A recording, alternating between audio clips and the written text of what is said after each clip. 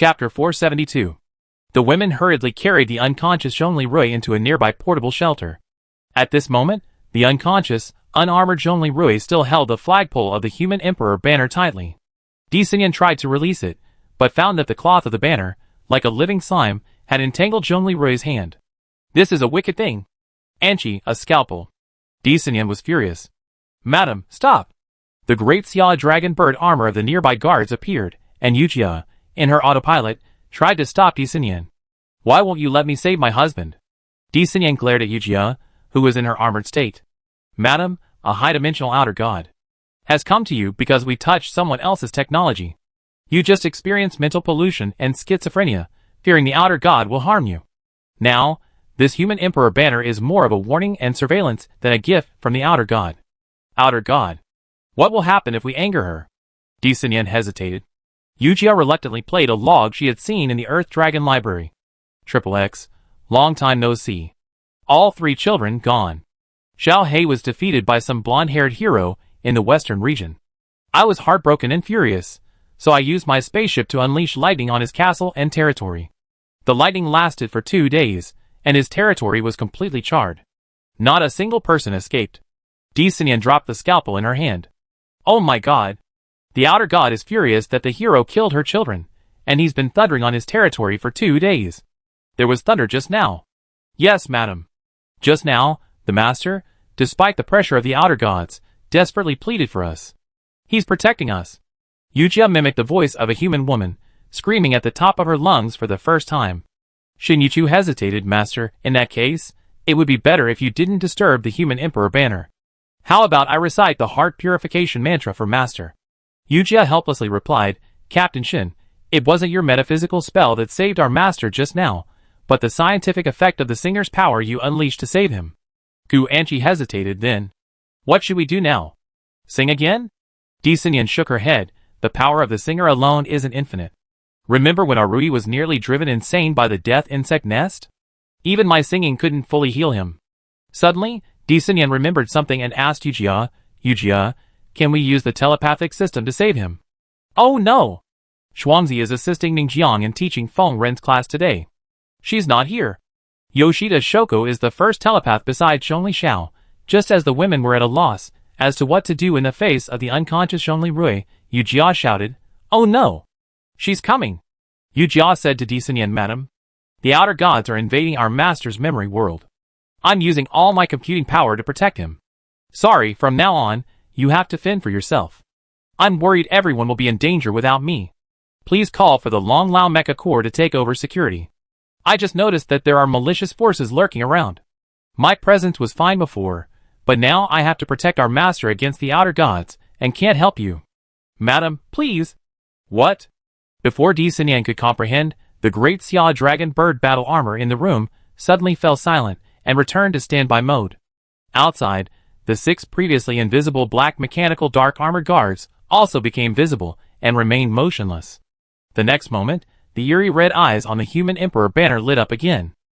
Looking at the situation before her, Di Xinyan hesitated for a moment before saying to the others, "Let's put Arui here to rest.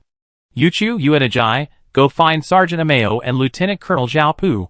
Zhao Pu was originally a major, now a lieutenant colonel, outside the room, and arrange for special forces soldiers to guard the area. Also, contact the Mingtomb's fortress city and dispatching Longzi and the SWAT savage armored vehicles, as well as light armored vehicles. Once they arrive, we transfer Arui to the fortress city. Everyone nodding, "Okay." The final point in Zhongli Rui's memory. The feel of the tentacles. The round suction cups, the slippery feeling of liquid, that unpleasant feeling sliding across his face. In his blurred vision, the glow of a bonfire? Thunder? The sensation of shifting winds and clouds? "Are you awake?"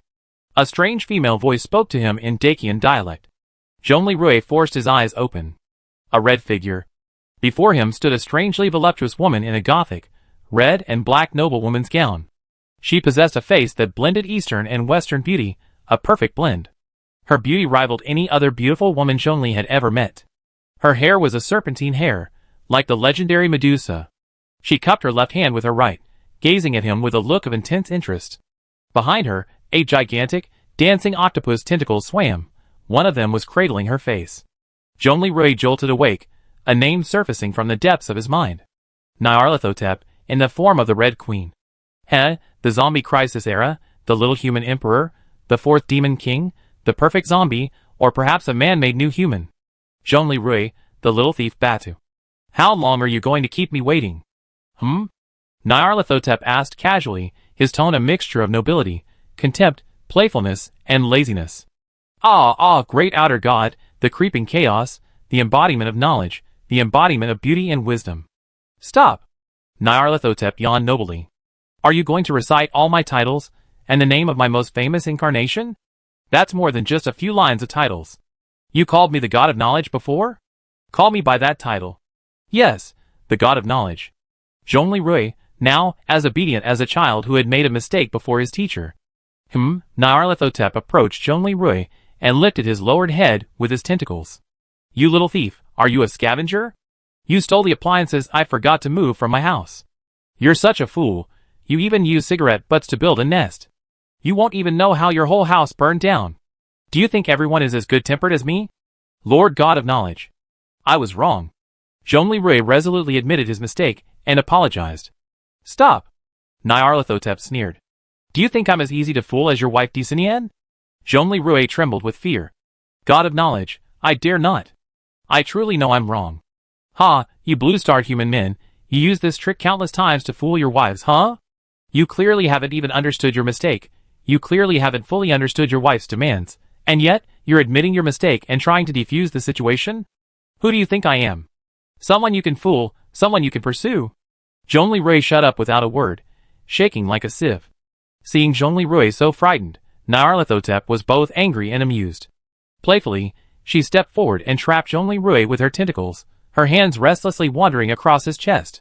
Well, according to common sense, when people are in extreme panic and pressure, their subconscious words reflect their true intentions. Just now, you subconsciously used the same tactics you used on your wife on me? Is it not enough for your widowed sister, Disinian, and all those lovers? You want to challenge me, your outer god sister of Civilization 4.0? Zhongli I felt my jaw drop. What was Nyarlathotep trying to do? Little brother, you're so audacious. I get it, isn't it? I'm so beautiful, I'm attracted to you. Even the most outstanding fourth demon king of Blue Star fell in love at first sight? Good, very good, very good. Well, it's not impossible. I lock your soul away, and play with you for hundreds of years of forced love in a forbidden room. It's not impossible. Lord God of Knowledge, I don't have that idea. Zhongli shook his head like a rattle. Nyarlathotep's starry eyes froze, and dark energy surged behind him. Are you saying I'm too ugly to compare to those women in your mortal world?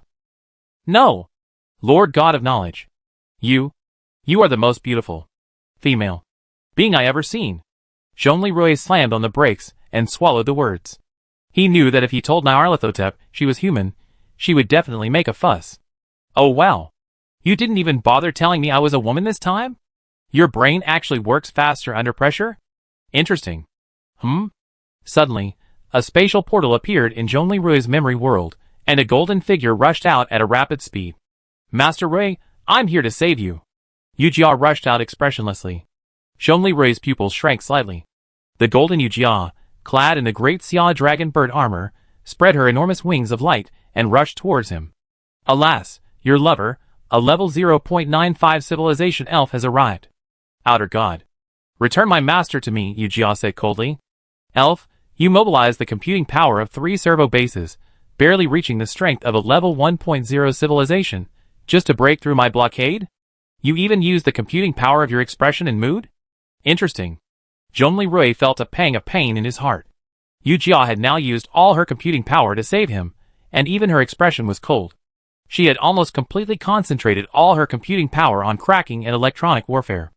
Nyarlathotep maintained his restraint on Zhongli and turned to Yujia. Unfortunately, you overestimated your own abilities. The Red Queen's hand manifested a chaos scythe. Zhongli eyes trembled with fear. God of Knowledge, show mercy. Yujia, radiant, rushed forward, conjured a large sword of light, and slashed at Nyarlathotep's tentacles. Nyarlathotep's languid gaze remained unchanged as he slashed with the chaos scythe, shattering Yujia's great Xia dragon bird armor and Sword of Light. Yujia lay on the ground, naked, one wing broken, and data errors emanating from her body. Rui. I'm sorry, I need 20 minutes. Hold on. I am immortal. I will definitely rescue you. Come on, let me just give you a compliment. A short-term 1.0 level elf, Yujia, right? You're too arrogant. You're immortal?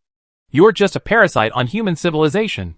The basis for your pseudo-immortality is the giant backup servers at the Cradle 2 base on Mount Luijia, the Celestial Space Station in synchronous orbit on Blue Star, and the Sea of Tranquility base on the Moon. However, if human civilization is completely destroyed and there is not enough power to maintain it, Mount Luijia, 220 years. Sea of Tranquility, 100 years. These two reactors will be exhausted and shut down. And I calculated that the Celestial Space Station will crash in 60 years. You only have 220 years longer lifespan than civilization, yet you claim immortality in front of a 4.0 high-dimensional being like me? You're truly brave, little cutie. Yujia was stunned. This analysis is 100% possible. Goddess of Knowledge, please spare my fiancé in the next life. Zhongli Rui looked at Yujia lying on the ground, sighed softly, then turned to her. Yujia, thank you. But stop fighting. To Goddess of Knowledge, you're no different than a first-generation LCD electronic pet from decades ago. Yujia was stunned, then abandoned her full computing overclock battle mode and switched to normal mode. She murmured, Master, do you admit it? I'm your fiancé in the next life? Zhongli Rui nodded slightly. As you command, my husband in the next life. Yujia mimicked tears, smiled, and agreed, no longer resisting. Ouch! Nyarlathotep's interest piqued. Little human emperor, are you quick-witted? You just flattered me and defended your cybernetic lover. Okay, I give you one last chance. Tell me, do you know where you went wrong? Zhongli Rui fell into a frenzy of thought and recollection. You're such a fool. You won't even know how your whole family ended up in flames. You think everyone is as good-tempered as I am. Huh? That's it? Zhongli Rui's fear vanished instantly. Oh! Nyarlathotep smiled intrigued, as if awaiting Zhongli Rui's response. Goddess of Knowledge, thank you for saving us. Zhongli Rui thanked him sincerely. Yujia, analyzing the master's sudden gratitude. The Red Queen crossed her arms, smiled, and regained her languid expression. The little human emperor seems like a genius. This time, he's grasped things faster than a 0.95 level super AI. Well, passing. Chapter 473. After Zhongli Rui freed himself from the restraints, he lifted Yujia up and held her beside him. Yujia sighed softly, Master, there's no need for this. The new high-density data volume will be fully overwritten within 20 minutes, and all functions will return to normal. Nyarlathotep, standing nearby, sarcastically said, Little AI elf, you want to be human? Well, you still have a lot to learn about love. What others offer you is the most sincere human affection and care. Isn't that what you want in your next life, marrying him? You got it, and you're still not satisfied? Yujia recalled Zhongli Rui's previous advice and thanked him. Thank you, Thousand-Faced God, for the optimization suggestions. Alright, you figure it out on your own. But your performance just now was quite good. Zhongli Rui pondered for a moment and humbly asked, Goddess of Knowledge, I sincerely ask you, what era is anti-gravity technology applicable to? Nyarlathotep gave Zhongli Rui a meaningful look. Let me ask you, what field does anti-gravity technology belong to? Physics? Aerospace engineering? Add a few words. Exceptionally efficient. Aerospace and space motion technology. Naya held his right hand with his left hand, his right finger pointing to the sky. Right now, you blue star beings are at best capable of lighting a few firecrackers and throwing a few objects out of the solar system. Therefore, other higher dimensional domains know you can't leave, so they don't take you seriously. However, if you possess mature and efficient anti-gravity technology, since you now have mastered high-performance cold nuclear fusion miniaturization, the microreactors on Zhongli Rumminghong's fighters, as well as Marvel's Iron Man's fleets, even floating cities, into the sky and into the universe, are not impossible. And now, not only me, but many higher dimensional beings as well, believe that your forces are the most likely to lead human civilization after the catastrophe. Due to the broken window effect and the drastic reduction in population, life expectancy will increase explosively, and we will surpass 1.0 civilization within a century or two. You are the most promising seed players for all parties. Of course, you are also the most feared younger generation by some 1.0, and even 2.0 civilizations. Now that the entire blue planet is as impoverished as refugees, are they still wary of us? Zhongli Rui asked doubtfully. You're right, and you're not. Think about it. In the past 2 years, you've gone from a landlord obsessed with his adopted sister, Di Xinyan, to the current human emperor. During this time, how many technological breakthroughs have you witnessed that you once couldn't even imagine? Zhongli Rui suddenly realized this. Putting aside other things, the physical enhancements achieved by this perfect zombie, or the first generation of the new human, were things that would have been unimaginable a century ago. Nyarlathotep continued, currently, your planet possesses a variety of technologies that alarm other realms, including highly contagious, bio-infecting nanorobot technology, highly efficient biofusion nanorobot technology. This stuff has even created a stable, fertile new race. Your ridiculous Night King apprentice, Wind Blade King, right? Think about it, possessing the ability to create races, possessing powerful bio-infecting capabilities, and weaponizing giant creatures.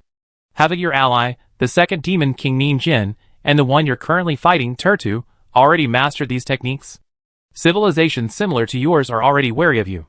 If they discover you one day possess the ability to leave the solar system, what do you think they do?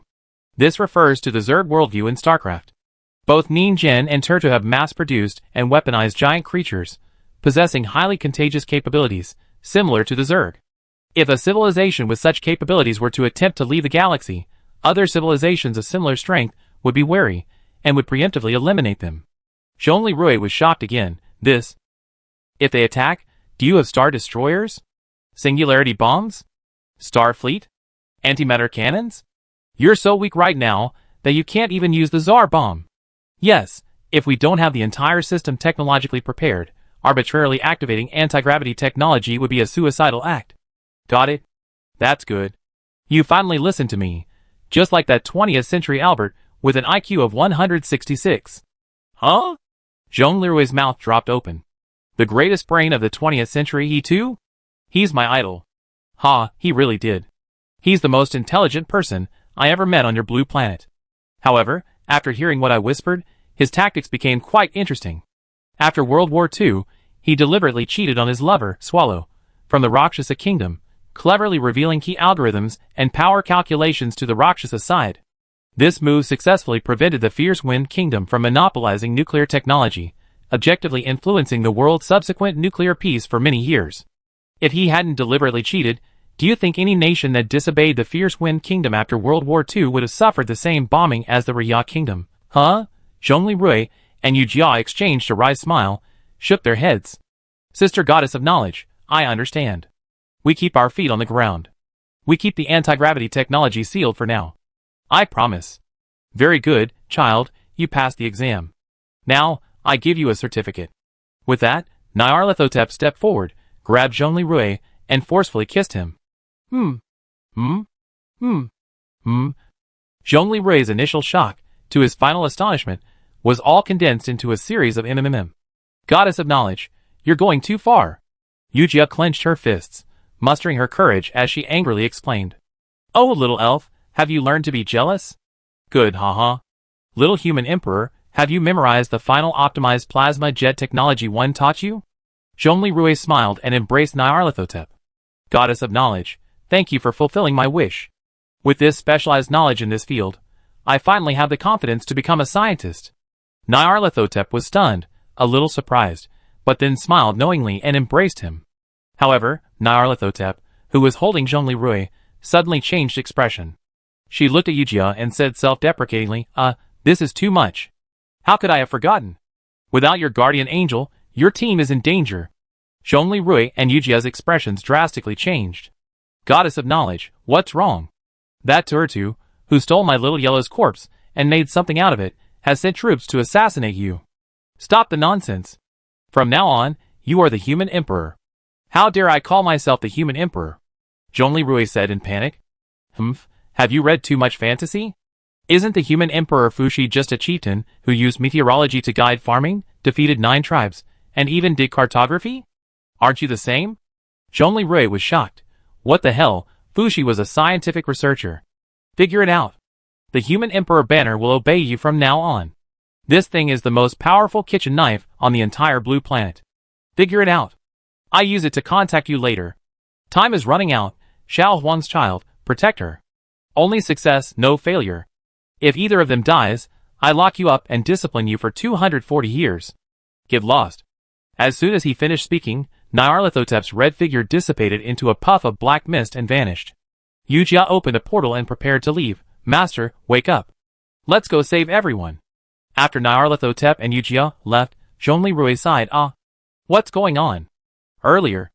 At this moment, Zhongli Rui's companions and special forces soldiers, under the command of Di Xinyan and Zhao Pu, used 5 military vehicles to fill the gaps between the makeshift shelters, barely creating a line of defense. The Dragon Guardians, the elderly and children, were gathered in the relatively stable auditorium of the camp, where grain sacks were used to form shelters and fortifications.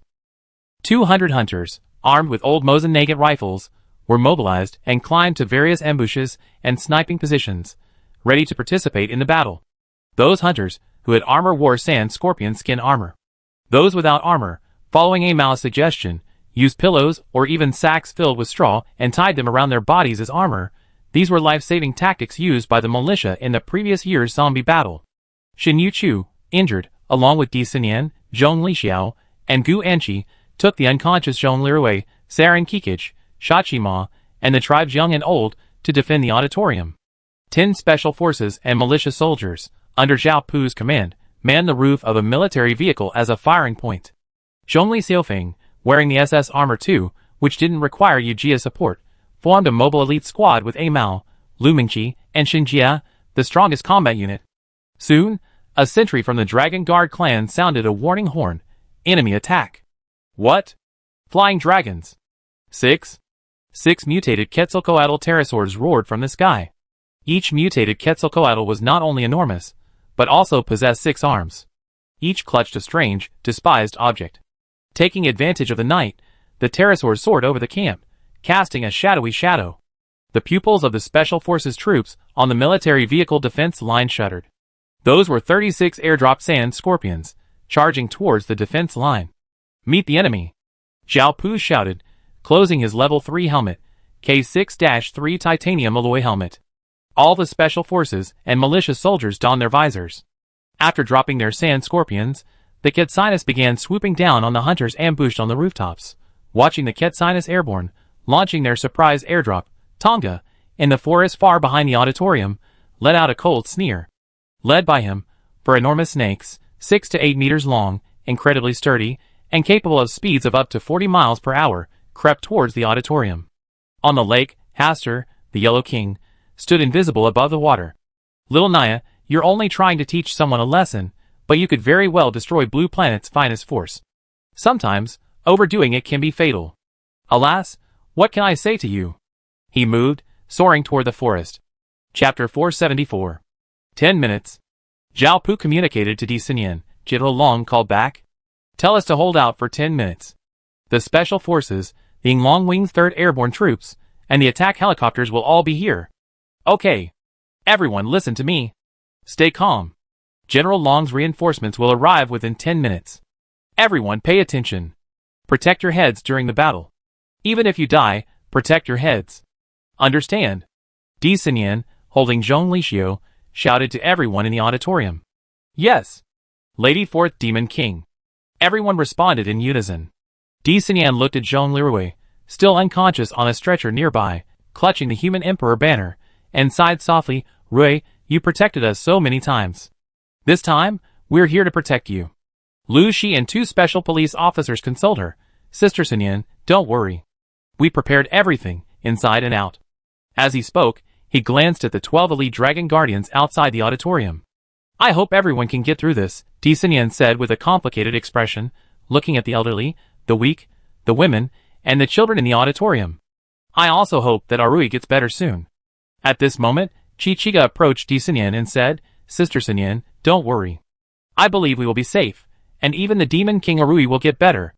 We've gone through so many hardships along the way, and we made it through, haven't we? After saying this, Chichiga lowered his head, and said to Zhong Lixiao, Shower, don't be afraid. Dad will get better soon. Mom and Godmother will protect you. Zhong Lixiao sensed Chichiga's sincerity and said, Yes, Godmother. I believe in you. Watching Kikij and Zonglixio's interaction, Di Xinyan finally felt a sense of relief. The battle on the first line of defense quickly began.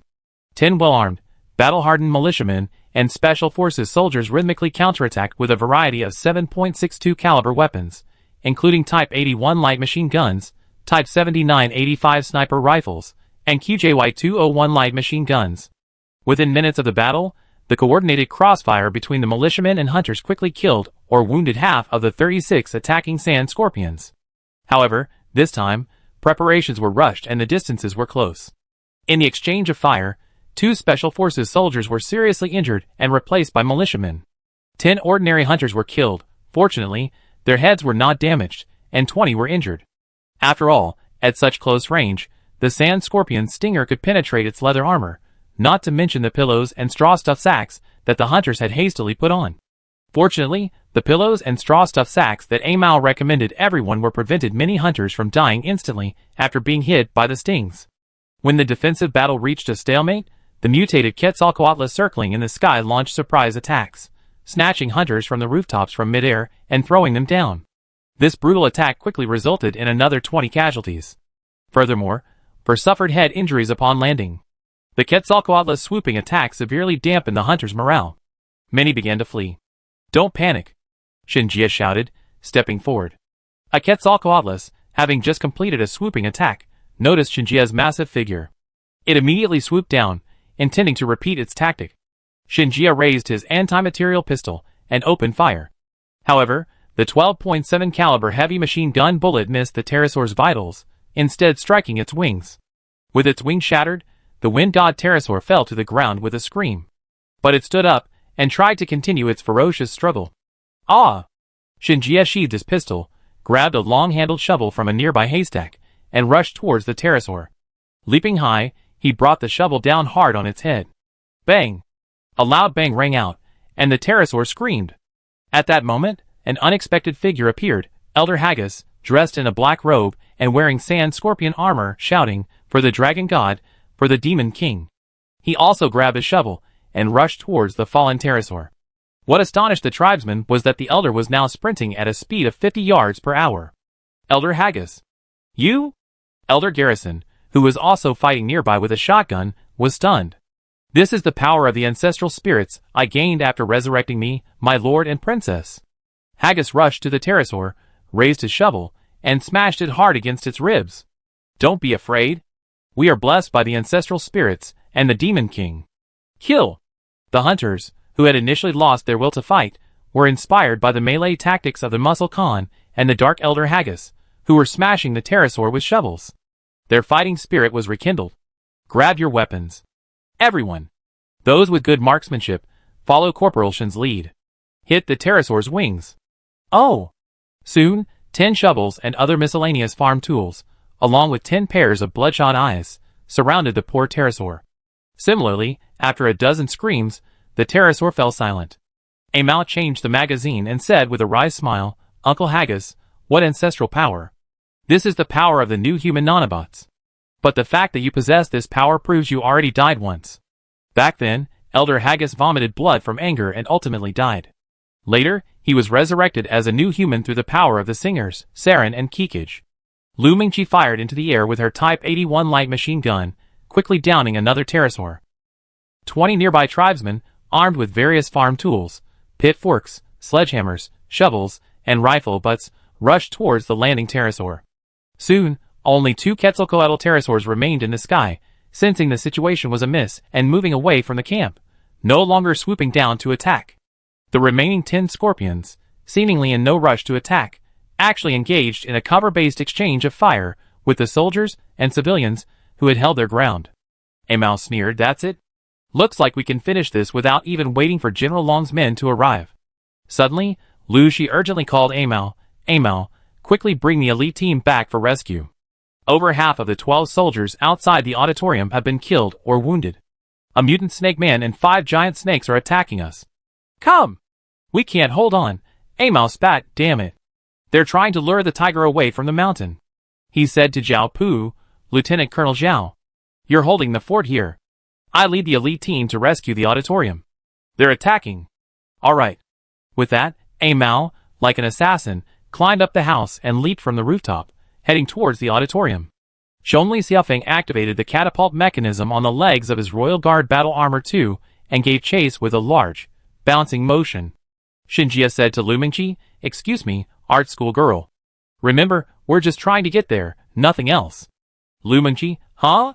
Then Xinjie scooped Lu Mingqi up like a princess, carrying her machine gun, and rushed towards the auditorium at a 50-yard sprint.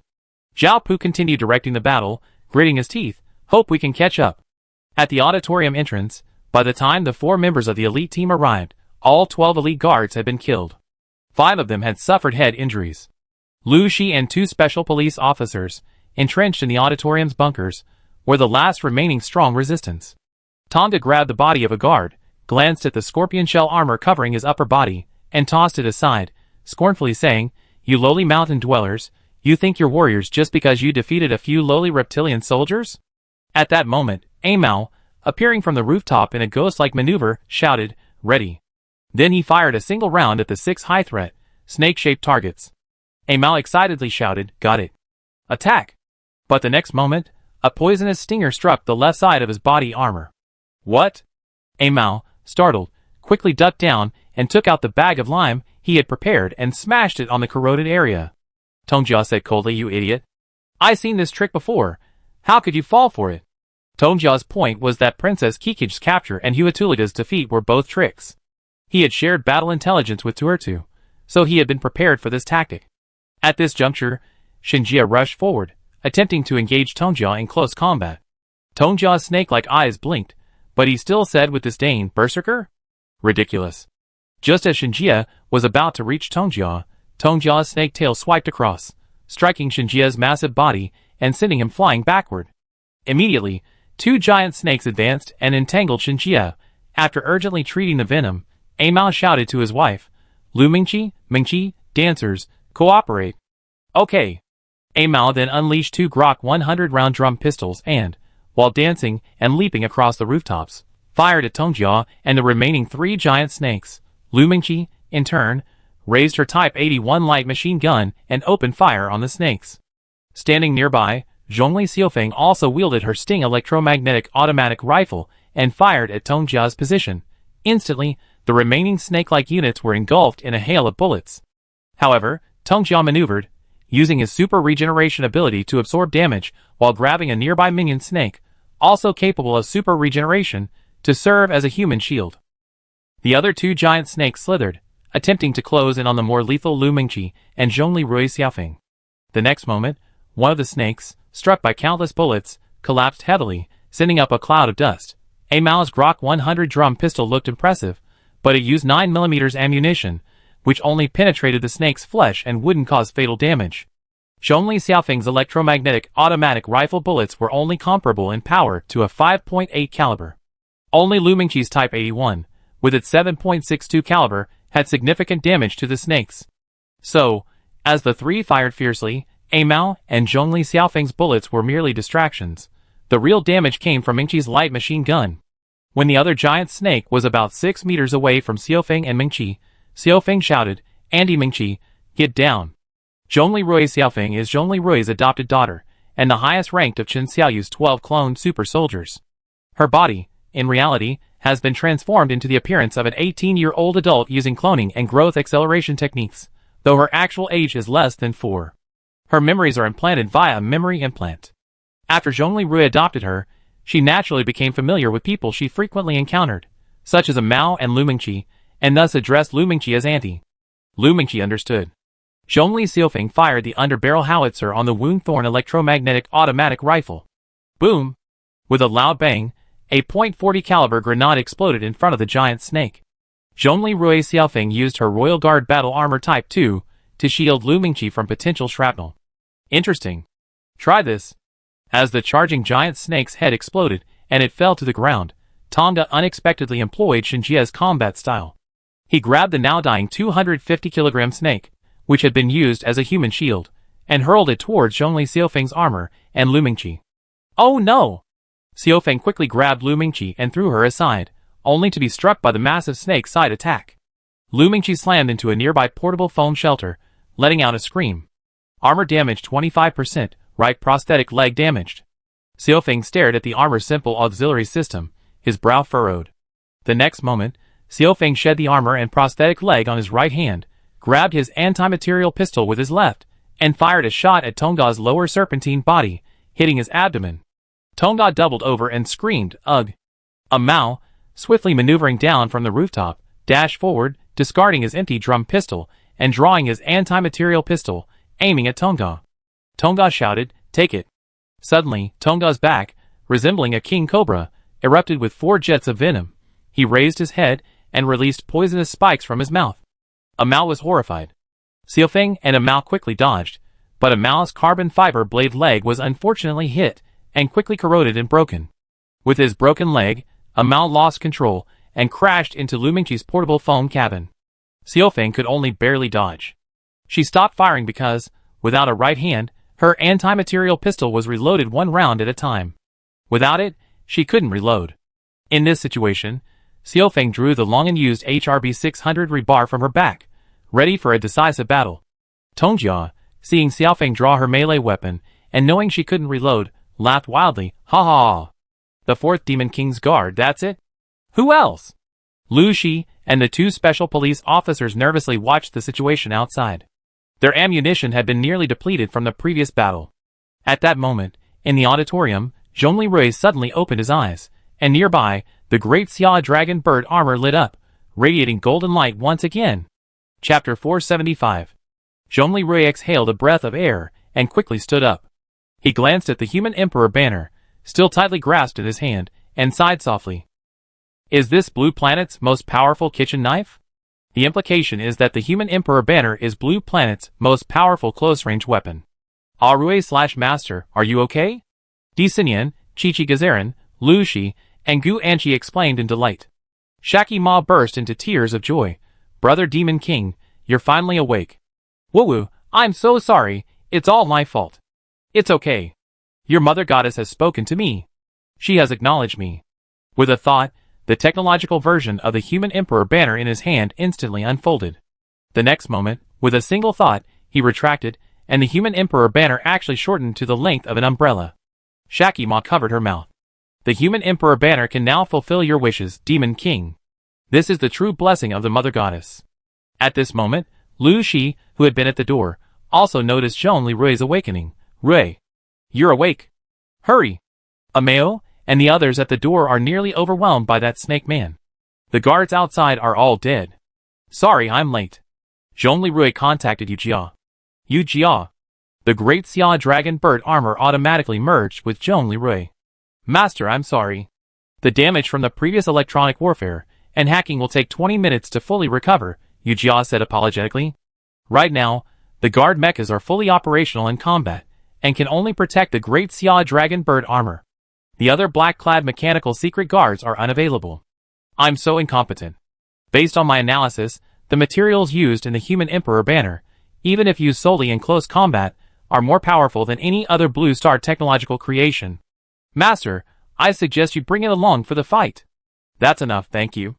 In the darkened auditorium, Zhongli Rui's gleaming golden armor immediately caught the attention of the Dragon Guardians, young and old alike. Welcome back, Lord Demon King.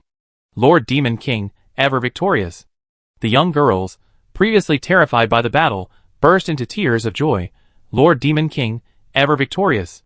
The next moment, Zhongli Rui's great Xia dragon bird armor burst through the window, and stood in the open space outside the auditorium, on the site of the previous battlefield. Tongjia, who had been arrogantly mocking Xiaofeng, who only had one hand left, immediately noticed Zhongli Rui's armor and the human emperor banner in his hand. Fourth Demon King, you finally awakened, you unworthy of your name. I thought you wait until I killed all your old, weak, women, and children before you emerge. Hiding behind the weak, what kind of Demon King are you? Zhongli Rui glanced at Xiaofeng's Type 2 guard armor, which had only its left hand left, its steel bars torn out, and sighed, Daughter, stand down. You work so hard. Daddy will kill him right away. Xiaofeng was stunned, then smiled and agreed, Dad, you're finally here. This perverted basilisk is very powerful, be very careful. With that, Xiaofeng quickly activated his armor, and retreated to a safe area outside the battle zone. Tongjia was a little surprised. Fourth Demon King, is this your daughter? She's quite a formidable warrior. Of those guys just now, she was the one who held out the longest. Zhongli Rui scanned the surroundings. Shinjie was entangled by 2 snakes, unable to free himself. Amao's leg was broken, so he couldn't run. Ming Qi and Amao were both inside the portable shelter, apparently suffering from blunt force injuries. The 12 elite guards lying on the ground were all dead, 5 of them with their heads shattered. Thinking of this, Zhongli Rui was enraged. He raised the .12.7 mm automatic pistol, loaded with .12.7 mm heavy machine gun ammunition, in his left hand, and fired a shot into each of Tonga's hands. Bang! Bang! Ah! Tonga stumbled, both arms severed. Demon Lord, you! Immediately, realizing something was amiss, Tonga sped up, attempting to fire A0E jets from the venom array on his back. Sizzle! The smell of burnt meat wafted past. Ah! Zhongli Rui's armor's pulse laser cannon, after reducing its power, severed the cobra-like cervical flanks on Tonga's back, which could release venom. Without both arms and both cervical flanks, fear finally filled Tonga's eyes. His snake eyes swiveled, and he suddenly launched himself at a 60-yard speed, seemingly attempting to entangle Zhongli Rui with his lower body. Zhongli Rui quickly shifted the human emperor banner to his left hand, and aimed the rapid-fire howitzer in his right hand at Tonga's lower body. Boom! Boom! The first grenade struck the end of the snake, severing 30% of its tail. The second grenade struck the widest part of Tonga's abdomen. It didn't rip the body apart, but it inflicted a massive, bloody wound. Tonga was repeatedly blown away by the shockwaves of the explosions, leaning helplessly against the wall of a nearby house. Zhongli Rui lowered the still-smoking firing port. With a thought, the technological version of the human emperor banner transformed into its full form. The character emperor illuminated prominently on its surface, as deep as the starry sky. Cough, cough, cough. With both hands severed and his lower body shattered, Tonga, gravely wounded and near death, gazed upon the Demon King armor shimmering with golden and black light, and the human emperor banner in his hand, wafting through the night sky. For the first time, true fear welled up in his heart. The disparity was too great. In a single encounter, the 4th Demon King barely moved, completely crippling him with a single casual shot from his weapon. Just as Tonga was contemplating the 4th Demon King's might, Zhongli Rui's laser rifle fired again, scorching the brains of 2 nearby giant snakes. Shinjie finally broke free. Captain Zhongli, you're finally here. I'm sorry, I was useless. Zhongli Rui had already seen the video footage from Yujie's Xiaofeng armor, showing Shinjie's heroic feat of shooting down the Quetzalcoatl, and, along with Elder Haggis, rallying the hunter's morale. Ajay, stop talking. Today, you're a hero. Your previous disciplinary action has been rescinded. Once things settle down, I promote you to 2nd Lieutenant and award you the Dragon Medal. Zhongli Rui exclaimed with emotion. Shinjie was stunned, trembling with excitement. Thank you, sir. Go rescue Sergeant Amao and Sergeant Mingqi. Yes, sir. Shinjie gave a standard military salute, then rushed to the dilapidated house, ripped open the broken foam wall of the portable shelter, and rescued the 2. Captain Amao, Sergeant Mingqi, the commander's back. He's crippled, that snake man. We won. Amao, now unable to move, laughed heartily. Ajay, you did great today. Ha ha ha. Ignoring Amao's situation, Zhongli Rui approached Tongjia and said coldly, Assassin said by Turtu, stop pretending to be dead. Your body has been partially infused with the Dragon God's bloodline, giving it strong regenerative abilities. You won't die so easily, right? Heh. Lord 4th Demon King, I serve under the command of our Lord Regent Turtu. Colonel Tongjia, the commander of the Gashur troops. I take back what I said, Lord Demon King. Your bravery is truly astonishing. Previously, I believed that your killings of Snake General, Scorpion General, and his brother were pure luck. Previously, I also foolishly believed that Lord Demon King's reputation was unworthy of the 2 princesses and the human emperor banner. But today, I have the honor of facing Lord Demon King in a bloody battle, and witnessing it firsthand, I am convinced. Your Excellency, Lord Demon King, your limbs are broken, so I cannot salute. I can only express my respect to you verbally. Zhongli Rui frowned slightly. It's come to this. There's no point in you still flattering me, right? Assassin Tongjia? What? Do you want to surrender, or do you want to live? Tongjia's eyes flashed with a sinister look, but then he feigned composure and said, Since ancient times, those who understand the times are heroes, good birds choose trees to roost in, and good generals serve wise masters. Across the desert, everyone follows a wise leader to achieve great things. Now, seeing the might of the Demon King, I feel a deep respect for him. I am willing to submit to your command and serve you at your service. Zhongli Rui sneered. Oh, you really want to surrender? Do you think I would accept the surrender of an assassin who slaughters innocent people and intends to slaughter the elderly, the weak, women, and children? Tong Jia hurriedly said, Sir, although I was once an assassin, I understand one thing. Your ruler is like your subordinates. In Turta's hands, I might be a murderous knife. In the hands of the demon lord, I might be a kingly sword. I am willing to dedicate the rest of my life to you, sir, to atone for my past sins. Humph, put away your talk of choosing a wise master. I don't trust you. But if you want to surrender, you can. Just be a quiet prisoner. I deal with your sins later. Tong Jia showed no fear, simply saying calmly, I will obey the demon lord's orders. I will be at your disposal. Seeing Tong Jia's demeanor of giving up resistance and cooperating honestly, Zhongli Rui breathed a sigh of relief.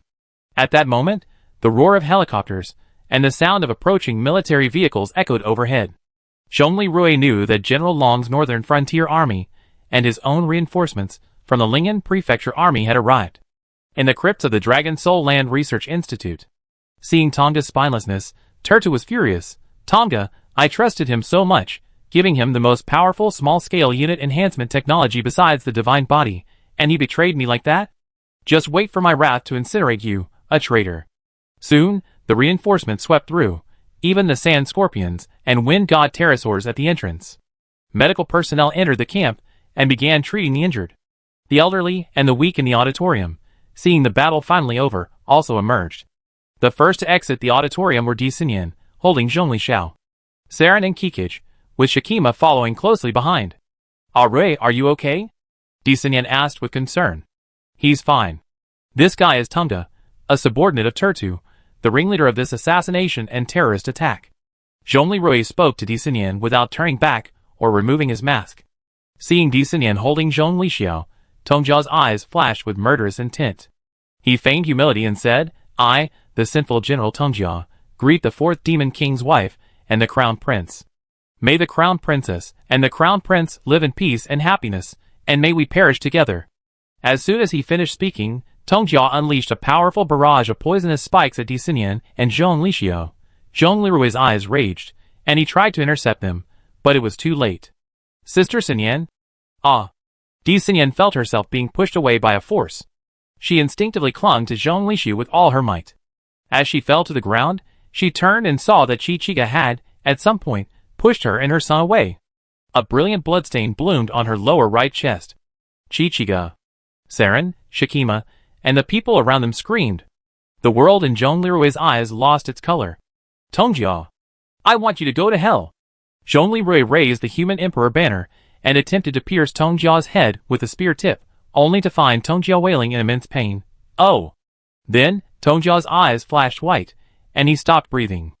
Then, red eyes lit up on the human emperor banner, and black energy dispersed.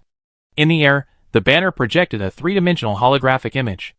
It was Tong Jia's consciousness, once in human form. I obey your wishes, my emperor. The human consciousness, Tong Jia, is guilty. Forced to be expropriated and destroyed. Execute. A sinister, deep voice emanated from the top of the human emperor banner. In the 3D projection, Tong Jia's forcibly expropriated consciousness, amidst the howling of ghosts and wolves, was completely shattered by the human emperor banner, vanishing into tiny specks of light in the night sky. Zhongli Rui dazedly put away the human emperor banner, removed his armor, and rushed towards the blood-soaked Kikij, embracing her in his arms. Kikij, hang in there. You are of the dragon god's bloodline, you be fine. You are Shower's godmother, and you are also my family. You still have to teach in Lingzhou. Hang in there. After the war, I will take you to Lingzhou. Kikij, don't sleep. I will truly take you back to the south. Zhongli Rui held Kikij's bloody hand, tears streaming down his face. Kikij spat out a mouthful of blood, smiled miserably, and raised her hand, attempting to touch Zhongli Rui's face. Zhongli Rui quickly pressed her bloody hand against his face. Rui, I swore to you. I will stay by your side. Until death separates us. Kikij's eyes slowly closed. Zhongli Rui's mouth parted, tears streaming uncontrollably. He turned to Di Xinyan and cried helplessly, Xinyan, save her. Please. Di Xinyan handed Zhongli Xiao to Saren and yelled to Gu Anqi, Anqi, prepare for emergency surgery. in the crypt of the Dragon Soul Land Research Institute. Turt's eyes flickered, and he sighed silently. Tongjia, my most loyal warrior, may the winds of our ancestors carry your soul to the realm of Changshangshan. A few seconds ago, the poisonous stinger aimed at Kikij's left heart was deflected slightly by a powerful high-pressure wind column. The stinger pierced Kikij's right lower lung, not his heart. Dad. Done. He won't die anytime soon. Well done, little green. The invisible wind Qilin, using cloaking technology, concluded its operation on the weather system and nodded to Hastur, the Yellow King, who was also invisible nearby. Hastur casually addressed Nyarlathotep, who was temporarily imprisoned by a high-pressure air barrier behind him, saying, Little Nyarlathotep, look at the results of your education. You nearly brought about the demise of the most enlightened and promising faction on Blue Planet, and nearly killed Little Yellow's most outstanding daughter. Is this how you maintain order? Nyarlathotep in red protested, Brother Hastur, I don't accept it. Didn't you break the rules today, too? Letting Little Green, the Wind Qilin, take action isn't considered breaking the rules. Besides, if I don't do anything then, are you going to use the Chaos UFO to strike Turtle territory for 2 days in revenge? If you continue to casually eliminate a Blue Star Nation-level force that offends you, the other domains will think that the rules are broken and they can run wild. Then, before the little human emperor can even randomly activate anti-gravity, the Chaos Lords of those domains will arrive to take over. The Wind Qilin and the Earth Dragon are both legendary beasts that once existed on this world's blue star. The Wind Qilin is a creation of Hastur, the King of Wind, and the Yellow King on Blue Star. The Wind Qilin's magic is essentially high-dimensional technology, so the Wind Qilin's rescue of Kikij doesn't count as direct intervention by the outer gods. Nyarlathotep was startled, then his aura vanished. He said weakly, Brother Hastur, I was wrong? Hastur looked at the Red Queen, whom he had temporarily imprisoned, with the eyes of a naughty child, and shook his head helplessly. Chapter 476. Zhongli Rui, stripped of his great Xia dragon bird armor, propped the shortened human emperor banner on the ground like a long-handled iron umbrella. His eyes were haggard as he sat sullenly beside a box outside the ambulance. Inside the ambulance, Wen Yingying, Di Xinyan's junior sister and Lingyan Prefecture's top knife, was performing emergency surgery on Chi Gu, assisted by Di Xinyan and Gu Anqi. A cold hand caressed Zhongli Rui's face. It was the robotic arm of the great Xia dragon bird armor, powered by Yujia.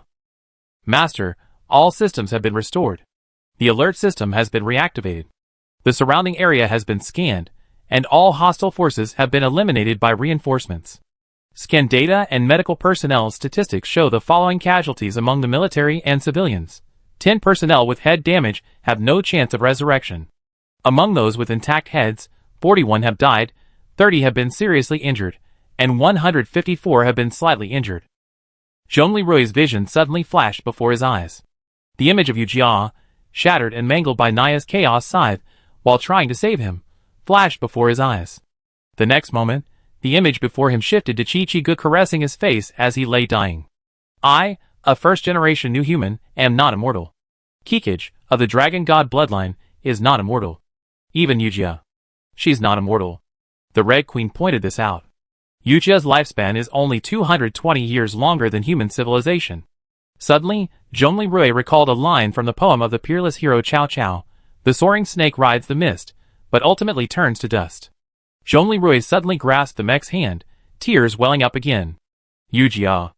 In addition to the alert function, maintain 4 hours of self-repair and error correction. Rest. Rest. I don't want anything to happen to you again. Zhongli Rui lowered his head, sobbing softly. The great Xia dragon bird's cold mechanical hand continued to caress Zhongli Rui's face. Master, I'm truly alright. Thank you for your concern. Don't worry, I scanned the interior of the car. Princess Kikij's vital signs are finally stabilizing, and the surgery has a high probability of success. When she recovers, the next time she attacks you at night, I won't point guns at her with a bunch of mechas. Stop talking. Rest, correct your mistakes. This is an order. No, it's a request. Be obedient and focus on self-repair, okay? Zhongli Rui trembled, interrupting Yujia's attempts at comfort. Thank you, Arui. Inside Chen Xiaoyao's villa in Lingyan Prefecture. It's all my fault, it's all my fault. Chen Xiaoyao sat on the ground, tears welling in his eyes. I shouldn't have tied up that anti-gravity voice assistant. I shouldn't have provoked the thousand-faced god. What kind of forbidden knowledge was I after? I nearly destroyed Aruya's family. How can I ever be worthy of the trust he placed in me? I'm a troublemaker. Whoa. Xiao Yao, how can this be considered your fault? Aisha stood up again, using 6 mechanical tentacles. I was the one who discovered that anti-gravity voice assistant, and I was the one who instigated everyone to take it. If anyone's to blame, it's me. At this moment, Bai Lingxin, Chen Pan, and Chen Xiaoyu appeared in 3D projection. Bai Lingxin consoled them, "Don't blame yourselves, you two. We are now considered the top scientists among the survivors of Blue Star. However, we only consider the benefits of technological breakthroughs and applications, overlooking the fact that we are still dancing in a rut. If we humans haven't achieved a breakthrough in civilization, without the foundation and strength to reach the universe, and we act recklessly, the consequences will be truly disastrous. Do you think that the human emperor banner is power, a blessing from the outer gods? No, in my opinion, it is a warning and surveillance from the thousand-faced outer gods against our reckless behavior." Chen Pan looked up at the sky and sighed. It seems the higher dimensional civilization has indeed been watching us. Speaking of which, Naya's actions this time weren't really a threat, but more of a lesson. Do you remember the log? Forget the former domains of the heroes. Look at those lesser gods of the kingdom of Rhea, all driven to the M78 Nebula by Naya. We can't even escape elsewhere now, so we better not mess around anymore. Qin Xiaoyao, Dad, Mom, what should we do next? Bai Lingxin paused for a moment, then said, "First, we will completely halt research on the anti-gravity technology within the voice assistance core. All relevant information will be sealed at the highest level. Second, Xiaoyu, urgently increase the size of the life repair capsule in the Throne of Blades by at least 4 times. I suspect it will be needed soon. Third, let's wait for Arue to recover and then listen. Follow his instructions." Qin Xiaoyu nodded, "Mom, I understand." Chen Pan sighed, "Yes, for now, this is all we can do. Xiao Yao Aishia, you two should rest for the next 2 days. Adjust your mindset. Xiao Yao, your mental pollution level has reached 29% again. Dr. Aishia, please rest too. Your mental pollution level has reached 25%. Don't worry about things in the North Territory. We 3 are still here." Yujia is now following Arui's correct instructions and is fully repairing herself. All functions will be fully normal in 4 hours. Right now, our most important things are, first, to stay calm. Second, to do what we can do. Bai Lingxin smiled. "I agree. Husband, you're finally acting like the chairman you used to be. Would you consider returning to the public eye instead of being a Rui and I shadow assistant?" "No. Rui already has enough to deal with. If everyone knew the first demon king, responsible for the deaths of 4 billion people, had been reborn, not only would the entire Dakian region, but all the survivors on Blue Star would be overwhelmed. It's better to let everyone immerse themselves in the peaceful and just narrative of the first demon king, Qin Jinquan, being publicly tried and executed by the god-killing 4th demon king, Zhong Lirui, getting what he deserved. This will be good for Rui, for everyone, and for all of humanity." Looking at her husband, Qin Pan, Chen Jinquan, now fully enlightened, Bai Lingxin smiled warmly. Everyone nodded in relief. "Okay, let's make this a deal. Also, I have a suggestion. From today on, we become a team." Qin Pan pondered. "From today on, the 5 of us will form the Light and Shadow Society, a team of top scientists representing the survivors of Blue Star's apocalypse." "Light and Shadow Society?" Asia was stunned. Qin Xiaoyu sighed softly. "Dad, you mean, we're in the shadows, yet we're quietly guarding the light, right?" Qin Pan smiled. "Yes. Well, my daughter, you never let me down, even when I was mad." Everyone glanced at each other in agreement. Bai Lingxin glanced at the group. "Okay, from today on, we are the first members of the Light and Shadow Society since the zombie era of Blue Planet. Everyone, let's work hard together." Zhongli Rui sat silently, waiting for Kikij's surgery. He wanted to ask about the surgery several times, but ultimately held back. What good would it do to ask? I'm only a medic. Even if I get in, I can't help when Ying and Sinyan with first aid. Just then, Saren came over with Shakima, whose eyes were red and swollen. Zhongli Rui looked up in slight confusion. "What are you doing?" Shakima trembled and said to Zhongli Rui, "Brother Demon King, please punish me. It's all because I took it upon myself to use the sacred artifacts of our ancestors to create this Human Emperor banner. As a result, I have been punished by the Mother Goddess, and you have been captured and questioned by her. During this time, the rebels took advantage of the situation. This is all my fault. Brother Demon King, I am willing to be a slave, I am willing to die. Please punish me. Otherwise, I simply cannot face it.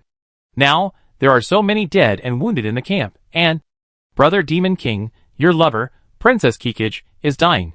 This is all my fault. Brother Demon King. I beg you, punish me. Punish me, kill me, it's all up to you. Shaki Ma was only halfway through her words when she began sobbing again. Saren's expression was extremely complicated. That day, Shaki Ma had told her that this human emperor banner was a blessing from the Mother Goddess. But at the time, he didn't take it seriously. It wasn't until the night of the festival, after such a huge mess, that Saren realized his shallowness. Thinking of this, Saren stepped forward and said, Master, don't blame Shakima. She simply wanted to sincerely thank you on behalf of the tribe. Besides, this decision wasn't hers alone. Furthermore, before the gala, she told me about the Mother Goddess's blessing, but I was foolish enough to ignore it because of my inherent thinking. You have someone to blame, don't blame Shakima. Please, please punish me. As your loyal slave, I deserve to be punished. Enough, both of you. Stop. I only say this once, Zhongli Rui said in a cold voice. Shakima and Saren watched in horror as Zhongli Rui regarded them with a cold, disappointed gaze. Master/Demon King. You two have truly been protected too well, and for too long, by too many people. Including me. The two women asked, huh? Zhongli Rui abruptly stood up, pulled up the human emperor banner, and suddenly unfolded it. A black aura swirled around the banner, the emperor character fluttering in the air. Within the demonic skull atop it, red pupils lit up in the darkness, a terrifying sight. This action caught the attention of those around him. Lu Shi was puzzled. Ruiyu? Zhongli Rui asked coldly. Brother, Lu Shi, how long has it been since we fought our way out of the hospital? Almost 2 years. Our hometown, Lingen Province, has a population of 18 million. How many are left now, including those from the 18 tribes who can be saved, huh? There are 7,000 normal people, 1,000 bat people from the Storm Nation, 866 visiting residents from the Fierce Wind Nation, and 40,000 people awaiting transformation into primitive human form. Thank you. Zhongli Rui nodded, then turned to Shakima. Sister Shakima, who are you? Think of an answer. Shakima sniffed, gripped her scepter tightly, and looked at Zhongli Rui, whose anger was now hidden. She said tremblingly, I am the great elder of the Dragon Guardian clan, descended from the Dragon God. At least you haven't forgotten your roots. Zhongli Rui then turned to Saren. Saren, what about you? Saren seemed to understand something, her attitude becoming resolute. I am their uncrowned queen. Okay, if you've forgotten even that, you're truly hopeless. Zhongli Rui glanced around and said to Shakima, Shakima, your tribe is far more fortunate than the entire world outside Blue Star. We fought our way here, and while some have died, most of us are still doing well, right? Look me in the eye and answer me. Lu Shi nodded. Oh, brother, that's what you mean. Shakima suddenly understood. Brother Demon King. I understand what you mean. This is the end of the world, and we're still at war with the traitor Turtu. Death is inevitable in this era. Even if we don't compare it to the outside world, compared to the Werid tribe in history books, our tribe has successfully relocated to. In such a livable place, the damage rate is almost negligible. Zhongli Rui glanced at Saren, then turned his gaze back to Shakima. This time, I'm sending troops to help you. One day, huh? Saren then understood and replied, one day, we have to rely on ourselves. Zhongli Rui held up the human emperor banner, gazed at the starry sky, and sighed, thousands of years ago, the Earth Dragon God protected you for nearly 1,000 years out of love and bond. I'm not as powerful as the Dragon God, I only protected you all the way here. But in the future, you can't just rely on this today, and that tomorrow, can you? Shakima, you're not yet an adult, but as children grow up, they must forge their own paths, right? Saren and Shakima both nodded. Shakima, I know you mean well. I appreciate it. This world is vast, and there are things you don't understand yet. The Mother Goddess did ask me something. You don't need to blame yourself for giving me the artifact. It was the Mother Goddess's guidance. But as an elder today, your people just won a bloody victory, and you ask me to punish you and even kill you? Tell me, is this the kind of awareness a great elder should have? Shakima covered her mouth, a look of deep shame on her face. Zhongli Rui then turned to Saren. Saren, what about you? Do you need me to explain it all again, as I did with Shakima? Saren shook his head slightly, abandoning his sincere apology. Instead, he stepped forward to comfort her. Master, please don't worry too much. I believe my sister will be fine. At this moment, Yuja whispered, Master, Princess Kikij's injury didn't affect her heart, so she can still be saved. The Dragon God bloodline's healing power isn't as strong as that of a new human, but as long as the heart and head aren't damaged, there's a high probability she can be saved. Zhongli Rui looked at Saren and nodded slightly. Thank you for your concern. I do my thing. You guys do yours. I also tell Elder Long that we need to build a small fortress-style village here, tailored to the terrain. There's a lot to come. However, you can do it yourselves.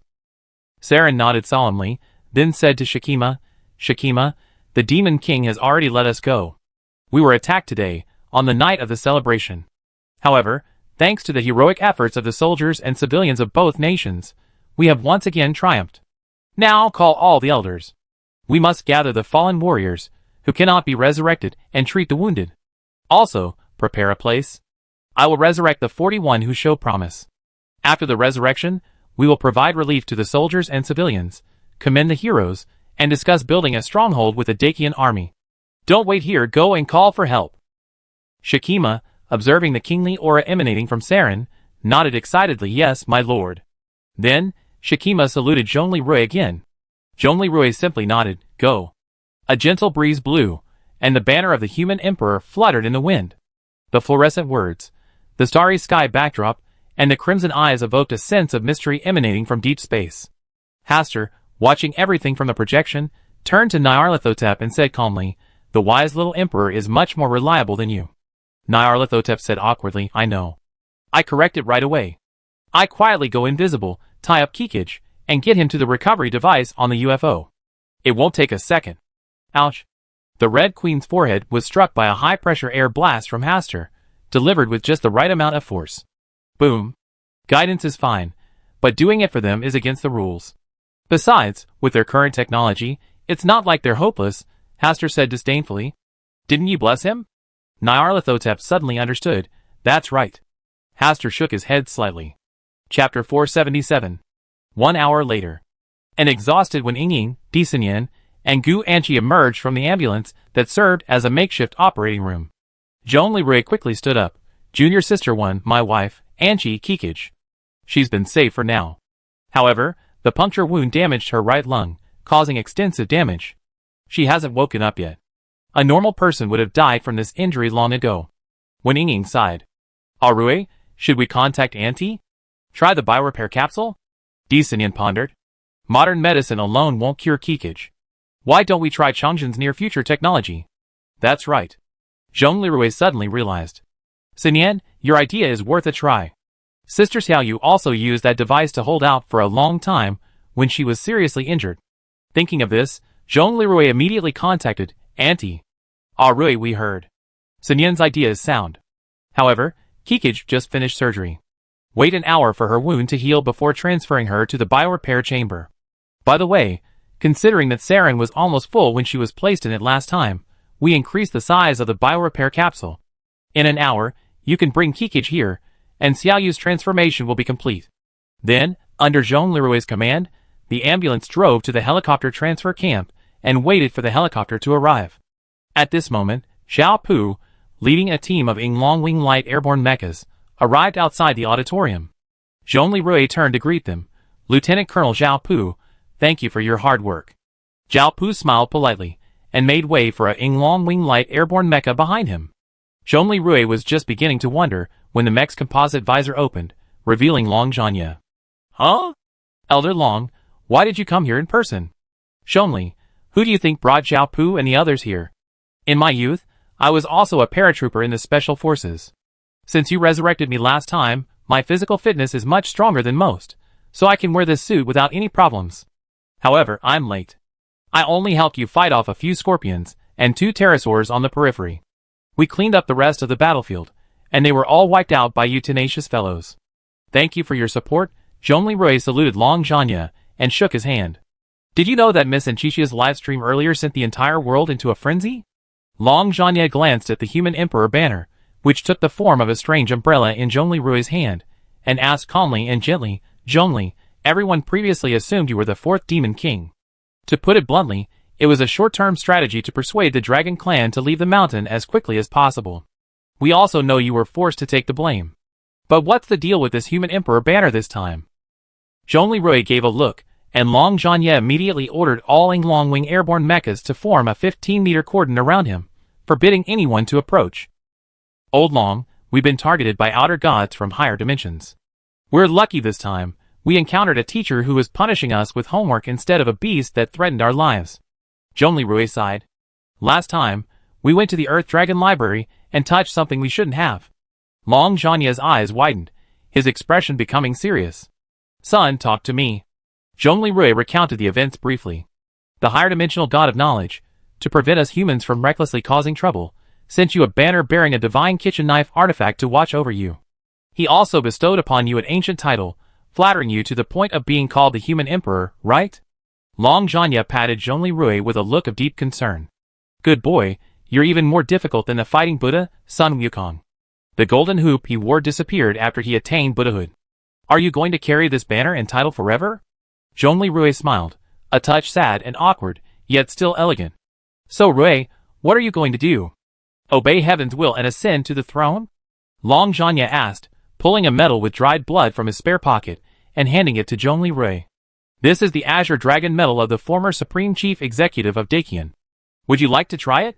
Zhongli Rui's eyes widened. Master Long, where did you get this? Wasn't the former Supreme Chief Executive of Dakian missing? He's not missing, he's dead. I killed him myself. Long Zhanye closed his eyes and sighed deeply. During the zombie rebellion in Xinjiang, the chief executive's official residence also fell. When I led the troops to rescue the chief executive and my son were both dead. Son, it was already. At that time, you hadn't yet discovered the power of the singer. So I fired the gun myself, sending the former chief executive, my own son, and his personal guards on their way. Although Long Zhanye acted nonchalant as he spoke these words, Zhongli Rui clearly saw that his natural left hand was trembling. Long Zhanye's right hand was severed, and it was replaced by a robotic arm. Looking at the meteorite iron blue dragon medal on Long Zhanye's robotic arm, symbolizing the supreme leader of the old Dakian era, and the dried blood clotted on it, Zhongli Rui looked at the Human Emperor banner in his hand, feeling a mixture of emotions. A moment of silence fell between the two. Master Long, we've been together for so long. You know, although I come from a common background, I always pursued something. The Southern Chief said the same thing to me last year. But it's not what I want. If I do that, what's the difference between me and Turtu? Please don't test me again. Chapter 224. After Zhongli Rui led his troops south to rescue the Hong Kong and Kowloon Special Administrative Region and defeated Ning In, a female, 40-meter disaster-level monster, Chung Yonghua, the governor of the Hong Kong and Kowloon Special Administrative Region and the local chief of the Xinghong sect, once suggested that Zhongli Rui become emperor. Zhongli Rui refused and instead promoted the Dakian 5 military commandery temporary system, with the 5 war zone generals. The situation of the 5 governors jointly governing Dakian, the 5 governors general were, Governor of Lingnan Prefecture, Major General Zhongli Rui of the Army, Governor of the Xinjiang 13 Tombs Fortress City, Major General Long Zhanye of the Army, Governor of the Xi'o Central Plains Special Zone, Major General Tang Xiaoning of the Cultural Troop, Governor of the Magic City Fortress Special Zone, Major General Yelena of the Air Force, and Governor of the Hong Kong and Kowloon Special Zone. Former Counselor Chung Yonghua. From then on, the most important decisions in Dakian were generally made by the 5 governors general after consultation. Of course, matters of war and rescue were mostly handled by Long Zhanye and Zhongli Rui. Suzhou and Hong Kong and Kowloon still lacked the capability for long expeditions, and the Magic City Air Force had only regained its combat effectiveness within the past 6 months. Long Zhanye looked meaningfully into Zhongli Rui's eyes. Zhongli Rui also looked at Long Zhanye calmly. Hee ha ha. Long Zhanye suddenly threw his head back and burst into laughter. Old Long? From humble beginnings, you wield a sword, harnessing your might to build a nation through science and technology, protecting your people. You shoulder the heavy burden, wielding a divine weapon, your heart aligns with the light. Well done, good boy, you are the son of our times, the Human Emperor Zhongli Rui. Elder Long, please stop teasing me. I'm still burning with anger, and I don't know what to do. I can't throw away this huge Human Emperor banner. And with the title of Human Emperor, it's even more exaggerated than that God Slayer 4th Demon King. The whole world thinks I'm going to ascend the throne and establish the Great Qian Empire. What should I do? Zhongli Rui's face turned bitter. Elder Long, you're the former garrison commander, so please stop teasing me. I need your wisdom. What should I do? Long Zhanya stopped smiling, then looked at Zhongli Rui and the bloody azure dragon medal in his hand, lost in thought. Suddenly he smiled. Governor of Ling'an Prefecture, Zhongli Rui, has made outstanding contributions. I, Long Zhanya, governor of the Xinjing 13 Tombs Fortress, have formally submitted a proposal to the 5 military commandery, proposing that Zhongli Rui be appointed as the new supreme chief of Daqian for a 10-year term.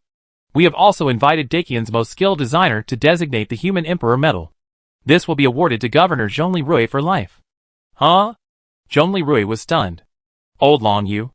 Stop joking, I'm serious. I'm not joking this time. I'm serious. Let me ask you, Rui, what about Qing? The dragon is the most prominent dragon in Daqian culture. In the pre-Daqian civilization, the dragon also symbolized the emperor. But were the previous Daqian chief executives, who wore the Azure Dragon medal emperors? The Azure Dragon is not superior to the Yinglong in combat power. Rather, according to the Huainanzi, the 4 divine beasts are considered the most noble of the heavens, symbolizing the guardian of order between heaven and earth, not the most capable fighter. Therefore, in Daqian's original medal system, the highest military honor was the Yinglong medal, denoting outstanding military achievements. The chief executive, however, wore the Azure Dragon medal. Zhongli Rui was stunned for a moment, then shook his head. No. Okay, since you admit that, let me talk about the Human Emperor. Boy, I know you dislike humanity's feudal monarchy, and don't want the civilization you revived to return to an empire, right? So, is that why you're so drawn to the title of Human Emperor? I do think so.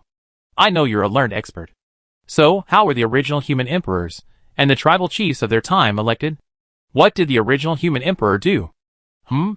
Think about it before you answer. Zhongli Rui gazed at Long Zhanya, who was now radiating a powerful aura, and fell into deep thought. Suddenly, his eyes lit up. In primitive tribes, the election of a chieftain involves voting on stones coated in animal blood within the tribe, choosing the most popular candidate. The earliest human emperors weren't hereditary, but rather a system of abdication and election.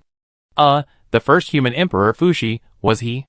A great tribal chieftain who defeated 9 tribes by using meteorology to guide farming and even cartographies. Zhongli Rui, feeling somewhat guilty, used Nyarlathotep's almost mudslide-esque realism to describe the first human emperor, Fuxi, in his consciousness. Ha ha! Long Zhanya burst into laughter this time. After a short pause, he nodded in satisfaction. Boy, you're a real academic. So what do you think of what I said? Zhongli Rui sighed. Old Long, this is no small matter. Let me think about it. Long Zhanya smiled and nodded. Okay. Come see me when you made up your mind. High in the sky, inside the invisible chaos deep space UFO, a circular starship. Ha ha ha. Little human emperor, you even pirated my work. You're truly a perpetrator, ha ha ha. Nyarlathotep, under surveillance, laughed beside Hastur. But I never expected this ruthless veteran, Long Zhanya, to possess such political acumen. Is he truly a valuable asset left behind by the military of the past? Asta said calmly, this faction possesses the most sages among the remaining forces on Blue Star, and is also the most open-minded. The little human emperor's previous successes weren't solely due to his own talent and bravery.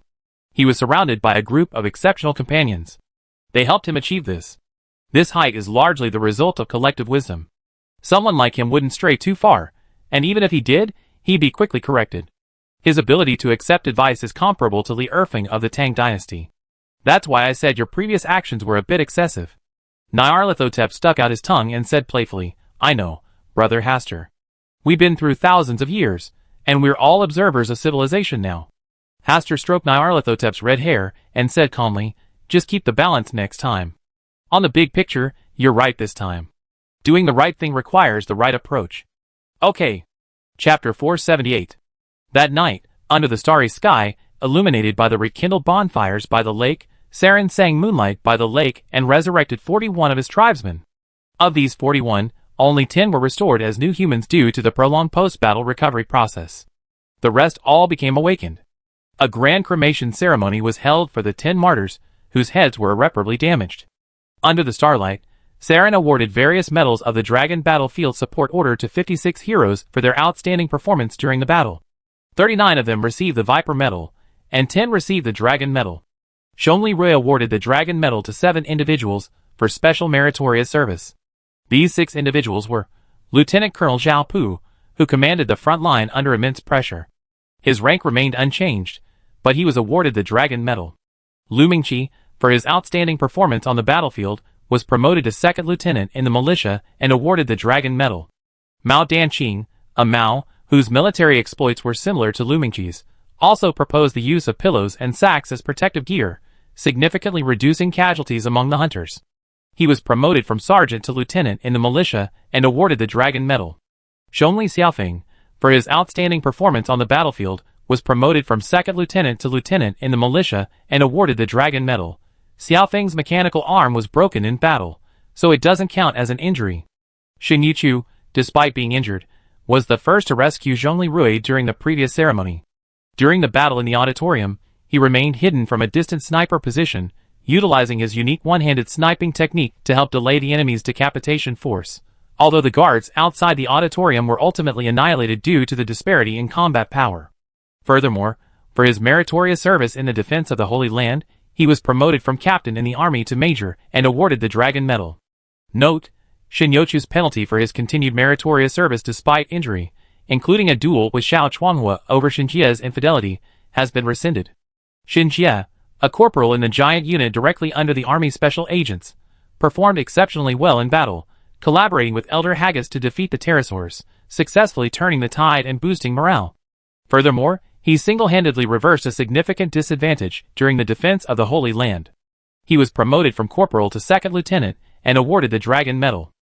Note: Shen Jie's minor mishap, resulting from his battlefront misconduct, has had his punishment reduced due to his continued meritorious service. His rank remains unchanged, and his medal has been downgraded from the Horned Dragon Medal to the Dragon Medal. He was a convicted and meritorious officer under the First Landing Regulations, having previously caused the deaths of hundreds of innocent civilians. However, because he successfully protected the Dragon Guardians and rescued over 7,900 people, his crimes have been atoned for and his status as a convict has been pardoned. Elder Haggis, leader of the Dragon Guardian militia and a shaman of the ancestral fire cult, was awarded the Dragon Medal for his feat of shoveling a pterosaur with Shen Jie, which successfully turned the tide of battle. After the award ceremony, Shen Jie proudly walked up to Shen Yichu and said, "Wife, today is the happiest day since my rebirth. From today on, I can finally live a respectable life again." Shen Yichu smiled and embraced him, raising his good left hand to stroke his hair. "Ajay, you're a true combat hero now. From now on, be humble and patient. Continue to take good care of me on the battlefield." "Yes, Captain Shen." "No, Major Shen." "Very good. But..." Shen Youchu's eyes froze. "What was the matter with you carrying 2nd Lieutenant Lu Mingqi during the battle, huh?" Shen Jie, having suffered a loss, immediately replied, "Wife, it was for the battle. We were rushing to save the auditorium, and I carried her so we could reach the battlefield faster. After all, the sustained firepower of her Type 81 light machine gun was far greater than ours." Lu Mingqi said awkwardly, Lieutenant Shen, thank you for your kindness, but I won't need it next time. Actually, if you hadn't picked me up, I could have run over faster. I'm also a perfect new human, hee." Shen Jie's jaw dropped. "What the hell? I just held her for nothing." A mouse said angrily, "Lieutenant Shen, you held my wife. What's wrong with that?" "Huh?" Shen Jie immediately backed down. "No problem." Although he had just been promoted, a mouse still outranked Shen Jie. Shen Yichu chuckled. "Ajay, you fought bravely this time. But there are some areas you need to improve on next time. First, Lieutenant Mao and Junior Sister Mingqi are both speed types, naturally faster than a strength type like you. Second, I know you're incredibly strong and can regenerate limbs. However, in future battles, you must exercise caution. When encountering giant snake-like units like this one, don't rush into hand-to-hand combat without knowing their specifics." "Got it?" Shen Jie said awkwardly. "Yeah." "Hee, honey, I get it." A mouse shook his head. "Ajay, learn more from Major Shen. If she hadn't been injured, she'd be our most formidable soldier. When she wasn't a new human, she was shooting anti-tank rifles like normal rifles." While Zhongli Rui's elite troops were happily chatting, Elder Haggis and the decorated hunters held their freshly minted medals in silence. After a long moment, Elder Haggis exchanged glances with several other fire priest elders. Then, leading all the newly honored hunters, a formation of 50 men, they marched neatly in front of Zhongli Rui, Saren, and Shikima, who were discussing follow-up matters. Zhongli Rui turned and asked in confusion, "Elder Haggis, What are you doing? Elder Haggis shouted, bow. Everyone chorused a unified who. And knelt in unison, then chanted, we will die for the human emperor. We will die for the queen. Elder Haggis, standing in the front row, his expression solemn, said, Your Majesty. Your Majesty. We fight for our tribe, and it's our duty. Yet, Your Majesty and the Lord have bestowed upon us such a profound favor for our humble contributions. We will live up to their high expectations. We, the Dragon Warriors, greet Your Majesty and Your Majesty. Saren's expression flashed with shock. Huh? Dragon Warriors? Did the Master and I confer them? When? Zhongli Rui, cunningly, sent Yujia into accelerated world-thinking mode. Yujia, what's going on? Master, you forgot? They're called the Dragon Guardians. Zhongli Rui suddenly understood.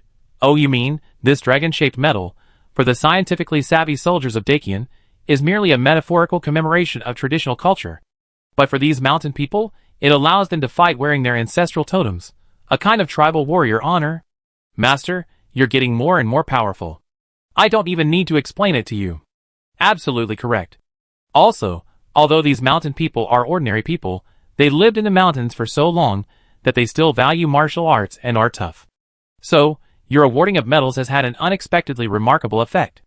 It's a bit like the knighting ceremony before a battle in ancient Western times. Inheritance, totem honor? I see. I get it. A memory flashed before his eyes. It was a year ago, when he, wearing the seven-sword system, stood on the rooftop of the home community's high-rise, leading 500 militiamen, barely equipped with pistols, to resist an oncoming horde of 10,000 zombies. I know what to do. Yujia's eyes flashed with anticipation. What, Master? You want to start your demonstration? Zhongli Rui's lips curved mysteriously. Yes, Yujia, this is a method humans used before super AI assistants like you existed? Yujia smiled intrigued. Oh! A second and a half later, Zhongli Rui regained consciousness. He now displayed a kingly aura, slowly approaching Saren and placing his hands on Saren's bare shoulders. Saren, watch carefully. I only demonstrate once, Zhongli Rui whispered. Saren, Master? Then, Zhongli dramatically raised the human emperor banner in his left hand and activated it, only unfolded, without the dark soul wandering and red eye effects. In a powerful voice, he declared, Warriors before me. Everyone was stunned. Shakima looked puzzled. Saren, with Zhongli Rui's arm around her shoulders, was somewhat shocked, but due to her royal upbringing and her absolute obedience and trust in him, she didn't show any doubt. Ameo and Lu Mingqi, who had experienced the battle to defend their homeland, smiled. It's been a long time. Brother Rui, you're going big again. I miss you so much. Shinjia and Shinyuchi were puzzled. What's the commander going to do? Under the brilliant starry sky, Zhongli Rui's fully unfurled human emperor banner fluttered in the air. The word emperor on the banner now stood out. I am Zhongli Rui, Bachalu, the latest generation of human emperor of Dakian, blessed by the wise mother goddess creator, the mother of the earth dragon god, upholding the order of the blue star and protecting the light of civilization.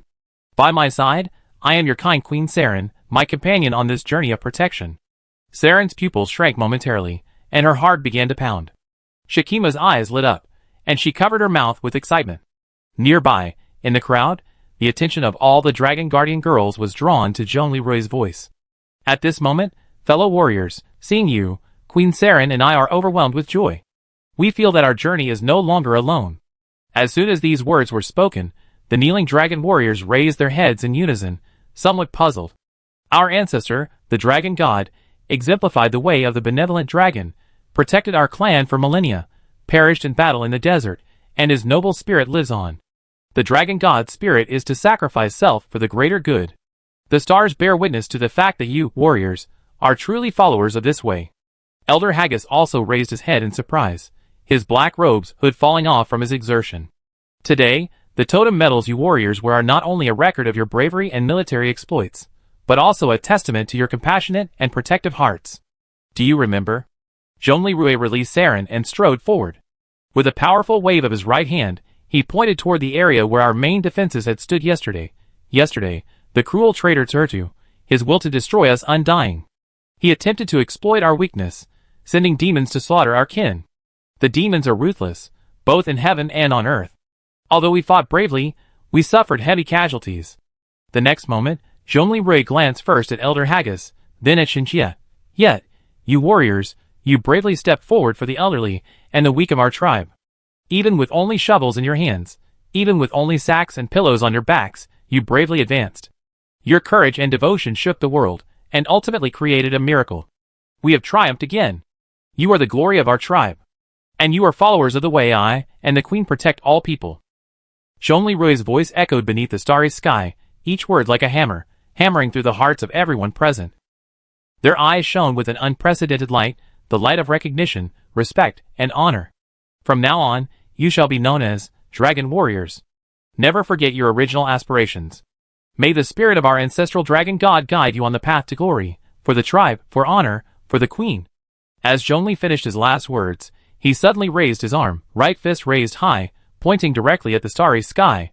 The human emperor banner now cooperated perfectly, activating its special light and shadow effects. The words and runes on the banner illuminated and dimmed in a rhythmic cycle.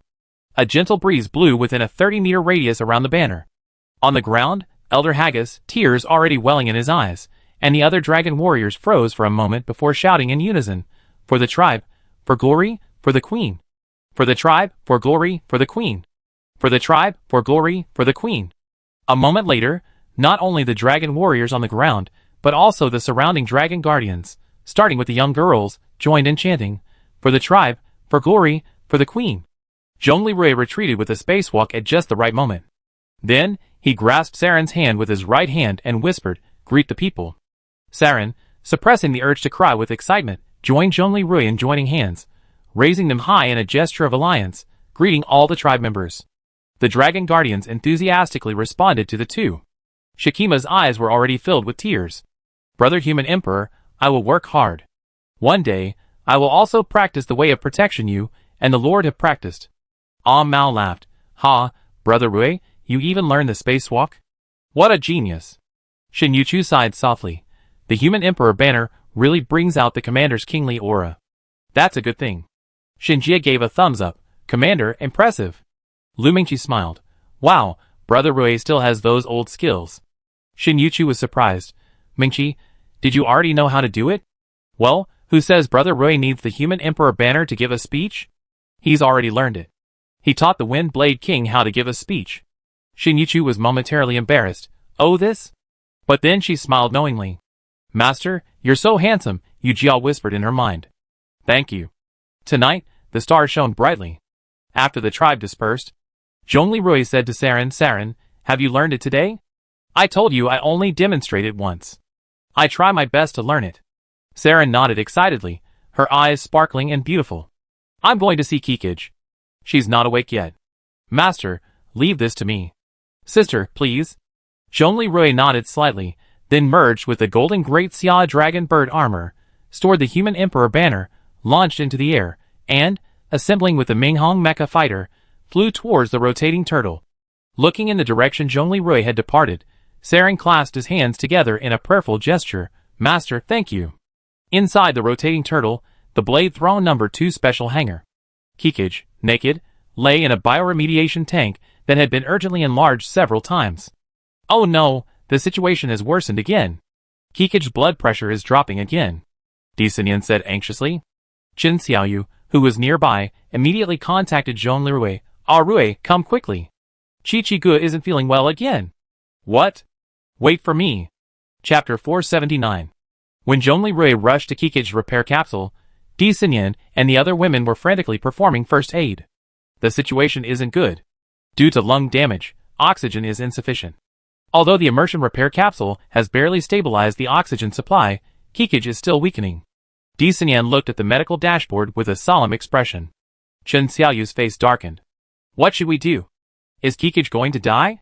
Zhongli Rui looked at Kikij, his face pale in the repair chamber, his heart aching. "There's one last option," Bai Lingxin sighed. "Extract the memory, freeze the body. Then, after the war, transfer to Cradle Home Base 2 and undergo rebirth. Just like me. However, in this case, Kikij would be truly dead." "How long will she have to live?" Zhongli Rui asked bitterly. "We have about 6 hours left. If we don't act now, she'd be brain dead. Her memory will be damaged, and the worst case scenario is complete memory loss," Bai Lingxin said coldly. Our comprehensive assessment of the Dragon God bloodline's recovery capacity shows it slightly inferior to that of the first generation of new humans. Arue, you decide how to save Chi-Chi next. Should we continue like this, or be reborn? Bai Lingxing crossed her arms, awaiting Zhong Lirui's response. Let me think about it. It won't take long. Give me an hour. Okay, Bai Lingxing nodded. On the deck of the Xiangui, Zhong Lirui rested the human emperor banner on his shoulder. He stared blankly up at the starry sky. Arue, Di Xinyan's voice echoed from behind him. The two sat side by side on the deck, gazing at the stars. You can't make up your mind to let Kikij be reborn again? I really can't bear it. Because she loves you so deeply? Di Xinyan said this very calmly, so calm that even she was a little surprised. Yes, just like I love you so deeply. Zhong Lirui answered frankly, his eyes already starting to well up. Arue you? Xinyan, I swore I wouldn't lie to you. You hate being lied to. I, too, don't want to lie to Kikij. She simply fell in love with me that year, triggered by something, just as I fell in love with you. This gifted girl, with such a tragic fate. Arue, tell me about your story with Kikij. Di Xinyan remained calm. Zhong Lirui sighed, and briefly told Di Xinyan the story of himself and Kikij. That's what happened. Later, when Xiaoya and I were together, she and Saren had already returned to the desert. As for what happened after she became a member of the Dragon God bloodline and reunited with us, you know everything. I understand. She gave you to Lucioya because she loved you, and Yoshida Shoko didn't want to burden you. When they reunited, she thought she couldn't have children anymore, but she still wanted to be by your side, so she chose to be Shower's godmother. Later, Shikima told her that the Dragon God bloodline can actually give birth to children, and her dream was rekindled, wanting to be your daughter. But those who try to win favor are unscrupulous and ruthless. You know, she longs for love, family, and romance just like me. She's such a kind, heartbreaking girl. Because of this, she's repeatedly given away her things. She keeps giving in? She's clearly a far superior girl to her sister. She's even a genius who's even better than me in certain areas. But to truly be true to her sister, she gave up the throne of the Great Desert and played dirty. She clearly fell in love with me even before Xiaoya, but she didn't want to suffer endlessly with me like in Roman Holiday, so she chose to give in. She clearly wanted to poach you, but she treated Shower sincerely, and she respected you deeply, not wanting to tear our family apart. First, she humbly tried to deceive herself into becoming Shower's godmother. Then she wanted to return to Lingyan Prefecture after the war, just to be closer to me. And finally she actually took the blame for you and Shower out of kindness. Is she a genius, or just a fool? How could she be a third wife like that? Zhongli Rui was stunned, tears streaming down his face. Rui, I'm sorry. Di Xinyan's eyes also shone with tears. Xinyan, why? Why are you apologizing? Zhongli Rui was stunned. Not only should I apologize, I'm guilty. Those who betray their sincerity will be struck by lightning and have to swallow 10,000 needles.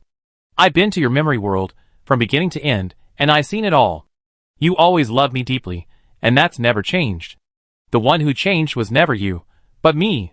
That year when we were attacked in the mountains, I swore I'd be your bride. Later, I decided to study medicine, actually to better protect you. But halfway through my efforts, life interfered with me. How could I have forgotten this? I even fell in love with someone else along the way. You didn't have to suffer all this.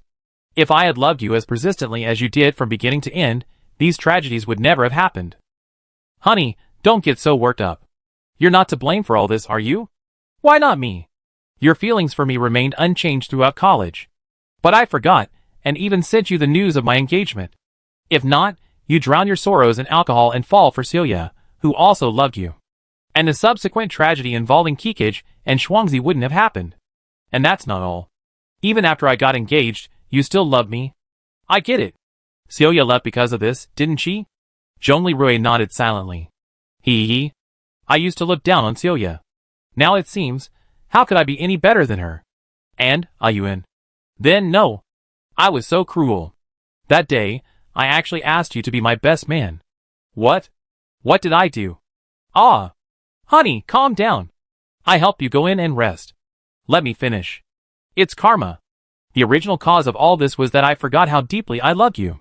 That's why Ayuan died in an accident the day after we got married, leaving me a widow. All this is because of me. Don't say that about yourself. But all this really happened, didn't it? It's true, I was the one who started it. Honey, don't be like this. Yujia monitoring, Yen, for the first time, her mental pollution level is 34%. Oh my god, this is the first time I seen a strong lady collapse. Arui saved Kikage. Then, let's divorce. I hurt you so deeply. Besides, Shower and I owe Kikage our lives. I can't face continuing to be your wife. No. Zhongli Rui suddenly stood up. I said it, and I sworn it, that even if we die, we won't be apart. Do you remember? That day, before we knew the power of the singer, I thought you were going to become a zombie. In fact, in the last hour, you were actually transforming. Back then, I just wanted to die with you. You're my dream. I don't want to be apart from you. Shower is so young. She needs a mother, a complete family. Most importantly, I love you. I don't agree to a divorce. Isn't that fair to Chiku? She's not like Xiaoyu, who was fickle and didn't repent until her death. She was a good girl who loved you deeply. You're being too cruel to her, Yen sighed. I find a way. I'm the governor, I'm the demon king, I'm the human emperor. I always find a way. I fix her, I fix the world. But, Sinyan, I beg you, please, don't tear down this home I just built. Don't tear down my heart anymore, okay? Don't tear down my heart anymore. Sinyan suddenly woke up, then sighed and hugged Zhong Lirui. Alas, my enemy. Forget it, I won't divorce you. I owe you and I owe her. You can handle her affairs. I understand. Sister. Qin Xiaoyu suddenly received a call from Qin Xiaoyao. Sister, what's wrong? Sister, I give up. Huh? Sister Sinyan, Arui, and Kikage, they had it so hard. I stole things before, and Arui took the blame. Now he's carrying around these ghostly artifacts every day. I was thinking of finding the great food law scholar, and trying to get Arui to change his beliefs. But now, he's the human emperor and I betrayed his trust by causing such a huge disaster. Hey. Sister, think more positively. I still have one last chance. We're independent women, so just be happy. Arui is a very kind man, and extremely talented. But I don't intend to be his woman. Huh? Sister, what about that time you tried to seduce him in black stockings and a showdown bra? And you failed? Sister, you're too good at talking. Don't say that next time. Qin Xiaoyu was a little annoyed. Oh, have you forgotten? He told me to keep an eye on the backup team? You're only in the second team, aren't you? Forget it. Forget this depressing thing. I'm serious. I plan to have a child for Rui in peacetime. Ah. Sister, are you planning to do the same as Kikage? Oh, I plan to pursue scientific research for the rest of my life. But good man, why must I tie him down with my family? The last time he treated me, he left a living sample. I transformed it, and I can use that without anyone knowing. Sister, do you want one? Qin Xiaoyao was shocked by her own reaction. She hadn't even said no out loud. Hee hee. That's right. We're both tech giants, with great careers and beloved children. What's there to worry about? Anyway, we don't have that kind of library right now, so wouldn't it be best to use his? If you don't want one, I use it all up. Don't. Qin Xiaoyao suddenly covered her mouth. What a rotten mouth you have. Ha, sister, you agree. I'm telling you, this is also for the revival of civilization. After the war, we definitely need population. Think about it, this doesn't conflict with his cause. What do you think? Well, if Dad knew, he'd beat us both to death. Don't worry. I have a plan. Oh, I'm impressed you even thought of such a plan. Wow. This is such a sadistic romance, so touching, wow. This is even sadder than any drama I ever watched, wow. Nyarlathotep, who was watching, burst into tears. Asta sneered. Now, do you know the side effects of your impulsive intervention? The little human emperor, the repairman, has been painstakingly repairing this broken world, bit by bit. And you almost went all in and destroyed all his work. I simulated it. If you had released him from the world of consciousness later, many of his loved ones would have been killed by Tonga. By then, the little human emperor would have become as rampaging as the first demon king, a corrupted Prometheus. His godmother, Bai Lingxin, also a world-class genius, had long anticipated this, which is why she let Yuchia protect him and let her love him. This was for his fragile. A fragile cushion, albeit a fragile one, rested on the weak heart. Brother. I was wrong. Woo. You never been in love, so you don't know the difficulties of the adult world. Haster sighed softly. Shub. Do you still blame me? Shub refers to one of the most powerful outer gods, the fallen earth mother of fertility, Shub-Niggurath. In many settings, Hastur, the Yellow King, was once Shub-Niggurath's consort and gave birth to many of the great old ones. I know I was wrong. I hate tragedy. I go tie up Kikij and heal her. Ouch. Naya took another air compression head bang. Sister, don't be lazy. Do as we agreed. Repairing artifacts is the art of fine-tuning, not like breaking Lego blocks and starting over. Do you understand? I understand. Then, Naya activated her mind. Chapter 480. Honey, it's cold outside. Now that you made up your mind, let's go in, Disinian said with concern. Okay, I understand. Uncle. The human emperor banner suddenly unfurled, and his dark red eyes lit up. Then, Zhongli Rui doubled his hands, clutching the human emperor banner, and slowly collapsed to the ground. Disinian was horrified. Outer god. You? Widow remarrying, sister-in-law becoming wife, young lady, don't panic. I'm teaching your husband a clever trick to save that adoring snake sister princess. A playful female voice rang out from the human emperor banner. Disinian, huh? For a moment, she couldn't believe her ears. This human emperor banner? Serious? The next moment, the human emperor banner emanated again, a voice reminiscent of an ancient male sailor's chant. Human emperor's wife, do not panic. I am granting the human emperor the optimal solution to heal his family. Be patient. Yes, lady goddess of knowledge. Disinian was certain she had just hallucinated. Zhongli Rui, within his consciousness. Master, wake up. The lady goddess of knowledge is calling you. Yu Jia called out. Zhongli Rui opened his eyes. He found himself in his latest memory node. Before him was Nyarlathotep in his red queen form. Awake, little human emperor, who keeps thinking about using my golden words. Zhongli Rui suddenly woke up, all sleepiness gone. Lady goddess of knowledge, please forgive me. Alright. I saw everything you said to that thermobaric barbecue guy, referring to Long Zhanya's several fatal kills of large monsters, all of which were achieved by burning them with thermobaric bombs. He's a virtuous minister in general. His tactics aren't ineffective. However, I'm not here to discuss medals or coronations with you. I'm asking you, do you want to save Kikij? Please, goddess of knowledge, grant me medicine. Zhongli Rui knelt without a word. You're asking me for an elixir? You're still using the Bagua furnace. A seriously injured person can't even handle a small pill. I could give Kikij a powerful pill right now, and she instantly die. Believe it or not. We need to be scientific. Remove that lingering metaphysical stuff from your brain. Sister goddess of knowledge, I was wrong. I lost my mind. Zhongli Rui looked embarrassed. Little elf, report, how long until Kikij becomes completely exhausted and brain dead? Yu Jia immediately reported respectfully, Master, Lord Goddess of Knowledge, we have about 2.5 hours left. However, Princess Kikij is experiencing accelerated decline. It's actually about an hour and a half. Zhongli Rui was shocked. Huh? So fast. When a person declines, it accelerates, just like an old-fashioned battery. When it's almost dead, the charge decreases rapidly, Nyarlathotep said casually. Then, what should we do? Don't panic. When Naya finished speaking, Zhongli Rui's jaw nearly dropped. This is 2. Little elf, countdown? Yu Jia smiled bitterly. Master, Kikij has 2 hours and 10 minutes left. 10 minutes have actually passed. It's estimated to be 1 hour and 20 minutes. Okay, stop wasting time, little emperor. You promised me, not a single one will be lost. But look at Kikij now. I'm warning you, if Kikij fails, I lock your consciousness away and force you to love for 120 years. Get lost. F******K. Zhongli Rui roared inwardly.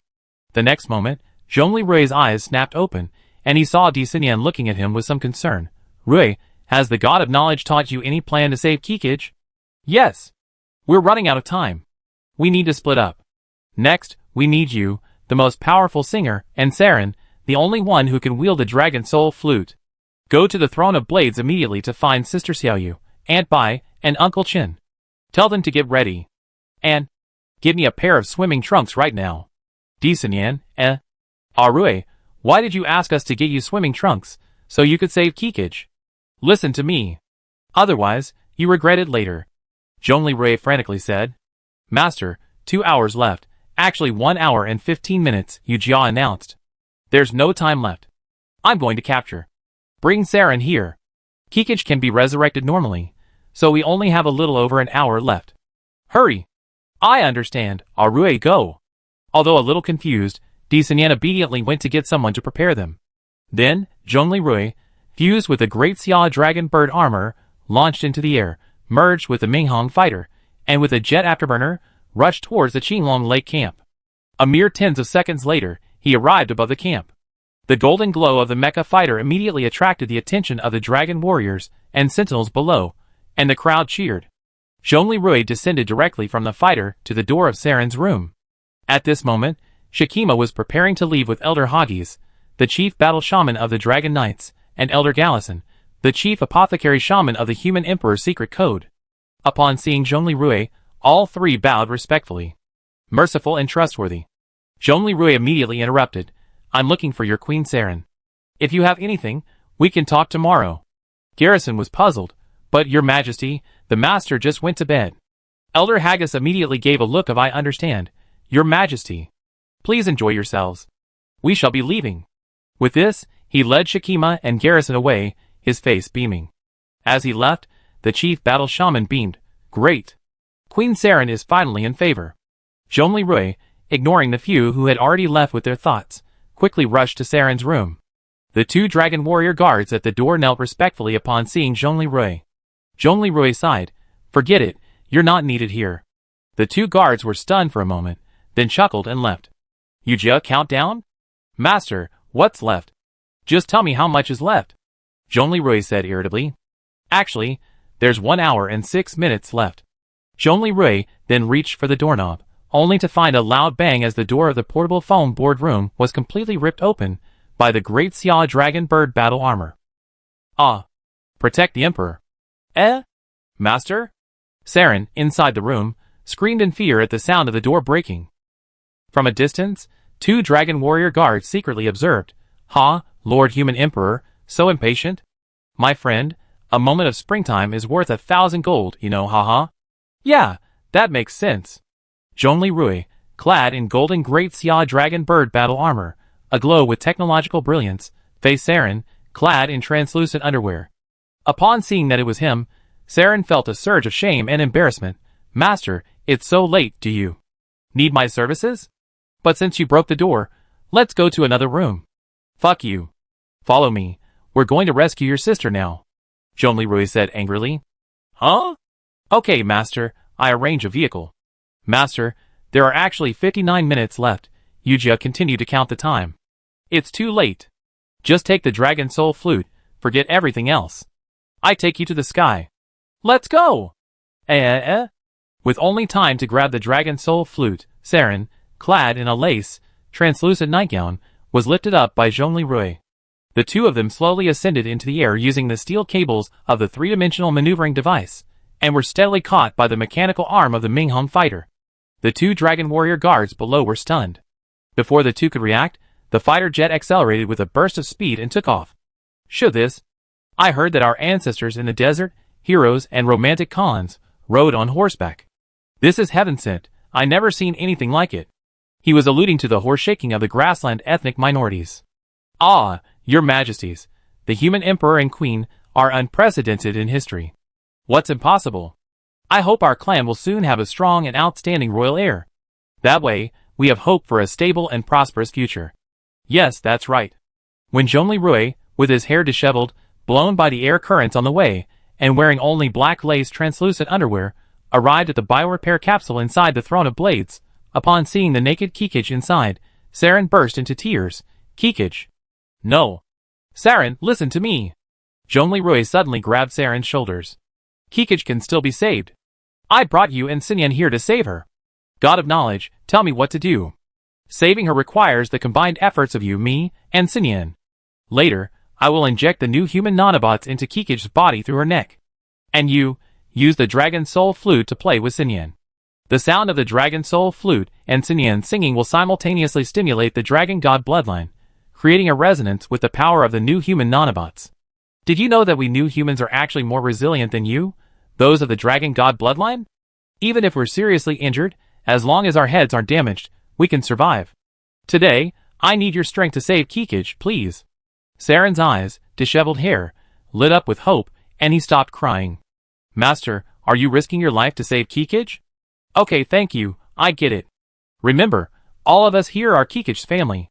We must work together to rescue her. Yes. At this moment, Di Sinyan, carrying blue swim trunks and a large bath towel that Chen Xiaoyu had prepared, came over and handed them to Zhong Lirui. Rui, I can carry them with me. Zhong Lirui nodded, took the swimsuit and towel, and dashed into the adjacent bathroom at a top speed of 60 miles per hour. When Zhong Lirui, clad only in his swimsuit, rushed back at the same speed and appeared before everyone, Bai Lingxin smiled. Chen Pan shook his head slightly. Chen Xiaoyao secretly took photos and screenshots remotely. Chen Xiaoyu admired her like a work of art. Wow, those abs and pecs are amazing. I could play with them for a whole year. Only then did Di Sinyan understand why Zhong Lirui had prepared his own swimming trunks. So Rui, that's what you're doing? What else? I get naked, hug Kikij in front of you, and bite her neck? Zhong Lirui asked unhappily. Di Sinyan almost burst out laughing. Zhong Lirui was indeed much more attentive now. Yujia, I'm ready. How much time do we have left? Master, the time limit is 33 minutes. Sister Xiaoyu, I cleaned up. Let me in.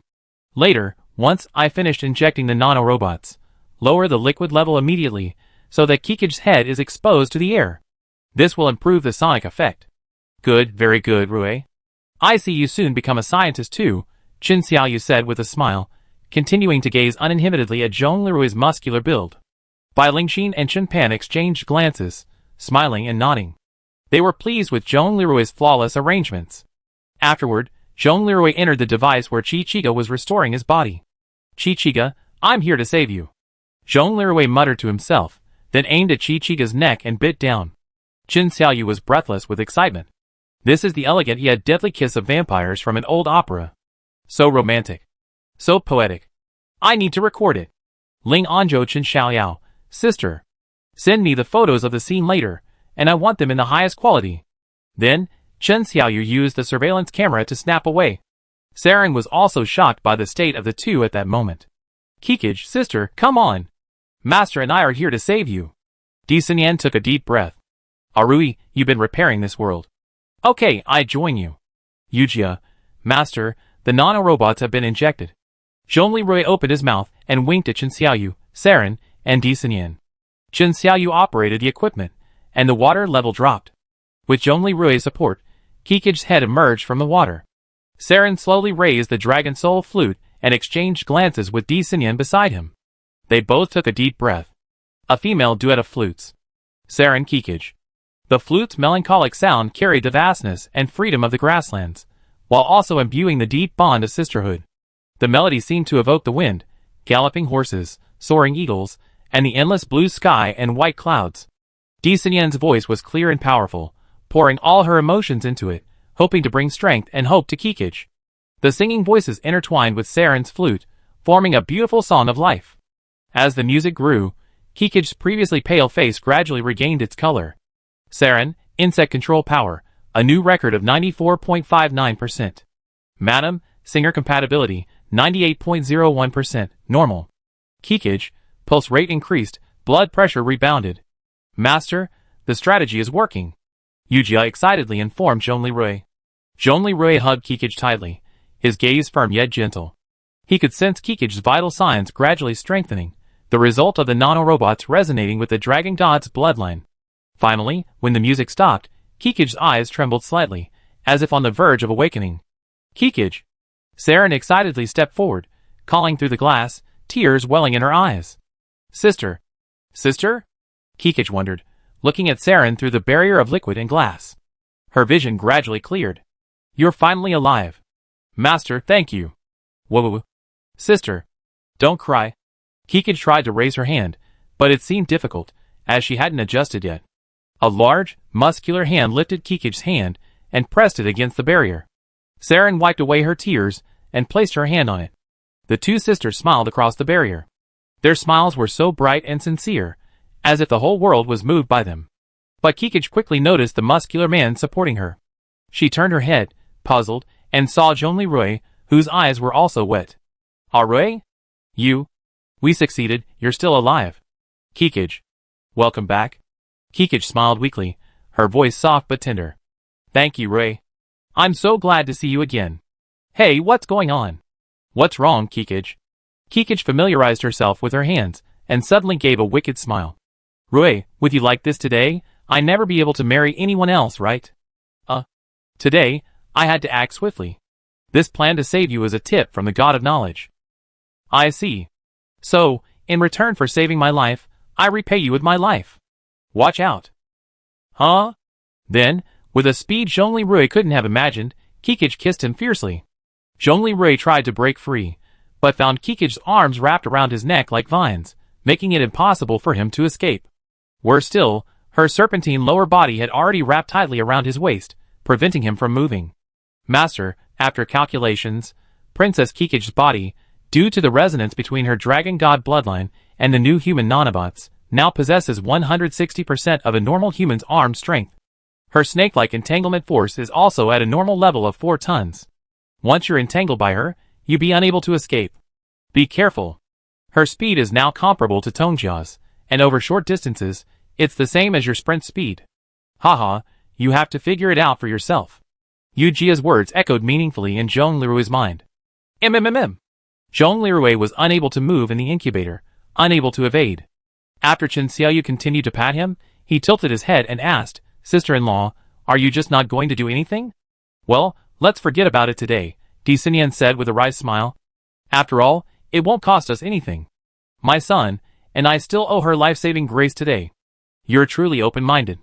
The first demon King Chenpan couldn't stand it anymore and left the room. How can you be the human emperor like this? What a disgrace. It's a good thing his 2 daughters didn't choose him, otherwise, I'd be furious. Saren saw this and began pounding on the glass barrier. Gu, everyone's watching. How dare you act like this with your master in public? Stop it. Get out. Bai Lingxin crossed her arms and smiled kindly. Youth is the best thing. Bai Lingxin appears to be 18 years old physically, but as a reborn being, her mental age is over 50. Aboard the UFO Chaos Deep Space, Nyarlathotep observed the scene before him. Zhongli Rui, wearing blue boxers, was tightly entangled by the naked Gu. Outside the jar, Saren, wearing black lace sheer underwear, her hair disheveled by the previous draft, slapped the sink and shouted to stop them. Nearby, the first wife, Di Xinyan, remained indifferent and chatted amicably with Chen Xiaoyu. Bai Lingxin watched all this with a smile, but the first demon king, Chenpan, couldn't stand it. She had saved this magical video. Ha ha, this is the human drama. Brilliant, ha ha ha. Asta shook his head slightly, but said nothing. Chapter 481. Half an hour later, the chaos finally ended. The human emperor in swim trunks changed into his major general's uniform, while the lingerie queen and nude princess donned their twin saint costumes. It's already late. Everyone, go to bed. Zhongli Rui looked at the scene before him. Finally, no one was missing. He said to the group with a tired but relieved look, today, everyone will sleep on the turtle. The rooms on the turtle are similar to those on the Bishi, right, Auntie? Bai Lingxin nodded. Chen Xiaoyu jokingly said, Human Emperor, who are you going to overthrow tonight? The Queen, the Imperial Concubine, or the Queen? After saying that, Chen Xiaoyu glanced at Di Xinyan, Kikij, and Saren. Zhongli Rui shook his head slightly. Chen Xiaoyu was stunned for a moment, then continued teasingly, Brother, are you going to sleep with me? Sister, stop kidding. I'm already exhausted today. Give me a room. I want to sleep alone and think about some things. Tomorrow, I want to have a good talk with all of you. You're such a waste, Chen Xiaoyu said disdainfully. No. Zhongli Rui's eyes swept from Di Xinyan to Di Xinyan, each one filled with tenderness and pity. He sighed, Everyone listen to me. Rest easy aboard the turtle, and get a good night's sleep. Don't worry, we're all family here. This is probably one of the safest places on Blue Planet right now. Rest easy tonight. Kikij and Di Xinyan exchanged a glance, their eyes slightly moved. Sister Xinyan, what does Arui mean? That's what he'd say if he truly cared about you. Di Xinyan smiled gracefully and patted Kikij's shoulder. He's treating you and me like his wings now.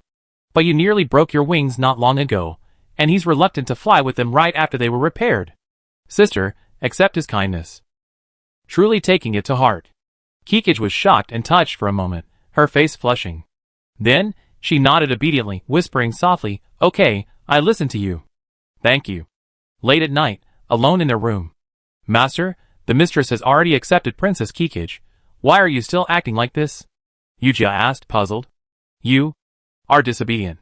Didn't I tell you to keep preparing for 4 hours? Zhongli Rui complained. Telling them to rest is the same as telling you to self-correct and repair. Yujia, to save me today, you completely overclocked 3 terminal servers, but you were still defeated by a single blow from the goddess of knowledge. Do you know how terrifying her chaos death scythe is? If she hadn't really let you off, according to the descriptions in some novels, that single blow would have not only shattered your condensed high-density data, but also damaged all 3 servers. Have you forgotten? You attacked Ningchan's giant computer like this before. What makes you think she doesn't know the same trick? Master? I already tasted loss. Yujia, I don't want to lose you either. Do you understand me? Zhongli Rui said in a low voice. Thank you, Master. I love you too, Yujia said with a smile. Master, you ordered me to rest for 2.5 hours, and all the acne has healed. I'm using my normal routine now, using only 1 server, and not at full capacity, so it's fine. That's good. I have a feeling there are many higher dimensional beings in this world, both known and unknown to us. The next time we encounter one, we must be more cautious. You are powerful, but they are, after all, several levels of civilization ahead of us. Do you understand? I understand. I listen. Yujia, now that you're truly alright, I'd like to hear your thoughts on Elder Long's advice. Well, it's okay if you don't want to answer. After all, you're a super AI supporting battles on a warship, so you might not understand. Hee, Master, you're underestimating me. Why don't you just tell me I understand love? Do you want to hear the truth? Yes. If you had truly received the Azure Dragon Medal and ascended to the rank of Supreme Leader, you could have gone to war with Elder Long. Elder Long would have used all his strength, even his life, to stop you. Go on. Zhongli Rui listened calmly, without surprise. Master, your previous title was the 4th Demon Lord of the God-Slayers. You slew 9 evil gods. In fact, everyone fears that if you ever become Turtu, or Lloyd F. Daft, then the God-Slayers will eventually become evil gods. And you will be the most terrifying of them all. I know. I actually noticed this during a conversation between Chung Yonghua and me last year. Otherwise, why do you think I convened a special council in Ling'an province and, across Dakian, mobilized everyone to establish the 5 military commandery? Haha, I know, Master. Not only do you do this, you even have 5 of Blue Planet's finest scientists, the eldest and second young ladies, your aunt and uncle, and Dr. Asia, taking turns to monitor your daily operations and decision-making. You truly are an astonishing genius. You're flattering. My original dream was simply to marry Sinyan and become a scientist.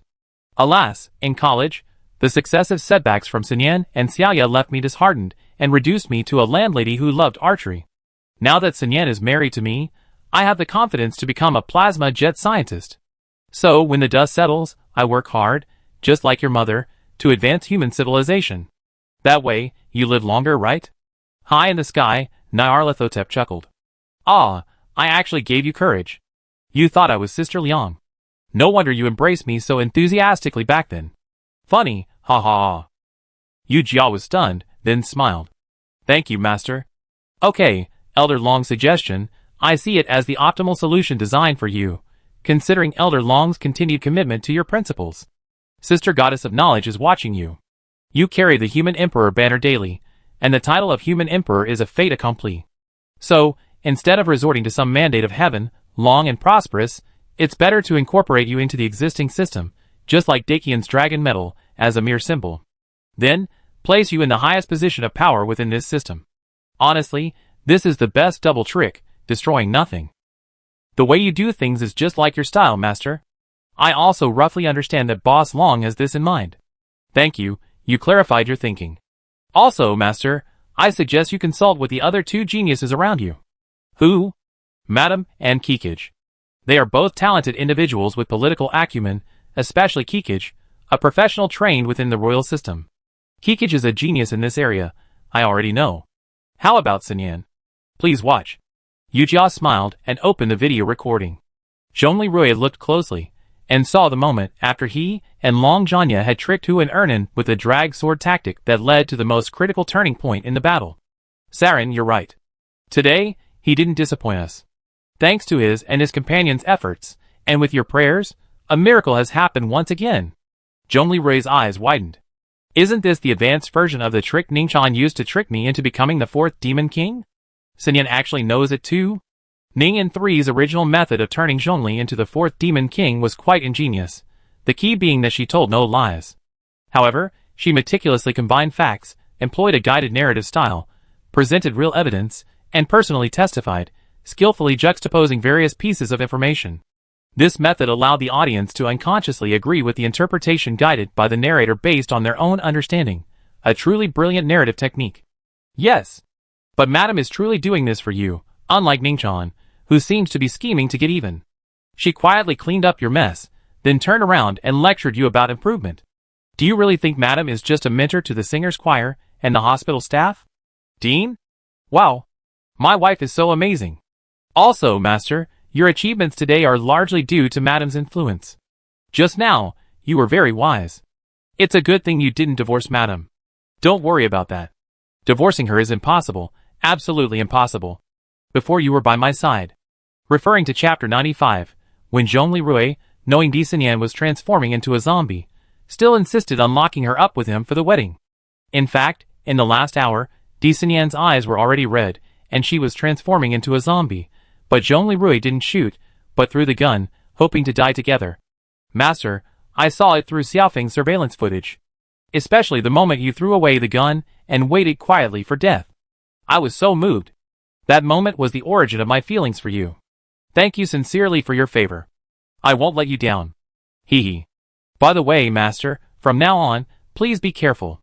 If you're not wearing armor, you won't be able to escape Princess Kikij within 2 meters. I'm not planning on running away. I will protect you. As you wish, my dear Master. By the way, Princess Kikij's skills may be even higher than Madam's. Because she's a professional. Master, think about it, after she learned the truth, what 3 things did she do in quick succession? First, she gave you the heroic title of her clan, Bajalu.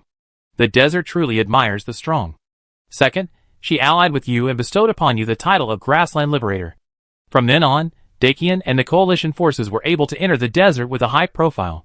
This also objectively led to the integration of the Songlong Guard and the acquisition of the Dragon Soul Flute, which paved the way for the subsequent nuclear pacification. This laid the foundation for the Hive's glorious victory. Thirdly, although it was deeply selfish, she adopted young Master Shao as her godson. This way, when you appear before the Songlong Guard or the Dragon Guardians, you won't be a complete outsider. Master, you're truly lucky to be surrounded by such powerful women. You too. Zhongli Rui smiled. Master, you're actually flattering me? Alas, it seems I have to be a non-combatant body to accompany you one day. Master, are you feeling lonely? Complimenting me in my current state, I can't respond with unnecessary reproductive training for the time being. Puff. Zhongli Rui nearly burst out laughing. Yujia, have you learned bad habits from those around you? Huh? Hee hee. Master, rest early and get enough rest. Tomorrow, I discuss the human emperor's affairs with the madam and the princess. Okay. Zhongli Rui smiled, closed his eyes, and turned off the lights. Chapter 482. The sky was ablaze with morning glow, its brilliant rays filling the air. In the twilight of dawn, the 13 Tombs Fortress, a fortress city built for battle, slowly welcomed the dawn of a new day in a tranquil and peaceful atmosphere. Sunlight filtered through the clouds, illuminating every corner of the fortress. The melodious reveille of the Dakian Northern Frontier Army seemed to announce the arrival of a new day. In the twin princess's room, Saren was still sound asleep.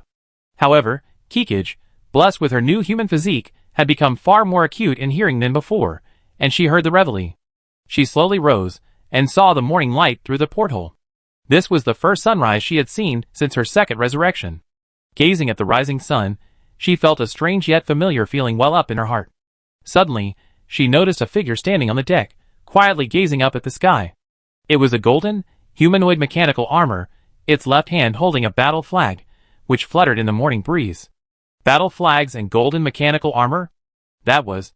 Kikij's heart skipped a beat, as if something had struck her soul. She turned to look at her sister's comforting, sleeping face, smiled softly, and placed a gentle kiss on her cheek. Then, she gently draped herself in her clothes and headed for the deck. Saren, in her sleep, smiled faintly. Master, you slept well last night.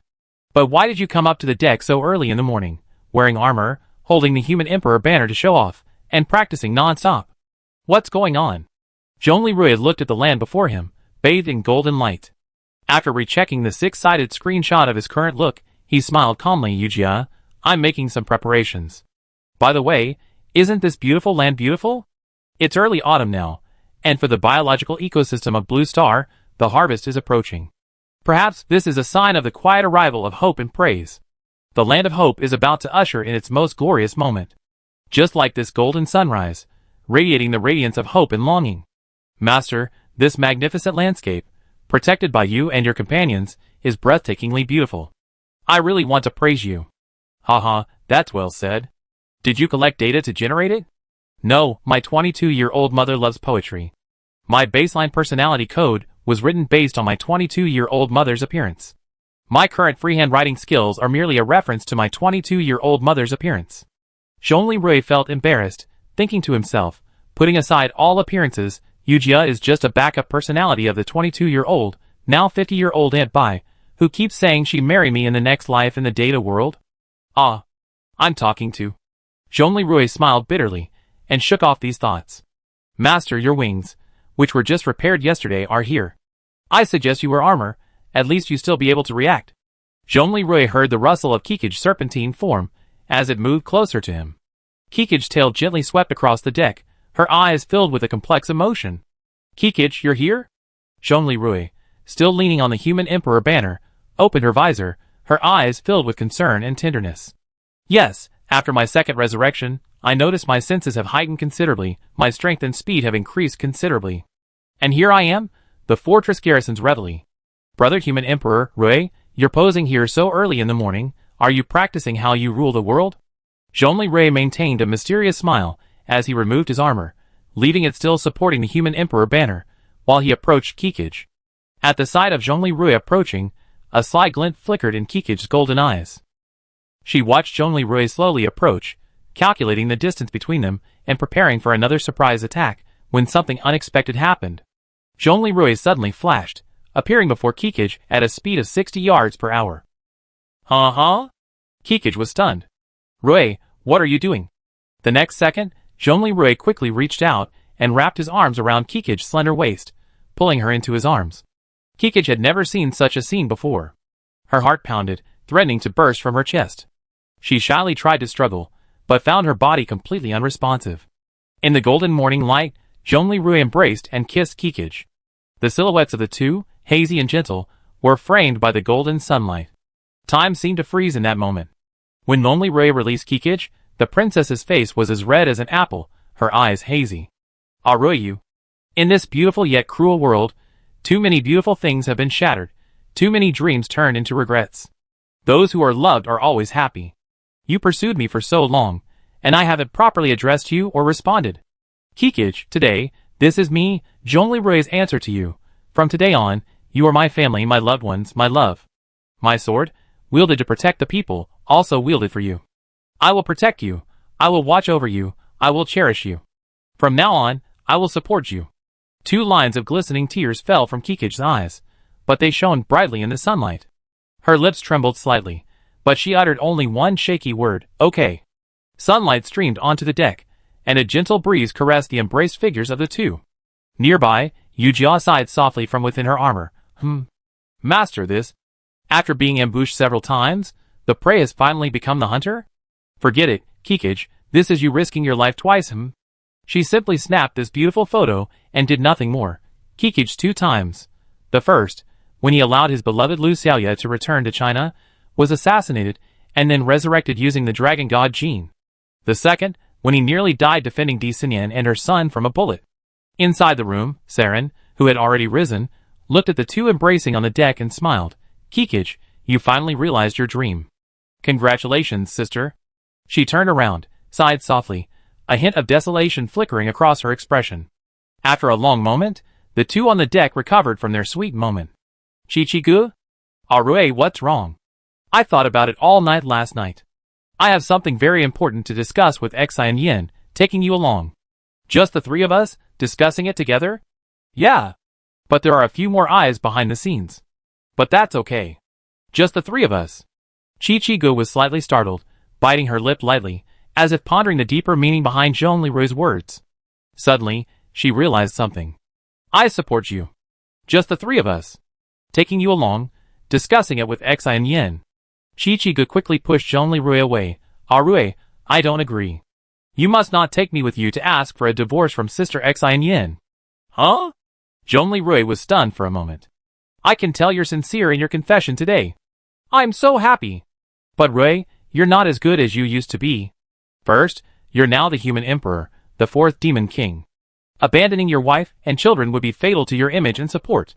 Civilized society hasn't collapsed yet, and kings still exist. Society is relatively tolerant of kings having lovers, and at most, the paparazzi will just be a bit annoying. If you truly abandon your wife and children, the image of a righteous and benevolent ruler you once portrayed would be completely shattered. Then, you'd truly be labeled a cruel demon king forever. If things go wrong, you become a reputation like Chung Turtu's. Second, I held shower and often spoke to Sister Sinyan. What a lovely child. Sister Sinyan is such a wonderful person, wise, elegant, steady, and the most powerful singer on all of Blue Star. Abandoning her would be a tremendous loss. Third, I know you truly love me, and I truly love you too. But I also know how much Sister Sinyan loves you, and I know how much you love her. Rui, don't do such a cruel thing. It's okay. Looking at Kikij's brilliant analysis, which was both insightful and profound, Zhongli Rui realized once again that he had been misunderstood. But having suffered countless losses, he didn't say it directly. Instead, he hugged Kikij again. I know how you feel. You're so kind that it hurts. Now, I will listen to you. I won't abandon my wife and children. But Kikij, one day, I will solve this problem. You may accuse me of being greedy when I say this, but from now on, you are my wings. I want them all. Kikij smiled wryly and nodded. Okay, just listen. You lucky, greedy bastard. Inside Ling Anzhou's villa, Dr. Aija's flower tea spurted out. WTF? Scumbag. The outer gods won't intervene? Strike him with lightning. Qin Xiaoyao, however, was mesmerized by the photo of Zhongli Rui kissing Kikij, then by Zhongli Rui's statement, I want it all? She lowered her head, then her eyes turned suggestive. Sis, maybe you're right. I did it, too. High in the air, Naya grabbed a handful of popcorn with her tentacles, mimicking the popcorn machines humans had made years ago. As she looked, she muttered, Little human emperor, you're getting more and more interesting. You resurrected Xiao Huang's daughter, so I give you a pass. But if you mistreat her for the rest of your life, be careful, I won't forgive you. She grabbed another handful of popcorn. I think I didn't put enough sugar in it. Haster sighed beside her. The little human emperor's current actions are better than my own back then. Shabu, I truly regret this. Can you still forgive me? Suddenly, from deep within the earth's crust, a dark voice, like the chorus of countless resentful women, reached Haster's ears. Haster, put away your belated confession. What were you doing all along? You're only thinking of repenting now. Don't you think it's too late? Even the little human emperor, who has read online novels, knows that belated affection is worthless. If it's too late, it's useless. Do you think he's a scumbag? He fought tooth and nail to protect the last bit of light in Little Yellow's heart. He was a bit of a jerk, but he was far better than you. Haster, the stars are my witnesses. For the sake of our fallen child Itakuya, I will never forgive you. Live your life adhering to your ridiculous laws. The voice was cold and sharp, as if it pierced through time and space, piercing the depths of the soul. Itakuya, a great old one, descendant of Haster and Shub, a North American dark giant, an ice walker, primarily active in North America, the polar regions, and the Hudson Bay region, Haster remained silent, a trace of pain and helplessness in his eyes. Shub Nigurath. Alas! How did we end up like this? Haster rubbed his brow helplessly. Back then, my son acted recklessly. If someone hadn't stopped him, the land you live on would have been plunged into endless danger. Shub, alas. Chapter 483. Zhongli Rui, Kikij, and Di Sinyan were in a quiet room aboard the Turtle. The three of them savored the aroma of their cups of floral tea. Sinyan, Kikij, you two are the people I trust most in my life. Today, I have something to tell you and something to discuss with you. Di Sinyan and Chiga both put down their teacups and looked at Zhongli Rui solemnly. Go ahead, we're listening. You all know about my ridiculous titles before, like the fourth demon king of Godslayer, the guardian of girls' dreams, and all that. To be honest with you too, it was Ningchan's little revenge. But I also know she was thinking, the war was raging, and by the time I earnestly persuaded everyone to leave the mountain, Turtu's second strangulation squad would have arrived long ago. It would have been better for the demon king of evil to issue a threatening decree to force him to come. The facts are clear, and now that I see they're all fine, I'm taking the blame. I won't stay in the desert or the northern border forever. Once I lead my army back to Lingen province, that fourth demon king will be nothing more than a joke. But the title of human emperor and the human emperor banner have completely different meanings.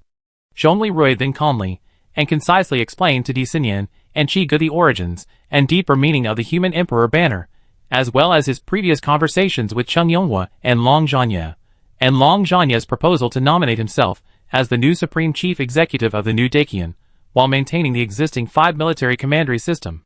Furthermore, he proposed to publicly award the Human Emperor Medal, a lifetime honor, to replace the previous Blue Dragon medal worn by the chief executive. After hearing the entire plan, Di Xinyan said with a complicated expression, Rui, becoming the supreme chief executive and wearing the order of the emperor means you will shoulder the fate and responsibility of the entire nation. This isn't just a reputation like the fourth demon king did before.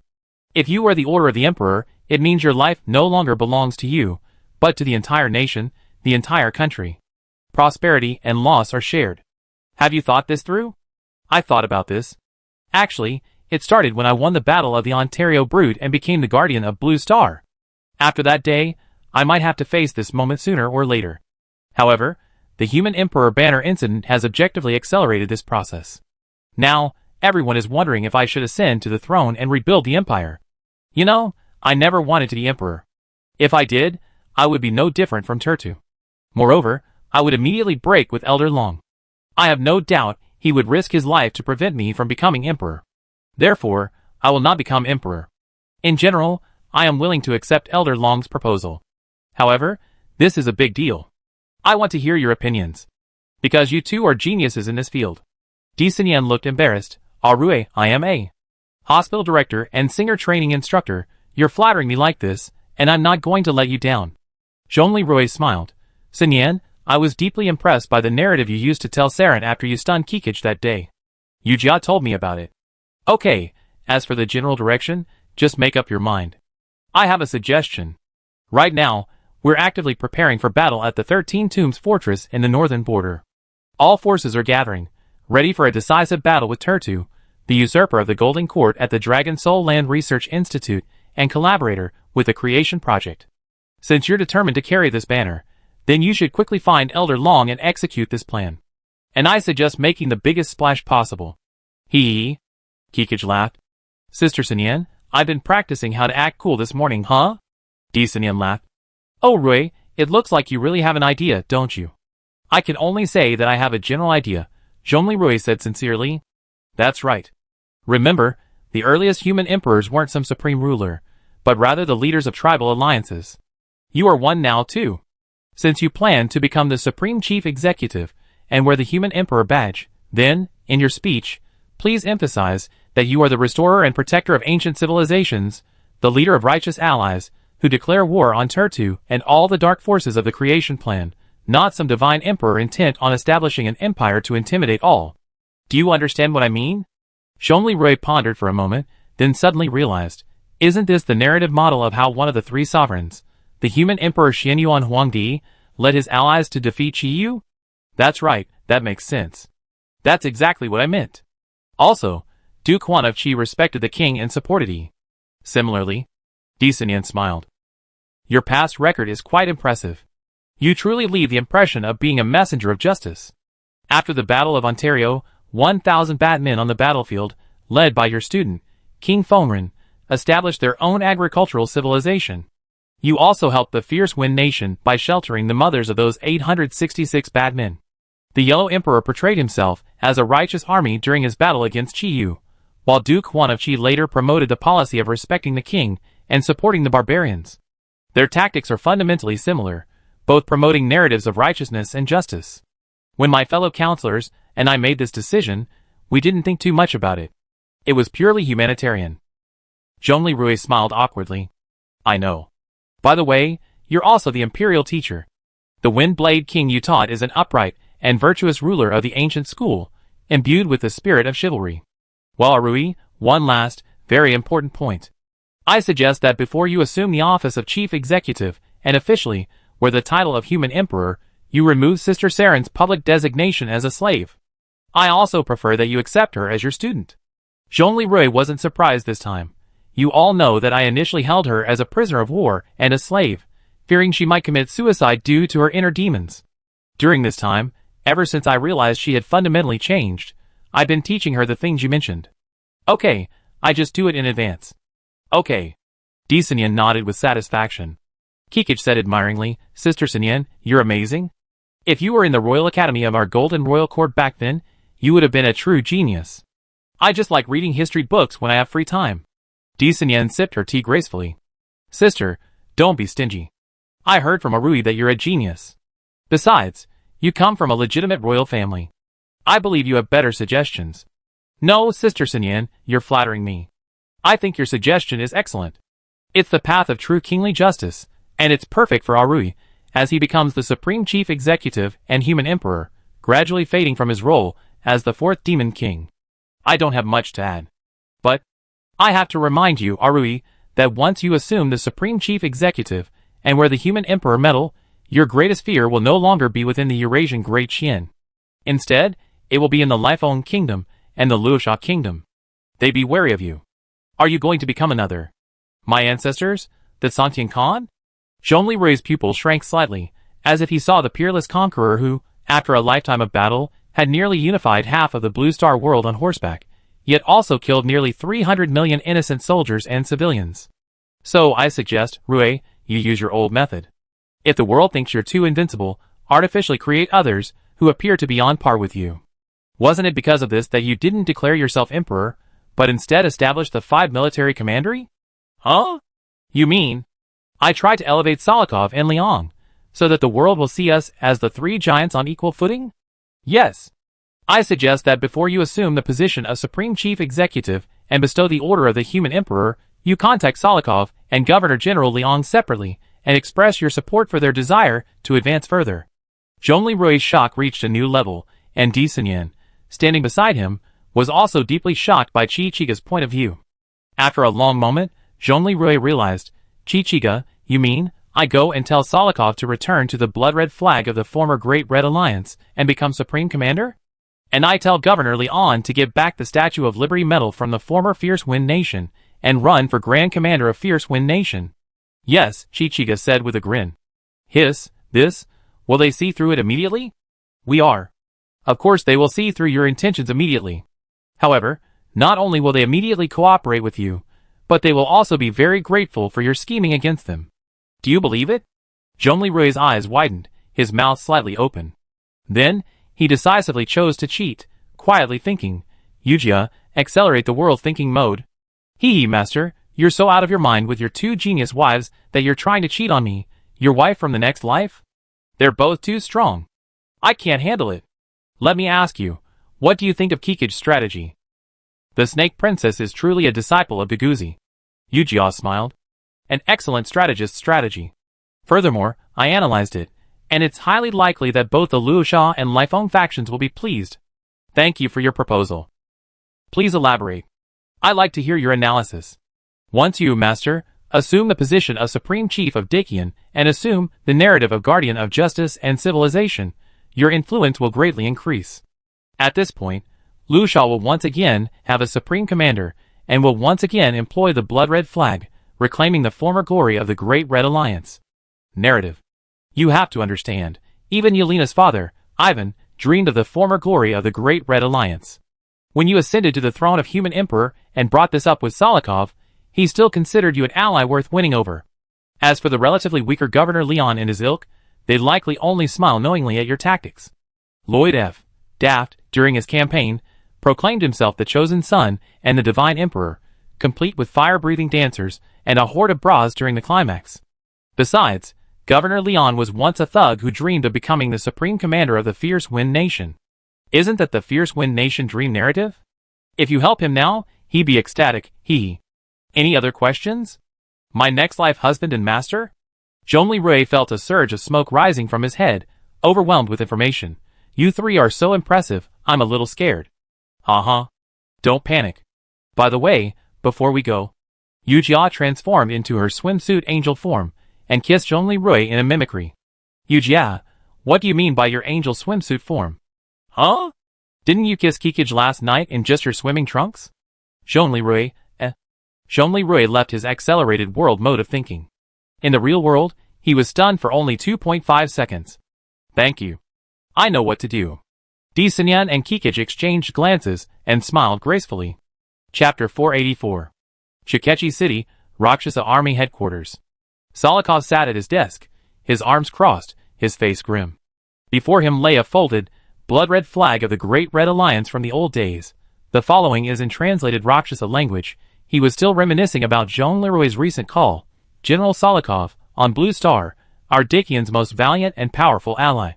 I still remember the might of your army, and the unwavering fighting spirit during the Battle of Ontario. Our new Dakian has long passed the era of imperial rule, just like your Rakshasa nation. You no longer have a czar. Similarly, in our Dakian, the title of human emperor is merely a title that carries the memory of past glory. The former chief executive of Dakian wore the blue dragon medal. The blue dragon was a symbol of the emperor in the old days. But, is the supreme chief executive an emperor? No. The world is recovering and needs order. I need you to help maintain world order. Companions. General Salikov, you are worthy of that immortal banner forged with blood and glory. You should, like the great Mentor Vladimir of old, guide the passionate and energetic young men of your Rakshasa clan. We are companions. Remember that day in Chukchi, when the people of the world awarded the three of us swords? We are all defenders of Blue Star. I hope that in the future, we can work together to support the revival of Blue Star civilization and lead humanity out of this dark night, my comrade.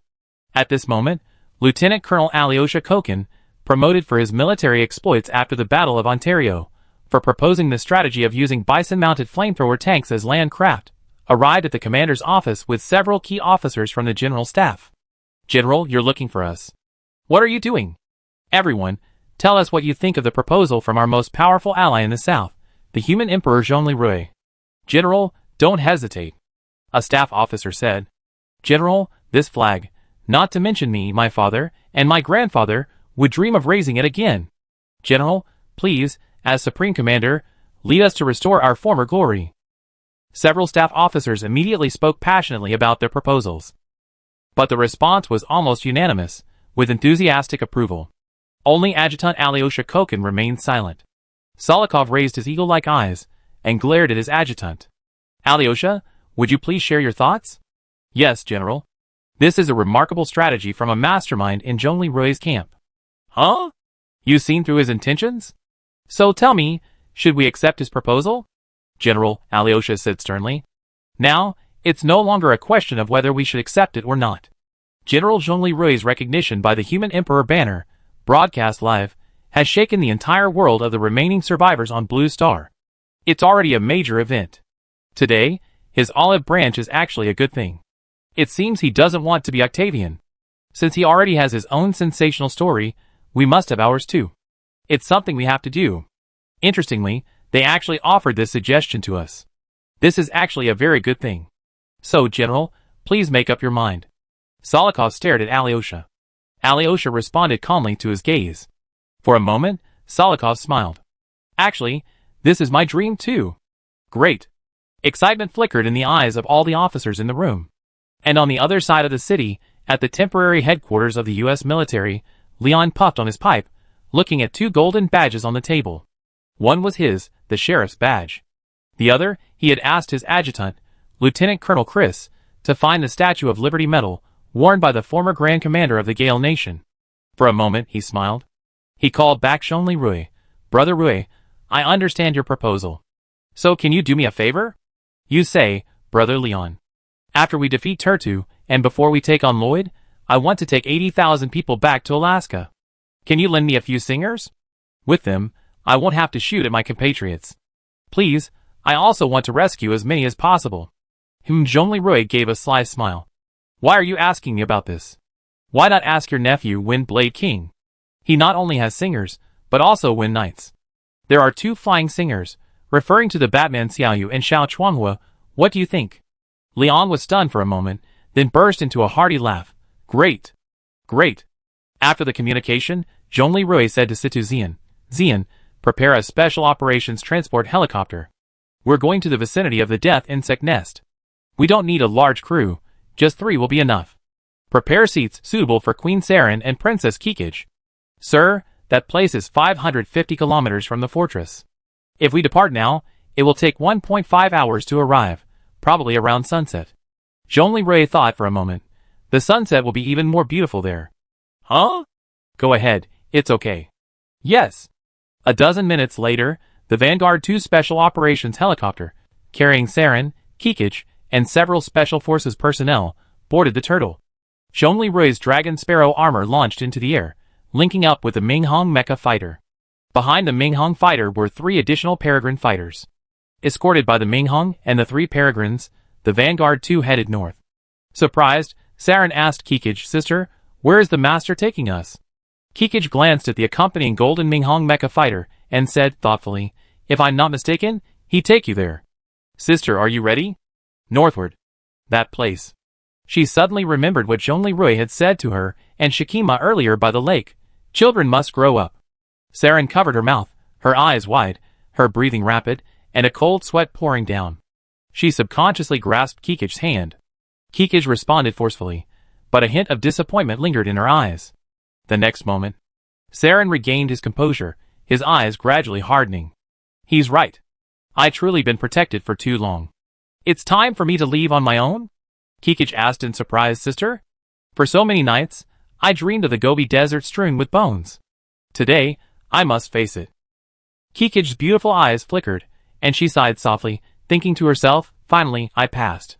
An hour and a half later, escorted by Zhongli Rui and the fighters, the helicopter arrived 1 kilometer outside the former death hive, the Lime Land. "What's the radiation dose?"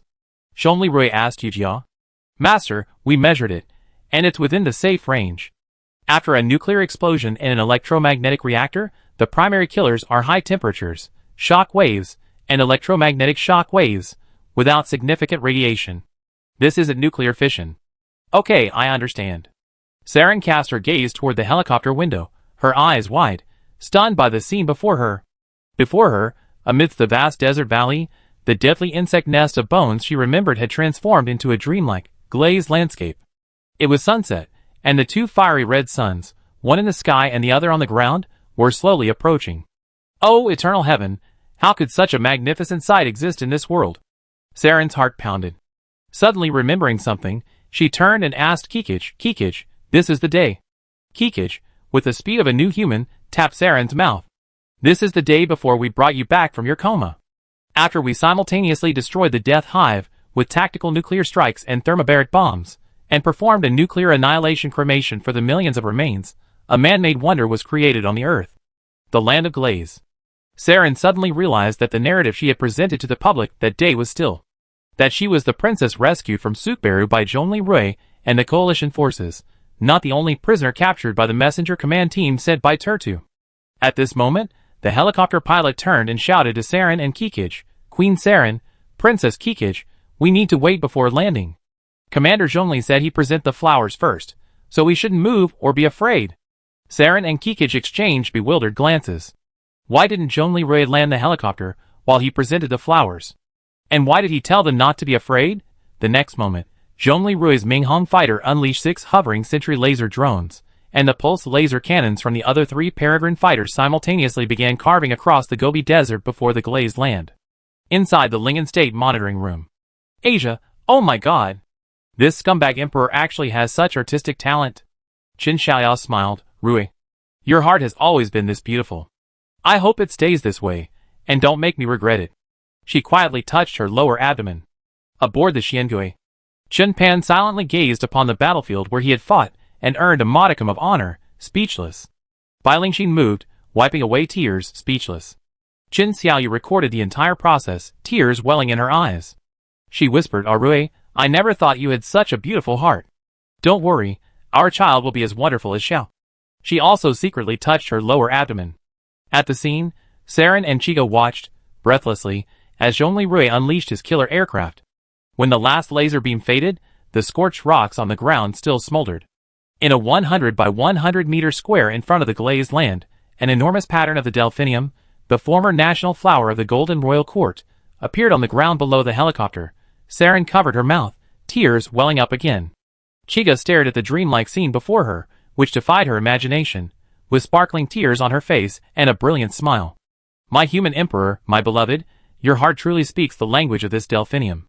This is you. High in the sky, Nyarlathotep, clutching popcorn, said calmly, little human emperor, do you still possess the heart of a bard? Hastur, seated in the captain's seat, sighed softly, the language of the delphinium is purity, justice, and freedom. Chapter 485. The sun gradually set, and the flames framing the giant painting on the ground died down. The helicopter pilot, reluctant to touch down and destroy the newly created painting, maneuvered the helicopter, landing 50 meters away. Saren and Chiga disembarked. Saren paused involuntarily, gazing at the scenery before him. The setting sun slowly sank into the sky, gradually blending with the sunlight reflected on the ground. The sky, filled with brilliant sunset glow and flaming clouds, gradually faded. Above, the deep blue of the night sky gradually eroded the last glimmer of light. The golden human emperor Zhongli Rui, leaning on the human emperor banner, stood before his newly completed masterpiece. The delphinium flower, carved into the earth with the murderous war machine, a tribute to the 3 million victims who died here. The evening breeze blew, and the human emperor banner fluttered in the air. Sister, go. He's waiting for you, Chiga whispered softly to Saren. Saren hesitated, then walked towards Zhongli Rui. Master, Saren called softly. This is where we met again after college, Saren. Zhongli Rui said calmly, without turning around. This is where I committed my heinous sin. Now, it's so beautiful. Master, thank you. Thank you for burying everyone in such a magnificent way. Saren, don't thank me. I'm insignificant, and this is all I can do for a short time. After all, I can't spend decades like those devout monks in the Paris caverns, properly arranging and burying hundreds of thousands of bones. I can only offer them some respect through this extreme measure. Master, I caused such a terrible disaster, and you're the one cleaning up the mess. It's unfair. Furthermore, you've still been protecting me. I truly owe you so much. Master, why are you so kind? You really don't have to bear this burden. Saren, this world is both beautiful and cruel. I know the unjust deaths of 3 million people are an eternal pain in your heart. I know it's impossible for you to forget. But as a senior who has also shouldered this sin, I urge you to cheer up, just like me. Master, don't talk about yourself like that. Saren stepped forward, excitedly saying, after all this time together, I understand why my sister is so devoted to you. You're kinder than an angel. In your light, I always feel so insignificant, so sinful. Zhongli Rui turned, the human emperor banner fluttering in the air. At heart, you are a noble, hard-working, and kind princess, a loving sister who cares for your sister. You were, and you are? I know you're willing to keep your secret, and not commit suicide. A big reason for that is fear of the angry citizens implicating Kikij, right? Especially Aruna, and the others of the Sanlong Guard. Most of their loved ones perished in the Deathworm sky. Saren nodded silently. Kikij, with his enhanced hearing, heard everything and sighed softly. Saren, do you know? It's not just you. Elder Long and I, too, bear sins, and have made mistakes, killing those we shouldn't have. And quite a few. How is that possible? Saren questioned, eyes wide with disbelief. Let's talk about Master Long first. Zhongli Rui took out his Yinglong medal from his spare bag, and briefly recounted the whole story of how he received the Yinglong medal, and was promoted to the rank of Major General by Long Zhanya, with the maximum authority. What? During the Xinjing Rebellion, Elder Long was forced to kill the former chief executive and his own son. And then, in Shizuo, because he ignored your and Governor Yelena's advice, he killed an additional 30,000 people. People who could have been rehabilitated with the power of the singer. Yes, because of this, he felt incredibly guilty. He first promoted me to Major General, then punished himself by demoting me from Lieutenant General to Major General. If I hadn't intervened, he would have nearly handed over the entire Northern Frontier Army to me. That, really, can't be entirely blamed on him. Saren said with a complicated expression. Yes, it's true. But the fact is, he did kill an additional 30,000 zombie-like citizens, who shouldn't have been killed. Saren was speechless with shock. Let me tell you about me. Actually, the day after Sinyan's first wedding, her ex-husband, my best friend, turned into a zombie, and didn't want to hurt Sinyan, so he begged me to shoot. I shot her. And Sinyan became a widow the day after her wedding. This? Saren covered her mouth in horror. That's just a small matter. Do you know why I've been keeping that big, stupid Shinjia with me? Master, is it because he's a criminal, and is a meritorious officer? Yes. However, his momentary mercy objectively mitigated the sin I incurred through negligence. I, like General Long, killed a zombie-turned-citizen who shouldn't have been killed. Saren's shock deepened. Master, how could that be? Zhongli Rui briefly recounted the story of how, during the Home Alliance Defense War, he and 500 militiamen used gas cannons to blast a 10,000-strong zombie army in self-defense. But later, we discovered that zombies controlled and guided by Major Murong Chanfeng would regain some of their intelligence. They were no longer fully alive. At this point, if we were to kill them the same way we would ordinary zombies, that would be very cruel. We just killed them without knowing it. In the end, the remaining 1,200 or so primitive zombies were picked up by the wandering Xinjie. He simply couldn't bear to see them die in vain, so he gathered them together and found a place to survive. I committed a sin due to negligence, and it was Xinjie, the sinner, who was paying back part of my debt. Master. Kikij, standing a little further away, shook his head and muttered quietly to himself, Arui, you're over-blaming yourself. If you hadn't fired your cannons, all 500 of you would have perished. Even if you hadn't died, losing your fortress and wandering the land would have been tragic, and most of you would have died in the end. I reserve my opinion on this matter. Saren, you see, Elder Long and I both carry our own regrets and sins. You're just our junior. The difference between you and us may just be that you carry more. However, the greatest advice we elders have for you is to do something, not dwell on the past. Elder Long has fought alongside me many times since Shido. He even died once. And besides fighting tirelessly to save more people, I'm also trying to atone for my own regrets. Master, I really don't know. Yuan Long. Even such a towering hero has to bear such a heavy heart. Saren, like us, accept reality and do something, okay? But I can't do anything. Who said that? Zhongli Rui smiled. Didn't you sacrifice yourself as a slave to ask me to send troops to save nearly 8,000 dragon guardians? The flame of the Golden Court was preserved. Saren was anxious, raising his fists, and said anxiously, Master.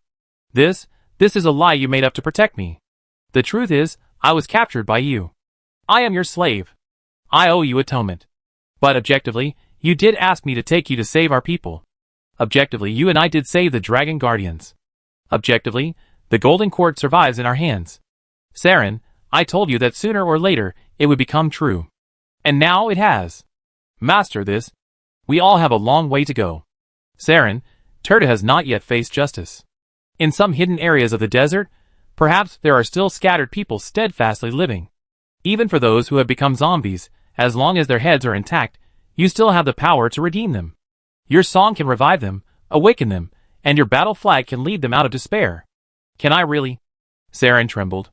How many of your people did you resurrect on your own these past few days, without Sinyan's help and Kikij's? 41. You already embarked on this path. So do you want to continue? Saren met Zhongli Rui's eyes. At this moment, the setting sun had completely disappeared over the horizon, and the sky was already dotted with stars. 2 years after the apocalypse, the sky was so clear. Master, I want. Saren roared, seemingly exhausting all his strength. Okay, remember, this is your choice. So from today, Borjij and Saren, you are no longer my slave. I will announce to the public that your spirit of sacrifice has moved me, and I am freeing you from slavery. Furthermore, your integrity and noble character have touched me. I haven't touched you a finger, and you remain pure and innocent. From today on, your life is in your own hands. You are free. Saren stared at Zhongli Rui, tears welling in her eyes. She opened her mouth, but no words came out.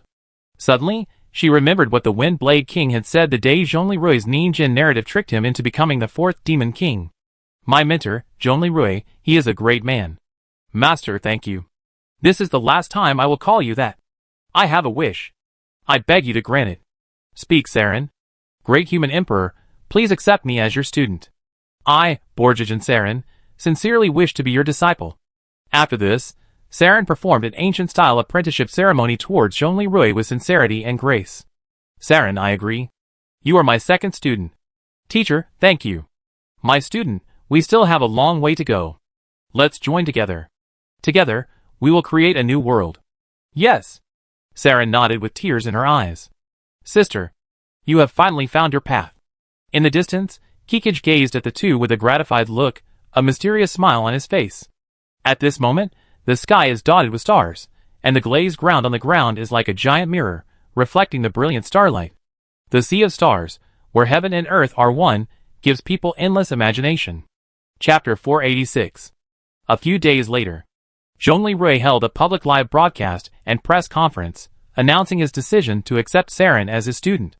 Under the manipulation of Gu Enqi and Cheng Wei, president of the Human Emperor Support Club, formerly the Fourth Demon King Support Club, the news spread, causing an uproar in public opinion.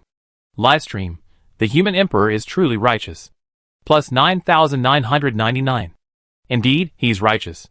But what a waste. Queen Saren, originally ranked 3rd in the first Zero State 4 beauties, he really didn't even touch her. Plus 878. Huh? Oh my god, the Human Emperor, Governor Zhongli, actually managed to hold back? I couldn't have, haha. Plus 1922. Look at what you're saying. I simply thought that the Human Emperor, Zhongli, might prefer queens, right? Plus 1999. Hey, I agree with the above. Her wife, Dean D, was the goddess head nurse of the first hospital, who was ranked 2nd in our second Zero State 4 beauties. Plus 3456, the queen category of the original second Zero State 4 beauties was also selected by the nerds of the Haoshire University of Technology campus. Ranked 1st, legal beauty, Zero State's most beautiful lawyer, Lu Ruyan, and the former leader of the plunderer community, Tynan Offing, a serious criminal. The wife of a woman who has just finished breastfeeding, and is now the legal advisor for the Ling Anzhou Police Headquarters. Ranked 2nd, night shift beauty, Di Xinyan, the former goddess head nurse of the first hospital, now the hospital's president, a standing member of the special council, and the wife of the Human Emperor Zhongli Rui, is still breastfeeding. Ranked 3rd, Blood Rain Begonia, the female army leader, Captain Shin Yuchu, who once retired and became a monk, earning the Buddhist name Jing Xian and the nickname Wuhimiai Nun. She has now returned to active duty as an army major and is married to Frankenstein Ajay, a member of the Special Forces. She is also a candidate member of the Special Council. P.S. Shinjia's nickname was invented by Gu Enqi. Ranked number 4. Love at First Shot.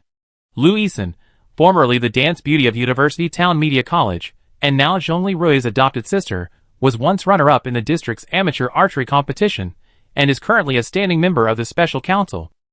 Star user counselor Zhu Yongyong, hey, everyone doesn't know, but our Human Emperor, Lord Zhongli, loves his wife even to death. This is a glorious tradition for graduates of our Awakener University.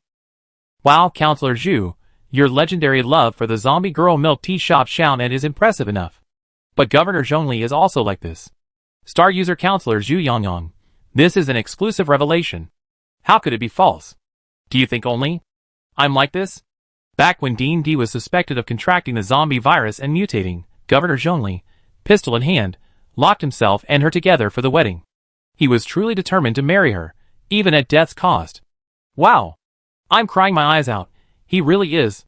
Star user counselor Zhao Yingying, I can prove it. I was there on their wedding day. They held hands, smiled at death, and sang as they faced the judgment of fate. Therefore, I absolutely believe that the Human Emperor is a total sissy fan. He would never touch Queen Saren. Besides, Princess Aishili was also rescued by the Human Emperor, and even lived in his empty house for a while. Didn't Governor Zhongli also not touch her? Plus 7,002, almost all online users in Zero State. So the Human Emperor is really a sissy fan? It seems so. I was originally from the Huaduo community. The Human Emperor, Zhongli Rui, was very caring towards our eldest sister, Lu Yisan, who was originally ranked 4th among the 4 sissy fans. They had a very good relationship, so close that when she was injured, he was willing to remove his armor and treat her injuries. Huh? What did I discover? The Human Emperor removed Sister Lu's armor and treated her injuries. Plus 4,568. Ha ha ha, it seems our Lord Human Emperor really is obsessed with mature women. If it's because he prefers mature women that he didn't touch his peer, Queen Saren, then I believe it. I also like mature women with black stockings. It's healthy, haha. A mature woman's power over women of her generation is overwhelming. By the way, I remember Dean D married the Human Emperor, Governor Zhongli, shortly after her husband's death? Right. Oh! What did I discover? The Human Emperor is a widow? Wow! A legacy of the Wei Wu Emperor. Ha ha, now I'm completely convinced. The Human Emperor didn't touch Queen Saren, because she's not a married woman, ha ha ha. High in the sky, Nia looked at the message she had sent through her mechanical assistant in the mobile phone simulator. Cheerful netizen of the end of the world.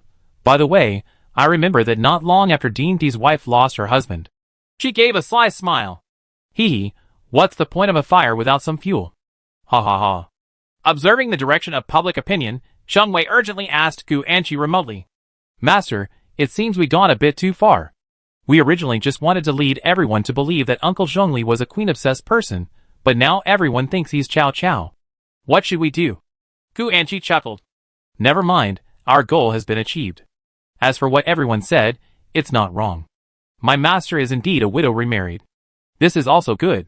Everyone is even more convinced that your Uncle Zhongli never touched Queen Saren. For the sake of the reputation of the queen of a friendly neighboring country, this is more important, right? But then, wouldn't Uncle Zhongli, the human emperor, have to take the blame for Cao Cao? Well, that's just the beginning. Last time, he took the blame for the Demon King. A minor incident. Alright.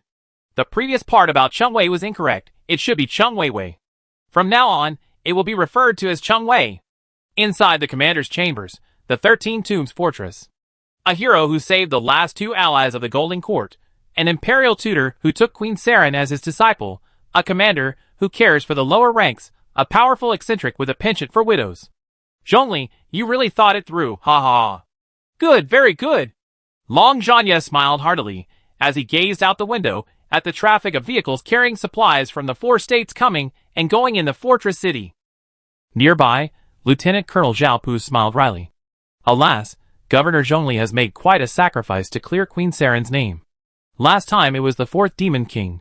This time it's the good wife Chao Zhe. He's a good boy with a righteous and kind heart. Just like you, Zhao Pu. General, you're flattered. By the way, he's also an excellent expert. Look, he designed the 2nd generation Ing Long Wing Light airborne armor for you. Zhao Pu then picked up the tablet on the table and pulled up the blueprints. His pupils narrowed. This is...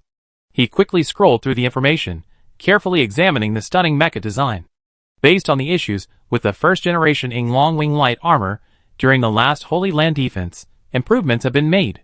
First, the individual tactical shields that were standard on every Ing Long Wing have been replaced with small, mobile tactical shield vehicles for airborne deployments. These vehicles will utilize the visual camouflage technology of some of the black-clad mechanical guards. While members are on board, the entire team can move silently and stealthily.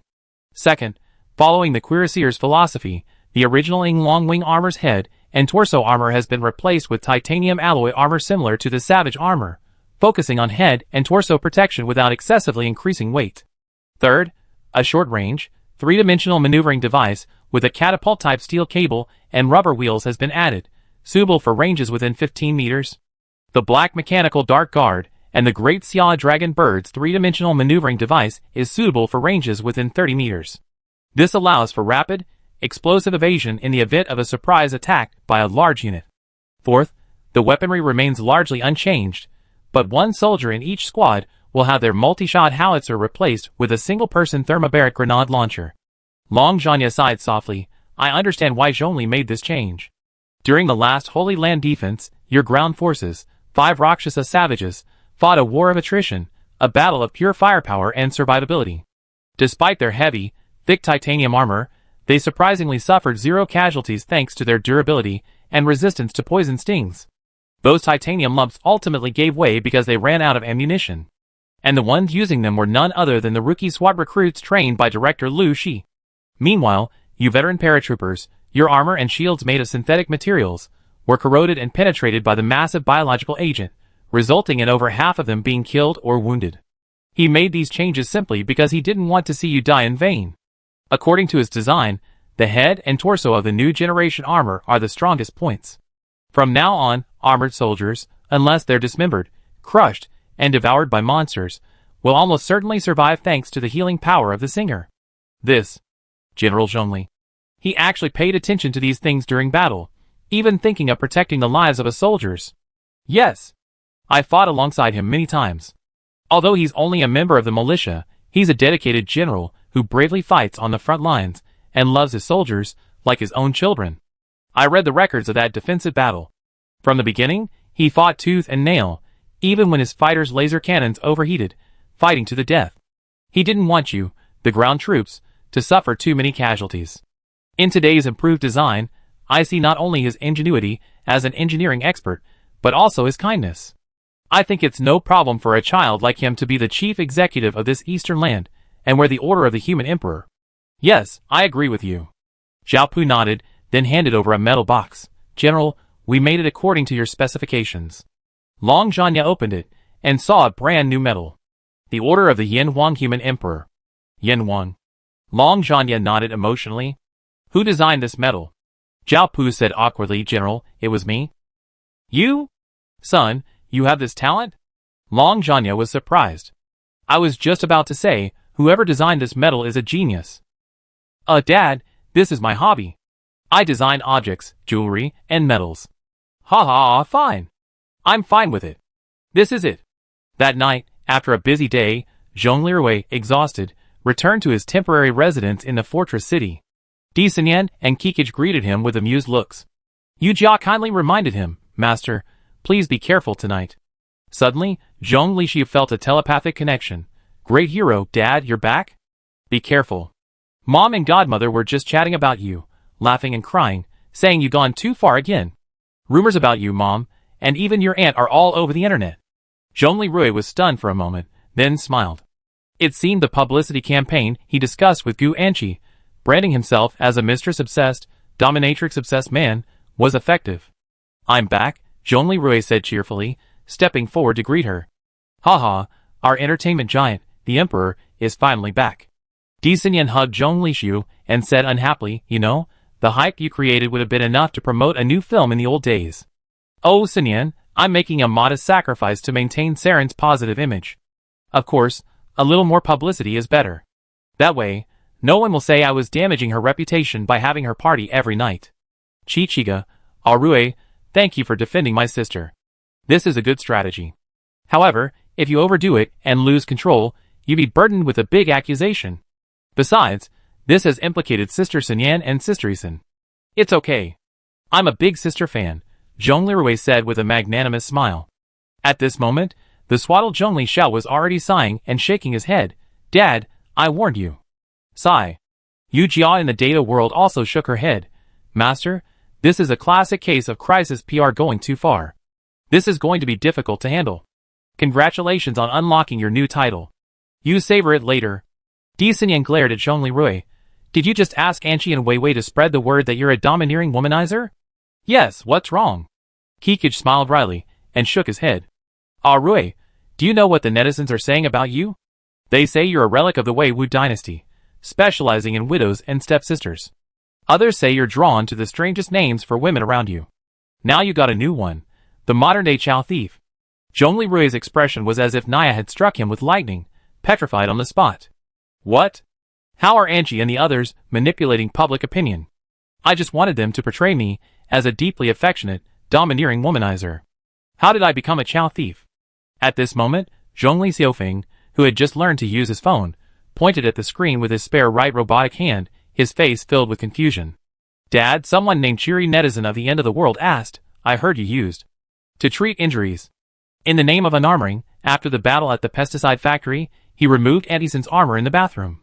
He's asking, did you remove Aunt Isin's armor to the extent of A 25%, B 50%, or C 100%? And now there's a vote. Many netizens are saying, why even ask? Buddha said choose C, and now C's approval rating is as high as 95%. Dad, what should we do? Everyone knows you actually removed Aunt Isin's armor 100% back then. Oh right, Dad has a new nickname, the Armor-Removing Maniac. Modern Chow Chow, the Armor-Removing Maniac. Zhonglirui's face paled, his mouth slightly open, speechless. Because, it's true that he removed Lu Isin's armor 100% after the battle at the pesticide factory. See Chapter 110 for details. During the battle at the pesticide factory, Lu Isin was briefly captured by Murong Chanfeng. After the battle, Zhonglirui was worried that Lu Isin might be infected. At the time, the singer's power hadn't yet been discovered, so he took Lu Isin to the bathroom, completely removing her armor and conducting a thorough examination. During the examination, Lu Isin, who was interested in Zhonglirui at the time, even kissed him. So, what netizens speculated was actually true. Yu Jia hurriedly said, Master, get some rest. Your mental pollution level is 21%. Zhonglirui was silent for a moment, Then, with a Spartan expression, urgently connected. Gu. And. She. What did you and Weiwei do? Omitted, aboard the Chaos Deep Space, Naya, holding popcorn in one hand, leisurely watched the constantly refreshing barrage of comments on the screen. She also watched the participation in the poll she had initiated as cheerful netizen of the end of the world continued to climb, and laughed, ha ha, wonderful. Chapter 487. Suddenly, a user suddenly appeared in the livestream. Starred user Yijian Kingson, Counselor Luisin, everyone, joking is fine, but overdoing it can be hurtful. Let me tell you the truth. You guessed it right. That day at the pesticide factory, Governor Zhongli did completely remove my armor. But his motive was to prevent me from getting infected and dying. Did you know that during the battle at the pesticide factory, I was captured by a giant biological weapon, and there was a real risk of infection? He meticulously examined every part of my body, fearing I wouldn't be able to detect and treat the problem in time and die. At that time, the singers, led by the governor's wife, hadn't yet discovered their power. If they were bitten by a zombie, and didn't treat the wound or undergo amputation in time, the outcome would be death. Originally, I said this a bit cruelly. But do you know why the governor's wife became what you call a widow? Why did my General Agui and several brave militiamen lose their limbs? It's all because, in those difficult times, we had no other options, our people. Governor Huang Zhongli Rui is a kinder man than an angel. He led us all through this difficult journey, through hardship and restoration, exhausting all his energy and fighting battles across the country. The electricity you're all complaining about now was generated by him and his men, who killed monsters and recaptured the hydropower station. So I believe him. He accepted Queen Saren as his student because it was his true nature, because that's how he guided King Fengren. So I believe him. He married Dean D out of love. So I believe him. He was so careful that day, examining every part of my body, because he was afraid I'd die. Now, I'm his god-sister. That's enough, everyone, let's go. My brother, the human emperor, is still preparing to fight those terrifying monsters in the north. Those monsters once devoured hundreds of thousands of our compatriots in the north. Please live and work in peace. Support our human emperor Arui and all the brave warriors who protect us. Thank you. A large number of likes appeared under Luisin's short essay. Sister Lu is right. My life was saved by human emperor Governor Zhongli. So what if he's a good wife who loves a queen? He's a true hero. Support human emperor Governor Zhongli. Plus 5,432. Yes. Support human emperor Governor Zhongli. A good wife who loves a queen. Thank you for restoring my life. Plus 3,939. Starred user Sharpshooter Agui. Believe me, my elite squad had broken legs and arms fighting for their lives last year. I lost my left hand back then. Back then, one mistake and I'd be dead. So don't dwell on it. If human emperor Governor Zhongli hadn't discovered the singer's healing power, everyone would have died the next day after a minor skin break. In my opinion, his contribution is comparable to that of human emperor Yendi Shenong. Plus 12,134. Plus 1,547. Plus 8,642. That's right. Remember the militia captain with a broken leg, Dance King Ameo? He's still fighting in the north, with human emperor Governor Zhongli, right? Plus 3,124. Sister Archer is right. Governor Zhongli truly deserves the title of human emperor. Forget about these other minor matters. After all, he's a far cry from the human emperor, Yellow Emperor. Plus 1,787. That's right. There were 4 human emperors, and he's barely even close. Plus 1,345. Cheng Wei finally breathed a sigh of relief, looking at the message she had just sent from her Smith account, and the return of public opinion to a controllable and positive tone. You're right. Let's just ignore these minor matters. Let's deal with the threat from the north. Don't worry, our fuel convoy from the Jinshi district of the Magic City Fortress will depart tomorrow. Plus 4,314. Support the above, the true great sages, and support human emperor Zhongli, Governor General. Thank you for your dedication. Don't worry, I'll be heading north with the Ling Anzhou convoy tomorrow. Don't worry, human emperor Zhongli, we're here with the supplies. Plus 10,011. Watching the public opinion situation that Lu Yixin had single-handedly reversed, Zhongli Rui expressed embarrassment and a hint of guilt. Asta gave Naya another scornful look. You had enough. See, our little human emperor is truly a man of virtue. If you overdo it and end up in the same bad situation as last time, that's bad. Naya, sullen, had to shut down the phone emulator and stop posting comments. Chichiga whispered to Di-Sinyan, Sister Sinyan, Sister Isan is amazing. Di-Sinyan looked at Chichiga and sighed, she's amazing, but you're luckier. Huh? Arue accepted you and me. But he rejected her. Last year, Arue dissuaded her from the relationship at Xiaoya's grave. Later, she became Arue's adopted sister. Chichiga shuddered, then turned her gaze to Zhong Lirue's now somewhat disheveled back, a look of heartache on her face. Afterward, Zhong Lirue connected with Lu Isan. Sister, thank you. I asked Enchi about this. You owe me a favor, huh? I know.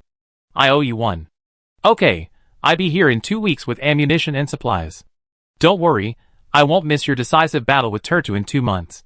By the way, are you about to be sworn in as chief executive? How did you know? You pardoned Princess Saren and became the imperial tutor to 2 kings.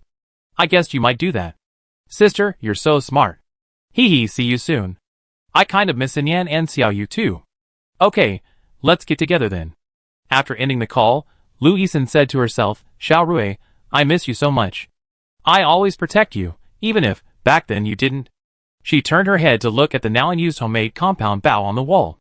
It was the one Zhong Lirue had hastily modified from a wheelchair wheel and compound bow parts when he escaped from the First People's Hospital. It was also a gift from Zhong Lirue as a friendly community leader when she encountered him and his group while escaping with her community. Using bicycle wheels and some simple parts, it's indeed possible to make a compound bow with a force of around 40 pounds, perfect for surviving the apocalypse. There are plenty of DIY videos online. The Dancing King couple, Ameo and Lu Mingqi, were Lu Isan's juniors at the School of Media, sent by her to learn from and support Zhong Lirue. Only then did Zhong Lirue breathe a sigh of relief. His overexertion publicity incident had finally been perfectly covered. That night, in the courtyard, Zhong Lirue looked up at the starry sky. Kikich snaked over. Rue, what are you thinking about? The future. Oh, you mean the future of the world after defeating Turtu and Lloyd? Zhong Lirue pulled Kikich into his arms. In the future, how about we all go up to the sky and look at the stars? The sky? Look at the stars? Well, Swearin drilled wood to make fire, igniting the flames of civilization. Fuxi created the 8 trigrams, studying the weather to promote production. Shinong tasted hundreds of herbs to develop agriculture and medicine. I, the human emperor, want to use technology to lead humanity beyond civilization 1.0 and into the space age. When we still stand on this earth, we are, in fact, still infants in cradles. You? Kikich was shocked. Is this your original dream? Yes, my original dream was to become a scientist who broke new ground in technology and benefited humanity. Kikich, once I cleaned up the earth, we have plenty of time.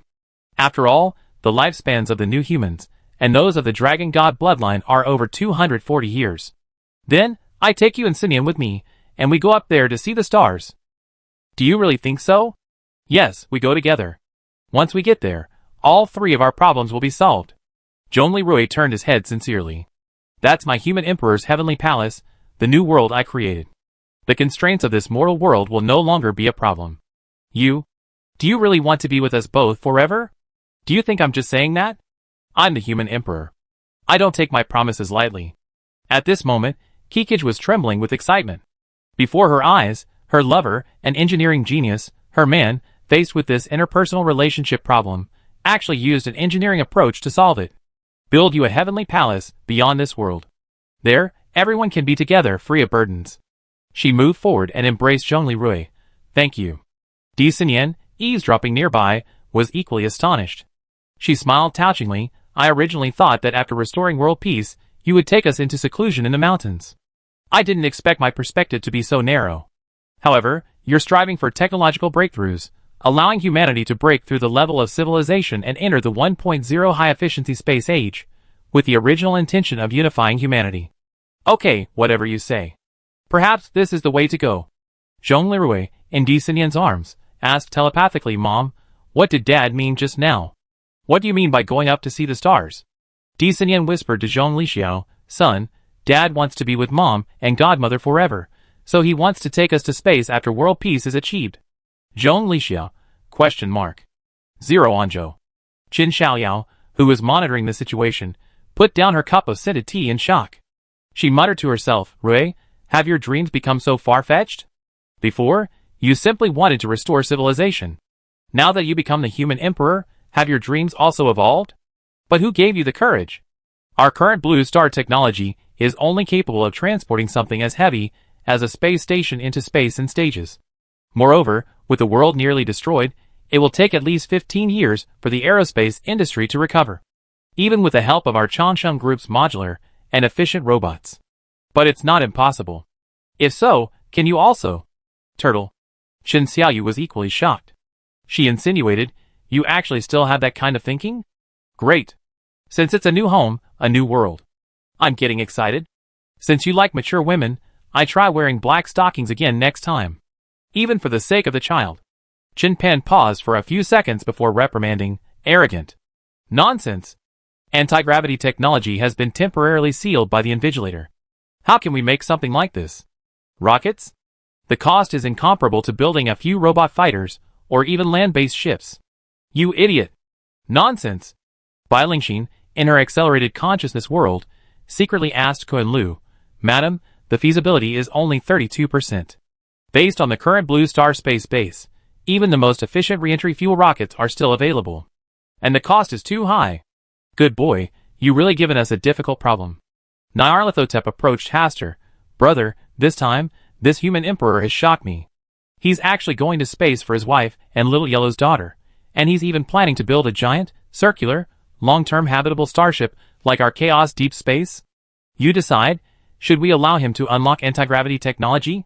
As long as he survives to realize it, humanity is ready for it. However, if we just create his desired small utopia in space, the final version of electromagnetic catapult technology, a return transport catapult module, and the final optimized plasma jet technology you gave the little human emperor are enough to accomplish this. The first Demon King's technological empire can handle everything else. Didn't they already build the large, unmanned celestial space station and the Sea of Tranquility base on the moon before the zombie age? As for anti-gravity technology, that was used to build fleets to leave the solar system. Why would they leave the solar system in their current state? Naya shrugged. That's true. The little human royal family already has electromagnetic catapult technology. I just need to teach them how to use it differently. Asta's mouth curved mysteriously for a moment. Chapter 488. 2 weeks later. In the conference room, before Zhong Lirui, 3D holographic projections of Solikov and Liang stood, their expressions solemn. Automatic translation in Dacian language. My companions, it's time, Zhong Lirui said calmly and indifferently. Together, we will build a new world. Then Zhong Lirui, Solikov, and Liang nodded and smiled knowingly. The next moment, almost simultaneously, all three stood at attention and saluted. Together, we will build a new world, Solikov and Liang responded solemnly. Autumn, the second year after the apocalyptic zombie crisis. Chukechi, a fortress city near the polar regions of the northern Pacific. In front of the Rakshasa army headquarters, in the square. Dressing in the uniform of the former supreme commander of the Great Red Alliance, Solikov and a group of military attaches stood on the reviewing stand erected in front of the headquarters. Amidst the resounding sound of military bugles, and under the gaze of all the Rakshasa soldiers and civilians of Chukchi, the flag-changing ceremony began. The tricolor Rakshasa flag was lowered, and the blood-red flag of the former Great Red Alliance, emblazoned with a crossed golden sword and hammer in the upper left corner, rose again in the morning light after decades. Countless elders wept bitterly. This was the flag they yearned for in their dreams. Young soldiers and civilians shouted Yura in unison.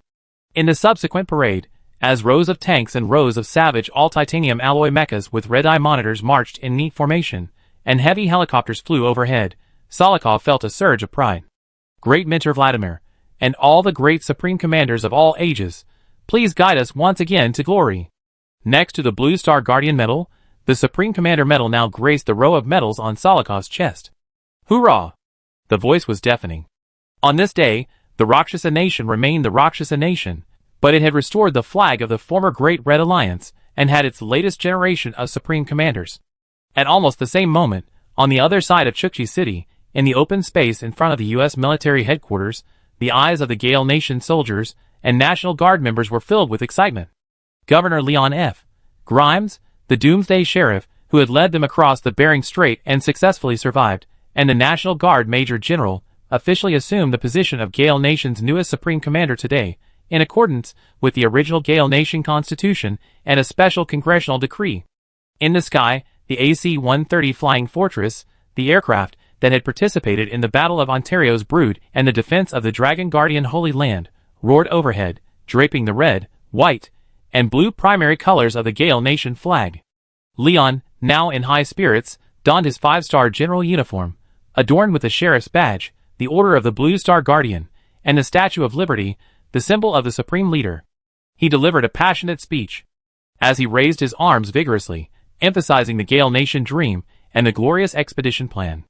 In the near future, we will cross the Bering Strait, starting from Seward, return to Alaska, return to our homeland, and one day, we will fight our way back to the capital, D.C., and Manhattan. The entire Gale Nation military and civilian population present cheered. Watching the enthusiastic Gale people before him, Leon looked up at the sky, thinking to himself, Wang, the Chinese female police chief in the community whom Leon had a crush on when he was a neighborhood thug, who died protecting him during the zombie apocalypse, I always borrowed your badge. Thank you. I saved the Gale people. Now, I have a medal of my own. One day, I lead them back home. On this day, the Lifeng nation once again possessed a supreme commander. In the south, in the northern border of Dakian, in the fortress city of the Ming Tombs, today, the weather was overcast, turning cloudy, with a light breeze. Paragraphs of personnel and vehicles from the Northern Border Army and the Lingen Prefecture Army were neatly arranged in front of the Dakian Army flagship, the Bishi. At the forefront were the newly upgraded 36-man Yinglong Z 4th Generation Airborne Paratroopers, wearing the Yinglong Z-2 armor. Beside the Bishi, the Xiangui and Taotai formed a protective formation, one on each side. In the sky, attack helicopters from the Demon City Fortress Air Force, and the Bishi and Xuangui-based Peregrine Falcon modified fighters hovered neatly in formation. On the plain square in front of the main gate of the Ming Tombs fortress, soldiers and civilians looked up at the golden figure aboard the flagship, the Bishi. Today, Zhongli Rui, still clad in the golden Great Xia Dragon Bird armor, held the fully deployed Human Emperor banner in his left hand as he stood atop the Bishi's deck bow. The wind blew the Human Emperor banner up, sending it fluttering in the air. Behind Zhongli Rui stood Long Zhanya, Yelena, the 3D holographic projection of Tang Xiaoning, the 3D holographic projection of Cheng Yonghua, his ally King Fengren, and his ally Queen Saren. Shrouded in gold, Zhongli Rui stepped forward, took a deep breath, and began his inaugural address. Ladies and gentlemen, inheritors of the ancient and magnificent civilization of the land of China, I am your compatriot, Zhongli Rui from Lingen Province. Today, seeing each of you alive and well, I feel a surge of endless strength. This is because we are still thriving, a testament to the resilience of civilization despite all the hardships it has endured. Ladies and gentlemen, I, the governor of Lingen Prefecture, the liberator of the grasslands, the god of war of the Altai Mountains, am honored today to receive the recognition of the ancient technological artifact, the Human Emperor banner. According to the earliest records of civilization, the Human Emperor was a pioneer of technology in the ancient era, a forerunner of service and dedication to the people, and a protector of his homeland, tribe, and even the allies of justice. He was an outstanding representative of the Justice League, not some hereditary emperor mandated by heaven, destined to live forever. The ancestor of the Human Emperor, the heavenly Emperor Fuxi, was truly a great ancestor of meteorologists who first understood the laws of meteorology and geography and created the 8 trigrams to serve the people, improve productivity, and bring prosperity to the people. The Human Emperor, the Earthly Emperor, the Yen Emperor. Shenong personally tasted hundreds of herbs and discovered crops and medicinal herbs for the people, becoming a great pioneer in agronomy, medicine, and pharmacy. The Yellow Emperor, the Emperor of mankind, built houses, made clothes, constructed vehicles and ships, established musical instruments, and cultivated medicine, carrying on the legacy and forging a path for human civilization. The Yellow Emperor, Xian Yuan, convened an alliance among the various tribes and fought Chiyu, slaying the demon and bringing peace to the world. His righteous spirit will live forever. Today, I am unanimously elected by all the governors of the Dakian 5 military commandery and trusted by the survivors of the 5 lands of Dakian. I hereby assume the position of chief executive of the new Dakian. Today, the land of Shinzhou, the homeland of Dakian, faces a critical moment of life and death. The survivors of Dakian now live only in 5 states, civilization shattered, and monsters roam rampant. And the traitor Turtu of the Northern Golden Royal Court has murdered the king, seized the throne, and launched a war, leaving countless lives in ruins and bones strewn across the land. I hereby swear to all the surviving people of Dakian that I will serve them, protect our beloved land of Dakian, uphold justice, righteousness, and the law, carry on the spirit of serving the people and the public good of our outstanding emperors of previous generations, and take it upon myself to revive our Dakian civilization. I, human Emperor Zhongli Rui, will fight for the people of Dakian. Suddenly, the wind picked up. The vast cloud in front of Zhongli Rui suddenly split open with several cracks. Rays of light from the crevices in the cloud streamed down, one of which fell squarely on Zhongli Rui. Instantly, Zhongli Rui, clutching the human emperor banner and clad in the golden great Xia dragon bird armor, was enveloped in a holy aura. Yu Jia exclaimed in the data world, "What a coincidence." Haha, not bad. Zhongli Rui wasn't disturbed by this minor incident. He raised his right hand, pointing his fist to the sky, for Dakian, for civilization, for the people. In the formation below, after a moment of stunned silence, the soldiers and civilians responded to Zhongli Rui almost explosively. For Dakian, for civilization, for the people. For Dakian, for civilization, for the people. For Dakian, for civilization, for the people. The thunderous slogans echoed across the fields surrounding the fortress city, shaking everyone's heart. In this moment, Zhongli Rui raised his head slightly, gazed at the sky, and said to himself, "To the outstanding predecessors of the human emperors, to the outstanding predecessors of the supreme chief executives, I will do my best not to let you down, not to let the people down." High in the sky, Hastur grabbed Nyarlathotep like a kitten and said, "Little Nyarlathotep, you've been naughty again. Why were you using the Chaos Deep Space's atmospheric control device to blast those clouds?" I just thought the lighting on my believer was a little dim, and the live stream wasn't looking good. So were you filling in the gaps? Didn't I tell you not to interfere?" "I didn't interfere, I just blasted the clouds. Besides, blasting the clouds doesn't seem to be a violation, right? It just makes the ceremony look better." Hastur smiled wryly, and shook his head. "Little human emperor, you bear a heavy burden. Turkey isn't even the most formidable." That day, under the watchful eyes of the crowd, Zhongli Rui became the new supreme chief executive and commander-in-chief of the 3 armies of the new Dakian. He held the rank of first-class general, and was awarded the human emperor's lifetime honorary medal, symbolizing the Yin Huang, with a crimson flame and golden earth. Taking into account the demands of the war and her tremendous achievements in previous battles, Zhongli Rui promoted her to the rank of Dragon War General, a step below first-class general. He also awarded Yelena the Horned Dragon Medal and promoted her rank to Lieutenant General, commending her air force for its outstanding contributions in rescuing the Songlong Guard, defending the Dragon Holy Land, and subsequently transporting and evacuating the elderly and vulnerable. Furthermore, Zhongli Rui awarded Liu Shi the rank of Special Police Lieutenant General and promoted Situ Kong and Wang Gang to Major General. Situ Kong became Chief of Staff of the Dakian General Army, while Wang Gang commanded the Army's Special Operations Forces. After the ceremony, Long Zhanya approached Zhongli Rui and whispered, "Chief Zhongli, you don't have to do this. Mr. Long, do you remember what you did after you nearly accidentally launched a nuclear bomb, wiping out the entire Shizhou military and civilian population?" During the Battle of Shizhou, Long Zhanya disregarded Zhongli Rui and Yelena's press conference, killing 30,000 zombie-like civilians, who could have been saved. Later, a miscalculated command led to the nuclear bomb's accidental launch. Fortunately, Zhongli Rui's Bishi intercepted the tactical nuclear bomb with its electromagnetic main gun from dozens of kilometers away. Otherwise, the fleeing 2,000-plus survivors of Shizhou, the 20,000 newly recovered awakeners on the battlefield, the 20,000 zombie civilians waiting to be recovered in the fortress, and the reinforcements would have been wiped out. Afterwards, Long Zhanya first promoted Zhongli Rui to Major General, then demoted himself from Lieutenant General to Major General, and then placed himself under house arrest. Long Zhanya was stunned, then his expression turned serious. "You want me? Old Long, you're also an awakened being now, with at least another 60 years to live. My term is 10 years, and even if I'm re-elected, I only have 2 terms. During this time, if I... Well, please? Ah, young man. Thank you for your trust. Rest assured, I believe you won't let us down." Zhongli Rui smiled brightly, then saluted Long Zhanya solemnly. Long Zhanya returned the salute solemnly with his robotic arm. Underground in the northern part of the Dragon Soul Land Research Institute, Turda watched the news reports from Luosha, Lifeown Kingdom, and Dakian, especially the news reports about Zhongli Rui holding the Human Emperor banner, assuming the title of Chief Executive, and being named the newest Human Emperor. He flew into a rage. He nearly shook the entire crypt to the ground. Okay, Turtu, Lloyd F. Daft called. These brats are obsessed with the false prestige of the old days. If they want it, give it to them. I'm telling you, be careful. These three factions are suddenly making such a big fuss.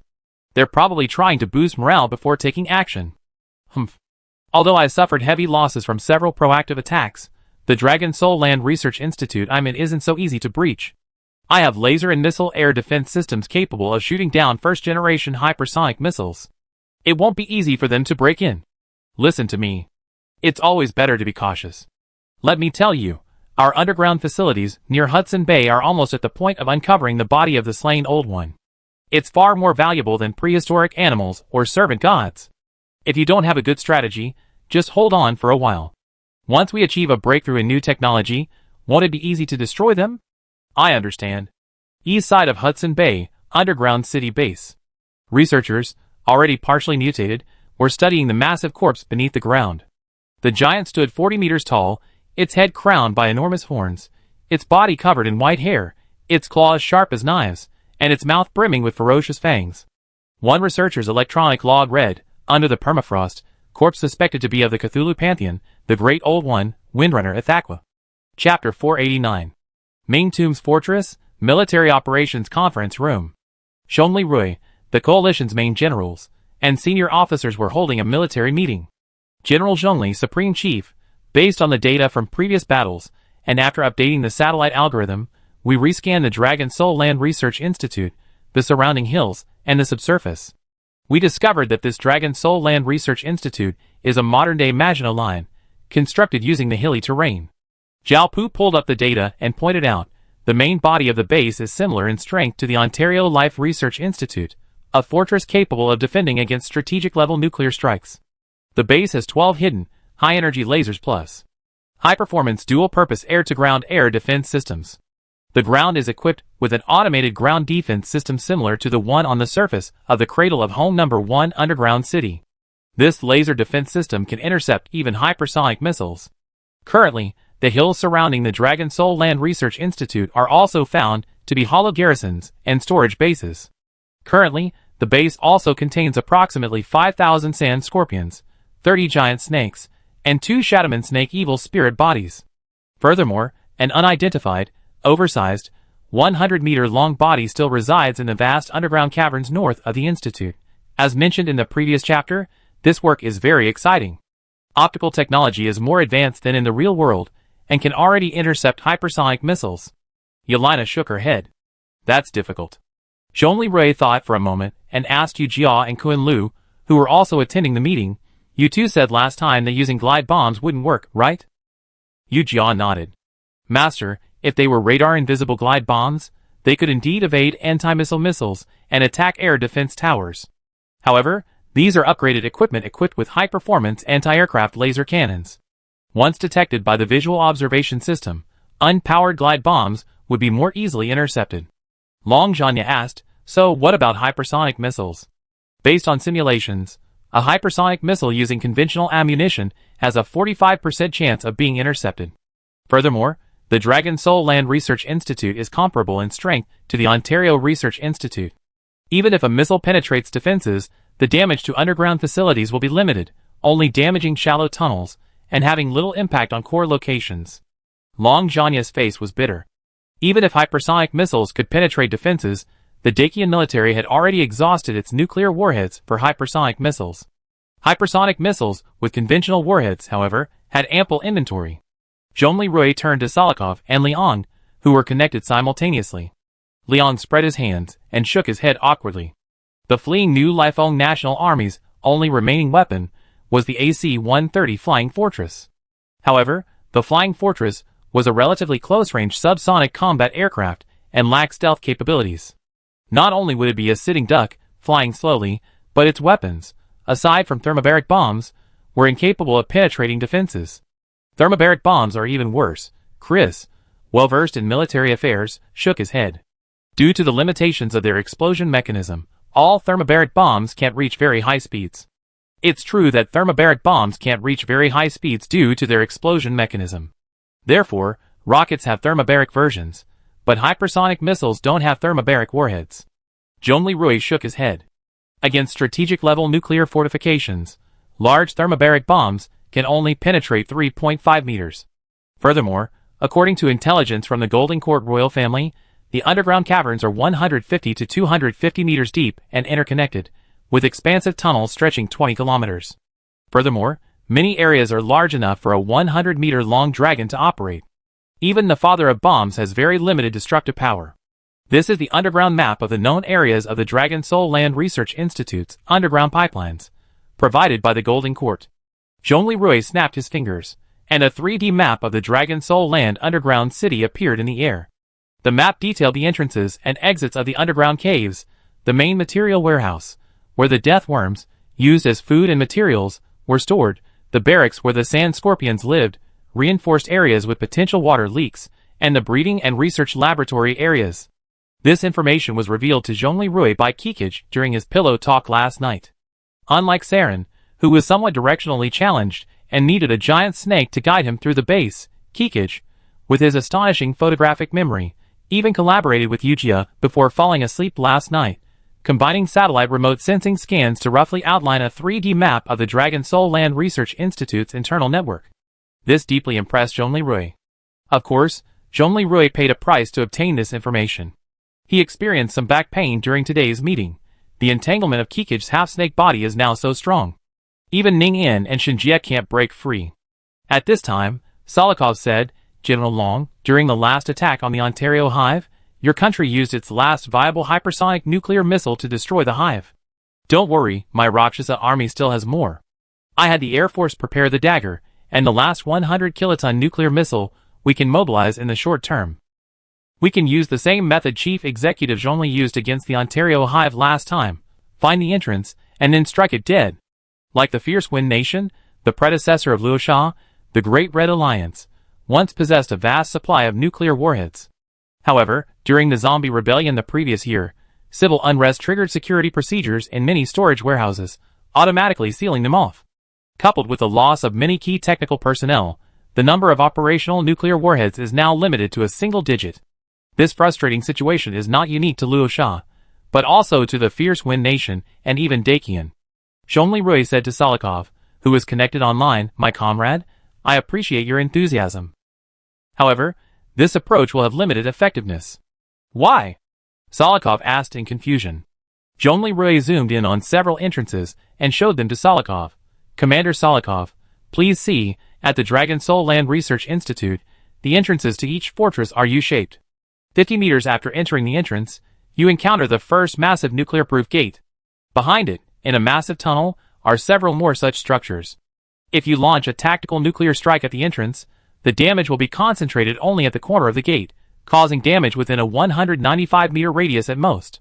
This leaves about 600 meters away from the core power reactor, material warehouse, sand snake habitat, barracks, and laboratory. Furthermore, this won't damage the core area, nor will it trap them, as there are 3 such exits in different areas. Solikov rubbed his brow. Alas, drilling a hole in a turtle shell is difficult. Bombing through the turtle hole is too far away. Little Yelena, you're right. It's a difficult task. At this moment, Liu Shi, a lieutenant in the police system who also participated in the meeting, stared at the lower middle section of the 3D map, where a sign indicated the location of the reinforced wall to prevent water seepage, and he seemed lost in thought. Then he asked to speak. Zhongli Rui, Solikov, and Liang exchanged a glance before agreeing with him. Commanders-in-Chief, I have a suggestion. How about we use the mine infiltration tactic? Zhongli Rui's eyes lit up. He found the tactic proposed by his former roommate and close friend in the engineering and minerals department somewhat refreshing. Infiltration, mine infiltration? Solikov pondered his meaning. Then, Brigadier General Alyosha Kokin whispered something to him, and he suddenly understood. He smiled and said, Sir, Lieutenant General of the Special Police Force, you want to use special operations to infiltrate such a formidable den? You are a true warrior, and I pay my respects to you.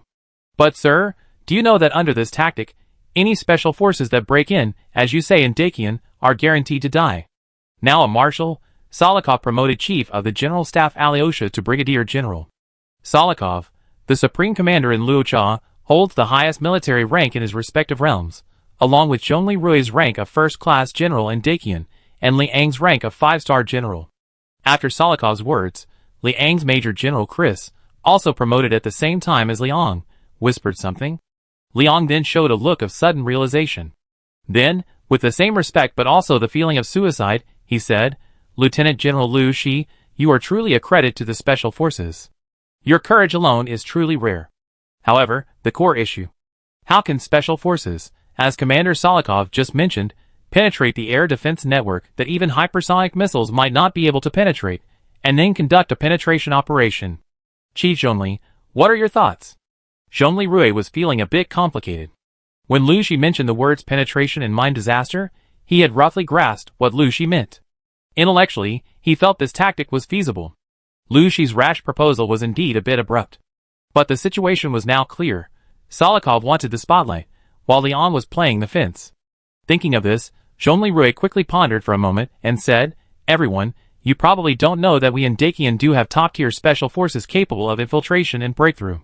Solikov smiled. "My brother, Chief Zhongli, are you planning to execute a death airborne raid on your Yinglong wings?" At these words, Long Zhanya's face darkened. He knew, of course, that Solikov was hinting at the heavy casualties suffered by the first 3 generations of Yinglong wings, known as Dakian's most elite airborne mecha unit. It seemed Luosha had received this intelligence. Giving Long Zhanya a reassuring look, Zhongli Rui confidently said, "Since today's mission is to eliminate the evil god-level enemy that threatens us all, I won't hide it." Then, Zhongli Rui snapped his fingers. His action attracted the attention of everyone present. Chapter 490. Nearby, the black-clad mechanical guard number 3, on standby, suddenly appeared. The mech's visor opened, revealing Shin Yuchu's face. Shin Yuchu saluted Zhongli Rui, then closed the visor. The mech activated its cloaking function once again, vanishing without a trace. Except for the Dakian, Luosha, and Lifeng factions, everyone was stunned. Among them, Solikov and Alyosha were the most shocked. Zhongli Rui casually said, "This technology has been mass-produced. Yinglong wings, Phase 4, Elder Long, are they fully equipped?" After saying this, Zhongli Rui winked at Long Zhanya. Long Zhanya, of course, knew that the stealth airdrop squad shield vehicles hadn't been fully deployed yet. Currently, only 3 squads had the Yinglong wings Phase 4. However, he immediately saluted Zhongli Rui, reporting to the chief executive, "It has been deployed and is operating smoothly." Lvshi, having worn both the black mechanical dark guard armor and the savage armor, naturally understood Zhongli Rui's intentions and cast a grateful glance at him for standing firm. Surprisingly, the first to react was 5-star General Liang. "I see. Lieutenant General Liu Shi, if this impressive equipment is used, your proposed infiltration is indeed possible. However, I must warn you that while your tactical creativity is excellent, the results may be far from ideal." "Please enlighten me, Commander-in-Chief," Liu Shi said politely. "You proposed this plan. I assume you graduated from a polytechnic university." "I didn't graduate, but I did attend a polytechnic." "I understand your intention. You intend to lead special forces, equipped with this invisible armor, deep into the underground city, locate a potential flood point, blast through the underground river, and then cause an artificial mining disaster, flooding the 7th Army?" At this remark, Zhongli Rui and Solikov's eyes were suddenly touched by Liang's words. Who would have thought that this doomsday sheriff actually knew about mining? Liu Shi was a little surprised, but then nodded confidently. "I'm from Kentucky. My hometown has a mammoth cave, which is much larger than the underground tunnels in the Dragon Soul land. Some areas are as wide as interstate highways. The passages in this cave are 180 miles long. This is somewhat similar to the tunnels, where the Dragon Soul Land Research Institute is located. I suspect that they originally used the vast underground river and natural caverns here, now dried up and unknown to outsiders, as the original base for their construction. If that's the case, if you blast through 1 or 2 leaks and flood the 7th Army, with luck, it might take years, right?" At this, Liu Shi choked. He truly hadn't considered this. Zhongli Rui remained silent, because Major General Thomas had requested the floor. "Lieutenant General Liu Shi, the strategy you just proposed is very constructive. I suggest that, instead of bombing deep into the water leak, we should have the troops bring in a father of bombs. A father of bombs would consume all the oxygen in the tunnel. How about letting Turtu experience the suffocating feeling? Rather than slowly flooding the 7th Army, we should roast them with fire." This tactic was used by the former Giant Red Alliance to defeat the fortresses of the Rion National Army that invaded Dakian territory. At Major General Thomas's words, The Luosha officers were stunned for a moment, then cheered in approval. Zhongli Rui then said calmly, Major General Thomas, your idea is very constructive. However, implementing it may not work. Thomas was puzzled. Respected Chief Zhongli, why not? Zhongli Rui said calmly, a mass-produced humanoid mecha has a maximum payload of 0.5 tons. How much does the father of bombs weigh? Nearly 8 tons. You want our invisible troops to drive a truck carrying the father of bombs into the tunnel and scare Turtu with a poltergeist? Thomas was stunned, then blushed like a rooster with embarrassment. Some of the Rakshasa officers, whose chi cultivation skills were less advanced, were already laughing. Solikov's lips curved mysteriously, and he asked, Chief Zhongli, you say that, so there must be a solution, right? Liang was also watching Zhongli Rui with interest. Zhongli Rui was about to say something when Chen Xiaoyu, in conjunction with Yu Jia, activated the accelerated world and connected with Zhongli Rui. Sister? Yu Jia? What are you doing? I just saw the situation and guessed you were going to use the reactor as a bomb again, right? Sister, you really know me, haha. Chen Xiaoyu said unhappily, then smiled mysteriously. I teach you a trick. Later, win over Solikov and tell him I need to borrow your power. Then, use his nuclear warhead.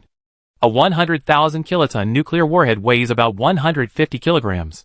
A black-clad mechanical guard, stripped of most of its weapons, can carry it quickly. That's a good idea. But nuclear bombs aren't invisible. Wouldn't it be easier to just make an invisible box? Easy. Sister, you're a genius. I love you. Zhongli Rui flattered. Smooth talk. Disgusting. Chen Xiaoyu suddenly made a retching gesture. What's wrong with you? Zhongli Rui said anxiously. It's nothing. It's just a small matter. Just do your job. Go ahead, I make you a box in no time. Sister, thank you. By the way, I designed something. Not too difficult, a plasma cutting weapon. A plasma arc sword. Can you make it? As he spoke, Zhongli Rui used his mind to link up with Yu Jia, displaying the design for the second weapon he'd been working on recently, the plasma arc sword, the melee weapon of the Great Xia Dragon Sparrow. With Yu Jia's help, he displayed the design in the accelerated world. Let me see. Rui. You're actually a technical genius too. This is indeed plasma cutting technology, using the same plasma arc technology used in factories to cut steel. But with this kind of optimization, this kind of thinking, to make a portable cutting weapon. Are you a Star Wars fan? Zhongli Rui felt a little embarrassed and guilty. After all, this final version of the enhanced plasma technology was given to him by Nyarlathotep. Now, he wasn't using it to improve the jet engine, but rather on a cutting weapon. Well, I'm just borrowing an idea. Using lasers to make swords isn't really realistic. But plasma cutting technology has been used in factories to cut steel for decades. I'm just looking at it from a different perspective. Just like last time, shall I replace my shears with expanders to use as a melee weapon? Ha ha, great. Excellent. That's my brother. You're right, plasma cutting technology is very mature. Now the Great Xia Dragon Bird Armor and the Minghong Fighter both have microreactors. The one in the Great Xia Dragon Bird Armor is an ultra-micro reactor, similar to the one on Iron Man's chest in the early days. Powering a plasma arc sword is certainly no problem. I estimate I can finish this thing in a week. But in the meantime, have Yu Jia transfer the Great Xia Dragon Bird Armor to me. The Mingling Fortress is safe now, so you can make do with the Black Mechanical Dark Guard Armor for a few days. Okay, actually, the Black Mechanical Dark Guard Armor is pretty powerful too. Zhongli Rui smiled. Good. Brother, you really won my heart lately.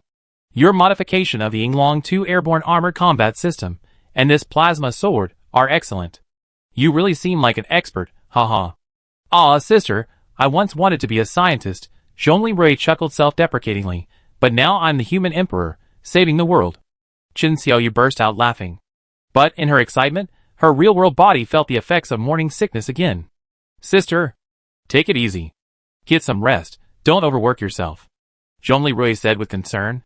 Chen Xiaoyu's eyes rolled around, and she stepped forward, grabbed Zhongli Rui, and gave him a Slavic kiss. However, she deliberately prolonged the kiss on his lips, and used more force. Don't worry, my human emperor brother. I'm your goddess of craftsmanship, and will bring you victory. Thank you, sister. Don't push yourself too hard. I understand. After Zhongli Rui went offline and accelerated into the world, Yu Jia asked, Miss, is this worth it? Yu Jia, you're still asking me? Who was it that, for him, defied Mother's will and used the great Xia Dragon Bird battle armor, hidden to restrict him, to save his life? Qin Xiaoyu looked at Yujia's data form with amusement. Then, Qin Xiaoyu was surprised to feel Yujia gently embrace her. Miss, my sister. Don't push yourself too hard, even for him and for the children. Qin Xiaoyu smiled. He really taught you well. I understand. Thank you. Zhongli Rui was stunned for a few seconds before returning to the meeting. When he actually told Salikov, I need to borrow your strength, and proposed personally leading his most elite stealth troops, armed with a 100,000 kiloton nuclear warhead, deep into the base to blow Turtu and his men to smithereens, Salikov revealed a profound sense of pride and satisfaction. All right. My closest comrade, Chief Zhongli, this time, let us once again join forces to save the world. Leon, who was attending the meeting, felt somewhat frustrated, but there was nothing he could do. Chris, standing by, shook his head slightly. Who told us to be fleeing now? Well, once we get back to Alaska, everything will be fine. Afterwards, the three armies in attendance formulated a decisive battle plan for 3 weeks. External feint attack, internal infiltration, and sabotage simultaneously. Salikov decided to dispatch a transport aircraft to deliver the nuclear bomb to the Ming Tomb's fortress city. Meanwhile, the Rakshasa Army and the Lifeong National Army agreed to launch a joint attack on the Dragon Soul Land Research Institute during the decisive battle. As the meeting drew to a close, Lu Yixin arrived at the Ming Tomb's fortress with a convoy of supplies. High in the sky, Nyarlathotep shook his head. This kid, I gave him the technology to build an engine, but he used it first to make a force sword. This idiot thinks the human emperor banner, a kitchen knife, isn't enough? He needs a lesson. Haster said, if he actually uses the human emperor banner like a machete on the battlefield, I teach him a lesson. This kid is very cautious. Don't forget, the technology and materials used in the human emperor banner are taboo. He's right not to use it. He doesn't use the human emperor banner to chop melons and vegetables with unparalleled power, but instead uses the technology you gave him to carefully make a plasma knife. That's a sign of listening to you. Naya scratched her red hair awkwardly, offering an awkward yet elegant smile. Besides, his starting point is not wrong. Developed nations without nuclear weapons are vulnerable. Isn't what happened on the homeland of the Persian Empire before the zombie crisis a lesson enough? Besides, the little human emperor is seeking revenge for your little yellow. Look at what that turtle has done with the genes of your little yellow, the mythical earth dragon. Little yellow. The dark energy behind Nyarlathotep intensified, and the chaos death scythe appeared in his hand.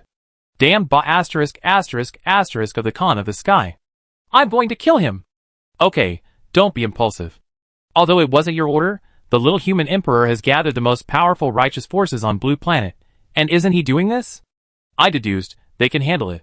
But later, that person in Honolulu who used the Mayan civilization's fear, the former Mad Commander-in-Chief, who possesses the genes of the Sea Evil God, would be a real challenge for these three young giants.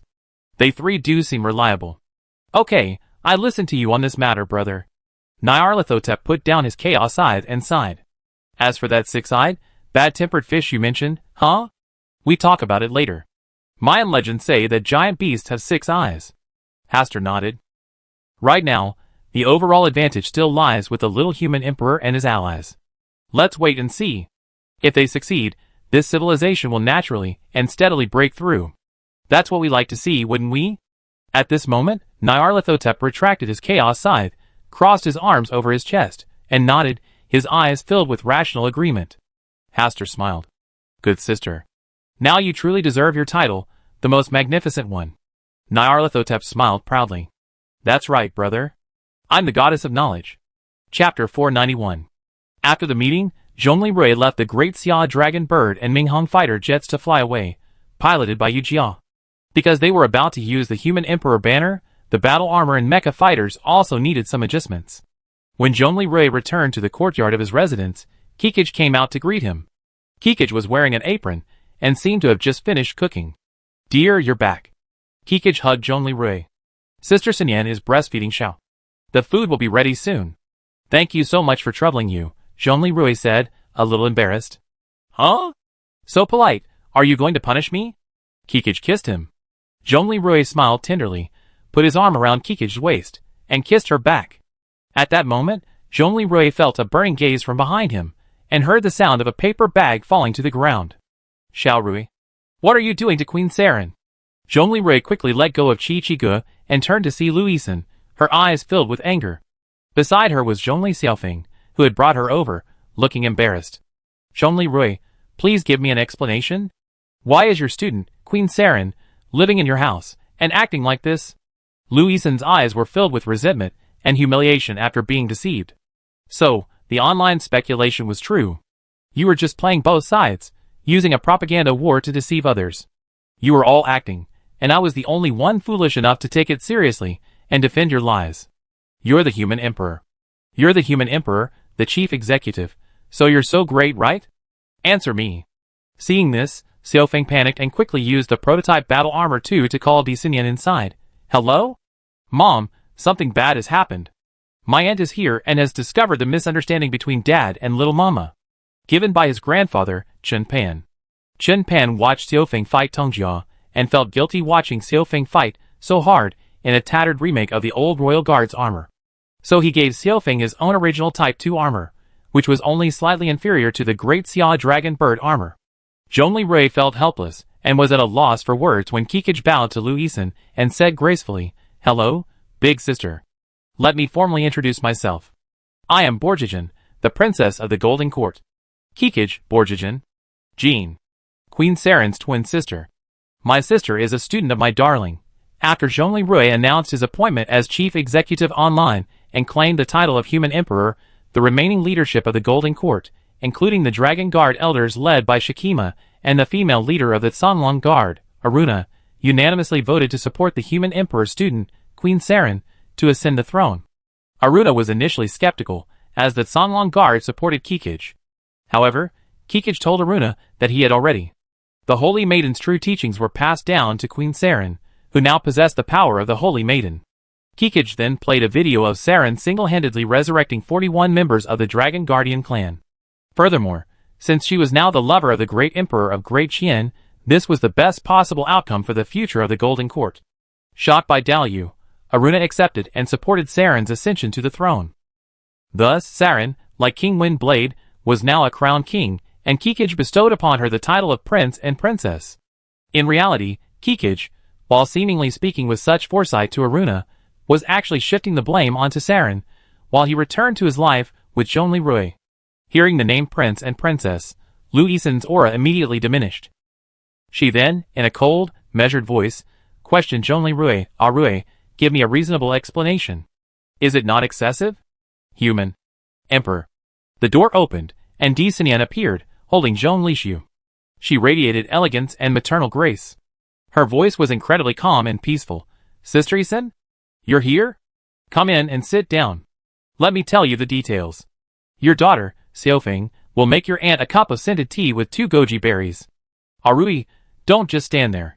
Pick up the things at the door. I traveled over 1,000 kilometers to deliver this? Is this how you treat someone's kindness? Kikij, could you please bring me another pair of chopsticks? Yujia, security, I'm counting on you. The whole place fell silent. Kikij was the first to react. With the same graceful smile, she narrowed her eyes and said, I go get another dish. We be eating soon. 6 black-clad mechanical guards appeared, and Yujia's 3D holographic projection said, Sister, security, no problem. But everyone, rest assured, we're in Elder Long's 13 Tombs fortress. Lu Yixin said nothing, but she began to walk towards Dixinian and Zhong Lixia. Shower, Auntie is here to see you. Auntie. Long time no see. You lost weight, Zhong Lixiao said. This child, so young, is caring. Lu Yixin smiled at the child. Zhongli Rui shook his head, and carefully picked up the paper bag at the door. He opened it, and his eyes narrowed. This is corn and several varieties of scented tea. He recognized all these varieties. These are the medicinal herbs Lu Yixin grows in the Zijingwa community, and the corn she grows at the Huaduo kindergarten. His mind flashed back to what he had said to Lu Yixin during the founding of the Huaduo community last year. Someday, will you treat me to some of the corn you grow? Okay. Today she brought. Zhongli Rui closed his eyes, and sighed softly. Master's mental pollution level, 5%, anxious. Yujia shook her head slightly. In the room, Dixinian handed Zhongli Xiao, who had finished feeding, to Xiaofeng, then looked at Lu Yixin. Sister, you seem surprised by my current state? Shouldn't I be surprised? He brought home such a large snake princess, and he's still like this. How can you be so calm? Sister, do you remember what Rui did for you and me? He did so much for us. Indeed? Okay, that question is a bit confusing. So let me ask simply. Sister, how many times has he saved your life? Twice.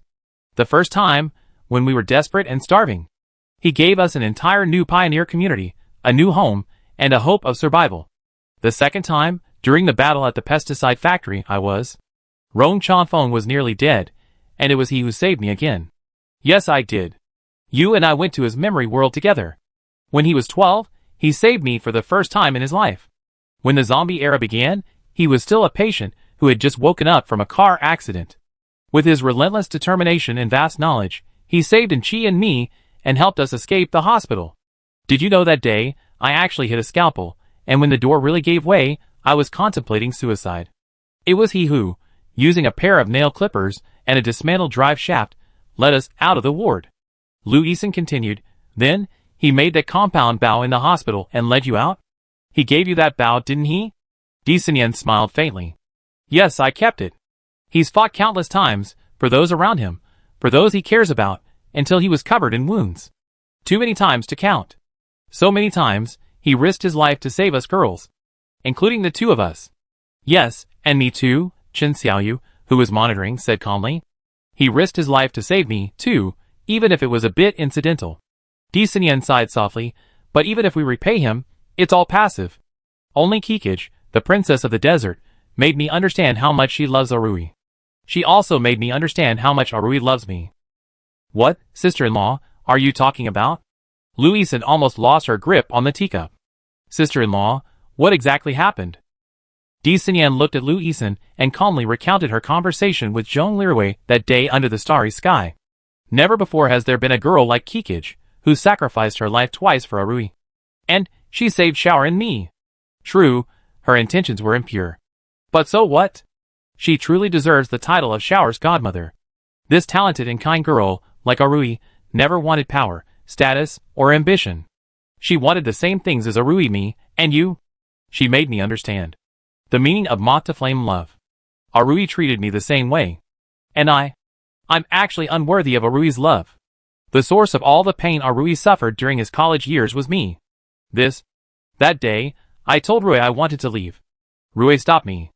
Later, I realized how cruel this was. Rui's current career can be summed up in one word. Cultivation. He's burning his life to regain everything I lost, even the smallest bit. So, out of pity for him, I shamelessly continue in this position, enjoying his care. Actually, do you think Rui wanted this? He was forced into this. He was forced to become our savior. He was forced to become our city's governor. He saved countless lives, slew gods and demons, but was tricked into becoming the fourth demon king. I told you about Saren, didn't I? To save people, he enslaved the girl and became a slave owner. Only after her inner demons were overcome did he dare to spread a rumor that he was moved by her and accepted her as his apprentice. Thank you so much for your help that day. Qin Xiaoyao, who was under surveillance in Ling'an Prefecture, rubbed his belly and said sadly, I tricked him into offending the outer gods, and he took the blame and became the human emperor. Asia also felt guilty, but said heartlessly, forget it, I was the one who suggested it first. But Xiaoyao, my thing is completely broken. I won't help him have a baby. I leave that to you and your sister. Qin Xiaoyao, I will. When Dr. Asia was rescued by Zhongli Rui, her reproductive function had been completely damaged due to being used as a breeding ground by giant bloodthirsty bats so many times. Lu Yixin, he did tell me about this. But I didn't expect him to be in this state of mind. Sigh. Di Xinyan shook her head, and this time, to put it bluntly, he didn't want to betray our sincerity. So he, once so devoted, once again, to avoid hurting us, declared I want it all, becoming a scumbag. But he's much better than me. He's a little indecisive, but he's true to his heart. That's much better than me. Haha, in this beautiful, cruel, and crazy world, what else can I say? Everyone's fine, so forget it. From another time and space, Duan Yu's affirmation, though not devoted, was deeply affectionate. Lu Yixin was stunned. Sister-in-law, I understand your feelings. But? You really? What do I care? I feel so guilty towards you. Di Xinyan changed the subject. For someone as unworthy as me, he betrayed you, Xiaoyao, and Xiaoyu, right? But you all loved him so purely, and never did anything to wrong him. If you compare me to him, I might even be worse than Yelena, who just wanted to drug him. Luisan. Turtle, Chen Xiaoyu. Ling Anzhou, Chen Xiaoyao. Chen Pan frowned and looked at Bai Lingxin. Bai Lingxin sighed. Why do you think he swore brotherhood with his daughters? Chen Pan shook his head. Di Xinyan. Sister, I'm really sorry today, but it's not Arui who's wronged you. In fact, it's me. Sister-in-law, don't say that. Everyone has the right to pursue their own happiness. I understand. At this moment, Kikich quietly pushed open the door. Hey, Sister Xinyan, sister, it's time to eat. Luisan's eyes, now looking at Kikich, became more complicated, but much less hostile. Okay, we're here, sister. Chapter 492. Dinner was eaten in silence. Afterward, Luisan gave Kikich a meaningful look, then sighed softly. Sister Isan? Do you have any advice? Kikich asked calmly. You're so brave. Princess Anne's meal ultimately didn't go through. Luisan's eyes moved. Not everyone has your courage. Kikich was stunned, her eyes flickering, and she lowered her head slightly. She had also seen that black and white movie. After calming herself down a bit, she softly sighed, Sister Isan, actually, like Princess Anne, I didn't succeed the first time. And then, in the sinking bulletproof car, I regretted it to death. It's just that I didn't regret it the second time. Princess Anne is the heroine of Roman Holiday, played by the famous angel fallen Audrey Hepburn. In the play, when the hero and heroine return to their apartment after a fun trip to Rome, Princess Anne says, I try to cook something for you. However, in the end, Princess Anne chooses to go back, and that meal is never made. Luisan, an art major, is well aware of this film history. Are you so brave because you died twice? Luisan pondered. Before leaving, Luisan looked at Joan Leroy, who was still unsure how to face her, and stepped forward. Sister. Ouch. Luisan unexpectedly pinched his pectoral muscle with a sharp, rotating motion. Zhong Lishao asked innocently, Mom, does this hurt? Di Xinyan smiled wryly and nodded, yes, it really hurts. Sister. What are you doing? Zhong Leroy's mask of pain broke. Take care of yourself. I'm going to see Sister Xiaoyu. Leaving these words, Luisan stormed off. Looking at her beleaguered husband, Di Xinyan stepped forward. Honey, you suffered. Zhong Leroy shook his head and smiled broadly. As long as everyone is well, that's all that matters. Luisan quickly arrived at the workshop inside the Xiangui, where Chen Xiaoyu was stationed. Xiaoyu? So hardworking. Still assembling and debugging new equipment so late at night? Ah. Sister Isan. How come you have time to come here? Chen Xiaoyu paused her assembly monitoring and turned to look at Luisan. Much of the equipment on the Changsheng Group's Xiangui and Beiji vessels is highly integrated and automated. Therefore, for tasks like generating invisible nuclear bomb boxes and swapping out some of the Great Xia Dragon Bird's weapons, Chen Xiaoyu only needed to watch the equipment complete its automated tasks and evaluate the combat results. There was no need to hustle like the ground crew in the army maintenance shop, frantically working with electric drills and oil tanks. Come to see you. I brought you a gift. This is your favorite champagne. Come on, put your work aside and have a drink with me. I'm feeling down today. Chen Xiaoyu's eyes lit up at the champagne. But then, realizing she couldn't drink due to her pregnancy, she immediately declined. Sorry, I'm feeling a little under the weather today. I won't drink with you. You're feeling under the weather? Let me take your pulse. Luisan stepped forward immediately. It's amazing. We, the first generation of new humans, rarely get sick. Those zombies out there can survive on raw and rotten meat. What's wrong with you? Don't. But before Chen Xiaoyu could refuse, Luisan used the pulse-taking technique she learned at Wang Zhong's night school. The Barefoot Doctor Manual includes instructions on pulse diagnosis techniques, and indeed includes information on how to determine pregnancy. This pulse doesn't sound like a gastrointestinal problem. It's like a pregnancy pulse? Are you pregnant? Luisan had taken Di Xinyan's pulse during her pregnancy. Chen Xiaoyu was horrified. Luisan had suddenly discovered her pregnancy just by taking her pulse. Seeing Chen Xiaoyu's expression change drastically and her silence, Luisan suddenly realized, you knew you were pregnant a long time ago, so you didn't dare drink, right? Back in Ling'an Prefecture, you sometimes stole low-alcohol liquor from the warehouse and shared it with me. I know how much you love champagne. Seeing Luisan say this, Chen Xiaoyu spread her hands and said, Sister, yes, I'm pregnant. Hey, you're more carefree than me. You let him go so quickly and found someone else? Luisan was surprised. I remember, in my memory world, you took the initiative to wear a showdown bra and black stockings to try to seduce him, but you failed? Chen Xiaoyu rolled her eyes at Lu Yisun.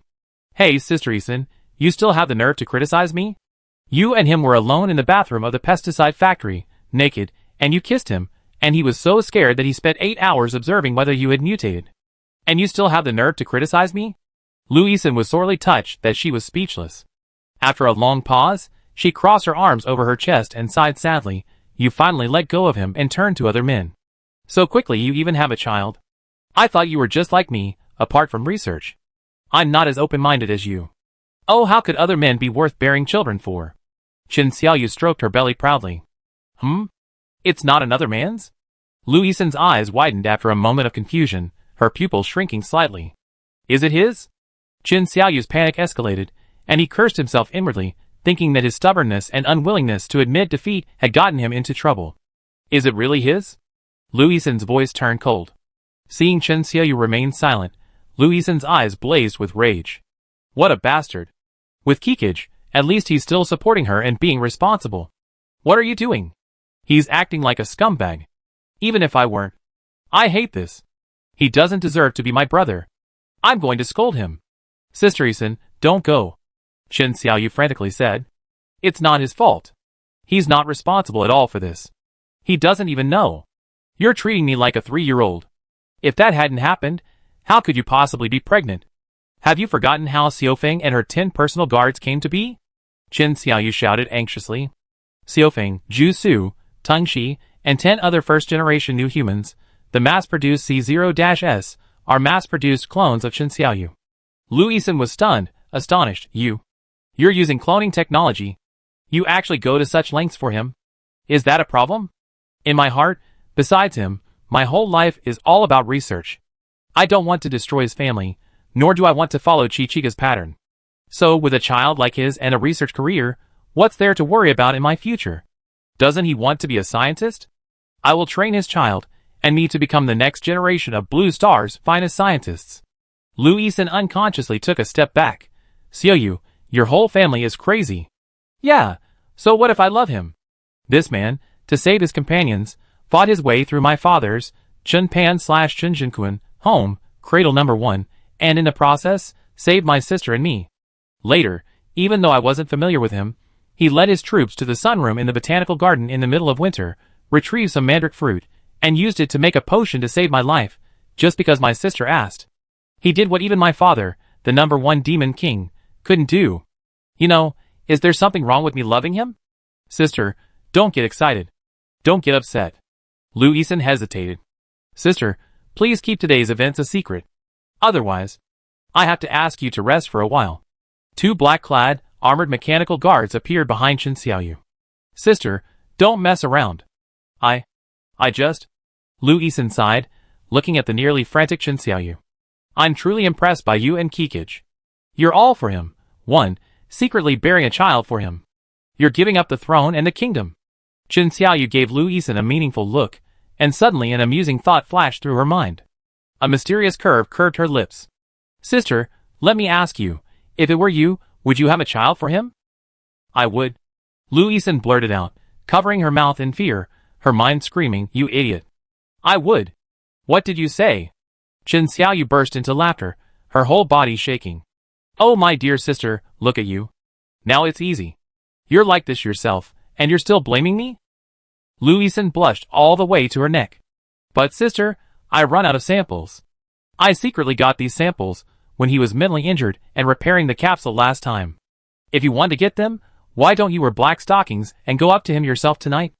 Otherwise, in a few days, he will be carrying a nuclear bomb into the dungeon to fight Turtu. What? Lu Yisun's shame vanished, her eyes bloodshot. He's the human emperor, he's the chief executive, he's the one I love most. How could he do this? There's no other way.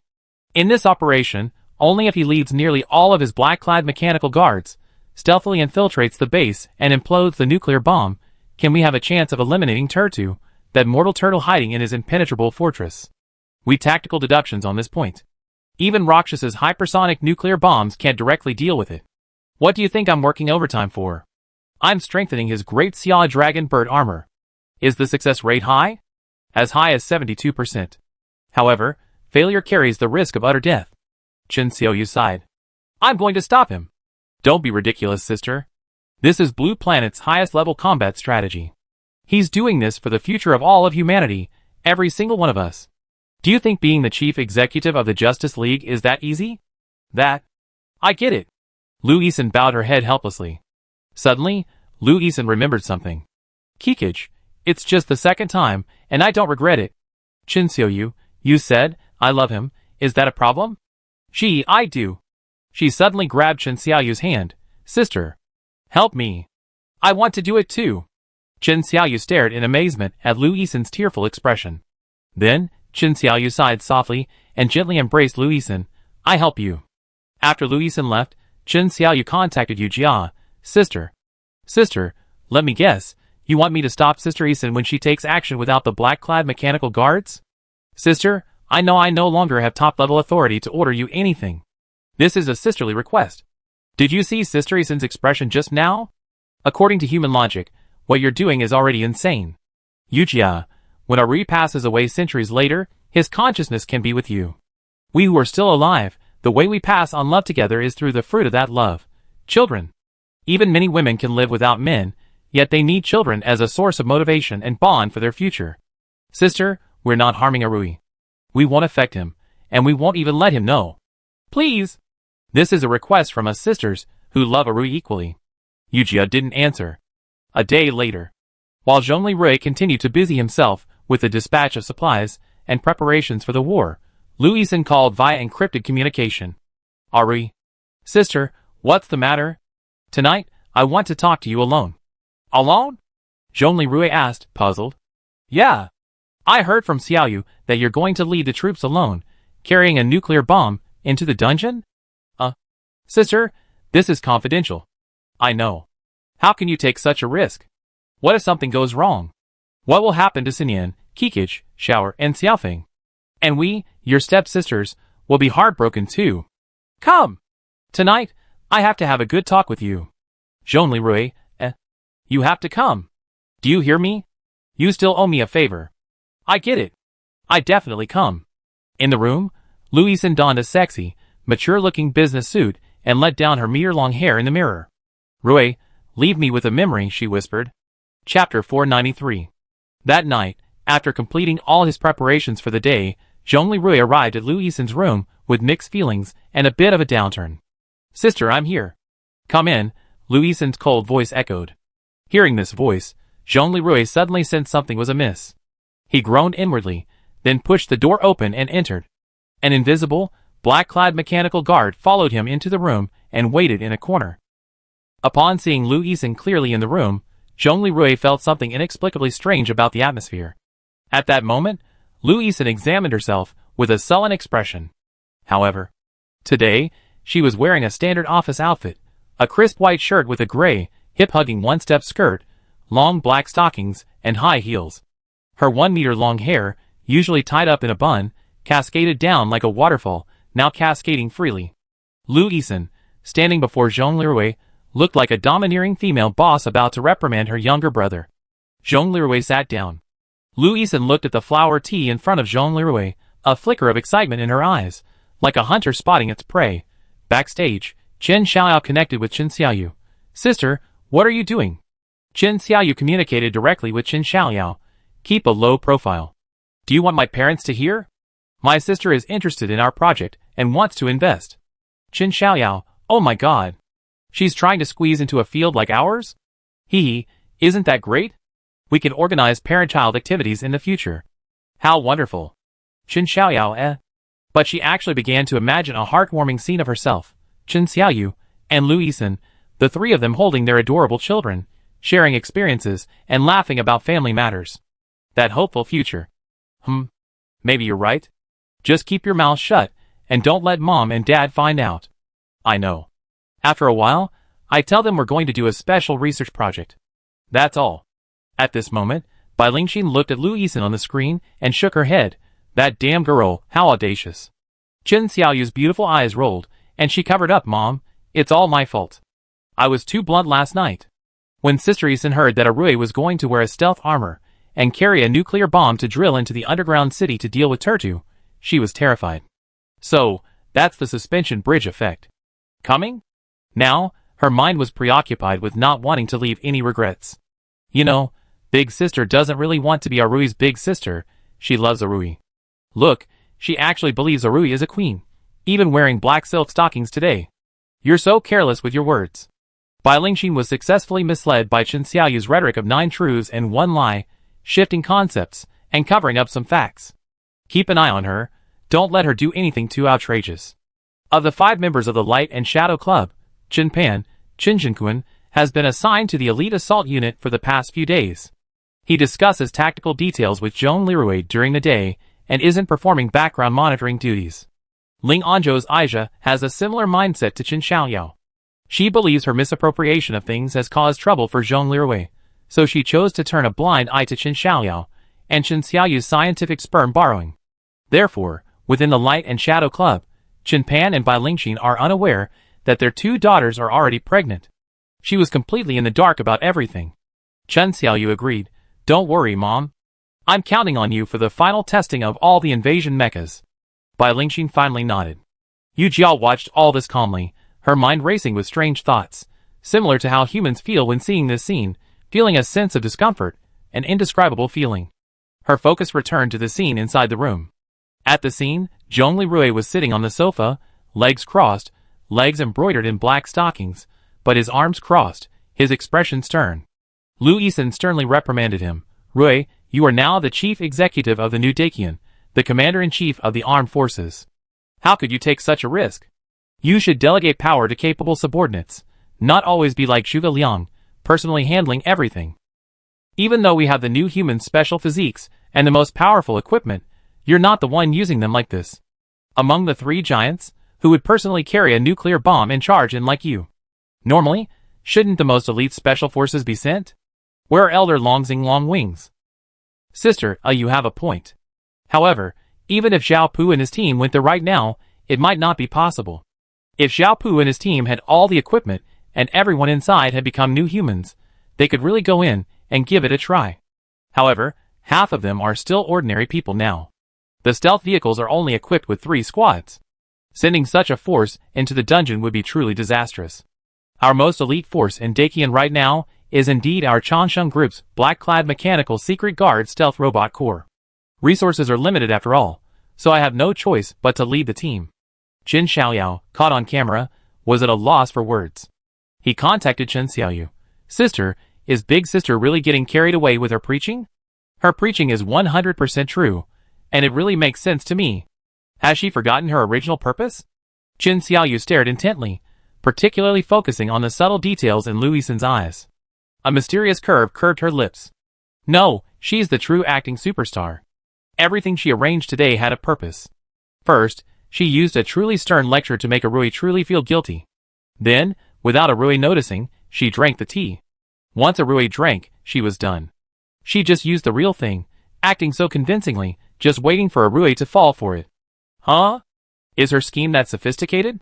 Humph, I had drinks with her privately, and I know her character best. She's always had evil intentions. Why do you think she obediently took off her armor that day? And why did she offer a kiss? And why do you think her junior students, Mao and Lu Mingqi, have been so devoted to helping our Rui? That was all at her behest.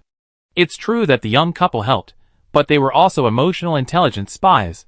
Our eldest sister is a true master of traditional palace fighting. Unlike Kikij, she doesn't fight alone, she's a team player. Have you forgotten how many times she helped us with intelligence during the construction of Lingen province last year? Chen Xiaoyao felt a chill run down her spine. That's terrifying. She's so scheming, and yet you're still helping her? We, her, Sinyan's sister-in-law, and Kikij are all the same, aren't we? Yixin's scheming, Sinyan's wisdom, Kikij's schemes, and our technology, aren't we all aiming for the same goal? As for that half-blooded Rakshasa girl, Yelena, forget it. She's given advice to that bald guy in the north, Solikov. Unlike the rest of us, she's absolutely loyal, but in a different way. Chen Xiaoyao was stunned, a complex expression flashing across his face. Yes. Inside the room. After a long lecture, Lu Yixin saw that Zhong Lirui was generally accepting, though he also had his own difficulties and reasons. She sighed softly. Then, very naturally, she took a sip from her teacup. Her expression softened slightly, And she gestured to Zhongli Rui, drink your tea first, and talk slowly. Zhongli Rui felt a sense of relief, and was about to reach for the cup. Just then, Yu Jia dragged Zhongli Rui into the Excel world. Yu Jia, what are you doing? Zhongli Rui asked, puzzled. Master husband, you. Listen to me. She drugged the tea in front of you. But she doesn't mean to harm you. What? Zhongli Rui was horrified. Why would she drug me? What does she want to do? Sister Isan heard from Sister Xiaoyu last night that you were leading the team on an adventure. She was heartbroken. She was afraid of you. So, she wanted to leave a memory and have a child for you. You know, she's made 2 plans. She calculated that today would be the day. And she's planning to collect your sample, just in case you have something, so she can have a child. From what I learned and understood, this is a kind of crazy love that's no less than Sister Kikij's. Why don't you just help her? It seems she just wants to succeed, quietly leave you, and raise the child on her own. She doesn't want to force you into a divorce or anything. Zhongli Rui held his forehead in the accelerated world. He had thought he came here to be scolded. Unexpectedly, Lu Yisan was making a desperate move, under the guise of a reprimand, but in reality, it was to preserve her offspring. She even calculated her own cycle.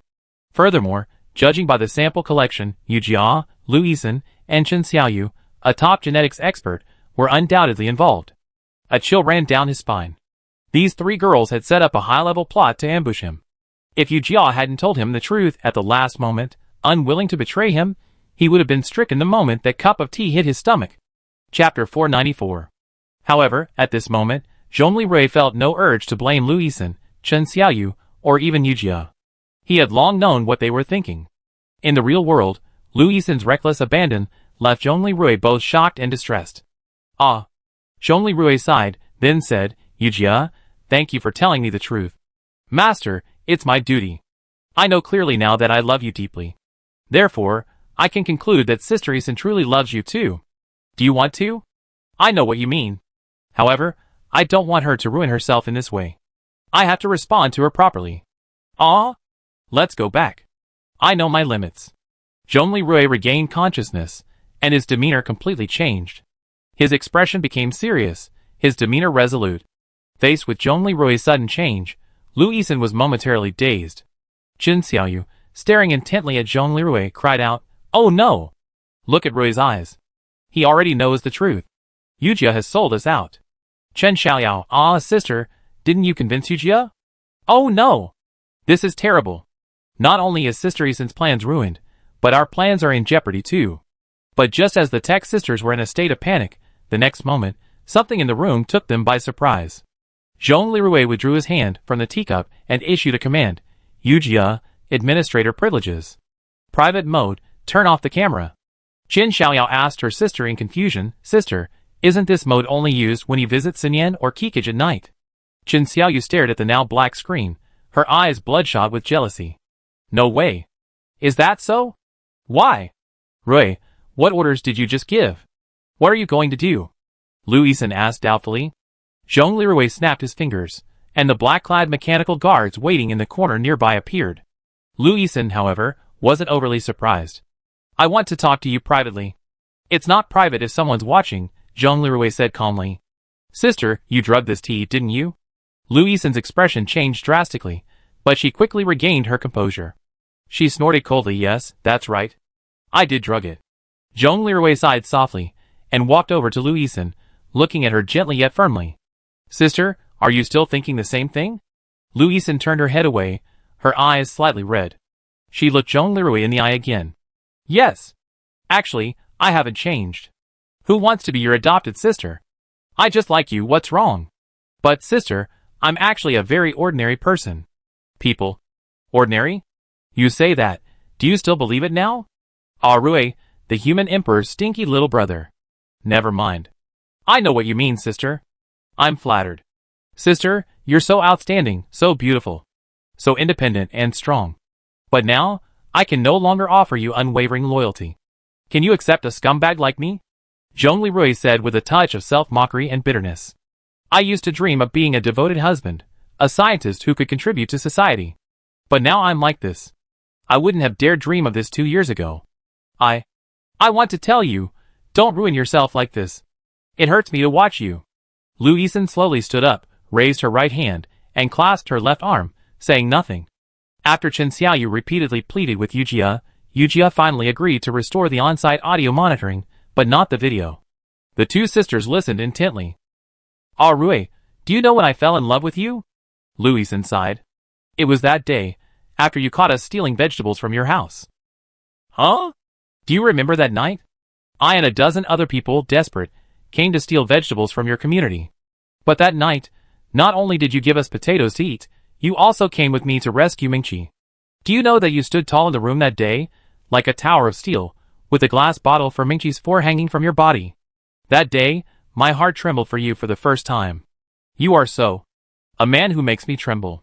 Zhongli Rui, this... We went through so much together later. Rui, let me be honest with you. I love you. Not because you're some supreme chief executive, some reincarnated emperor, but because you're the man who, in the endless darkness, was willing to be a door god and a medicine bottle holder for others. I love you, Zhongli Rui. Zhongli Rui smiled bitterly. That day, it was actually Xian Yin who forced him to be a humanoid support and watched as her body heat saved Lu Mingqi. But he did stand there all night. Is that so? Yes. Last time in the forest, when you rejected me at your ex-wife's grave, I knew your pain, and I also knew you and your sister-in-law had finally found happiness. Seeing you doing well, I could have been indifferent. But yesterday, when I found out you were going to fight them with a nuclear bomb, and if you failed, you might die. It's not like turning into a zombie and having Xinyan sing a song to bring you back to life. When I thought about all that, I couldn't hold it in any longer. My feelings for you were like a flood bursting through a dam. I couldn't hold it in any longer. I don't want you to die. But as I said earlier, we have to succeed right away. No one else can do it. Then give me some hope. Take me. Give me a child. I told you, sister, don't ruin yourself like this. Zhongli Rui sighed softly, stepped forward, took Louison's hand, and pulled her close. Sister, if I told you I want it all and I support you, would you beat me? Louison's eyes widened, tears streaming down her face. Sister? Don't cry. Whoa. Zhongli Rui's next words, sealed by Louison's domineering embrace and kiss. You bastard. Why couldn't you have asked me earlier? You want me? Okay. Then, Louison, finding immense strength from nowhere, pushed Zhongli Rui down onto the bed. She leaned against his strong chest and sobbed. You bastard. Why are you telling me all this just when you're about to risk your life? I really don't care how many you have. I want you to be well. I want you to come back well. What? Zhongli Rui could only stroke her hair, trying to comfort her. Sister. Stop calling me sister. Call me by my name. Yisun. The two of them lay on the bed, hugging and kissing for a long time, only releasing each other after a long moment. Give me a child? Even if you don't want me directly right now, give me a sample. Please. Don't worry, Yisun, I be fine. I'm bringing our uncle, the first demon king, with me this time. Huh? What's Uncle Chen doing? He wants to atone for his sins, too. Don't worry, we prepared for turn to the most powerful and formidable ground-based light force on Blue Star. Even if we can't defeat it, we can escape. Okay, I believe you. I know. By the way, you always been protective of others like a sister. From now on, I protect you, support you, and treat you well. I'm also thinking of building a heavenly palace after the war, and bringing you all aboard. However, completing that might take over a decade. Until then, both you and Kikij will likely be left with an unjustifiable existence. Sigh. It doesn't matter. Just come back alive. You told me, we can live to be over 240 years old now. I be waiting for you. Promise me you come back alive. Don't worry, I'm the human emperor, protected by the god of knowledge.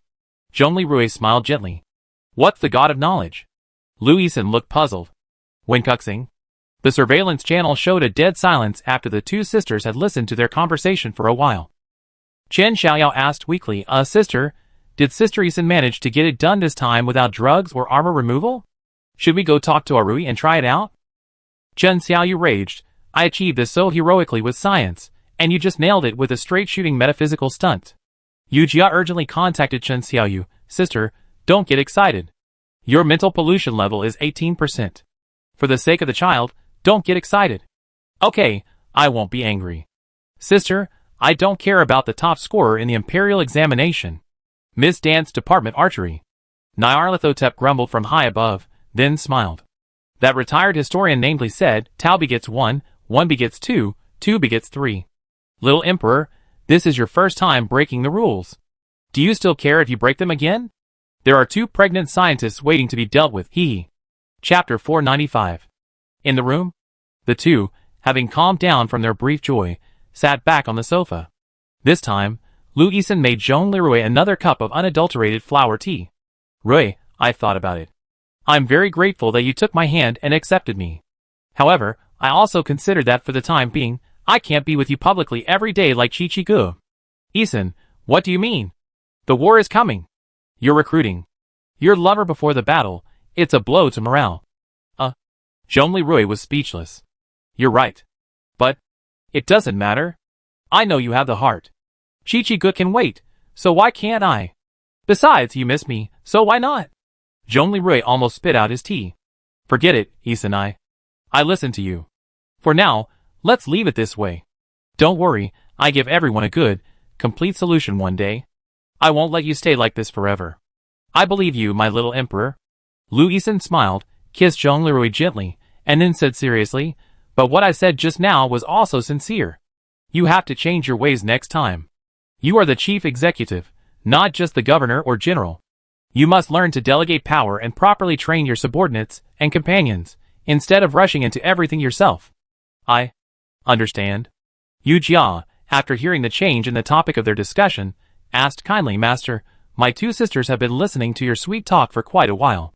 Now that you're down to business, have you restored the surveillance? Besides, Mom will be taking over the monitoring shift soon. Bai Lingxin. Zhong Leroy nodded helplessly. Bai Lingxin walked back to the surveillance screen, looking at Zhong Leroy and Lu Yixin, now sitting calmly on the sofa, and smiled. Wow, they finally calmed down? Chen Xiaoyu suppressed the urge to twitch her lips, and said reluctantly, Yes, Mom, big sister didn't do anything. Too extreme in the end. She's calmed down now. Bai Lingxin nodded slightly. Then she said to Chen Xiaoyu, Xiaoyu, I've seen the test data of the finished mecha. Is this really Rui's idea? Yes, Mom.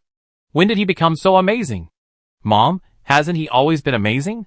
Before, what made him stand out from the rest of us was his unyielding determination to pursue his dreams and his incredibly kind heart.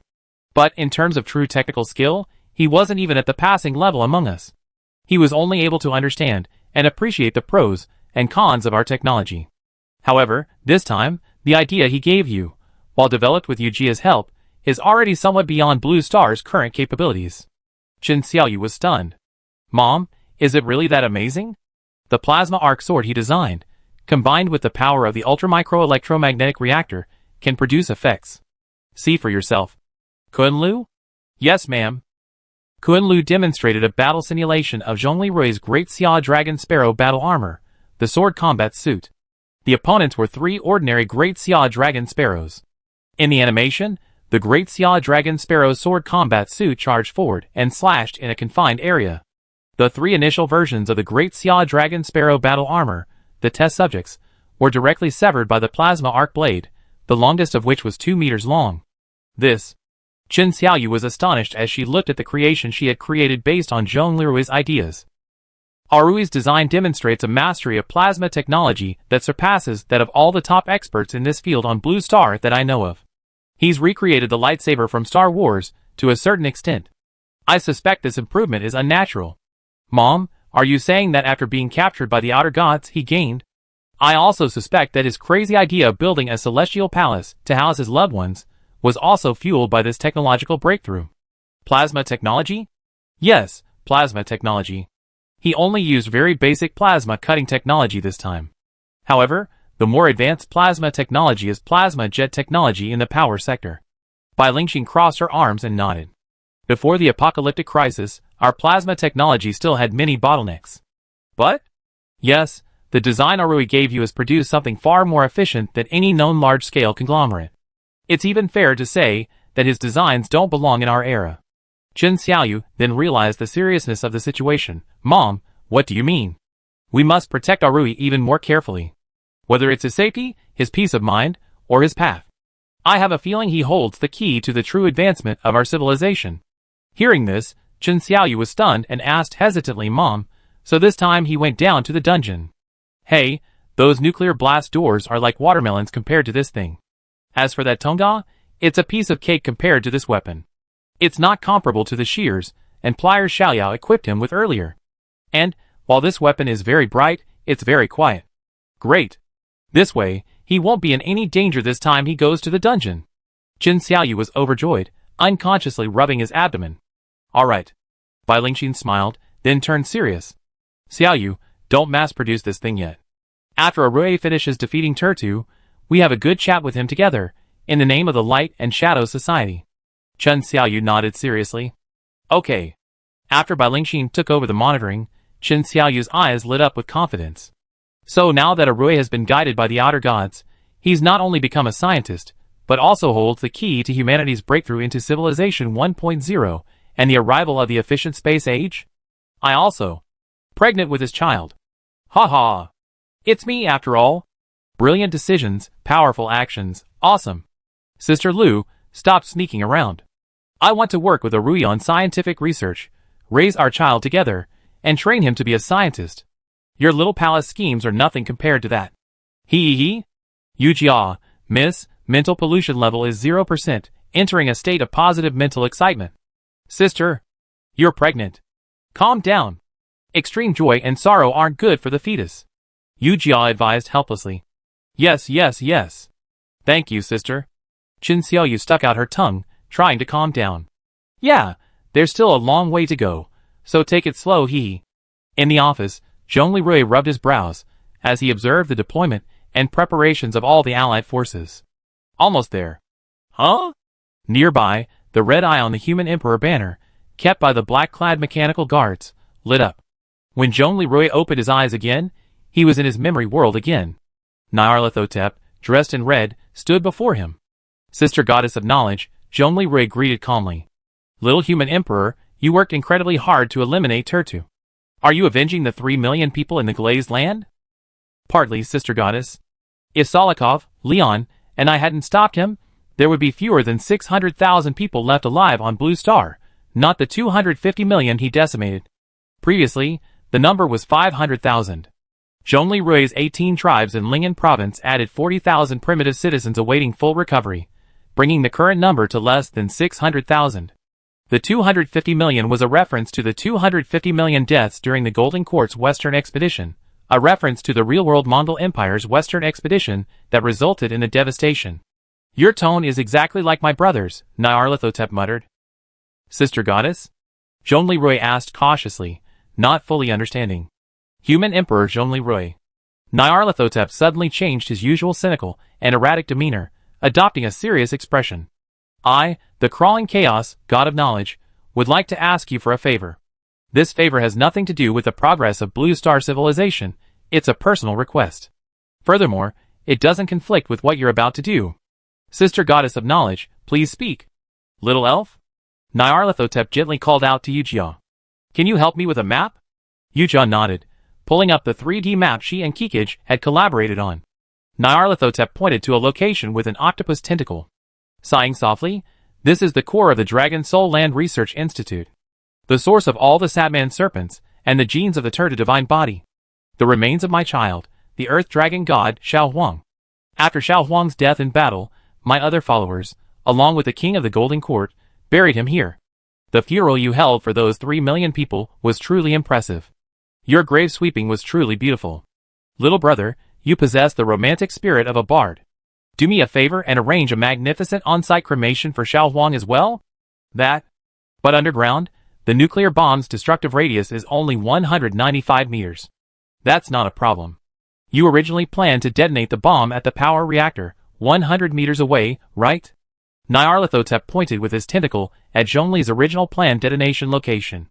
As long as your bomb detonates, the destructive radius will still be sufficient to detonate the power reactor. Zhongli Rui glanced at Yujia. Yujia calculated, Master, it's true. In that case, all right. Zhongli Rui nodded. According to Kikij's intelligence, this place must be destroyed. It's the source of all the Satman snake genes. If we don't completely destroy this place, there will be people like Turdu who will want to exploit its genes. I promise you. Thank you, Nyarlathotep said with emotion. When I created Xiao Huang and the others, I was a mother for the first time. Xiao Huang loves you mortals dearly. He fought for the people of the desert almost his entire life. But now his genes are being misused so filthily.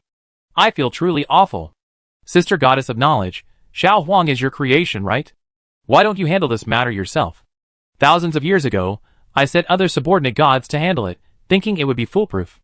I underestimated the ruthlessness of the illegitimate son of the Khan of the sky. Nyarlathotep looked up at the sky with emotion, then at Zhongli Rui. Don't worry, as a god, I believe in fairness. I won't let you work in vain. Don't you want to build a happy space paradise for your sisters? Let me give you some benefits. As she spoke, Naya extended her tentacles again, attempting to engulf Zhongli Rui. Zhongli Rui looked perplexed. Lady Goddess of Knowledge, you're not going to. Nyarlathotep paused, then chuckled softly, covering her mouth. Do you think I'm a human woman? What hormones are produced when I kiss my spouse or lover that encourage carbon-based creatures to engage in unnecessary reproductive behavior training? Little human emperor, make no mistake, I'm transmitting data. If you weren't already a semi-silicon-based creature, I really only be able to give you a storage medium for you to study on your own. Zhongli Rui's eyes widened. Lady Goddess of Knowledge, I'm clearly a human, a carbon-based creature. How did you become a half-silicon creature? Hey, what's with you? To me, there's no essential difference between you and Xiao Huang. It's okay to tell you, as an outer god, I belong to the highest level of silicon-based life form in the life classification system. Because silicon-based life doesn't easily oxidize, its lifespan is almost infinite. It can easily absorb and emit energy, and it can transform at will. That's why I have so many forms. As he spoke, Nyarlathotep casually changed into several forms, all of them beautiful women, of course. Cleopatra, the Swelling Lady, the Vampire Queen, the Succubus Queen, and finally back to the Red Queen. So that's how it is. So, when you kiss me, it's actually like transmitting knowledge directly into my brain through the link of the new human nanorobots. Zhongli Rui suddenly realized. Yeah, you don't like this port? Do you like the one behind you? I see you're a normal, lecherous man, do you like? Huh? Naya smiled wickedly, a cold glint in her eyes. She raised a tentacle and circled behind Zhongli Rui. No, no, no. Lady Goddess of Knowledge. Don't do that. I'm a normal man. I'm a beautiful woman. Don't do that. Zhongli Rui screamed in fear. Just kidding, ha ha ha. Naya laughed arrogantly, her expression akin to a triumphant success. Then, she embraced and kissed Zhongli Rui, beginning to transfer knowledge. Countless pieces of knowledge flooded into Zhongli Rui's mind. Large orbital electromagnetic gun space cargo launch system returnable plasma engine shuttle design concept large spaceship, modular honeycomb construction method solar system water source, series solar system mineral concentration, asteroid belt. Okay, with all this, theoretically, with your godfather, the first Demon King's technological empire, this could be completed in about 16 years in peacetime. By the way, tell him this. If he dares to recklessly purify Blue Planet again, I make his body into a permanent specimen, forcing his consciousness to love for 5 centuries. Do you understand? Zhongli Rui nodded, feeling both amused and embarrassed. I understand. Zhongli Rui, leaving the world of consciousness, shook his head. Suddenly, a ridiculous thought occurred to him. How many times had he been cremated on the spot? He buried his ex-wife, 3 million people, and now the Dragon God? Was he, the technological equivalent of the realistic emperor, actually in the funeral services business? Why did it feel like Naya had placed an order with him? And he even paid a deposit? Chapter 496. Another week later. Comrades. Zhongli Rui, clad in the golden armor of the Great Xia Dragon Sparrow sword combat suit, looked at Solikov, wearing all-titanium alloys savage armor, and Liang, wearing an Air Force composite leather jacket, on the screen before him. He nodded solemnly and saluted. For humanity, the three said solemnly, the Great Xia Dragon Sparrow sword combat suit has undergone significant adjustments to the weaponry on its right robotic arm. The retractable high-voltage electric blade, the rapid-fire howitzer, and the backup electromagnetic automatic rifle on its back have been removed. Instead, it uses a plasma arc great sword with arc flames up to 2 meters long. Test results show that it can easily slash through active military armored vehicles, cut through the core warfare grade protective doors within the base, and of course, sever the original Great Xia Dragon Sparrow armor itself. Furthermore, 2 concealed variable power pulse laser cannons have been added to the shoulders to replace the previous handheld pulse laser cannons. The chest-mounted low-power blinding laser array, and the 2 individual thermobaric missiles on the back have been retained. The stealth function and 3-dimensional mobility have been enhanced. The left-handed fixed-fire 12.7mm heavy machine gun pistol retains its original mechanism, but the ammunition has been replaced with more powerful armor-piercing rounds instead of standard heavy machine gun rounds.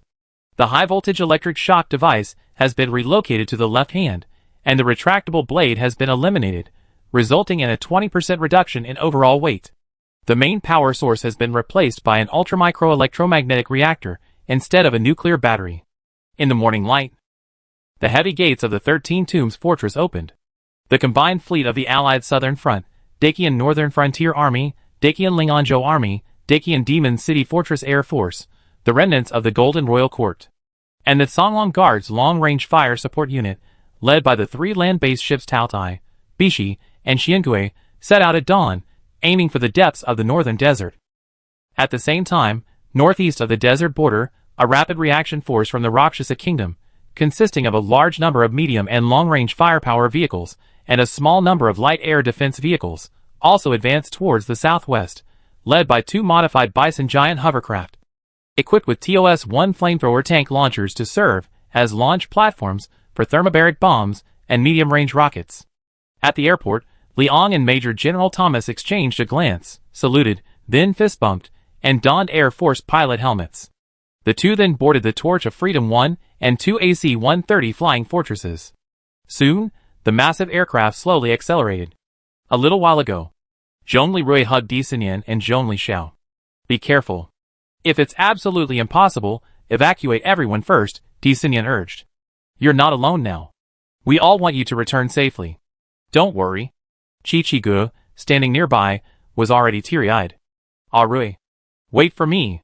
I avenge you and your sister. Zhongli Rui's expression was resolute.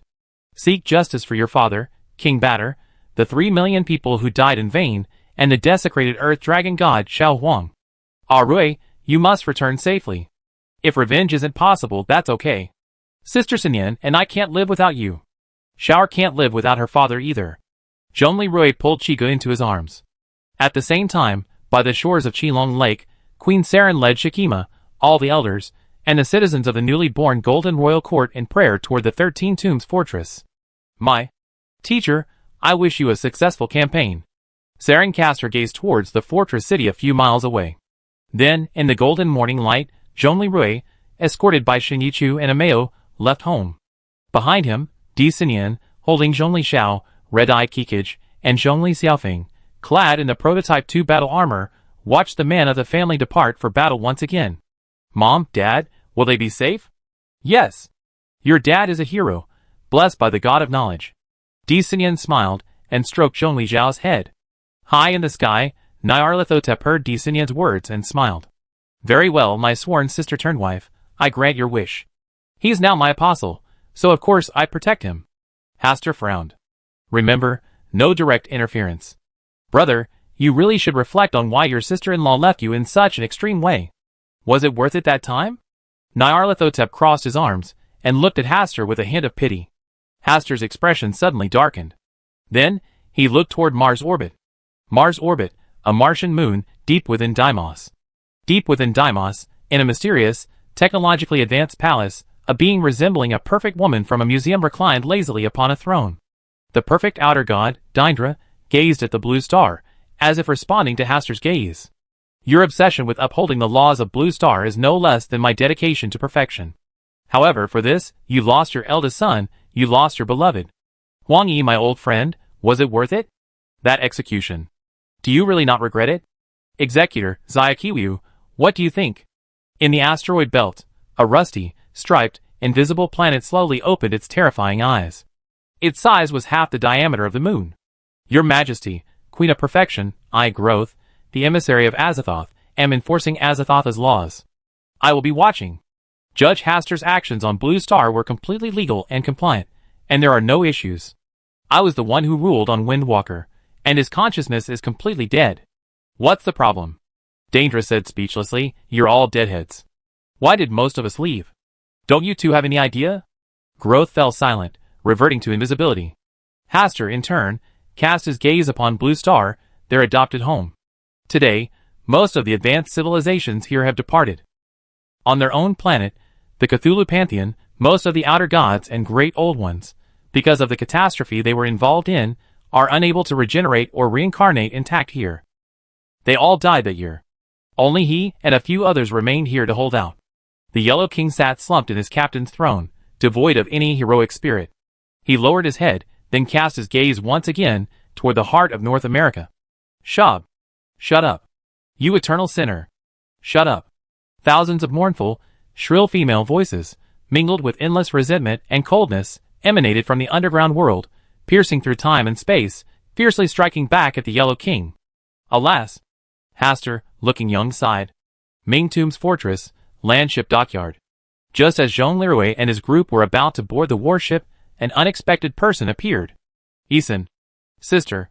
Jean Leroy, startled by the fact that they were in front of everyone, quickly added the word sister. Lou Eason smiled calmly as she stepped forward, first glancing at Yelena. Yelena, perplexed by Lou Eason's look, raised an eyebrow. Then, in front of everyone, Lou Eason cupped Jean Leroy's face and kissed him directly. Jean Leroy was horrified. Everyone, oh! Lou Eason's beautiful eyes flashed with a sly look.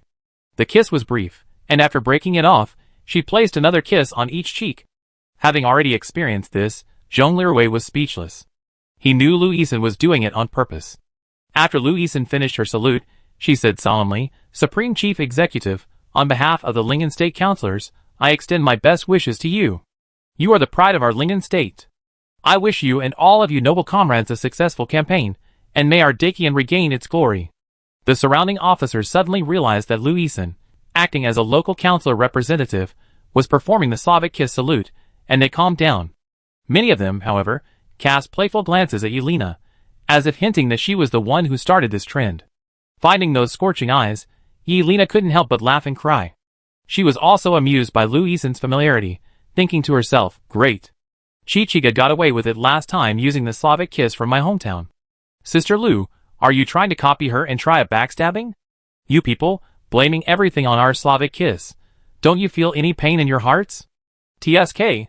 This interlude didn't last long. Jean Leroy then exchanged glances with the main commanders of the Southern Coalition, including Long Zhanye, Liu Shi, Situzian, Bailingxin, Yelena, Aruna, and a group of officers. Comrades, now is the time to seek justice for the people of the North and the innocent victims of the desert. Move out. The troops on the scene roared a deafening battle cry. For victory, for the people. In the mountain fortress of the Dragon Soul Land Research Institute, late afternoon. The radar in the base's surface buildings suddenly turned south. Deep underground, Turta raised his head slightly, his golden dragon eyes flashing. Are you finally here? Several 191mm long-range rockets roared towards the core building of the Dragon Soul Land Research Institute. On the mountainside of the base, several hidden anti-aircraft defense systems slowly rose, and several thick green lasers streaked across the sky. 5 long-range missiles were shot down 10 kilometers above the institute, exploding in brilliant flames. Turta snorted coldly, humph, your Dacian's cutting-edge laser air defense equipment. It's pretty good, isn't it? You Dacian idiots. On the bridge, Long Zhanye raged, everyone who approved this armed sale at the former National Defense Headquarters should be shot. Our garrison hasn't even used it on the Tao Tai. Zhao Pu consoled him, General, it's okay. We now have improved versions of these systems aboard the Bishi and Xiangui. We have this air defense capability when we're in formation with them. Besides, the Bishi was originally intended for our garrison, and now it's the chief executive's flagship. Is that okay? Long Zhanye nodded slightly. Continue the attack as planned. Several more 191mm long-range rockets continued to fly toward the research institute at a slow rate. Naturally, they were all intercepted without exception. However, every time an air defense system activated and launched its interceptor weapon, its location would be recorded on the Trilateral Coalition satellites and tactical maps. Once the locations of all 12 air defense systems were revealed, Solikov, in the northeast, contacted Leon, who was circling in the sky. Commander-in-Chief, proceed according to the plan. Leon nodded, okay. Then, the Rakshasa rocket launchers and the tactical missiles on the AC-130s opened fire simultaneously. At the same time, the Southern Alliance's rocket fire rate suddenly more than doubled. A sky full of rockets and tactical missiles descended upon the Dragon Soul Land Research Institute's mountain fortress. Turta looked up. A saturation firestorm. 3 rookies, how naive. What era is this? How many times can you afford this kind of consumption? The fortress's 12 air defense systems all activated. A dense stream of light anti-missile missiles and multiple green lasers shot into the sky. Instantly, the sky was pierced by countless intersecting light and shadows. Explosions echoed one after another, and flames and smoke intertwined into a breathtaking war scene. Almost 90% of the missiles and rockets were intercepted, with only one air defense tower destroyed or damaged. However, amidst the torrential onslaught, Wang Gang and Bai Lingxin simultaneously ordered fire. The Bishi and Xuangui's 300 caliber electromagnetic cannons opened fire. Of the 12 high-performance air defense systems at the Dragon Soul Land Mountain Fortress, the two at the western entrance number 1 were destroyed almost instantly. Huluha, the snake man in charge of the air defense, a researcher, not a combat type like Tonga, reported, "Your Majesty, 3 of the frontline air defense systems have been destroyed, and 1 has been damaged. Detection indicates the enemy is using electromagnetic cannons." Wow, you 3 little brats, you're getting clever. Okay, activate the second one. Yes, Your Majesty. As the next wave of attacks arrived, numerous pure laser-powered air defense systems suddenly rose from the hillside near the Dragon Soul Land Research Institute, 24 in total. This time, not only were the missiles intercepted more quickly, but even the electromagnetic shells were scratched by the laser beam, causing one to miss its target, not explode, as electromagnetic shells are solid and cannot explode. This wave of coalition attacks destroyed only one dual-purpose laser and missile air defense system. Bai Lingxin was slightly surprised by the sudden appearance of so many purely laser-based air defense systems on the satellite imagery. Turtu really has a trick up his sleeve. Solokov's expression was solemn. Brother Renwang is right. Even Dakian's flagship electromagnetic artillery shells were partially intercepted by this dense laser defense system.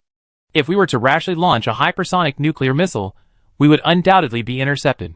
Chapter 497. Liang calmly contacted Zhongli Rui. Brother Emperor, next time, will you use the same trick my sister used last time?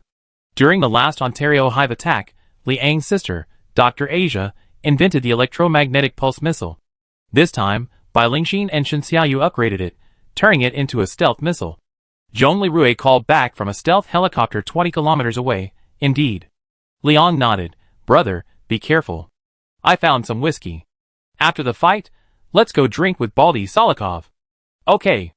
Zhongli Rui smiled. The next moment, Zhongli Rui contacted Bai Lingxin. Boss Bai, launch the Zhaqian stealth electromagnetic pulse missile. Target near exit 1. Bai Lingxin suddenly raised her right hand and pointed at the Dragon Soul Land Research Institute. Fire. With Bai Lingxin's command, a Zhaqian stealth electromagnetic pulse missile roared out of the launch bay of the rotating turtle, tracing a strange trajectory through the air before quickly disappearing from sight. A few seconds later, when the missile reached the sky above exit 1 of the Dragon Soul Land Research Institute, it detonated, releasing a powerful electromagnetic pulse. Instantly, the entire area near exit 1 was enveloped by an invisible electromagnetic storm, disrupting and damaging all exposed electronic equipment, including the newly activated laser air defense systems. Deep within the fortress, Turta felt this sudden electromagnetic shock, and a flicker of surprise flashed in his golden dragon eyes. What is this? An electromagnetic pulse bomb? How could they have such a thing? The fortress's communications system was in chaos. The snake man Huluha anxiously reported, My lord, our air defense system has been attacked by an electromagnetic pulse. Most of the equipment within a 200-meter radius around exit 1 has failed. Turta snorted coldly and quickly adjusted his position. Activate the backup system, manually operate the air defense. We can't let them succeed. My lord, restore all systems. 10 minutes left. However, even as he gave the order, a fleet of stealth helicopters led by Zhongli Rui quietly approached the Institute's sky. Taking advantage of the chaos caused by the electromagnetic pulse attack, they landed all 36 stealth mechas near the massive exit 1. Zhongli, cloaked in the Great Xia Dragon Bird sword combat suit armor, glanced at the black-clad mechanical guards in his group carrying the invisible nuclear bomb container, and muttered to himself, Turtu, I'm coming for you. Yu Jia quietly warned, Master, hurry. The base's power and facilities will be restored in 10 minutes. Zhongli Rui nodded and said calmly, Uncle? Open the door. In the air, the invisible Excalibur II electromagnetic bomber fighter uncloaked, its 183 caliber electromagnetic cannon targeting the nuclear-grade blast-proof door of the massive entrance number 1.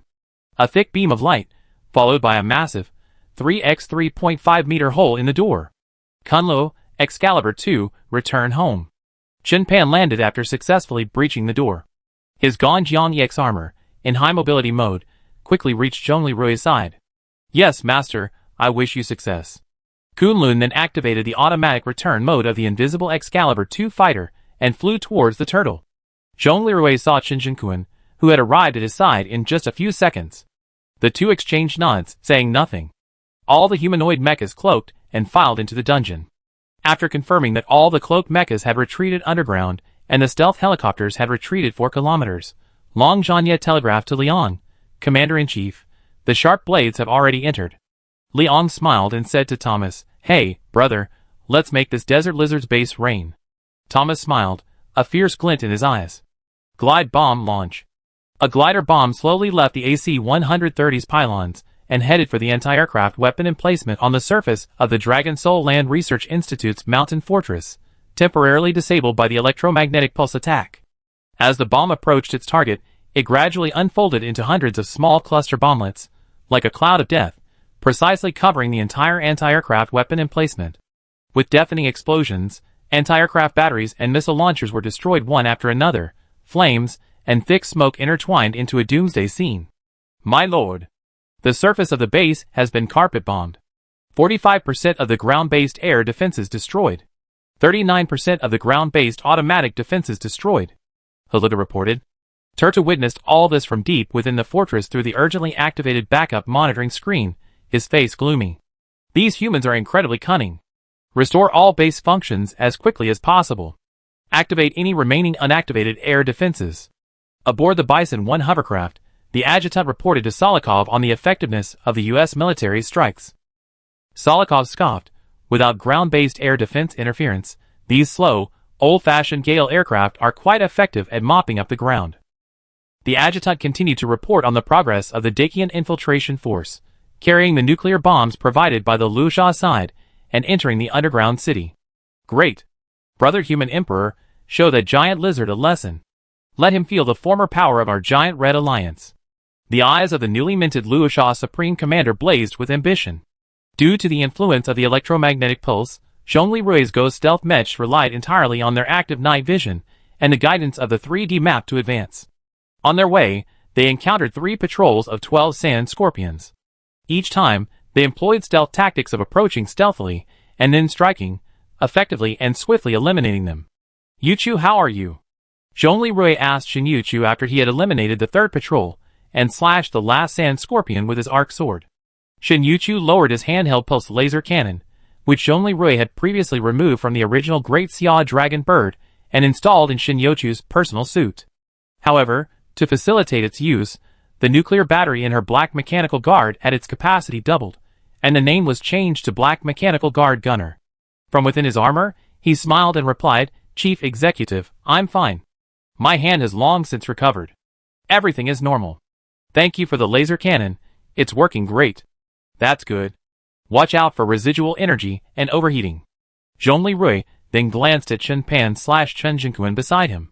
His new suit, like his own, seemed specially prepared for base assaults. His Ganjiang EX suit featured 6 robotic arms similar to Asia's.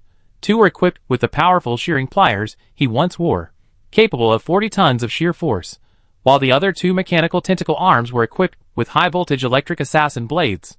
During the battle, Zhongli Rui saw that Chen Pan almost replicated the Dragon Warrior unparalleled melee mode of the 2nd Demon King Ning Yin, directly using these powerful melee weapons, or assassinating, or tearing, or electrocuting, as if he was in an empty space.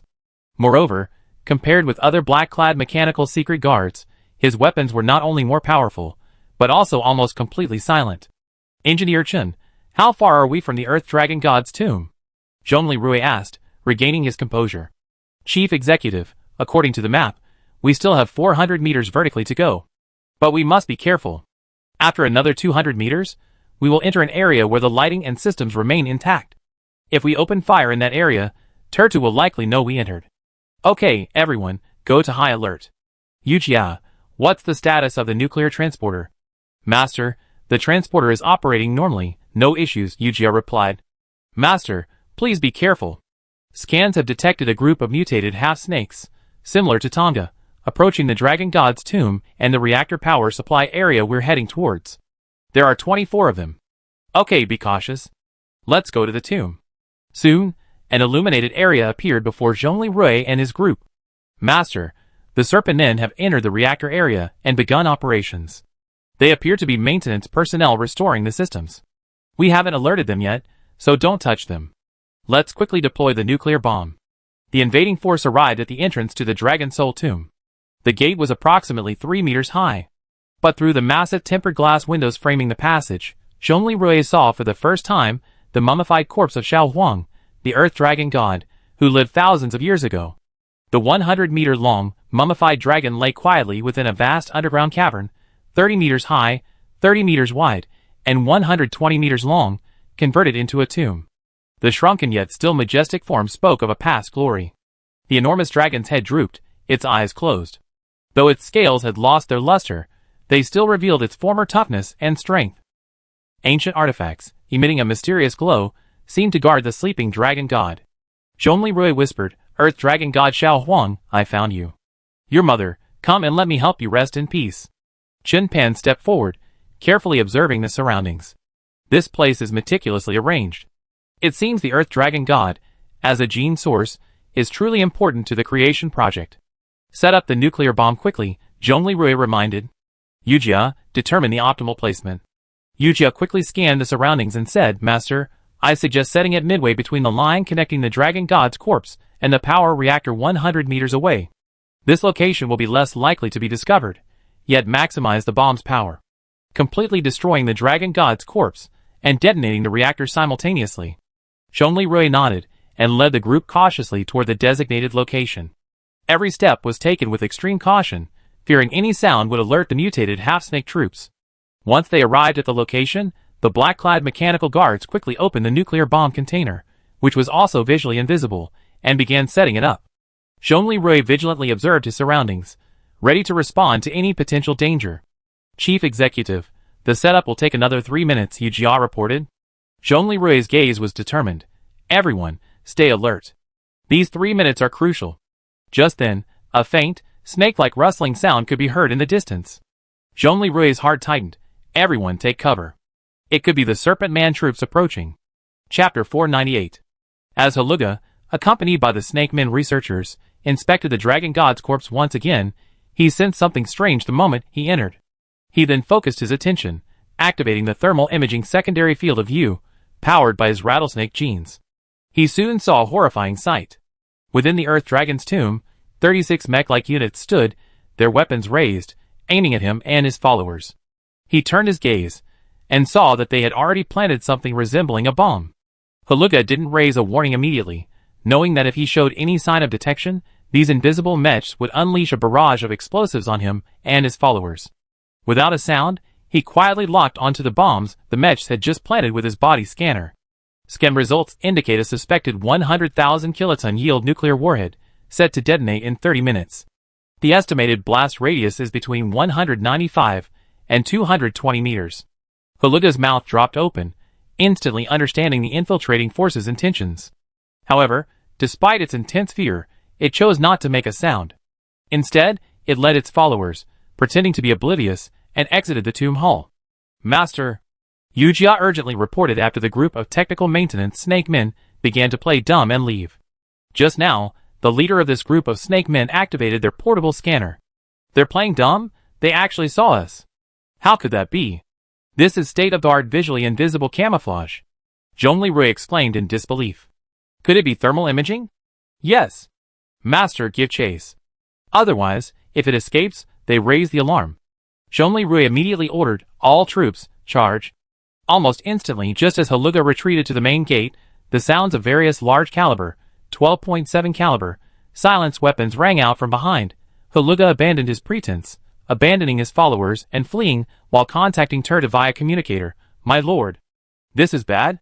The coalition's infiltration force has broken into the base and planted a nuclear bomb in the tomb.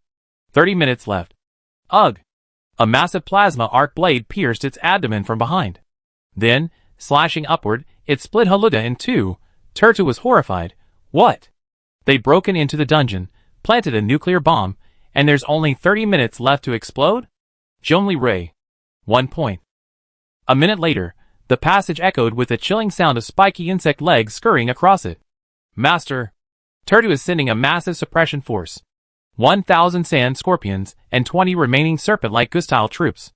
Judging from what happened just now, Gustile units can detect stealth with thermal imaging. We must evacuate immediately. But if there are any Gustile serpent-like troops still around, they find and dismantle the nuclear bomb. Zhongli Rui said anxiously. We have to hold on for a while.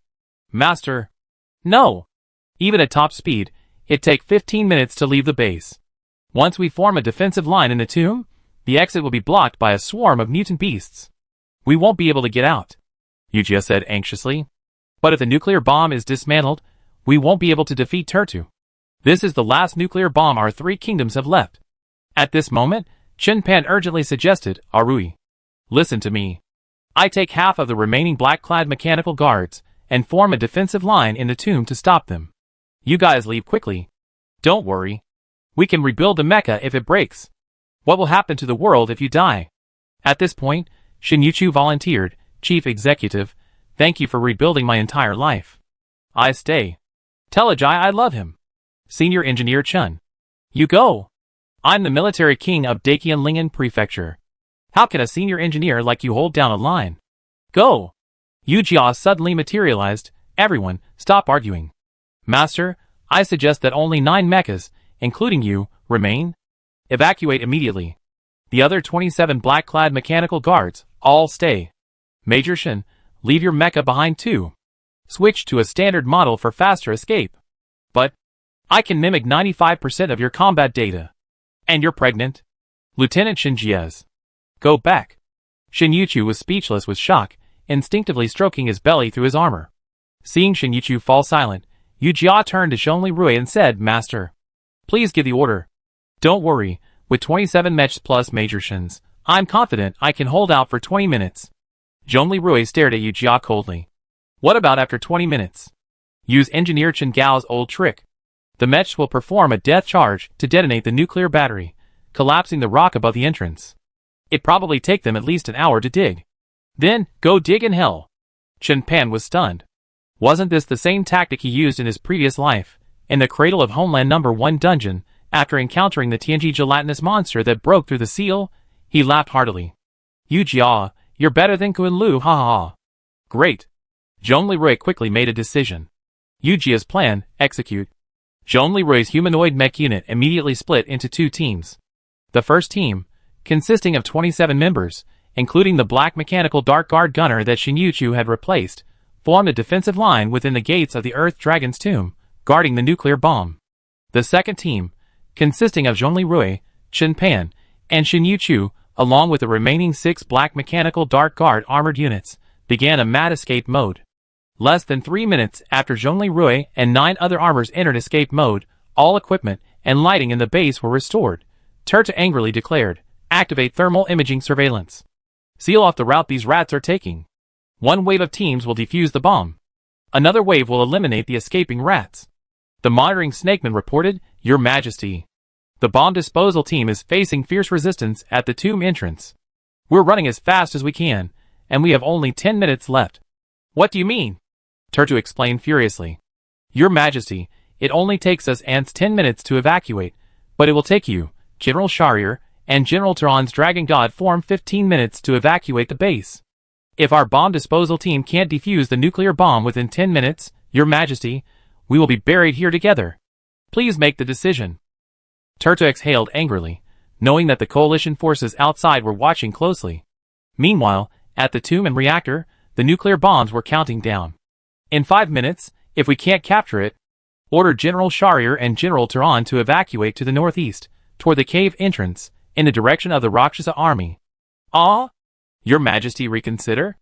There's a coalition of the Gale and Rakshasa armies 5 kilometers outside the cave entrance? Compared to the formidable human emperor Zhongli Rui, who's like the fierce wolf king, those 2 are just a facade. It's decided. Execute. Now, bomb disposal team and pursuit team, continue the attack. Yes, Your Majesty. Then, a loud noise echoed from the base. Turtu, Sharier, and Turan, 3 massive divine bodies crafted from the genes of the Earth Dragon God rose to their feet. Zhongli Rui, leading 9 mechas, continued their furious charge. Behind them, 100 meters away, a vast swarm of sand scorpions and snake men followed in pursuit. Master, we held the blocking line for 4 minutes, lost 6 mechas, and the nuke is still there. Yujia, we're counting on you. Zhongli Rui said, not stopping his escape as he fired 2 missiles and a flare from the side. Instantly, the pursuing sand scorpions and serpent men fell to the ground, twitching. However, more troops trampled over their bodies and continued their pursuit. Master, 12 mechas have self-destructed in sequence. The tomb entrance has been sealed by collapsed rock, and the enemy can't defuse the bomb in time. 9 mechas remain inside, guarding the nuke. Excellent. We've taken this base to the ground. Zhongli Rui leaped, fired 4 shots into the air, and continued his escape. At the same time, Shin Yuchu fired a grenade backwards, sending 3 sand scorpions soaring into the air. Chen Pan went even further. He used his 6 mechanical tentacles to snatch up the equipment boxes along the way, as well as the corpses of the sand scorpions he killed on the way in. He then flung them behind him. In the distance, dozens of sand scorpions fell like bowling balls. Aboard the turtle, Bai Lingxin, watching the battle underground, finally breathed a sigh of relief. Kuan, it's a good thing you listened this time. Otherwise, you have to start over again. Turtle received a message, my lord. This is bad. Their 12 mechs have self-destructed, collapsing the rock above the tomb's gate. We can't defuse the bomb in time. Ah! Turtle's enraged Earth Dragon roar echoed throughout the Dragon Soul dungeon. Bomb disposal team, retreat. Pursuit team, continue. The rest of you follow me, retreat through the Northwest Giant exit 2. Leave. Turtle's massive Earth Dragon form, with heavy steps, began accelerating along the path cleared for him. A tremendous noise echoed through the vast underground tunnel. Behind him, every 200 meters, followed closely behind him, Sharir, Turan Shadowman snake form, and a large number of mid-level and low-level troops. Master, the penultimate nuclear explosion barrier ahead has fallen. Yu Jiabao reported. The penultimate barrier had already been blasted open by Chen Pan's electromagnetic cannon. Instantly, the penultimate, sturdy nuclear explosion-proof barrier in the passage ahead, 50 meters from the exit gate, closed. Behind Zhongli Rui and his group, hundreds of sand scorpions and snake men pursuit troops were approaching. Aboard the turtle, Shen Xiaoyu's heart skipped a beat. Tears streamed down her face, and she activated the Excel world. Arui, I originally wanted to give you a child. It seems I can only be your reincarnated mother. Yujia, if give me a backup copy of Arui's memories, I use my own body to resurrect him. Sister, not yet.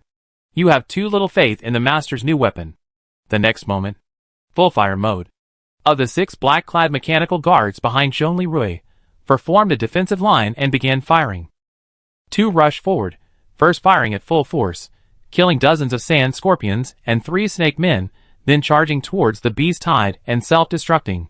Zhongli Rui, meanwhile, used his plasma arc sword to carve a massive circle 3 meters in diameter on the blast door. The once unbreakable nuclear-grade blast door was sliced open like butter. As the circle was completed, Yu Jiao warned, warning, main weapon overheating. Uncle! Zhongli Rui yelled. Ah! Chen Jinkuan used his 6 robotic arms to target the blast-proof door, unleashing a strange, tentacle-like, mecha-like iron mountain lean. Bang! The cut section ejected, revealing a glint of light. Go! The 7 mechas immediately filed out of the cave. Zhongli Rui suddenly turned, unleashing all his remaining ranged weapons. A parting gift. Take this. Zhongli Rui fired a single-person thermobaric missile from his back and a laser cannon on his shoulder at the suddenly increasing density of the pursuing forces inside the cave. A massive explosion echoed through the cave. The shockwave and intense heat from the thermobaric missile instantly engulfed a large number of the pursuing sand scorpions and serpent men. The laser cannon also accurately struck several targets, piercing them. Well done! Chen Pan shouted excitedly. The next moment, the remaining 9 mechas returned to the surface through the large hole Chen Pan had previously pierced. Just then, a roar erupted in the distance. Everyone looked up to see a fleet of mecha fighters flying towards them. A Minghong mecha fighter, a Xinjian 2 fighter, and 5 Peregrine fighters. Master Temple Run, was it fun? Yujia asked half-jokingly. Not bad, Zhongli Rui said with a smile. Comrades, shall we ascend? Shen Yuchu and Shen Pan smiled brightly in the sunlight. All 9 remaining humanoid mechas launched into the air and docked with the fighters. Until the moment Zhongli Rui docked with the fighters, Chen Xiaoyu and Chen Xiaoyao, both in the Linganzhou monitoring room and on the Xiangui, burst into tears. At the same time, Aisha and Bai Lingxin uttered the same words, almost simultaneously. Don't cry. Look, he's done it again. At the same time, Yu Jia telepathically communicated to Chen Xiaoyu and Chen Xiaoyao. Sisters, don't worry, I'll always be watching over him. The next moment, the 2 sisters smiled. Thank you. Soon, the earth began to tremble. An underground nuclear explosion began. The nuclear bomb within the invisible nuclear bomb box, within the tomb of the earth dragon god Xiao Huang, shone with a breathtaking brilliance. That light pierced the darkness, as if to engulf the entire underground world. A massive shockwave, centered on the nuclear bomb, spread wildly in all directions, crushing everything in its path. The earth dragon god's divine body was completely reduced to nothingness. Everything within the underground base collapsed under the ravages of the shockwave. When the shockwave reached the underground nuclear reactor in the power department 100 meters away, it triggered a secondary nuclear explosion. The power of the secondary explosion was even more terrifying than expected. The devastating shockwave, intense radiation, and high temperatures instantly engulfed everything around. Those war beasts that had not yet evacuated were reduced to ash in the disaster. Zhongli Rui, having already ascended to a safe altitude, watched from his mecha fighter plane overhead as the mountain fortress of the Dragon Soul Land Research Institute collapsed. The mountain cracked, the earth collapsed, and soon, a massive crater, over 200 meters deep and 400 meters in diameter, appeared in the center of the basin, where the Dragon Soul Land Research Institute was located. Zhongli Rui gazed into the void. Earth Dragon God Xiao Huang, please rest in peace. This is your mother's request. She loved you. High in the sky. Human Emperor, thank you. Nyarlathotep said gloomily, now devoid of his usual cynicism. Austin nodded slightly, a flicker of approval in his eyes. Thank you, the new generation of Guardians of Order. 30 seconds later, Yujia's scanner, affected by the nuclear explosion, resumed function. Master. Turtu, 2 Shadowmans, and about half the base's monster army have escaped through the northeast exit. They're about to engage the Rakshasa and the U.S. Army. Not good. Zhongli Rui exclaimed in shock. Hurry! Chapter 499. Your Excellency, Supreme Commander. A monster army is emerging from the northwest exit. What? 1 unidentified giant dragon. 2 sand snakes. 2,500 sand scorpions, 20 snake men, and 30 Quetzalcoatl. Aboard Bison 1, the radar officer said timidly. What's the panic? Solikov immediately informed Leon, who was hovering in the air. Commander-in-Chief, the human emperor has already wiped out their lair. It's our turn to take action and show that giant lizard the bipolar power of the former world. Okay. Leon agreed, but his expression was solemn as he stared at the remaining half of Turtu's monster army, which had suddenly appeared on the ground. He immediately called Zhongli Rui, Brother Zhongli. Turtu is heading our way. Requesting support. Please hold on for 15 minutes. The first wave, the Air Force and I, will arrive in 5 minutes. But a land fleet capable of competing with Turtu will take 15 minutes to circle the mountain. During this time, please take care of Solikov's 2 bisons. Okay. Zhongli Rui immediately called Yelena, let's rescue Luo Sha and the Lifeng National Army. The remaining half of Turtu's monster army, charge them. Oh my god, they're so fragile. Yelena, in the cockpit of the Type 21 heavy helicopter, held her forehead with her hands. You and I will go rescue them later. Remember, only the landship's weapons can truly damage Turtu's dragon god body and Shadowman's serpent god body. The thermobaric bombs on your plane can only delay them, so use them sparingly. Use ordinary missiles and machine guns to eliminate those vassal troops. Great. I never thought that Solikov would need my help one day. Yelena smiled wryly, adjusting her pilot's helmet. With Turtu in the center, Shahryar on the left, and Turan on the right, the entire monster army charged towards the Rakshasa army at a speed of 50 mph. At this point, the distance between the Rakshasa army and the monster army was only 1,500 meters. Solikov didn't dare use large thermobaric bombs rashly. Instead, he ordered the light fire vehicle units and the ordinary rockets on the giant hovercraft to open fire on the incoming beast horde. The rockets rained down like raindrops, exploding into the monster army with bursts of fire. However, the massive super disaster level monsters, Dragon God, San Amon Snake, only swayed slightly and continued to advance towards the Rakshasa army. The wind god pterosaur circled high in the sky, waiting for an opportunity to swoop down, and like an airborne force, it dropped several sand scorpions caught in its 6 claws into the Rakshasa army's vehicle formation. The light anti-aircraft vehicles opened fire. However, the anti-aircraft vehicles were soon hacked apart by the sand scorpions that had descended upon the enemy lines, or their cabs pierced by stingers. 3 of the 4 anti-aircraft vehicles quickly lost their firepower. Many soldiers were forced to climb out of the vehicles and, with their light automatic weapons, engaged the sand scorpions that had infiltrated the convoy. Instantly, the Rakshasa army's vehicle forces were thrown into chaos. Soon, casualties among the Rakshasa army's long-range fire support units rose significantly. Commander Salikov. Fight while retreating. If your bison and the convoy are within Turta's reach, it will be a massacre. This is Turta's scheme. Jean Leroy shouted to Salikov as he piloted his fighter plane toward the exchange of fire. At this moment, 2 sand scorpions had already climbed atop Salikov's flagship, the Bison one. The operator, who had been operating the rocket launcher, clutched the massive wound on his neck inflicted by the sand scorpion's scythe, and slowly collapsed. Alyosha. All troops, retreat horizontally, fighting as you go. Surikov commanded, as he boarded the deck in his savage mech and began clearing the deck of the sand scorpions with his dual-mounted light and heavy machine guns. Seeing this, Leon pounded his thigh and ordered, "Machine guns. Support the ground forces." The AC-130's 20-caliber machine guns began rhythmically strafing the ground, attacking the advancing waves of sand scorpions. Finally, with the help of the American forces, the Russian army began to retreat horizontally at a speed of 45 yards per hour. But the next moment, the dorsal decks of 3 Earth Dragons, Turtu, Shahryar, and Turan, each bearing the dragon god gene, rose. "Everyone, be careful! Anti-ship stingers!" Jean Leroy shouted. Salikov, who had just shattered a sand scorpion into a sieve and sent it flying with his mechanical fist, shouted, "Everyone, be alert! Fire is coming!" Approximately 30 large, anti-ship stingers hurled themselves at the retreating Rakshasa army. Telekinesis, concentrate. Linked fire. Jean Leroy controlled 6 laser sentry drones with his mind, coordinated with the laser cannons of 6 peregrine falcons beside him, and with the help of Yujia's tactical network, desperately intercepted the stingers. Instantly, multiple green laser beams streaked across the sky. Thanks to Jean Leroy's efforts, only 6 stingers landed on the Rakshasa positions, hitting 3 vehicles and exploding 1. Furthermore, the flagship, Bison 1, was hit. Surikov stared at the anti-ship stinger, laced with corrosive venom, lodged 2 meters away, a rage boiling within him. Translated from Wendakian, "Take it." Turtu. The missile launcher behind him rose, and 4 light missiles swooped down upon Turtu's advancing, pursuing form. Boom! Boom! Boom! Boom! 4 anti-aircraft missiles slammed into Turta's face, creating a deafening explosion. Turta's face was blackened, but the damage was minimal. "Humph, proud Rakshasa, is that all?"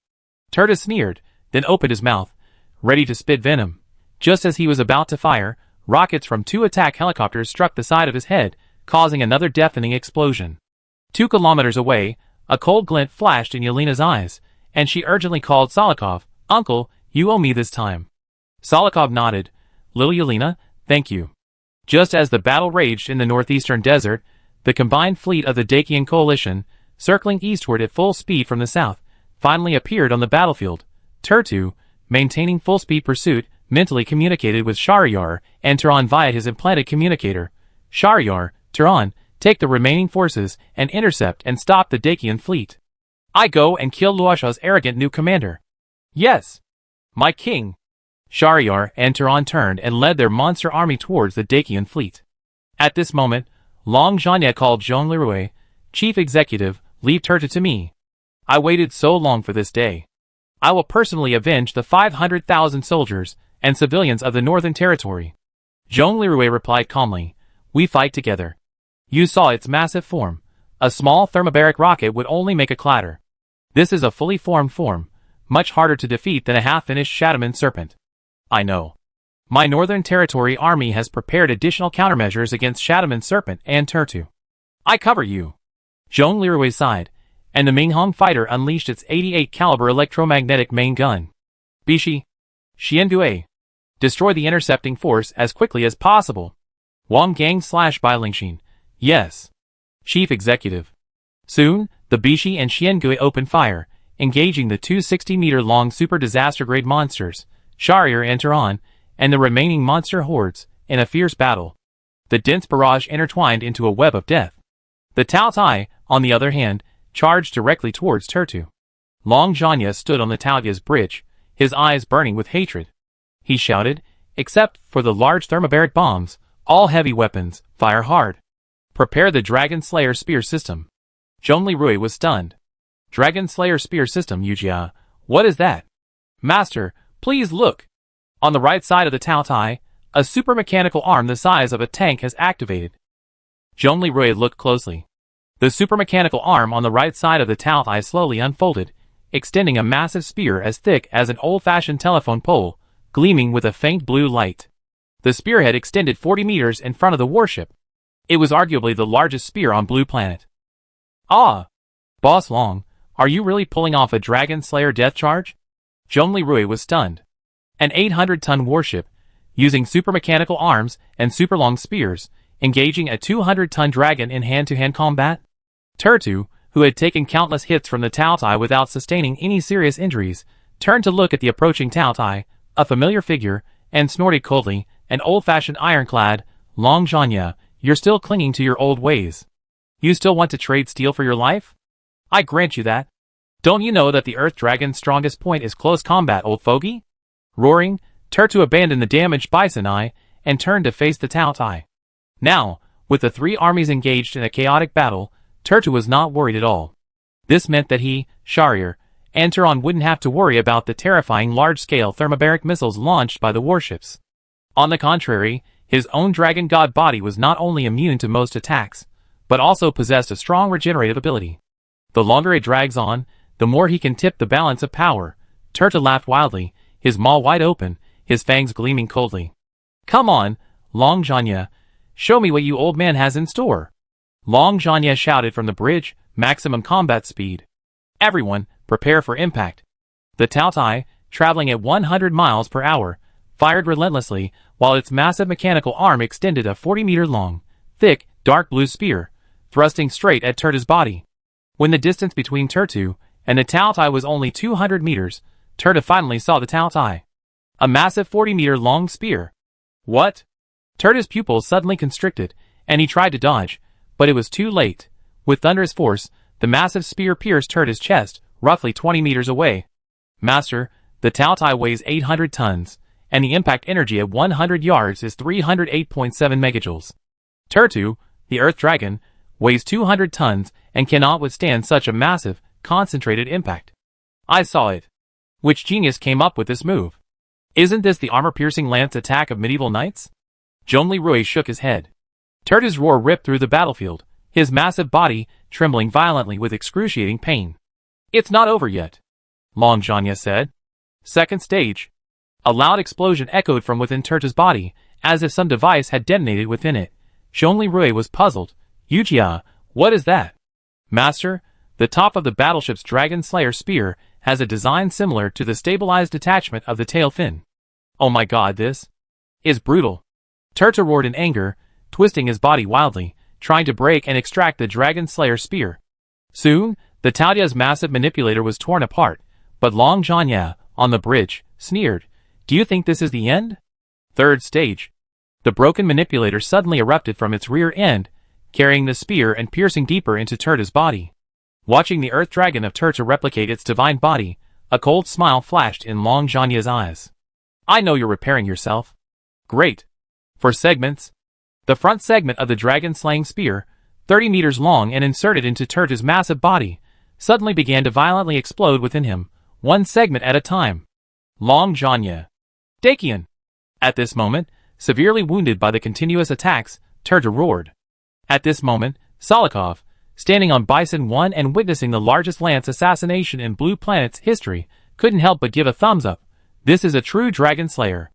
General Long Janya. You are a true Dragon Slayer." Zhongli Rui smiled from his mecha fighter in the air. "This is a masterpiece of live ammunition, Elder Long." "I understand your meaning." Yujia asked, "Master, Elder Long, with such old-fashioned thinking, is this half-hearted and half-hearted attitude? What's the mentality behind this? Let me ask you, if Elder Long had attacked Turtu with a large thermobaric missile, would Solikov still be alive? Indeed, 100% certain he would have died. So, Elder Long wasn't driven by a vengeful impulse. Instead, he urgently activated a plan to attack the Dragon God Beast at close range with high-powered damage. I suspect this was a targeted response after the heavy casualties suffered in the last hot sand battle. Zhong Leroy praised him with admiration. This is a decisive weapon designed using sophisticated industrial technology to target the enemy's fatal flaw. I highly appreciate this approach. Indeed, Turtu sustained damage comparable to the implosion of a hypersonic missile.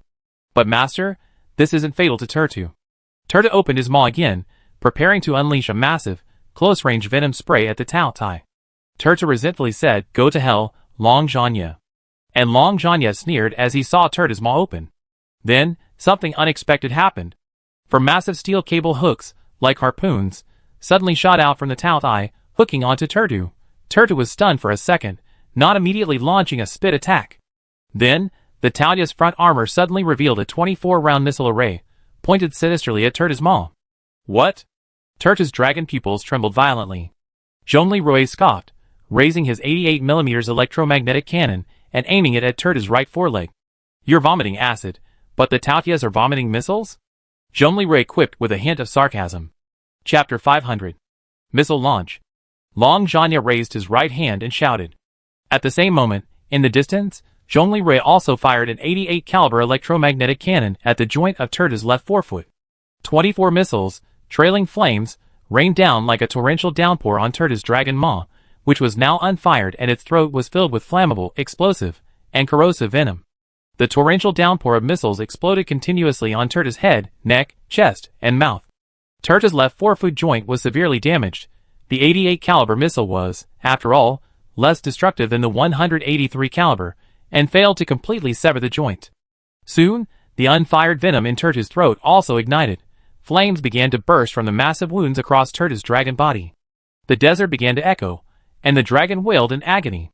Enduring the excruciating pain, Turtu's mind raced to its limits. Final safeguard mechanism activated. Consciousness begin transmission. 50 seconds later, Turtu's struggling dragon god body's golden dragon eyes suddenly lost their focus and brilliance. Its burning body collapsed with a crash, sending up a huge cloud of dust. Looking at the blazing earth dragon god body before him, Long Zhanya was greatly surprised. He even stopped firing the additional honeycomb rocket arrays raised from the battleship's deck. This fully formed dragon god body, why does it feel even less formidable than the Shadowman serpent last time? Long Zhanya's expression was dazed. Zhao Pu smiled wryly. General, our current Tao Tai is far more powerful than the warships used in the last hot sand battle. Please don't doubt Engineer Li and his team's design. Based on our estimated power, the damage inflicted by this Dragon Slayer system is comparable to that of a penetrating hypersonic missile implosion. Furthermore, if you weren't desperate to save Commander Solikov and didn't want to accidentally injure the Rakshasa allies, you could have used the same tactics as last time, when we eliminated Hua Urkin and fired a few large thermobaric bombs. We would have roasted that dragon long ago. Last time, when you were seriously injured, our army used this very tactic to eliminate that Shadowman. From what I've seen, this time, the giant lizard, Turtu, is just a little overweight and fatter. Long Zhanya finally nodded in agreement. Yes, it's just a little fatter. In the air, Zhong Leroy watched Turtu fall so easily, feeling somewhat bewildered. Tests show Turtu's body is completely out of control. This state is very similar to what it was like when you, Master, used the Human Emperor banner to forcibly strip Tongjia's consciousness and format it. Yujia reported. What? You said his consciousness. Could it be that his memory was stripped away? But the Human Emperor banner is still in my armor's additional weapon box, and I didn't activate it. He can't have suddenly lost his memory, right? Master, is there another possibility? Yujia suggested lightly. Zhong Leroy's eyes narrowed slightly. Atop the Earth Dragon's blazing body, a massive cocoon of flesh and blood exploded from behind its massive head. A dragon warrior, possessing Western dragon wings and covered in golden armor resembling a miniature Earth Dragon's scales, with the face of a handsome young man, emerged from the cocoon. He possessed 4 arms, 2 of which were as thick as Shinjia's own. He stood atop the blazing Earth Dragon's body and glanced skyward. Then, a wind god pterosaur approached with understanding. He instantly spread his wings and began to fly alongside the mutated wind god pterosaur. Turtu, you give up. While the Rakshasa army is still in chaos, use the wind god pterosaur to feign an escape and retreat from the battle zone. I understand, Commander Lloyd. The handsome Turtle 2, dragon warrior form, replied angrily via his built-in communication device. Soon, Turtle 2 and the Quetzalcoatl had flown over 2 kilometers from the main battlefield. Today's humiliation, sooner or later, I will avenge you. Giant of the old world, human emperor Jean Leroy. Turtle 2 soared at 130 miles per hour, turning his head to gaze at the chaotic battlefield still shrouded in smoke. He angrily declared, Damo, I will return one day. I swear by the glorious descendants of the Khan of the sky. The next second, a green laser beam pierced the air, piercing the mutant Quetzalcoatl's head. The mutant Quetzalcoatl didn't even have time to scream. Its brain burned as its massive body plummeted to the ground, landing heavily on. Another cloud of dust rose from the desert floor. What? I heard your oath, but you don't have to go anywhere. 30 meters away from Turtle, Jean Leroy's Minghong fighter slowly lifted its visual cloak and flew alongside him. If you don't want to suffer, surrender, Turtle. A glint flashed in Turtle 2's golden eyes. Whether I stay or not is not up to you. Then, his flight attitude shifted. After a sudden acceleration, his entire body shifted. He folded his wings completely, tucking them close to his sides, forming a bullet-like tapered profile. Instantly, Turtle 2's sprint speed surpassed even the production Peregrine fighter, reaching a staggering 398 kilometers per hour, reaching subsonic speed.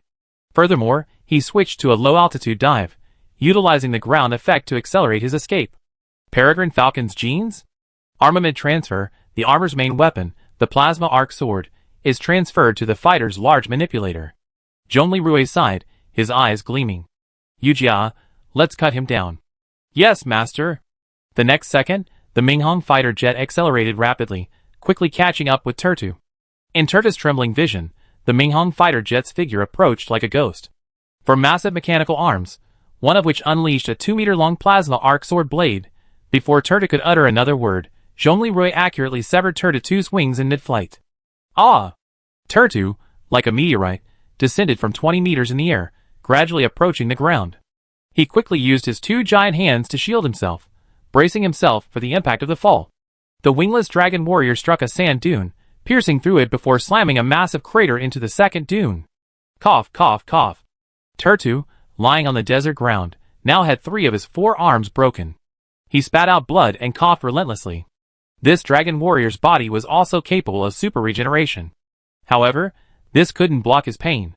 Therefore, at this moment, Turtle's entire body was rife with excruciating pain of levels 9 to 10. In Turtle 2's hazy vision, a Minghong fighter hovered above him.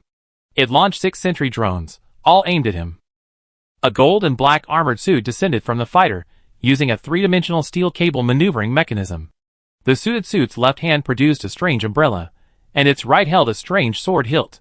With steady steps, the golden armored suit approached Turtle 2, who lay gravely wounded and dying in the form of a golden dragon warrior, on the sand dune. I told you, if you surrender, you suffer less, Jean Leroy's voice rang out. Then, the plasma arc sword in his right hand formed a blade at medium power, not the full power used when cutting through the blast door. In his left hand, the human emperor banner fully unfolded, revealing its third form. The banner's red eyes lit up, and a terrifying aura of black shadows began to permeate the surrounding area. Ha ha ha. Human Emperor. Jean Leroy. You shameless thief. This human emperor banner should belong to me. As the descendant of the Khan of the Heavens, the royal bloodline of the Golden Court, only I am worthy of it. Turtle gazed at the fully unfolded human emperor banner with a frantic expression. Do you think this is supreme power? Jean Leroy sighed lightly. It's a responsibility, or even a curse. Just show off. Winners take all, and I'm not going to say anything if I lose to you. I fought you far fewer times than I fought that old fellow Long John. But you're truly far more formidable than he is. If you didn't exist, his northern defenses had already been breached. Why do you insist on conquering the world? Can't you just live in peace with your neighbors, just like the wise king before you, batter? Jean Leroy looked at Turtle, seething with anger. Why did you kill the king? Why did you murder my friends and my love? Why did you murder nearly all of your people? Aren't you a king? If you're a king, why would you do such a thing? Why wouldn't you even spare your own people? Look me in the eye and answer me. Turtle. I killed your friends and your love. Turtle asked doubtfully. Have you forgotten already? Jean Leroy's voice rose. How did you kill your 2 nieces? Are you still human? Human? A fragile human? Ha ha ha. They should be thanking me. I made them demigods. TSK, I worked so hard, and my homeland is now enslaved by your puppets. You're such a gamer. Saren has been your slave for so long, and you completely ignored her, not even giving her the title of Ordu. Damn it! You're pulling the same trick you did to Munda. Will the Golden Court cease to exist in the next generation? Damn it! Damn it! Don't judge my values with your conqueror's conspiracy theories. Saren, this good girl, heartbroken by you, still spends every day worrying about the very things you've done to her. A shocking conspiracy has killed 3 million people in the desert and the northern borders of Dakian, and I'm heartbroken. This pain, even after her death, hasn't healed. I enslaved her because I didn't want her to commit suicide. Is the lover you taken in Kikij? Turdu was puzzled. Why would you take in a useless prince? She's not useless, she's a genius, the true inheritor of the Dragon Soul Flute. She helped me destroy all the death bugs with a single blow. And who do you think came up with the New World Order and the strategy of the new Big Three? Turtu's eyes flashed with unprecedented shock. What? This bastard? If she had shown me this talent earlier, I would have assisted her. Why would I rebel? I just saw my brother was such a coward, and Saren was such a hopeless idiot. I knew the royal court had no future. That's why I rebelled. I no longer want our once glorious land to be exploited by a superpower, caged and restricted, forever a fourth-rate nation to be manipulated. What do you mean? Ever since the days of the human king, Song Tian Khan, when the great Golden Court Empire stretched across Eurasia, anyone can enslave us. The Rakshasa of the north, the Great Red Alliance, and even the new Rakshasa, all want our land. The Qing dynasty to the south once used a prison policy that nearly wiped us out. Why do you think I went against my conscience and took over the mines in my hometown, the Dragon Guardian Holy Land? Because across the ocean, 10,000 kilometers away, the fierce Wind Nation wanted our minerals and rare earths. Zhongli Rui was momentarily stunned, speechless. You are? To preserve Hirua's land, we bought twice as much Lifeng Nation debt. Shakima, is Hirua's daughter? Hirua is the name of a female Turkic noble. Zhongli Rui suddenly felt a little dizzy. You love Shakima's mother? Yes, Turtu said with a wry smile. But love, kindness, wisdom, are they of any use in a weak nation? Only strength. Can we escape this predicament? Zhongli Rui fell silent. Turtu looked at him playfully, as if he was very proud that he had silenced the human emperor before him. The fifth demon king, Turtu. Zhongli Rui raised his eyes, and faced Turtu again. What did you call me? Turtu asked in shock. You look just like the former #1 demon king. You've been possessed. You gone too far. Even if you defeat me, you can't insult my dignity, you can't insult my honor. I'm the descendant of the great Khan of the blue sky. This is unbecoming of a king. Do you think your ancestors ever did anything good for the entire blue planet? They killed more people than even failed art students. Zhongli Rui's aura surged. Do you think you were defeated by another king more powerful than you? I tell you, on behalf of countless civilians, whether it's the 3 million wronged souls of the glazed land or the 250 million lives lost on your westward expedition, I seek revenge on you. What? My predecessor, Emperor Taizong of Tang, once said, people are like water, water can carry a boat, but it can also capsize it. Your supposed glory is built on the corpses of countless civilians. 2 years ago, I wasn't the chief executive, nor the human emperor. I was simply a civilian living a peaceful life. 2 years have passed, and many like the first demon king, and others like you, have wantonly harmed the world, preying on their own righteousness and justifications. Have you ever considered the feelings of millions of ordinary people like me? Turtu was stunned by Zhongli Rui's words. I was forced to take on the title of human emperor. But it doesn't matter. This is truly what I want to do. Human emperors, since ancient times, have been pioneers in improving the lives of ordinary people, protectors of countless civilians.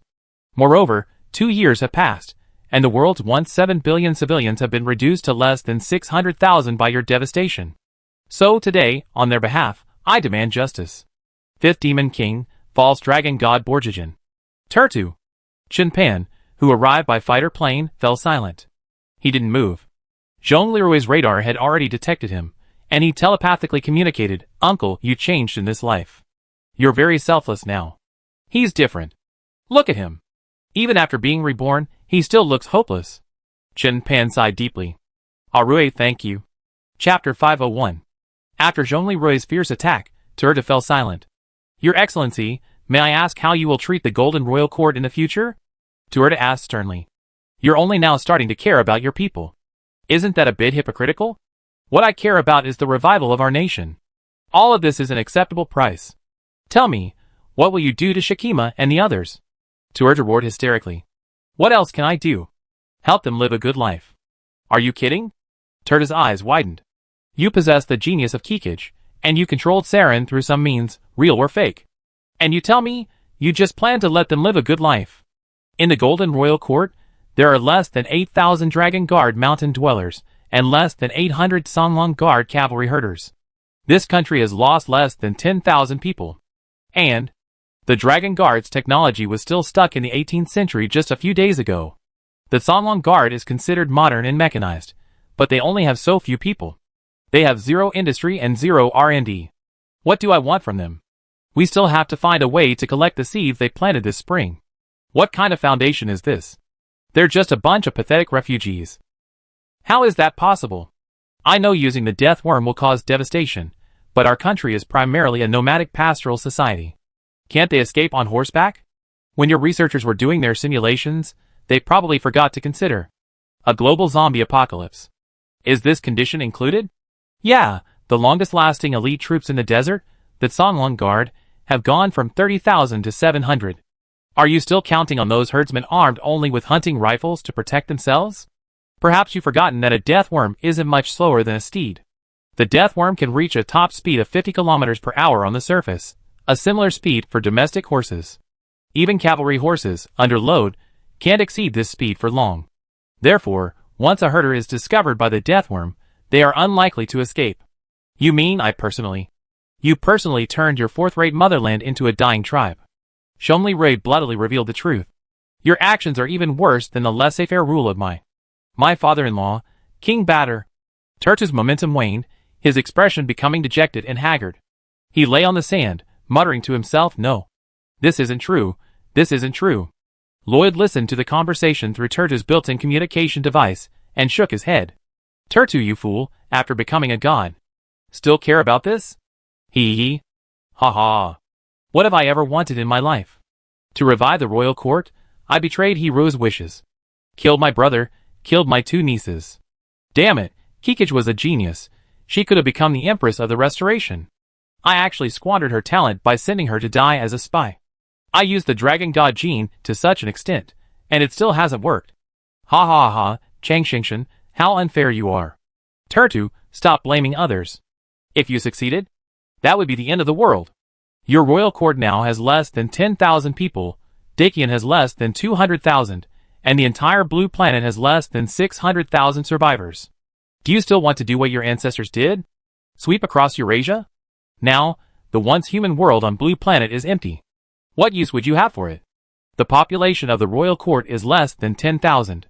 The population of Dakian is less than 200,000. The population of the entire blue star is less than 600,000.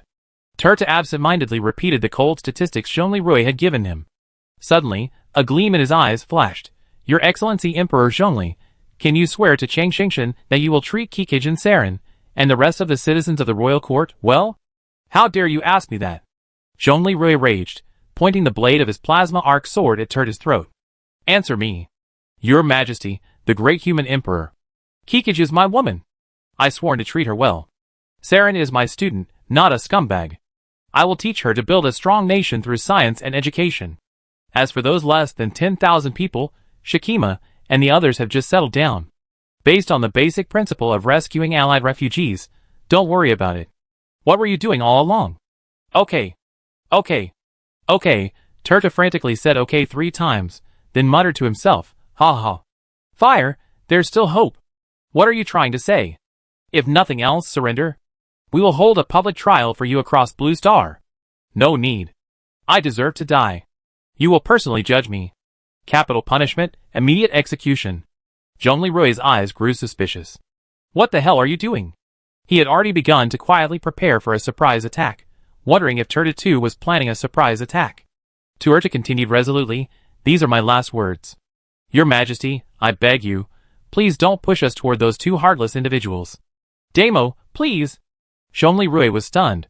Those 2 heartless individuals. The next moment, Turtis smiled and said, Chang Shangshan. I'm here to atone. Brother, I'm here. Hirua, are you still there? What the hell are you trying to do?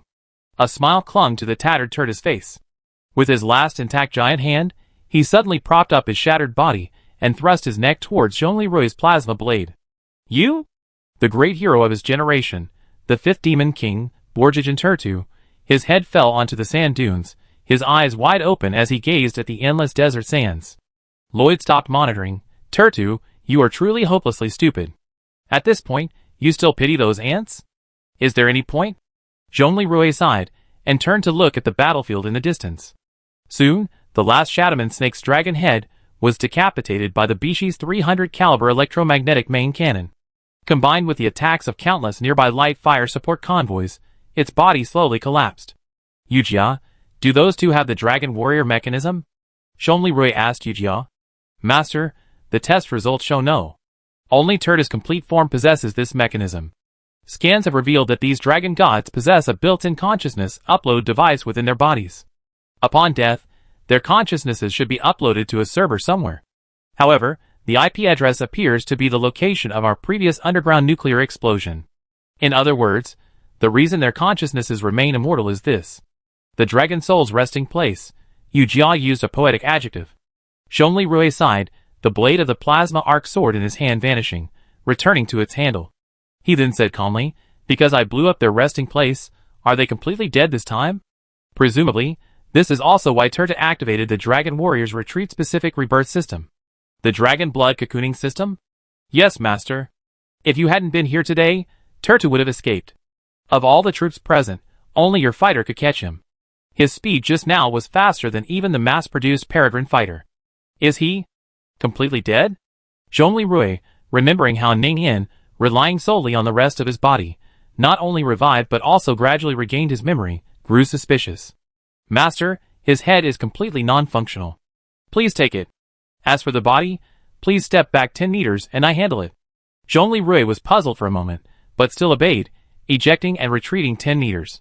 The next moment, 6 sentry drones from the Minghong fighter, along with its 2 laser cannons, simultaneously opened fire, consuming Turta's remains. The Dragon Warrior's remains were completely reduced to ashes. This can indeed eliminate future trouble. At this point, feeling somewhat heavy-hearted, Zhongli had no mood to complain about the rude-out approach Yujia had learned from him. Seeing that the matter had finally settled, Chen Pan leaned in and asked, Rui, you seem to be worried? Uncle, you saw everything, didn't you? Zhongli Rui looked at the gradually calming battlefield in the distance, with mixed feelings. Uncle, we have a lot of trouble later. I saw it. Chen Pan disembarked from the fighter plane and walked over to Zhongli Rui, sighing, is this my 4th descendant, the 5th demon king, the false dragon god Turtu? Honestly, he's a bit like me from the beginning 2 years ago, the fallen virtuous king. Just now, before he died, did the former virtuous king's mind return? I don't know. I only know that before he died, he forced me to take credit for killing the enemy chieftain and asked me to take care of his kingdom. And he probably had an affair with Shakima's mother. Chen Pan's face suddenly turned awkward. Rui, this? I asked Kuan Lu to look up the data. 14 years ago, when Shakima's mother, the previous great elder Hirua Altai, passed away, she was already 226 years old, equivalent to 80 years old for a normal human. However, judging by the information she left before her death, she had maintained a relatively youthful appearance. Zhongli Rui's throat suddenly went dry. Was this the weighty story of a wise king entering the Holy Land falls in love with a female ancestor near the underworld? But then, Zhongli Rui just shook his head helplessly, not delving into the story further. He probably thought I wanted the credit for single-handedly killing the enemy chief. But he didn't know that even if he didn't, I would still take good care of the people of the desert. Besides, now that I'm in this position, too much credit would only undermine the balance of power I worked so hard to create. I know what you mean. Chen Pan stepped forward and patted Zhongli Rui's shoulder armor. Let's go! When Zhongli Rui and Chen Pan returned to the battlefield in their fighter planes, the smoke had not yet cleared, but the battle was over. Commander Solikov, Commander Liang, are you all right? Zhongli Rui asked. Chief Zhongli, we're fine. We cleaned up here. Where's Turtu? Zhongli Rui used the fighter plane's camera to get a close-up of Turtu's severed head, held in a large mechanical hand. Solikov's eyes widened. Liang whistled gleefully. Then Solikov glanced around, seeing his troops scattered and suffering heavy casualties, a trace of resignation on his face. Liang smiled and said, "Brother Rui, you're quite capable. You killed this false dragon god with your own hands? You truly are a god slayer, haha." Casualties were quickly tallied. The three-nation alliance emerged victorious in the decisive battle at the Dragon Soul Land Research Institute's mountain fortress. The fortress was destroyed by a nuclear bomb, and the fifth demon lord, the false dragon god Turtu, and his legion of monsters were completely annihilated. Turtu's divine body was destroyed, and he used the dragon blood flower cocoon to regenerate into a dragon warrior. His attempt to escape failed, and he was personally slain by the human emperor, the god slayer, Zhongli Rui. However, the price paid by the three-nation alliance in this battle far exceeded the previous attack on the Ontario Hive. Of the three-nation coalition, only the new Lifeong army remained intact. The new Dakian army lost 27 of the latest humanoid mechas, without humans inside. Later, during a skirmish, an Air Force heavy attack helicopter was attacked and crashed, injuring one person slightly and one seriously. New Rakshasa suffered the heaviest casualties. In the skirmish, 108 men were killed, 242 were injured, and their flagship, the Bison Eye, was damaged. 27 accompanying vehicles were lost, and 2 attack helicopters crashed. On this day, the Northern War came to a less than perfect end. Chapter 502. The battle was over. As the Rakshasa army neatly placed the bodies of their fallen soldiers on the desert, the troops fell silent. The next moment, Sorakov ordered, "Black Knights, execute." Zhongli Rui was stunned. "Black Knights?" Beside him, Yelena quietly explained, "This is a special unit established by the Rakshasa army after the apocalypse. Their primary mission is to perform a requiem shot on the heads of fallen soldiers after the battle to prevent them from becoming zombies. This is a new mechanism they use in the apocalyptic era. They don't have any singers. Not even one?" Yelena whispered, "Rui, do you know that you have a monopoly on all the singers on Blue Star?" Zhongli Rui was startled. He turned to see the Black Knights, now dressed in black uniforms and bulletproof gear, marching in unison toward the bodies of the fallen Rakshasa soldiers. He felt something was amiss. He hurried forward, standing before the now grim-faced Solikov. "Your Excellency, Supreme Commander, please stop the ceremony. Your soldiers can still be saved." Solikov was already in a bad mood, and seeing Zhongli Rui, the greatest beneficiary, interrupt his sacred memorial ceremony, only to feel even more displeased. "Chief Zhongli, what do you mean?" Solikov's voice was icy. "Are you questioning the Rakshasa army's ritual? Or are you questioning my decision? This is my Rakshasa business, and it seems you, the great Qian, are meddling too much. You want to stop the Black Knight's soul-soothing? Do you want these honorable warriors to become humiliated zombies, standing up, only to be killed again by their comrades?" Zhongli Rui said anxiously, "Sir Solikov." The next second, he paused. His consciousness was pulled into the accelerated world by Yu Jia. "Yu Jia, what are you doing? If we don't stop Solikov, these glorious warriors will have no chance of resurrection," Zhongli Rui said anxiously. But the next moment, he saw clearly that the person before him was not Yu Jia. Because Yu Jia, in accordance with her own preferences, usually appeared in her consciousness as a more mature woman, and the person before him, who clearly looked like an 18-year-old girl, was Bai Lingxin. "Aunt? Don't blame Yu Jia. I was watching. Are you going to embarrass Solikov to save someone? I tell you, he's not as kind as you. He's all about profit. Of course, so is Liang. I know what you mean. But if you delay any longer, these soldiers will be finished." Bai Lingxin shook her head slightly. "Rui, I know you're anxious. What you did was right. But there could have been a better way. In this war, you lost a bunch of mechas and a plane, while Liang only fired a lot of ammunition. Much of it was Solikov's inventory. However, what Solikov has lost is almost 25% of the troops he brought with him on this expedition. This Supreme Commander, who paid so much but got almost nothing, is now unwilling to accept the loss. You need to say it differently if you want to save his soldiers' lives." "A different way?" Zhongli Rui frowned. "You mean?" "Yes, stop Solikov and tell him that you will have Yelena use the power of the singer to not only revive his soldiers, but also bring him a powerful elite force. It's a way of repaying his kindness for the nuclear bomb." Zhongli Rui's eyes lit up, and he quickly said, "Aunt, I understand. This gesture is important, isn't it?"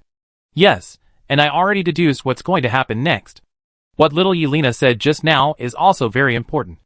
If you let her use her singer's power to save people in front of the three armies, The significance will be no less than if you had sole possession of nuclear weapons after World War II. Haha, I guess Solikov might deal with you the same way he dealt with Mr. Albert, sending you a beautiful swallow, a Rakshasa with blonde hair, white skin, and black stockings?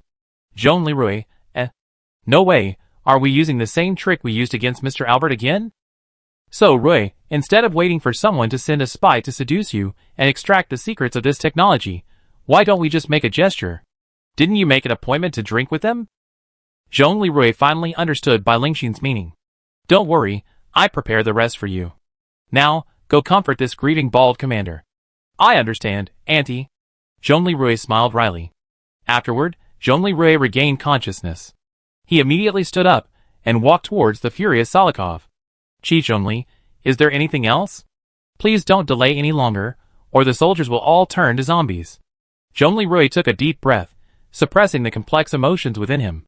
Commander, without your nuclear bombs, we wouldn't be able to achieve ultimate victory in this war. Let me repay you for your kindness. Now, I give you a superhuman army. How about that? Solikov was stunned, somewhat moved by Jean Leroy's words. But then, he stared at Jean Leroy suspiciously. What do you mean? Jean Leroy then whispered a few words to Solikov, primarily discussing the improved capabilities and combat performance of the awakened troops. Solikov's expression gradually shifted from initial suspicion to shock. Are you sure? Jean Leroy spread his hands. I am, and so is Yelena. Jean Leroy and Yelena were both successfully transformed into first-generation new humans. Then he turned to Yelena. Yelena nodded knowingly. Solikov was stunned for a moment, then a glimmer of hope gradually ignited in his eyes. Black Knights, halt, retreat. The Black Knights lowered their weapons, puzzled. Jean Leroy then summoned the black mechanical dark guard armor and had Yelena don it. Yelena, today we're singing for the soldiers who saved your homeland. You know what to sing, right? One person, no problem, right? Yelena's eyes gleamed with an unprecedented confidence. Of course. Under the gaze of the three armies, Yelena, clad in black mechanical dark guard armor and equipped with propaganda and amplification equipment, slowly raised her hands across the desert. Katyusha. The melodious, strangely powerful song instantly pierced the desert silence. It seemed to hold some mysterious magic, moving everyone present. As Yelena continued to sing, the soldiers' pale faces gradually regained color. 1, 2, the soldiers who had long since died on the ground began to breathe again. The Rakshasa soldiers present stared wide-eyed, unable to believe what they were seeing. Solikov clenched his hands in excitement, his eyes gleaming with excitement. Oh my God! He muttered to himself. Solikov, an Orthodox Christian, also cried Lord. As the last traces of the song faded into the desert wind, Yelena slowly lowered her hands. A brief silence fell over the entire desert, followed by thunderous applause and cheers. Yu Jia reported, Master, of the 108 people, 103 have been resurrected. 5 were not resurrected due to head damage, and all have been resurrected as awakened. Today, Yelena, perhaps because she sang in her native language, achieved a singer-songwriter fit of 85.03%, a personal best. Jean Leroy nodded. He knew that the earlier battle cleanup had taken time, preventing immediate resurrection, so these warriors had to be resurrected as awakened. It had been previously stated that awakened are inferior new humans, with various physical qualities approximately 20% inferior to those of perfect first-generation new humans, but still significantly stronger than ordinary humans. Solikov stared blankly at the scene before him, his lips trembling slightly. Doctor? Medic, check. Yes. One by one, the doctors and medics rushed forward and began examining the revived soldiers. Really, they have a pulse. Alive, alive. Oh my God. They're really alive. Listening to the doctors and medics' exclamations, Solikov murmured, Is this real? Leon, standing nearby, nodded and whispered to himself, This is the power of the singer. The power that will help me and my people return to Alaska. Roy, now even Baldy knows about this. What are you going to do? An hour later, 103 of the 108 dead soldiers stood up. Many were surprised to find that after their resurrection, not only did their wounds seem to have healed significantly, but they also felt like they had endless strength. Gazing at this return of the dead army, whose combat power had been greatly enhanced, Solikov's eyes were filled with shock and awe. But then, a complex expression filled his eyes. Jean Leroy had just quietly informed him that these resurrected warriors had not only regained their lives, but their new human nanobots had also been systematically activated. Their various abilities had been greatly enhanced. An army of super soldiers. Dragged back from hell by the singer's voice. Solikov's eyes flickered between Zhongli Rui and Yelena, a flicker of greed crossing theirs. Zhongli Rui, with his superior reflexes and the added bonus of his armor sensors, naturally noticed Solikov's change of expression. Sure enough, Auntie is right. Well, rather than waiting for you to take it, I just give it to you, Zhongli Rui muttered inwardly. Afterward, Zhongli Rui said to Liang, Commander-in-Chief, where's your wine? Shall we invite the Supreme Commander to join us? Liang was stunned for a moment, then burst into laughter and patted Zhongli Rui on the shoulder. Great, we must drink this wine today. Solikov hesitated, but quickly regained his composure and offered a diplomatic smile. Okay. To celebrate victory, to celebrate rebirth, this wine must be drunk. Out in the wilderness, beneath the starry skies of the desert, the three armies camped on the battlefield. The campfire illuminated the soldiers' tired yet radiant faces. As the flames flickered, many seemed to be reminiscing about the fateful battle that had changed the future of Eurasia. Zhongli Rui, Solikov, and Liang toasted in celebration inside the tent. My comrades, to victory, to Blue Star, cheers. The three drank it all in one gulp, the wine sliding down their throats, like a fire igniting within their chests. Solikov put down his glass and looked between Zhongli Rui and Liang, as if trying to read something from their faces. Zhongli Rui looked calm, while Liang seemed to realize something. The wind howled outside the tent. After 3 rounds of drinks, Shen Yichu stepped back and entered. Chief Executive, the technical department has prepared what you requested. Thank you for your hard work.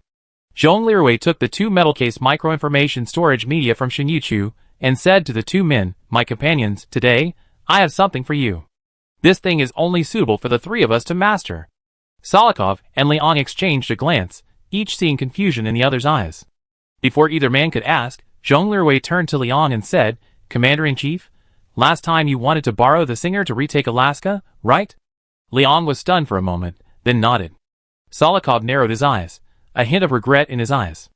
In fact, he had received intelligence that Liang had intended to ask Zhongli Rui to borrow the Singer to aid in the march to retake Alaska.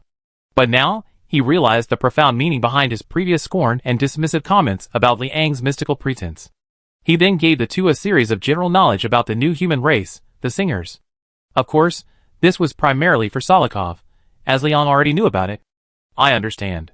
In this age of zombies, the Singer's power is a way to restore their sanity. Solikov nodded. But as you said, the Singer's power is innate. How can we find the Singers? Zhongli Rui glanced at the 2 storage media and said calmly, this is the key to finding the Singers. It contains an algorithm that can detect whether the girls' singing voices possess the Singer's abilities. This, like nuclear fission back then, is something that will change the course of the world. Actually, this storage device contained the algorithm Yujia routinely used to assess Singer compatibility. Solikov's eyes were filled with astonishment, while Liang could no longer contain his ecstasy. However, as soon as Liang's hand touched the storage medium, he asked Zhongli Rui in confusion, Brother Zhongli, this thing can help us find the Singer, right? Why are you willing to share it with us? Zhongli Rui smiled faintly. A 3-legged table is more stable, right, my friends? Solikov was stunned for a moment. Then, a look of great admiration crossed his eyes. After a long pause, Solikov slowly nodded. Sir Zhongli, I salute your vision and wisdom. I don't have such a valuable gift for you, so I can only offer you a small gift as a token of our sincerity and cooperation. As he spoke, Solikov pulled a golden Tokarev, TT, pistol from his bosom and handed it to Zhongli Rui. Seeing this, Liang, though hesitant, unhooked his gold Colt M1911 pistol from his belt and handed it to Zhongli Rui. Zhongli Rui smiled as he accepted the 2 heavy golden pistols. At this moment, a tacit understanding of smiles appeared on the faces of the 3 men. By the way, my friends, as someone who has experienced this, I have 2 suggestions. First, regarding the Singer selection, I suggest you proceed quietly, Zhongli Rui said calmly. At this, Solikov understood.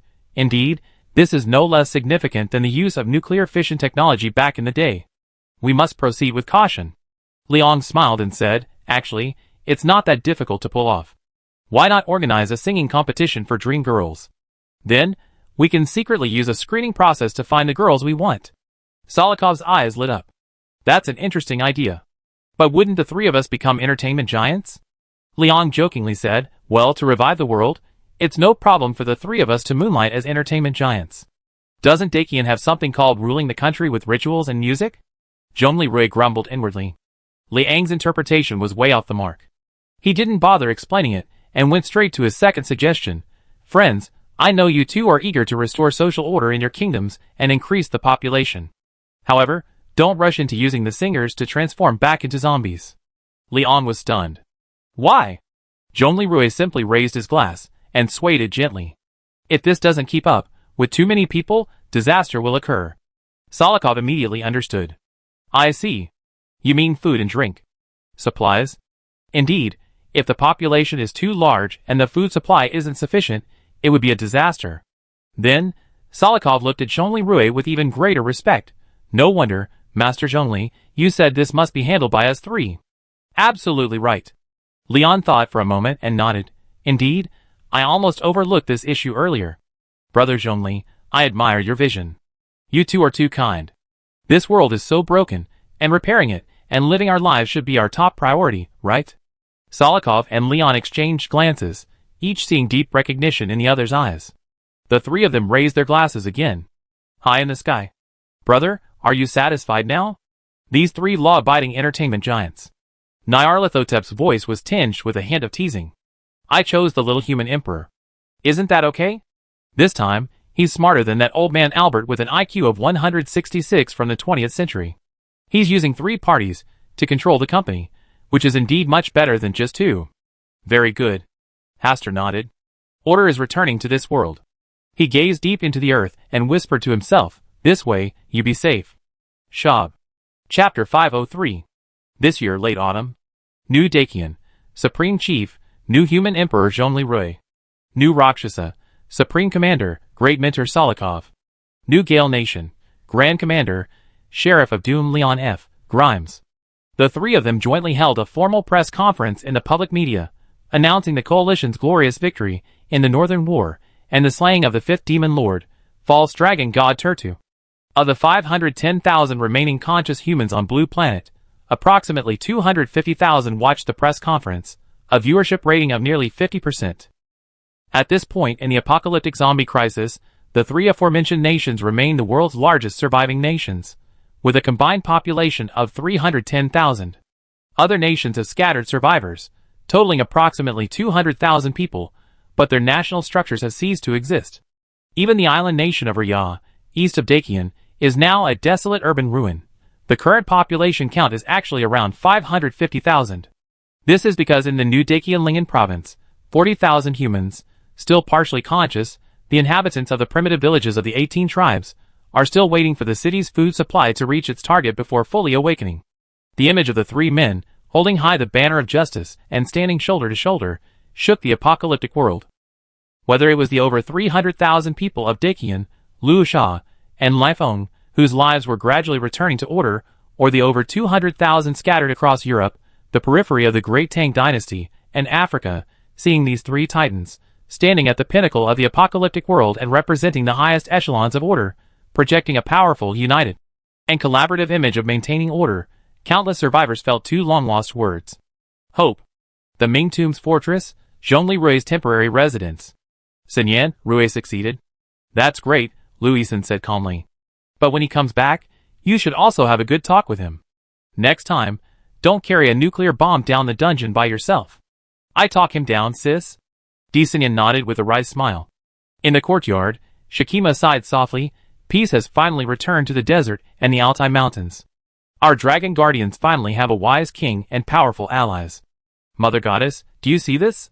Dragon ancestor, you may rest in peace. Just then, Chen Xiaoyu entered the house, carrying rose cakes. Ah, sister, Sinyan, you're all here. I made some rose cakes today. Let's celebrate Arui's great victory. Oh, and where's Kikij? Have her come along? But Xiao is only a few months old, she can't eat any. Be careful of choking.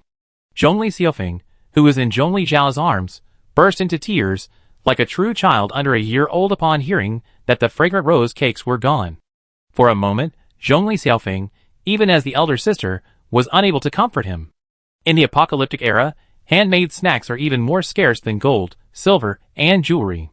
People usually eat steamed potatoes, rice, and simple dishes. Yu Jia observed the entire situation within the mansion through the surveillance cameras of the black-clad mechanical guards left behind, and Xiaofeng's prototype battle armor too. She sighed. Is this the world that the master loves so deeply, that he has always tried to restore, and that he has protected with his life? When Zhongli Rui, exhausted, returned to his residence, it was already evening. Everyone, I'm back. Upon seeing Zhongli's return, Di Sanyan and Chiga came forward to greet him. Saren and Shikima followed. Zhongli Rui hesitated upon seeing Saren and Kikij.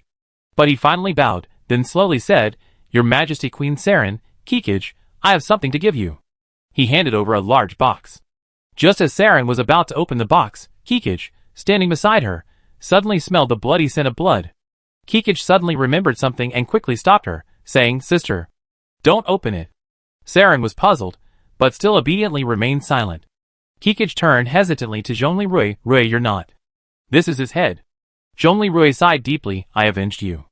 Saren fell to her knees, tears streaming down her face, as she cradled the box containing Turtitu's head. Kikij also knelt, and the two sisters embraced and wept, their immense humiliation and suffering seemingly released in that moment. Father! Did you see that in the kingdom of Changshangshan? Rui avenged you. Woohoo! He brought peace and justice to the desert. Zhongli Rui stood by, silently watching the scene, his heart awash with mixed emotions. He knew what this meant for Saren and Kikij. In the apocalypse, every victory is hard won, every revenge comes with endless pain. Di Sanyan approached Zhongli Rui and whispered, Rui, you killed Turtu with your own hands? That's not like you. Weren't you planning a public trial? Turtu ran into my blade before dying, Zhongli Rui said with a hint of resignation. Huh? Di Sanyan, who was holding Zhongli Rui Xiao, was stunned. He also asked me not to push them, and Shikima, onto Salikov and Liang. Furthermore, he once loved Shikima's deceased mother. Di Sanyan was stunned by this short yet explosively informative sentence, speechless for a moment. So that's how it is. Then, Rui, why did you give the singer detection algorithm to Liang and Salikov? Zhongli Rui briefly explained his thoughts, adding, Also, I have a selfish motive for doing this. Selfish motive? Di Sanyan asked curiously. Do you know how scared I was at the beginning, when you were the only singer in the world? Now that they can find singers on their own, won't you and the other singers be safe? Zhongli Rui glanced at Di Sanyan, then at the still sobbing Kikij and Saren. Di Sanyan instantly understood his selfish motive. She blushed. Then, she sped up and kissed Zhongli Rui on the cheek. Thank you, husband. Zhongli Rui smiled gently. Backstage, the turtle. Bai Lingxin turned to Chen Pan and asked, Hubby, is this true? Chen Pan nodded silently. During the battle 2 days ago, I wanted to go support, but Rui defeated Turtu in 2 moves. And then? Oh, this 5th demon King Turtu, he's so much like me. I did it for you and Xiaoyu, and he did it to stop his storyland from being bullied. I almost succeeded, but he was wiped out by the 3 giants just after he started. Bai Lingxin held her forehead. The 5th demon king, the false dragon god Borjigin. Turtu is a corrupted virtuous king, is that what you mean? Chen Pan looked up at the sky, feeling a sense of emptiness. Yes. He's the fallen wise king. I'm the fallen Prometheus. We're so similar. We're both deeply sinful. Bai Lingxin clutched his hand, heartbroken. Hubby, that's from a past life. Rui said that in this life, as Chen Pan, you're also someone who selflessly fought for the nation. Although you and I could easily be reborn, but next time, don't dwell on dying to atone for your sins, okay? Chen Pan was stunned, then smiled wryly. She knew he planned to guard the nuclear bomb in the Dragon Soul tomb, dying for the new human world. He said nothing, simply hugged Bai Lingxin in his arms. After a long while, Saren finally stopped crying. Chichiga, who had also been crying for a long time, looked somewhat lost, his eyes hollow. Suddenly, for some unknown reason, Chichiga felt a surge of dry heaves. Zhongli Rui, seeing this, hurriedly said with concern, Kikij, take it easy. Don't be too sad. Get some rest. Thank you. I'm just too excited. Kikij shook her head. However, the smell of blood in the box made her retch again. Di Sanyan, seeing Kikij's condition, was puzzled. Suddenly, she realized something, stepped forward, grasped Kikij's hand, and began to feel his pulse. For Di Sanyan, a head nurse, pharmacist, and a practitioner of traditional Chinese medicine, pulse-taking is a fundamental skill. Kikij, you're going to be a mother too. Di Sanyan exclaimed, then said to the nearby Great Xia Dragon Bird battle armor, sword combat suit, Sister Yujia, can you scan Kikij? Yes, sister. A 3D holographic projection of Yujia appeared and began to scan Kikij. Scan completed. Confirmed, Sister Kikich, you're pregnant. Kikich was stunned at first upon hearing the news, but then her eyes lit up with an indescribable glow, a mixture of surprise, disbelief, and deep happiness. I'm going to be a mother? Kikich's voice trembled slightly as she looked at Zhongli Rui, her eyes filled with tenderness and anticipation. Zhongli Rui, hearing this, also smiled gently. He gently grasped Kikich's hand and said tenderly, "Yes, our child will bring new hope and strength in these apocalyptic times." The people around them, upon hearing the news, cast their congratulatory glances. Di Xinyan smiled, patted Kikich's shoulder, and said, "Congratulations, Kikich, this is such a joyous occasion."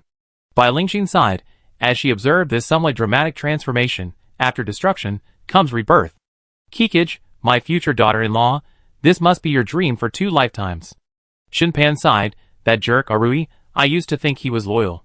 He used to want to be loyal, but now, he can only be affectionate with everyone." Bai Lingxin smiled. "I think when he leaves office, there's no need to build a heavenly palace. My home, base number 2, will be left to him and these girls as his tomb squad." Shinpan said unhappily. "That's not going to work. Luojiao Mountain Home Cradle number 2 is legally still Dakian territory. Furthermore, even in peacetime, it's a crucial technological research and development site for the revival of civilization. It's not a place to live in seclusion, is it?" Bai Lingxin supported her left elbow with her right hand and pointed upwards. "Otherwise, why would Arui want to build a heavenly palace instead of going underground?" Shinpan shook his head. At this moment, Chen Xiaoyu, watching the surveillance camera, pondered, "If he knew I was pregnant, would he still be affectionate towards me? Although, I want to pursue research, and having a family and a romantic life is irrelevant. But, that feeling." She closed her eyes, and recalled Zhongli Rui's tender treatment of his clone, Zhongli Xiufeng, now his adopted daughter, and the feeling Xiufeng always had when she called him dad with a smile. In fact, she had been keeping an eye on everything that happened around him for a long time. Yes, she didn't necessarily want to have it, but she still wanted to give it a try. "Because I never been in a relationship." "Miss, your mental pollution level is 15%, Kuan-Luan said coldly. Suddenly, Chen Xiaoyu felt a nauseous urge coming on. She was startled to realize her parents were nearby and quickly covered it up, saying, "Mom, Dad, I'm going to the equipment room. I have some new ideas I want to try." "Go ahead." Bai Lingxin naturally took over the monitoring position. Watching Chen Xiaoyu's hasty departure, Chen Pan left the room, his gaze fixed on her back in confusion. "This girl?" At this moment, Kun Lu reported to Chen Pan, "Master, after observation, the young lady appears to be showing signs of pregnancy.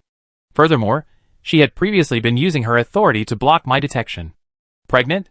Chen Pan felt a chill run through his feet, reaching all the way to his heavens. "Xiu is pregnant."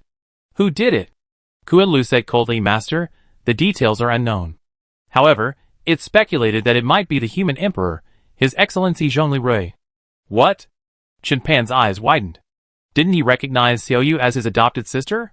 However, the eldest lady once spent time alone with His Majesty the human emperor in her room, wearing black stockings and a lace battle bra in an attempt to seduce him. This is a true record. See chapter 186 for details. However, Chen Xiaoyu failed that time. In the corridor of the turtle, after a brief silence, Chen Pan/Chen Jinkuan suddenly erupted in a thunderous roar. "Zhong Li Rui! High in the sky!" "Ah ha ha ha!" Nyarlathotep laughed heartily. "First Demon King, you just discovered this? But, if you had known that both of your daughters were pregnant with the human emperor's children, what would your expression have been?" "Ha ha ha!" Asta frowned beside him. "Little Naya, the world has just calmed down. Don't add fuel to the fire." "Brother, you're wronging me," Naya quipped. "This matter has absolutely nothing to do with me. It's a spontaneous act of the people. 2 Yandera sisters wanting to borrow scientific sperm is none of my business. As for the cleansing of the family, I hinted at the human emperor, no problem. But this matter right now, it's none of my business, right? As the god of order and the grand judge, you can't slander me." Haster fell silent. Indeed, Naya wasn't involved in this matter. As soon as the 2 outer gods finished speaking below, Kun Lu continued his feedback. "Master, I captured some encrypted information and recent conversations between the eldest and second daughters. It seems the second daughter is pregnant too." Chen Pan/Chen Jinkuan fell completely silent, as if a computer had frozen. At this moment, Bai Lingxin, startled by Chen Pan's roar, walked out of the monitoring room and asked in confusion, "Husband, what's wrong with you?" Chen Pan suddenly looked up, his eyes blazing with anger. Developer permissions. Ganjiang EX armor activated. Excalibur 2 fighter, surfer mode, activated. Go! Hubby! What's wrong with you? Come back. Bai Lingxin tried to stop him, but Chen Pan moved, soaring towards the hangar's launch port. Chapter 504. Emergency deactivate Ganjiang EX armor skills, and seal off the hangar. Yujia, Kunlun, do you understand? Mom, Dad has developer access to Ganjiang EX and Excalibur 2. We can't stop it, Yujia said anxiously. The hangar is sealed, Kunlun said expressionlessly. But the next moment, an explosion erupted on the wall of the turtle's hangar, hangar number 1. Madam, the master used the 183mm electromagnetic cannon to blast through the side wall, and his fighter jet flew out. What a jerk husband! Bai Lingxin muttered speechlessly. Then, she quickly combined her Moi armor and flew towards the hangar. Kunlun, prepare the Mirage electronic attack aircraft. Madam, that hasn't been final tested yet. Stop talking nonsense and activate it. Yes. While chasing Chen Pan / Chen Jinkun, Bai Lingxin asked Yujia, Yujia, what's going on? What's wrong with your father? Mom, maybe Dad found out that the eldest and second daughters are pregnant with my future husband's physical body child. The Mirage electronic attack aircraft's flight path veered off course, nearly crashing. What? When did this happen? I was watching Arui the whole time, and he never laid a finger on them. How could they possibly get pregnant? Wait, where did they get the sample? Bai Lingxin suddenly realized something and asked Yujia. Mom, after the battle at the Ontario Hive, my husband was traumatized and spent time in a recovery capsule. The eldest daughter stole it. Those two bastards, are they using Arui like that bastard? Bai Lingxin felt a wave of bitterness, then panicked. Oh no! Last time, Akua nearly destroyed the world because of Xiaoyu and me. This time. Oh my god. Yujia. Why didn't you tell me? Mom, I'm sorry.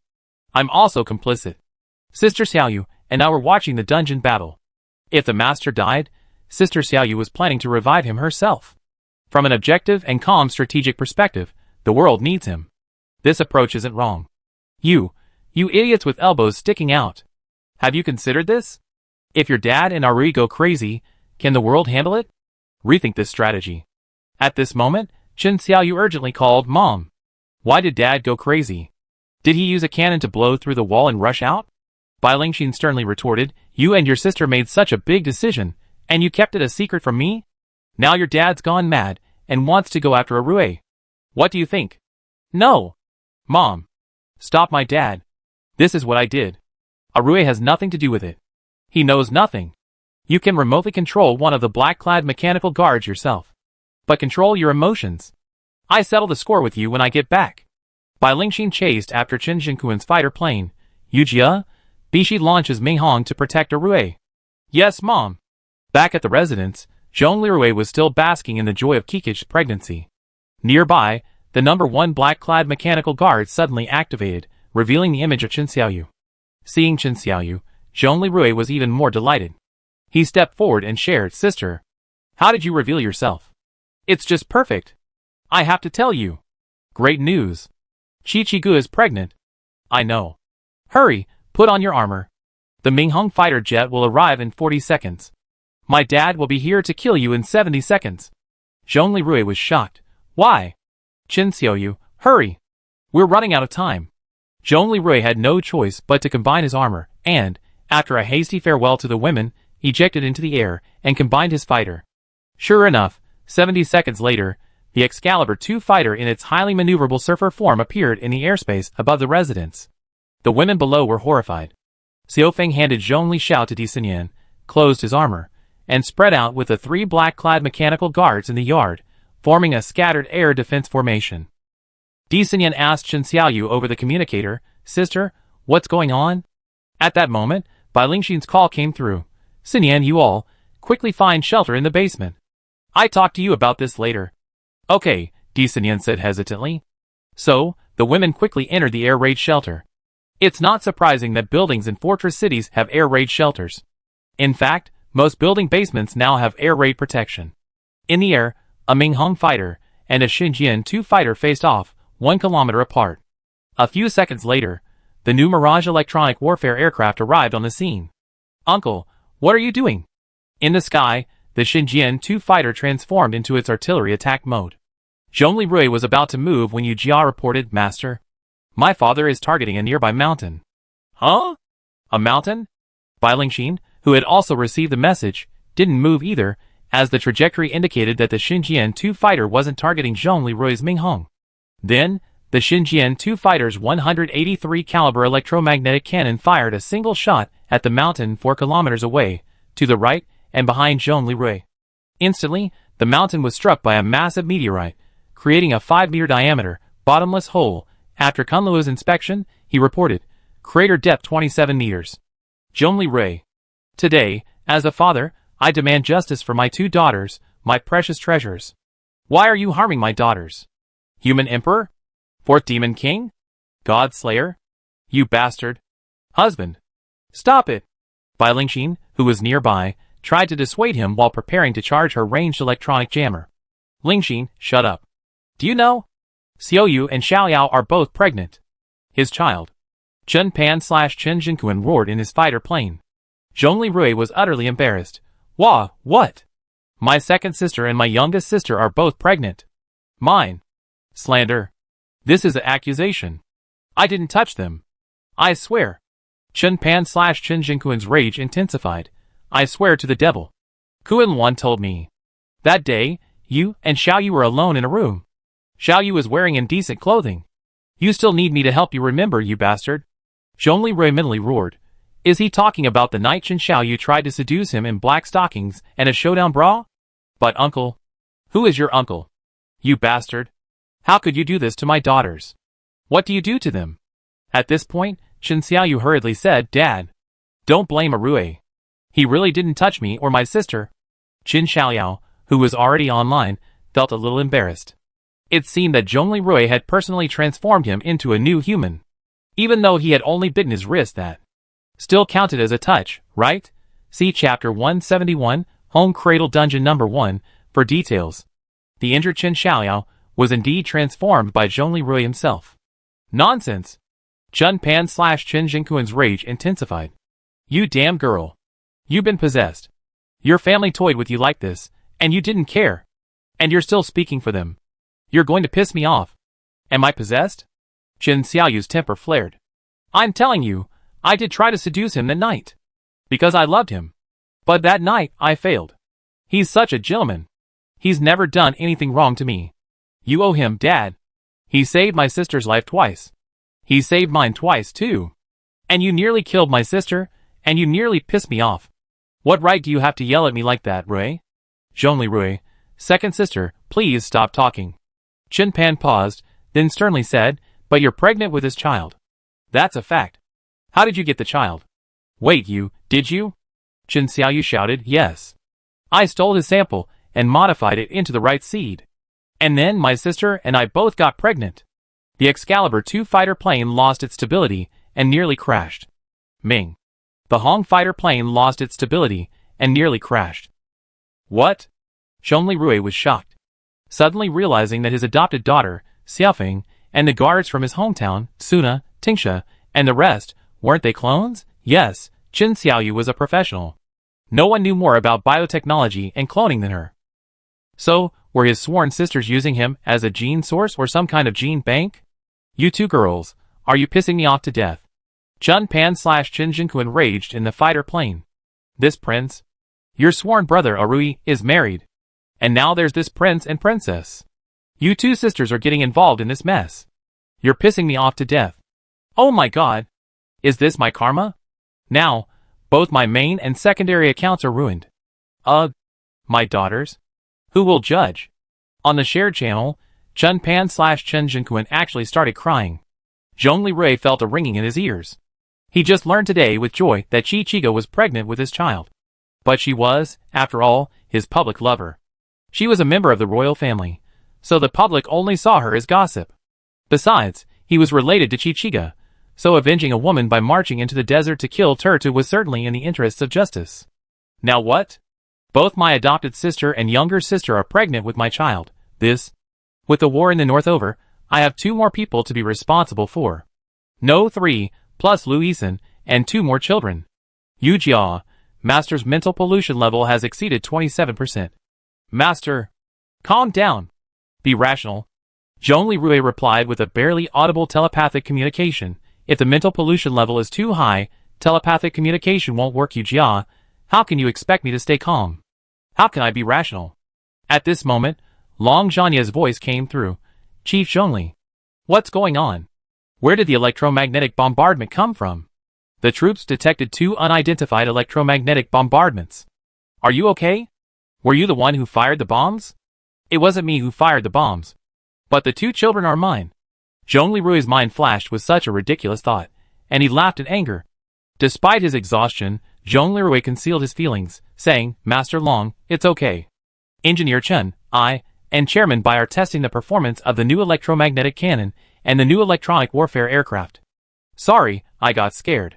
It's okay. Oh, okay. Then my Air Force will raise the alert, and you can continue testing. Click the message when the cannon fires. Communication ended. Zhongli Rui lamented inwardly, God, please save me. High in the sky, inside the chaos deep space UFO. Ha ha ha. Naya laughed heartily. This show is wonderful, ha ha. But little Emperor, this is a romantic debt you caused yourself, so I won't help you, okay? Ha ha ha. Asta rubbed his brow. Just now, it seemed that Qin Jinquan and Zhongli Rui both prayed to the gods. But even the gods can't help this mess, right? Chapter 505. Finally, the mecha fighters of Zhongli Rui, Qin Pan/Qin Jinquan, and Bai Lingxin all returned to the Bishi. The Xiangui was damaged, and the automated robots on board were urgently repairing it. However, damage of this magnitude necessitated repairs at the Magic City shipyard. The robots could only patch the large hole with substandard steel plates. On a deserted patch of land within the urban fortress, Zhongli Rui, Qin Pan, and Bai Lingxin, clad in their battle armor, remained motionless. At this moment, another peregrine fighter approached, and Chen Xiaoyu, clad in black mechanical dark guard armor, arrived. Zhongli Rui looked at Chen Xiaoyu, her visor open, feeling inexpressibly distressed. Sister, you shouldn't have come. It's late autumn, cold outside, and you're pregnant, you can't handle the wind. Chen Xiaoyu smiled sweetly. You stinky human emperor brother, are you concerned about me, or the baby? Zhongli Rui said weakly, I mean, I care about both, okay? Chen Xiaoyu covered her mouth and smiled. Okay. Watching the exchange, Qin Pan/Qin Jinquan's face flushed with anger, while Bai Lingxin gave a slightly awkward smile. An eerie silence once again fell in the air. After a long pause, Bai Lingxin shook her head. Originally, for this first full-scale meeting, we like to hold it in a more respectable manner. Forget it. Everyone, the Light and Shadow Society, the first expanded meeting of the Human Emperor, begins. Xiaoyao, Dr. Aisha, both of you, come online. Yujiayu. Also reveal yourself. Next to the Great Xia Dragon Bird Sword Combat Suit, Ganjiang Yex, Moi, and the black-clad mechanical dark guard armor, 3D holographic projections of Chen Xiaoyao, Aisha, and Yujia appeared. Asia smiled wryly. I never thought our first Light and Shadow Society meeting would be held for such a ridiculous reason. Bai Lingxin sighed, Sister Aisha, this isn't some melodramatic story. This matter can be big or small. Then, she turned to Chen Xiaoyu and Chen Xiaoyao. Daughters, stop hiding it. Tell us everything you did in secret. Mom, don't make us two feel like criminals. Chen Xiaoyu muttered. You made the decision on your own, dragging your sister into this, and you almost made your father lose his temper again. Bai Lingxin's voice turned stern. I'm asking you two to talk it out, and you're still not happy? Who's going to speak first? Speak now. Chen Xiaoyu steeled her resolve. For reasons why I'm doing this. Qin Pan frowned. You're dragging your sister into this, and you think you're right? Chen Xiaoyu glanced at Qin Pan. Dad, are you going to let me talk? If you don't, I won't. What's your attitude? Qin Pan's blood pressure rose again. All right. Let her speak. Bai Lingxin overpowered Qin Pan with even greater force. Qin Xiaoyao sighed, while Aisha crossed her mechanical arms, offering an awkward but polite smile. Okay, I like to hear your twisted theories. Qin Pan turned his head away.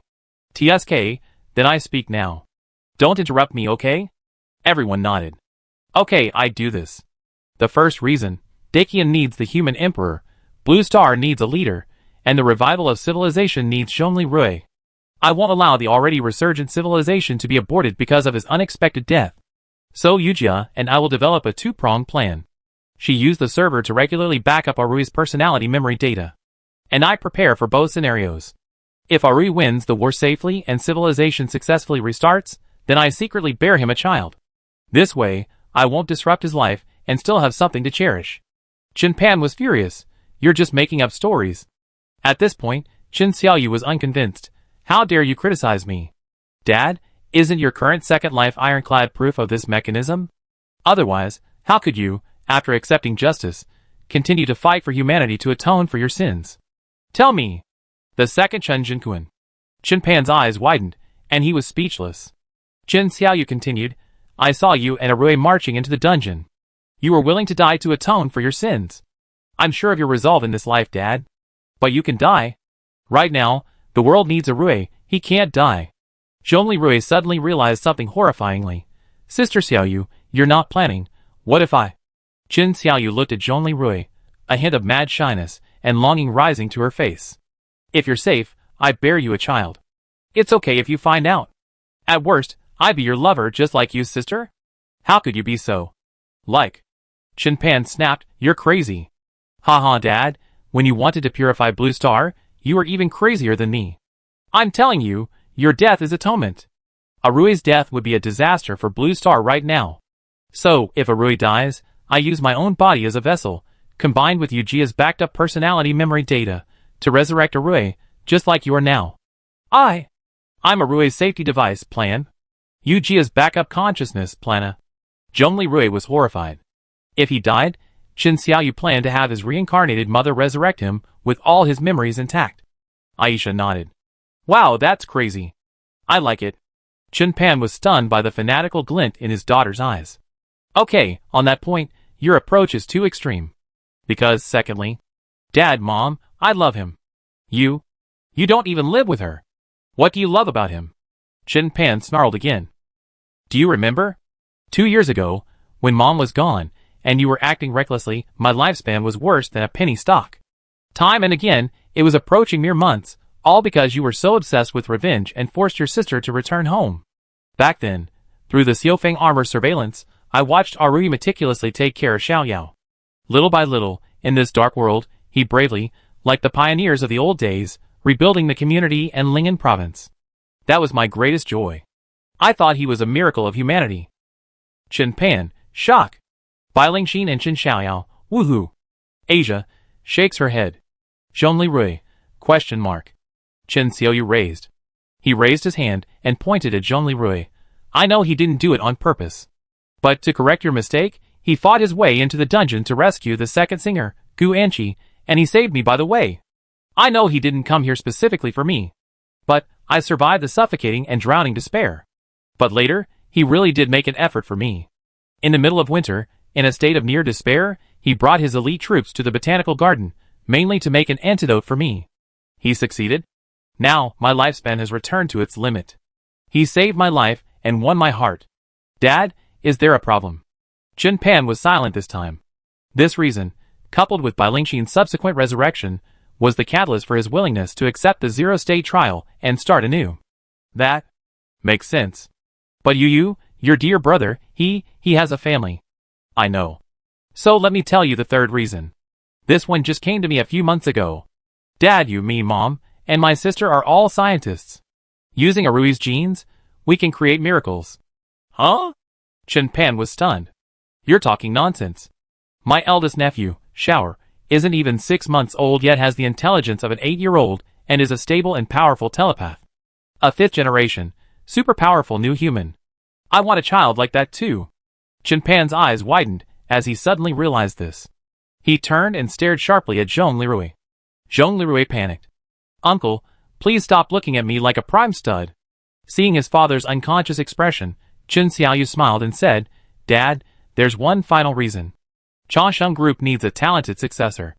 Arui's dream is to become a scientist. I will personally fulfill his wish. In the future, his child will be the most outstanding scientist leading Changsheng Group. Qin Pan was stunned. Zhongli Rui was stunned. Yujia, your sister is a super genius, a Yandra scientist. Master, including me, even Sister Xinyan, all women who love you are actually a little abnormal, right? Yujia whispered in her mind. After a long pause, Chen Pan pondered Chen Xiaoyu's words and sighed softly. Xiaoyu, there's a lot of truth in what you say. But Arui is married. Who said I'm going to marry him or stay together? Chen Xiaoyu crossed her arms and said calmly. Huh? I want to pursue scientific research in my lifetime. I want to advance civilization to era 1.0 and beyond. Family and romance are too tiring. But, while a husband isn't necessary, having children of your own is essential. Otherwise, when you grow old, you'll be left without companionship, without children, without hope. Chen Xiaoyu looked at Zhong Lirui with an open mind. Rui, if you want me to be your sister, or your lover, that's fine. But I'm not interested in marriage. Do you understand? Zhong Lirui looked at Chen Xiaoyu bitterly. Xiaoyu, are you trying to say you want to support me too? No need. My father and I were once the most technologically advanced and resource-rich technological empire on the entire blue planet. Do I need you to support me? But if you're willing to give me love, I take it. Forget about managing the family. I don't have time for that, sister. I want to pursue scientific research. Zhong Lirui, okay. Aisha, Is Xiaoyu a domineering heroine or a total scumbag? Although, I'm also a non-marriageist, haha. Shin Pan shook his head. Okay, you're awesome, and you have your reasons. It's certainly your style. But if you're doing this yourself, why drag your sister into this? Dad. I did it voluntarily. I agree with my sister's ideals, and I love Brother Rui. And I heard him. Zhongli Rui, huh? Xiaoyao, you always help me so much. When have you ever heard me? Don't talk nonsense. At this point, Qin Xiaoyao paused, first giving Zhongli Rui a loving look, then a guilty look. Brother Rui asked me to tell you. Besides generally agreeing with my sister's ideas, there's one more thing. Back in college, ever since we won the championship, I fell in love with you. But? That day, I missed you. You were helped into the hotel by Lu Xiaoya. Zhongli Rui, Xiaoyao this. She's telling the truth? At this point, Chen Xiaoyu crossed her arms and said, my feelings for you aren't that deep yet, but my sister has secretly loved you for a long time. You naughty brother. The night you and Sinyang got married, she secretly cried in her room. Sister, didn't we agree not to talk about this? Chen Xiaoyao said anxiously. You come this far today. Just let him know how you feel. Rui, my love for you is like new wine. But my sister's love for you is like 5-year-old wine. She's loved you for a long time. Do you hear me? Zhongli Rui sighed with emotion. I hear you. Xiaoyao, thank you. Now let me ask you, after I leave office, will we go to the heavenly palace together? I do. Qin Xiaoyao burst into tears of joy. But then she shook her head. No. I harmed you. You saved me twice, but I stole things and caused you to be targeted by the evil god. Xiaoyao. Don't talk nonsense. Zhongli Rui was shocked. The god of knowledge has been a great help to us. If it weren't for the knowledge she gave me during this dungeon, and the equipment I modified, we might have really relied on you two to be reborn. In the additional weapon box of the Great Xia Dragon Bird Sword Combat Suit, the red eyes of the skull that had been lit up on the human emperor's banner dimmed. Wow, this little human emperor is quite good at talking. No wonder so many human ladies favor him. Nyarlathotep chuckled. Knowing what's right is a plus. Haster looked at the side rising behind Naya, and the long-range delivery device that was about to activate, and shook his head. He thought, if the little human emperor hadn't said that, you would have gone to zero state to trouble the girl long ago. The little human emperor really has a strong desire to survive. Seeing Zhongli Rui's frantic look, Chen Xiaoyao quickly said, oh okay. Brother Rui, I listen to you. Chen Pan scoffed, Heavenly Palace. Rui, you know how many resources it takes to build that. How much rocket fuel do you need to refine, and how many rockets do you need to build? What a huge cost. Even I, the former richest man in the world, can't even imagine it. At this point, Zhongli Rui smiled and said, Uncle, what if we don't need rockets, and we can return to the warehouse safely every time? Chen Pan, how is that possible? If we had anti-gravity technology, we could give it a try. But I know. The God of Knowledge used the human emperor banner to warn. You're temporarily sealing the technology, right? I understand the goddess of knowledge's intentions. As the top scientist remaining on Blue Planet, we truly owe her a debt of gratitude. However, without anti-gravity technology, building a massive orbital home is a pipe dream. Uncle, what if we use a super electromagnetic cannon to launch the containers, then use the most powerful plasma jet technology to create a returnable cargo bay? You? Chien-Pan pondered for a moment, then suddenly stared at the sword weapon on Zhongli Rui's armor, his eyes widening. Rui, did you learn something from the goddess of knowledge?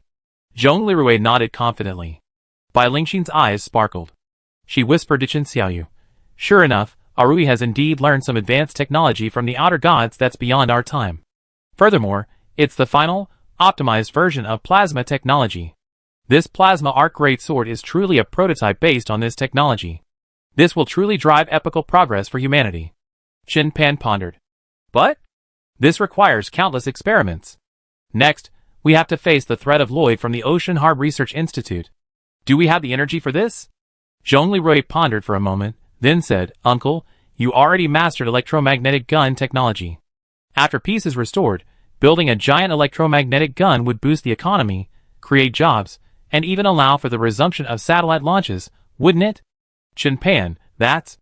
Indeed. And it's far more energy efficient than fuel-powered rockets. Zhongli Rui continued, next, we can experiment with and test plasma jet technology in warfare.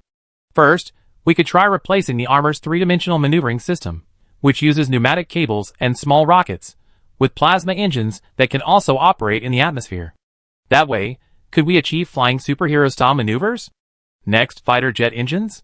Next, floating warships? And finally, Uncle, what do you think? Chien-Pan's eyes lit up with a long-lost enthusiasm, a kind of enthusiasm that only scientists possess. Finally, he sighed, forget it. Xiaoyao is in your care. Don't make her cry. Otherwise, I won't forgive you. Don't worry about Xiaoyu's child.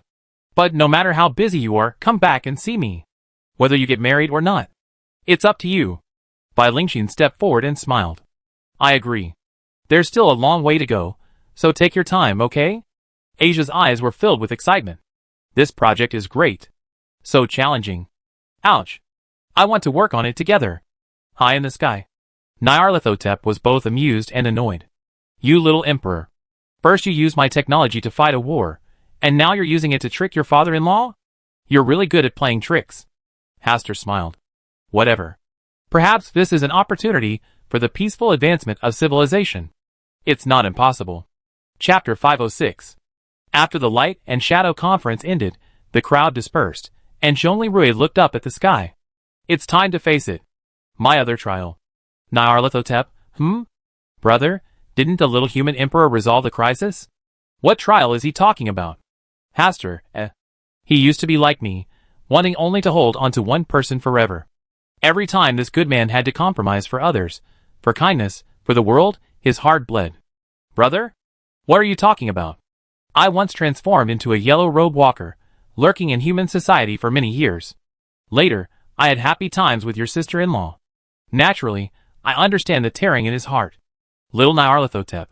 You are thousands of years older than him. But when it comes to relationships, you're still a novice. Haster shook his head. Extra. True love, coupled with righteousness, tore his original intention apart 3 times. He accepted Chi-Chiga because of his sincerity, and his righteousness in pacifying the northern border and defending Dakian and its people. He accepted Lu Yixin because of her almost obsessive love and the need to stabilize the rear area parliament. He accepted Qin Xiaoyao because of Qin Xiaoyu's silent and protective love and the need for the Changsheng technology empire to support the overall situation. But haven't you been to his memory world? Deep down, he just wants to live a good life with his sister, doing some scientific research to give back to the world. Haha, if he was the kind of ancient conqueror emperor who made political marriages to win over interest groups, but was cold-blooded and ruthless, then it would be fine. But he is a real good man. Because he's a good man, he's suffering? Then, about your matter, brother. Haster closed his eyes and remained silent. Little Naya, although you may not have understood my feelings at first, I'm very grateful that you came back, stayed here with me, and guarded your sister-in-law and this abandoned world. Brother, what are you talking about? You're being so distant. Naya smiled. However, Naya thought for a moment. According to biology, after this great disaster, the male-to-female ratio of the blue planet human population is now 1 minute and 3.5 seconds. If we continue with the old monogamous system, we literally be wiped out. Huh? Got it? Nyarlathotep thought, a sly glint in his eyes. Little human emperor, you promised me something, but you were too busy and didn't do it. Now I have a reason to scold my apostle in person, Thinking, Nyarlathotep walked away. Haster watched Naya's retreating back without saying anything. Feng Qilin slowly stepped forward. Lord King of Wind, are you just going to let the Red Queen do what she wants? She has a reason this time. The little human emperor is indeed his apostle, at least for now. And she does intend to admonish the first demon king and help her beloved. Haster, whether it's taking advantage of troubled waters or putting out fire with fire, it's a solution. Let her do what she wants. At worst, I cover for her. Zhongli Rui returned to his quarters. With a heavy face, he looked at Di Xinyan, Kikij, and Luisen, who had come out to greet him. Xinyan, I have something to say to you alone. In the room, Zhongli Rui ordered all mechas to activate private mode. An hour later. The man was silent, the woman wept. Xinyan, I'm sorry, I broke my oath. Zhongli Rui said flatly. I deserve to die. I still say the same thing. Di Xinyan, faced with the sudden change, even though she had been prepared to accept Kikij, was crushed by Zhongli Rui's current severely excessive state. You can do whatever you want, human emperor, Zhongli Rui. As she spoke, a frost formed in Di Xinyan's eyes. She wiped away a tear, then pushed the door open and walked out. Zhongli Rui followed her out of the room, distraught. He looked up at the night sky, lost in thought. Suddenly, the human emperor banner in the weapon box of the great Xia dragon bird sword combat suit beside him began to stir restlessly. Seeing this, Zhongli Rui quickly took out the human emperor banner. It suddenly transformed into its fourth form. Winds rose around them, dark clouds began to gather in the sky, and dark energy began to swirl. This scene terrified everyone in the courtyard. Shakima exclaimed in shock, Mother Goddess Creator Mother. You? The next second, a scarlet, sci-fi style armor materialized in the air. 8 enormous tentacles wriggled from behind the armor. Zhongli Rui, holding the human emperor banner, watched the lightning streak through the sky, his pupils trembling. Could it be that Xiaoyao had earlier called Nyarlathotep an evil god, and she was angry? Di Xinyan, who had been thinking of returning to her room, froze, turning back to gaze at the shocking scene. Nyarlathotep's eerie, unbridled laughter echoed through the night sky. Ha ha ha. Little human emperor, you know you deserve to die. You broke your promise to your wife, and you broke your promise to me. You deserve your punishment. Zhongli Rui was stunned. I broke my promise. Naya said scornfully, my apostle. Did you do what I asked you to do to warn the first demon king? The next moment, Zhongli Rui, without his armor, was swept up by a massive tentacle, and the turtle, Chenpan/Chinjinkun, who was monitoring the situation, looked pale, trembling, and sweating profusely. God of knowledge, are you going to judge me? For the sins of purifying Blue Planet. Without permission? Chenpan/Chenjinkun slumped in his chair. Bai Lingxin and Chen Xiaoyu were horrified. Zhongli Rui, Oh no, I forgot. Yujia urgently contacted Nyarlathotep, only to receive the following message. I'm helping your husband in the afterlife. Little elf, don't be silly. Power up your armor, and play a show match with me. Don't worry, your armor won't be damaged. Your husband won't be hurt either. Hurry. Otherwise, you don't want to see this family fall apart, do you? Also, after you lose, remember to say Master, I'm sorry, understand. Yujia's code flowed. Although she didn't fully understand Nyar's motives, the next moment, she cooperated, powering the great Xia Dragon Sparrow armor sword combat suit and charging towards Nyar's armor. Zhongli Rui was shocked. Yujia, stop! Then, Nyar's armor erected a shield of unknown origin, blocking the plasma arc sword. Huh? A weapon of level 1.3 civilization technology, not bad. But the principle is just the technique of blowing out high-temperature plasma gas. Blocking it is easy. Nyar scoffed. The next moment, Naya used the chaos scythe wrapped in a strange purple light ball, and swung it fiercely at the great Xia dragon bird armor. No! Zhongli Rui cried desperately. The great Xia dragon bird armor was blown away, smashing through the courtyard wall. Then, Yujia's intermittent projection appeared. Master, I'm sorry. Zhongli Rui shook his head. No. Yujia, go and repair it quickly, be obedient. The women were terrified when they saw the great Xia dragon bird armor being instantly destroyed. Then, Naya grabbed Zhongli Rui and slowly ascended into the air. She had originally intended to perform a strange tentacle display in front of everyone, swallowing Zhongli Rui whole, but seeing Zhongli Xiao in Zhongli Xiufeng's hands, she decided against it. Dad! You bastard! Give me back my dad! Zhongli Xiao cried. Naya's eyes flashed coldly. Zhongli Rui shouted, Goddess of knowledge.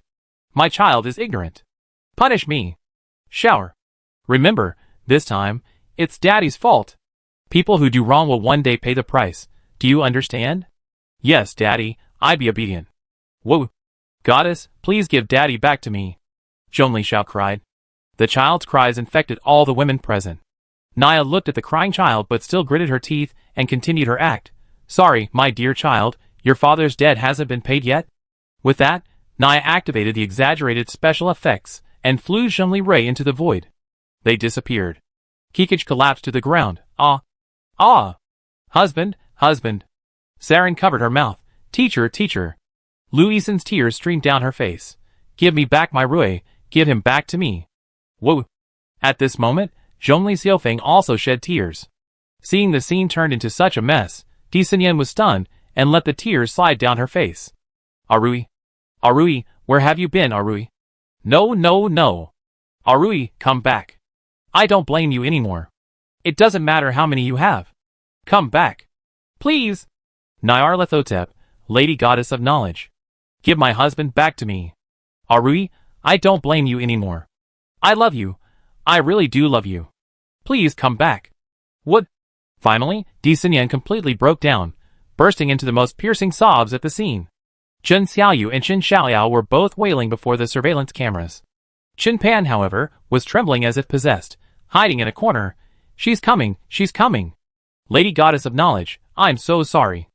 Aboard the Chaos Deep Space UFO, Zhongli Rui sat on a strange chair in the reception room, an apologetic expression on his face. Little human emperor, you're truly useless. Wouldn't any ancient emperor have handled this trivial matter in minutes? Goddess, times have changed. This isn't ancient times, this is a society of equal human rights. Little human emperor, times have changed. This isn't the modern era of 2 years ago. This is the era of apocalyptic recovery, with a male-to-female ratio of 1 minute and 3.5 seconds. Nyarlathotep teased Zhongli Rui, using his own words. In the apocalyptic era, your human males don't have a higher survival rate than females. During the catastrophe, many died, and during the era of community separatism, incidents like Chengfeng and Xinjias have resulted in many unnecessary deaths. Now, among all the cities, your Lingyan province still has the highest male-to-female ratio of 1 to 3. The worst-hit city is Sapporo in the Kingdom of Ria, where the ratio is now 1 to 5. This? Zhongli Rui was shocked. Although his engineering background and knowledge of the situation made him aware that men are more likely to die in the event of a major disaster, he hadn't expected the current gender imbalance to be so severe. If this keeps going on, you have to consider sending women to the battlefield. Not only will it be hard for these women to find husbands, but where will they find a husband as great as you, the Emperor of Man? Your widowed sister-in-law, who's so ungrateful for her good fortune, is truly clueless. Zhongli Rui smiled bitterly. It seemed he had to discuss this with Long Zhanya and the other Interior Affairs counselors after returning. I know you're thinking about Interior Affairs. Indeed, it's something you should consider, Naya, now dressed in her red Gothic ladylike gown, said nonchalantly. Thank you, Goddess of Knowledge, for your guidance, Zhongli Rui said humbly. But can you please let me go soon? Otherwise, they'd be really terrified. You have your own problems. You're a good man, but you're spoiling them too much, aren't you? Well, I'm surprised you, a woman, actually think that. Nyarlathotep, hearing this, approached Zhongli Rui with ill intent. Ah la, you think that of me again? Little human emperor, it seems you're still ruthless, hee. To be honest with you, I'm free to choose my gender. It's just that I think women look better. Zhongli Rui, shock. She no he? Yeah, while wrapping her tentacles around Zhongli Rui, said maliciously, Little human emperor, you just said that mistakes must be punished. You forgot such an important matter, and allowed the first demon king to do whatever he wanted. However, this mistake has been corrected, and now his SAN value is almost back to 0. As for your family, let them remember today how much you care about them. It's so important, so precious. Don't regret it only after you lost it. What I hated most was the regret of authors who wrote abusive articles. I just want happy end. Then, goddess, when will you let me go? Not soon, just one night. Tonight, stay in my room and talk with me, my good apostle dear. Zhongli Rui, you're not happy? Naya said in a charming and seductive voice. Little emperor, I'm treated well as a goddess. I help you pacify your harem, and even chat with you about family matters. I'm not like my best friend Athena, who spends all her time PUAing that pathetic, honest Sagittarius apostle. Don't you always treat me like a sister? Okay, I dote on you. Come, let's have a happy night. Workplace benefits, huh? Zhongli Rui, bound by tentacles, felt goosebumps all over his body. Ugh! He screamed in his heart. Someone save me. The goddess is forcing a man. Help. Chapter 507. Inside the Chaos Deep Space UFO. At this moment, the UFO was at an altitude of 400 kilometers, the so-called space station operating altitude. Relax, my lovely apostle. Naya wrapped Zhongli Rui in her tentacles and laid him on his bed. I haven't spoken to my apostles in a long time since Xiao Huang and Xiao Ba passed away. Zhongli Rui thought to himself, I accept that I'm your apostle. But isn't it a bit unkind for an apostle to lie in bed with a goddess? Remember this. Little Emperor, this is now the place of your dreams, Naya said with a smile. Zhongli Rui suddenly became alert. Right now, this Chaos Deep Space UFO, this space station's orbital position, wasn't this the exact location of the heavenly palace he dreamed of building for all the girls? As if guessing Zhongli Rui's thoughts, Naya smiled and said, How is it? Experiencing the feeling of a dream, how is it? A bit dreamy. But you're hoping it's not me lying next to you, right? Naya looked at Zhongli Rui and asked another life-threatening question. Goddess, as long as you're happy. Even with the blessing of that thing from my future father-in-law's family, my lifespan still won't be as long as Xiao Huang's, you know? Zhongli Rui sighed softly. You're really good at talking. I know. That's why I left them back then. But when I came back, Xiao He and Xiao Ba were both dead. The tentacles loosened. Zhongli Rui quietly regained his composure. Knowing that Naya seemed genuinely interested in chatting only with him, he felt relieved. Naya looked at the ceiling and asked casually, Good man, little emperor, I want to ask you a question. If one day, your child breaks the law that you defend with your life, will you kill him with your own hands? Or will you bend the law for personal gain? Goddess? Call me Sister Naya. That's too formal. From today on, I call you Xiao Rui. Xiao Rui? Zhongli Rui said, slightly embarrassed. Hey sister, I'm thousands of years older than you. Isn't it wrong to call you that? Sister Naya, fine. Xiao Rui, you haven't answered my question yet, Naya pressed. A story surfaced in Zhongli Rui's mind. The story of Qi Jiguang's execution of his son. I will enforce the law. Naya was deeply disappointed upon hearing this. She pretended to get up and leave. But Zhongli Rui thought of Chen Pan and the frantic preparations Chen Xiaoyu had made for him. I will consciously adjust his consciousness, eliminating the overly violent parts and the parts that caused him pain and mistakes. Then, together with his mother, I will grant him a chance at rebirth. Now, even low-level humans like us can do it. Naya's expression became complicated. This isn't something ordinary people can do. Yes, it's just that with my family, who possesses technology, and a high-level civilization like you, Sister Naya, it should be possible. Naya's eyes widened. Yes, we could have done it before. But, because of that incident, we can only return to our original ways. Zhongli Rui, Sister Naya, what happened that time? In the captain's seat, Haster, who was monitoring the situation, had a drastic change of expression. Enforce the law, but grant him a new life? Naya looked at Zhongli Rui, her eyes filled with sadness and regret. Are you sure you want to know? Is it worse than what happened in the Glazed Land? Zhongli Rui asked tentatively. Naya was stunned for a moment, then said, Not really. However, that incident completely changed us, the world of the Cthulhu Protoss. It's a long story. Do you want to know? A little bit. Okay. Then I won't tell you. Huh? It's too much trouble to tell. Naya jumped on top, pinned Zhongli down, and kissed him forcefully. It was the direct knowledge information transmission technique again. Zhongli Rui's eyes widened, but then he quickly quieted down. Because, this time, it wasn't a flood of knowledge, but memories from centuries ago. 1846 AD. Windrunner at Takwa. This is the last time. Stop using your blizzards to stop the Western Europeans from exploring the Arctic. Haster sternly reprimanded. According to the laws of Azathoth, we may not actively interfere with humanity's autonomous civilizational evolution. But, Father, these Europeans have killed countless Native Americans who respect the laws of nature. Now, they're killing my followers. Those Inuit with innocent smiles, driving their Inuit dogs. Itakwa roared. These are spontaneous human actions. We must not interfere. Survival of the fittest, this is their process of self-evolution and elimination. I know that as an Arctic observer of the planetary environment, You spent thousands of years in the Arctic and have deep feelings for the Native Americans. But as outer gods, we must not interfere in conflicts between humans. This is the law, Hastur sternly declared. If you break the law again, it won't be as simple as locking you up last time. Next time you die. And die completely. Itakuya fell silent.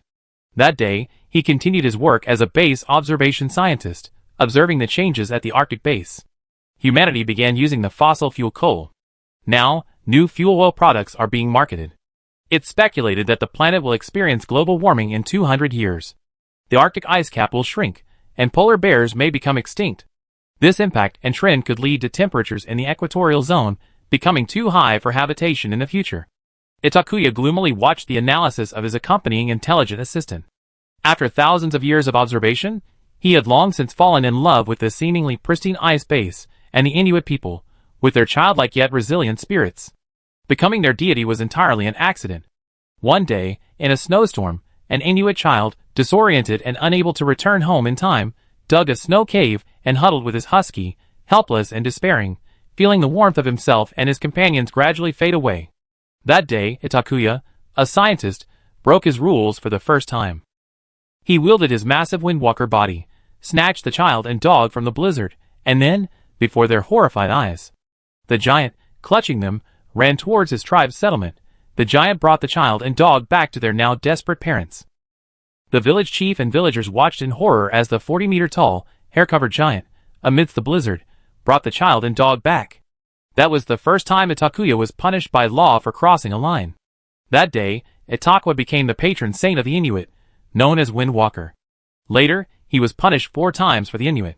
According to the law, on the 5th occasion, his body and consciousness would be annihilated by the Executor Groza's star-destroying ray. But he never cared. In his heart, protecting this icy world, which he had monitored for millennia and had become almost his second home, was his unwavering belief. Moreover, this was north of his mother, Shab, who lay there. That year was a La Nina climate event, and the Arctic ice caps had completely covered the sea earlier than usual. What are these Western Europeans, who have entered the primary industrial age, doing here again? Don't their meteorologists know that entering this icy sea in such weather conditions is a suicidal act? The 2 steam-powered ships, the Terror and the Ghost, were heading north along the Davis Strait between Greenland and the American continent. Itakwa disliked these Western Europeans, even harboring a certain hatred for them. Centuries ago, after the Western Europeans discovered the American continent, disasters began. During this time, he had been punished and imprisoned for protecting the Inuit. When he was released, the Inuit population had declined to a level that shocked him. Itakwa watched quietly as the 2 steam-powered expedition ships sailed north. As expected, an accident occurred. In May 1846, due to a rapid drop in temperature, the 2 ships were frozen in the ice north of King William Island. For the first year, Itakwa didn't pay much attention to their situation. Overall, there was no major chaos on board. He used his instruments to discover that the Terror and Ghost were stockpiled with supplies and a plentiful supply of food, including 62 tons of flour, 15 tons of meat, 1.6 tons of beverages, 1 ton of wine, 4.2 tons of chocolate, 4 tons of vegetables, and 1 ton of tea. So they're here on a suicidal expedition. Itakwa glanced at it indifferently, then stopped paying attention. A year passed quickly. Their captain died. The following year, their ship's food supplies became seriously contaminated. Harmful heavy metals leached from the tin and lead cans, damaging the health of most of the crew, and a brutal decimation began. On May 22, 1848, the food on board had been completely consumed, leaving only 105 men remaining. To avoid starvation and freezing to death on the desolate icy sea, these Western Europeans abandoned ship and fled. Everyone fled south, and at least 60 to 70 people died along the way. In the spring of 1848, the remaining 30 or 40 men finally reached the mouth of the Bark River, nearly dead and out of ammunition and food. An Inuit family hunting seals there discovered the final 30 men. These expedition members of the Navy, approached the defenseless family under the guise of seeking help. At one point, Itakuya heard a prayer he hadn't heard in a long time, addressed to himself. He gritted his teeth, activated his divine body, and arrived at the scene. The brutal scene at the scene shocked him. An Inuit family, torn to pieces by these Western Europeans as food. Father, mother, brother, younger brother, even dog, no one was spared. The remaining girl was stripped of her clothes and thrown aside as about to be cooked, While the furious chef sharpened his knife, the desperate girl, her totem still hanging around her neck, continued to pray. Ah! The 40-meter-tall Wind Walker divine body roared in anger. He rescued the dying Inuit girl, then, with his massive hands and sharp claws, he smashed down upon the cannibals. The final screams echoed across the polar world. You have never changed for the better. You are not worthy of redemption. You deserve death? With their final wails, the murderers vanished at the mouth of the glacial river. The enraged Titan, protecting the surviving girl, returned to her shattered home. The memory ended, and tears welled in Zhongli Rui's eyes. Windrunner he? Nia released Zhongli Rui, her eyes heavy. I too want to experience the feeling of crying like you do. However, we silicon-based creatures lack tear glands. My eldest nephew, Itakwa, is dead. Dead? My brother, Hastur, the Yellow King, personally sentenced him to death. He violated the laws of Azathoth for the 5th time. And his death changed the entire world of our Cthulhu pantheon. Nyarlathotep drew circles on Zhongli Rui's chest and sighed. Little Nia, stop messing around. Please invite His Majesty the Human Emperor over. Hastur's voice echoed through the air. I have something I'd like to ask him. Zhongli Rui and Nyarlathotep exchanged a puzzled glance. Sister Nia, is your brother, the judge, the Yellow King, His Majesty Hastur, the King of Wind, also on this starship? Yes, Lil Rui, he's always here. Chapter 508. Brother, I'm having a team-building session with my apostles. What are you doing messing with? Among all the outer gods, how could you possibly engage in team-building with an apostle like this? Hastur said angrily. You just dealt with his sisters. Are you planning to get involved and cause trouble right now? Zhongli Rui's confusion intensified upon hearing this. Was Nia doing this to him on purpose? Also, I overheard your conversation just now. I genuinely have something I'd like to consult with this human sage. Nia, with reluctance, led Zhongli Rui to the bridge of the Chaos Deep Space UFO. The UFO had control devices that simulated gravity, so everyone wasn't experiencing weightlessness. Zhongli Rui saw Hastur, the sci-fi king in yellow. He wore a yellow-clad, technologically advanced armor with a faint emerald glow. Young human emperor, your reaction to me truly surprises me. Hastur's eyebrows rose slightly at Zhongli Rui's calm response. Your Excellency the Yellow King, based on the descriptions of you in our human sources, I don't think a guardian deity enforcing order is anything to fear, is he? The learned human emperor. Hastur nodded. My colleague, Zombie Era, the reshaper of a new order on the surface of Blue Star, I would like to hear your opinion. Please feel free to enlighten me. You're too kind, Zhongli Rui said politely. Excuse me, what is it you wish to ask? Little Nia told you about my son. Hastur asked Zhongli Rui in a low voice, am I wrong? Zhongli Rui's throat felt dry. Why do all these outer gods start with life-threatening questions? Dare I say you're wrong? Procedurally, it's correct. However, considering the potential impact, it's not good. Zhongli Rui replied after a moment's deliberation. Hastur's eyes grew deep. Your Majesty, please take a seat. I tell you in detail. Behind Zhongli Rui, a chair similar to Hastur's appeared. Zhongli Rui sat down without pretense. Your Excellency, the Yellow-Robed King, your actions are very similar to those of Qi Jiguang, a great general of the Ming dynasty, who lived many years before my own era. His story is called Qi Jiguang beheads his son. Do I need to repeat this history for you? Asta shook his head slightly. No. I read this story no less than 1,000 times. Zhongli Rui was shocked. Was Asta feeling extremely guilty? General Qi Jiguang's actions were flawless from a procedural and military perspective. However, let me address a few subsequent points. First, he destroyed his family. His wife became estranged from him, and the general regretted it for the rest of his life. Second, General Qi Jiguang, who was beheaded, was also a hero in the eyes of the people.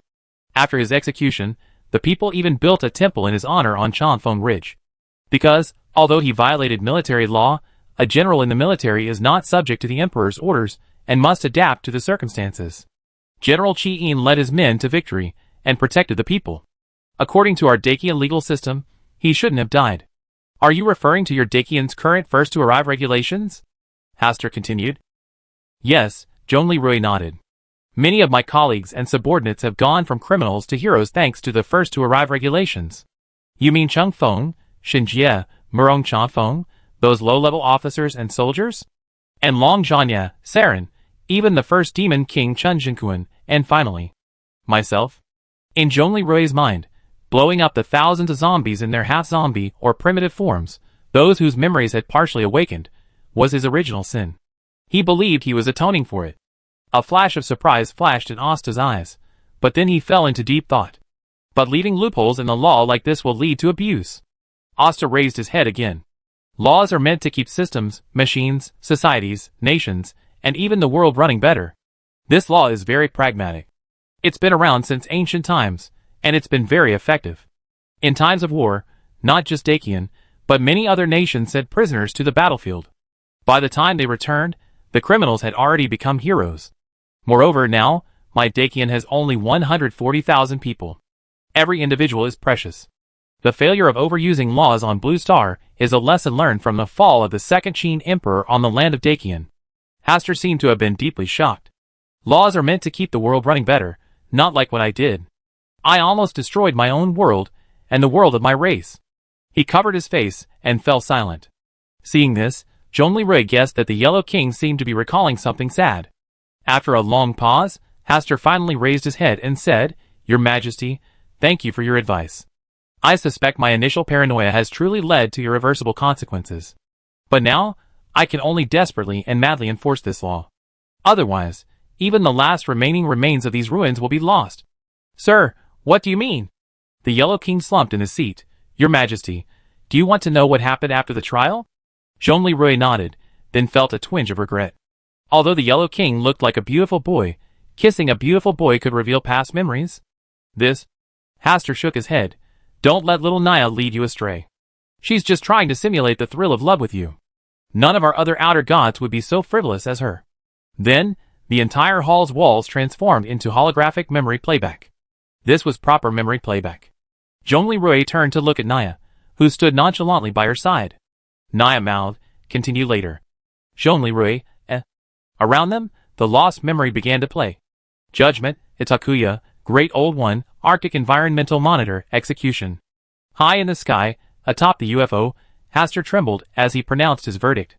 Nearby, a stunningly beautiful outer god, radiating the vibrant aura of a tropical rainforest, shook Hastur. "No! Hastur! Stop! My son is enforcing justice. He's done nothing wrong. Stop now." His reckless interference with the progress of this indigenous civilization has attracted the attention of predatory civilizations from other higher latitudes. If they believe this place no longer has rules and continue to act recklessly, nothing will remain here except magma and destruction. Do you want a Venus? I don't care. My son has always worshipped you. That's why he's so kind. He protected his followers. What's wrong with that? You're going too far in sentencing him to extermination. I am the judge. I must set an example. Otherwise, what use are the rules in this world?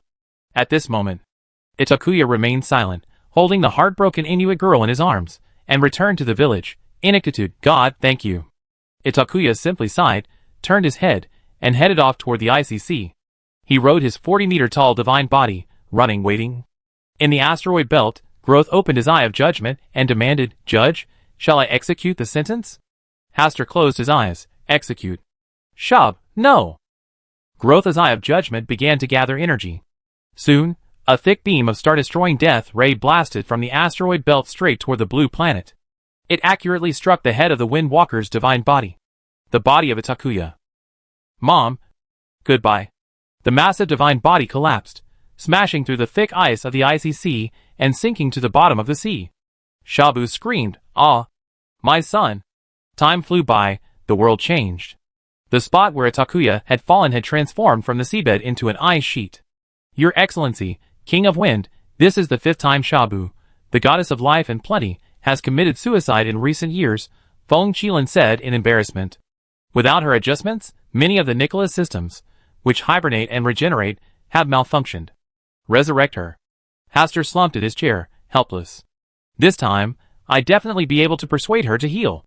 Shabu, the goddess of life and plenty, resurrected for the 6th time, opened her eyes again.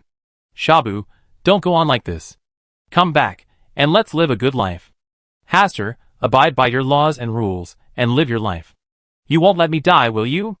Okay, I destroy the reincarnation system right now, and show you just how ridiculous the laws and rules you uphold are. Shab, come back." "No!" The goddess of fertility, filled with endless resentment, rushed towards the Cthulhu God's silicon-based life regeneration system, a massive system resembling a mountain of flesh, capable of rebirthing with intact memories and rebuilding silicon-based bodies, somewhere underground in North America. Hastur stood stunned, watching in despair as his wife, resurrected for the 6th time, forced herself back into the Nicholas system, disintegrated into countless fragments, and vanished. Shab, no! But the next second, the brown Nicholas system turned black, and countless outer gods and great old ones were horrified to discover that an incredibly powerful and bizarre new outer god had been born. Her name was Shab Nicholas. And the Cthulhu outer gods were horrified to discover that their connection to the Nicholas system had been severed. War had broken out in secret. The Cthulhu gods launched a full-scale mobilization to recapture Nicholas. However, every time a god fell, a strange subordinate god, a 40-meter-tall black young, would appear. Once the gods fell, they were truly dead, and the black young would multiply. During the war, Growth once launched a planet-destroying death ray at Shub-Niggurath. The ray swept through the black young. However, it was deflected by the strange defensive shield on Shub-Niggurath's body. Without the key to the Niggurath system and the amulet of life, that mad new outer god could not be stopped. Desperate, the gods, including those from other civilizations and other realms, chose to abandon Blue Planet and leave. Blue Planet entered a true godless age. Only a few outer gods and great old ones, who had once been close to Shub, remained on this Blue Planet. The rest had all left. Shub-Niggurath had finally calmed down. She had practically destroyed most of the rules of this Blue Planet from the Age of the Gods. This is the impact of my enforcement, Hastur said bitterly. Zhongli Rui's mind raced furiously for a while, before he could finally digest this memory, even more tragic than Ragnarok. Sir, the Yellow King, why, even to this day, do you still so stubbornly enforce the law? Everyone's gone, and Shab is still here. She's powerful, but what if this abandoned land, ravaged by the law, invites an even more powerful entity? She can't leave. I have no choice but to continue to enforce the law. Everyone says I'm crazy. Only little Naya stays, sort of helping me. So, you continue to protect the wrong existence you created through your mistakes using the wrong methods? Hastur was stunned, then a rage erupted, his aura surging. A storm erupted in the room. Zhongli Rui was horrified. How could such a blunt person like him have unconsciously spoken such a blunt truth? This was causing serious trouble. Naya quickly cast a shield to protect Zhongli Rui. At that moment, a chilling female voice, like the unison chant of countless ghosts, rang out from deep within the earth's crust. Hastur, are you still refusing to face your mistakes? What the little emperor said was absolutely right. Do you think I value your belated affection? Who wants you, such a cold-blooded person, who can't distinguish right from wrong? Look at you, you don't even have the heart to listen to the truth. Could the little emperor be wrong? The storm vanished. He's right. Hastur's expression darkened. Shub-Niggurath's voice faded. Hastur sat alone in the captain's cabin, silent as a statue. Brother, calm down. Don't take it too personally. Didn't the Luan you written by the disciples of that berserker's personal trainer, Kong Fuzi, say, since we arrived, we should make the best of it? Burying my sister-in-law like this, bah. There's nothing wrong with us guarding her like this, even if she's settled on Blue Star. Zhongli Rui, what nonsense is this? Sister Naya, your consolation doesn't seem right to me. Hastur shook his head, apologetically. Your Majesty, I'm sorry for losing my composure just now. I benefited greatly today. So, I owe you a favor. Zhongli Rui quickly waved his hand. Your Excellency, the Yellow King, your words are too polite. It's getting late. You humans need sleep. Little Nija, take His Majesty the Human Emperor and get some rest. Your previous method wasn't bad. But don't do it for too long. Didn't you see that in the courtyard, the Human Emperor's wife, Di Xinyan, is going crazy, begging Shakima to teach her the ancestral fire sacrifice ritual and how to contact you by worshipping the Human Emperor banner you left behind? Can you send His Majesty back? That's about it. Send His Majesty back tomorrow morning. Okay. I take him to rest and sleep. Zhongli Rui breathed a sigh of relief when he heard he could return tomorrow morning. Chapter 509. 10 minutes later, Zhongli Rui was sweating profusely and panicking. Because he had been grabbed by Nyarlathotep's tentacles and brought back to the bedroom, with Naya now leaning against his chest again. Sister Naya, I'm going to sleep. Don't you want to sleep? I don't need to sleep. You want me to sleep with you? Okay. But don't even think about doing that extra reproductive training mode. I'm a silicon-based creature, and you're a semi-carbon-based creature. Even if you run out of ammunition, I won't change at all. Our reproductive systems aren't compatible, okay? Hee hee. Zhongli Rui was embarrassed. What kind of lewd words were these? I was just kidding, haha. You were so brave just now. Sister Naya, are you saying? That's what I think too. Your brother's way is really wrong.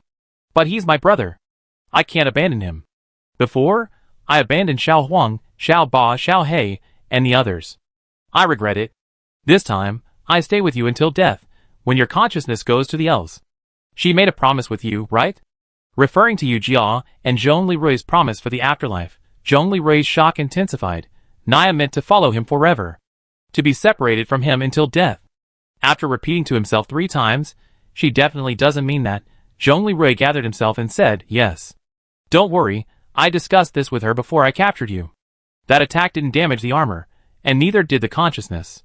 Thank you, Sister Naya. Well, you're tired today. Get some sleep. But then, Zhongli Rui was utterly depressed. Not only had he been wrapped in Naya's tentacles all night like a human pillow, but Naya had also been imitating the way they sleep in each other's arms after their passionate embrace had receded. Although it was truly just a hug, without any unnecessary movements. Looking at Nyarlathotep in her red-clad form before him, Zhongli Rui felt a mixture of emotions. She had given him the title of human emperor through her bad taste, deliberately tricking Shakima into giving him the artifact. Now, he was considered her apostle. The first apostle of the cult of fun. I'm treated well as a goddess. I help you pacify your harem, and even chat with you at night.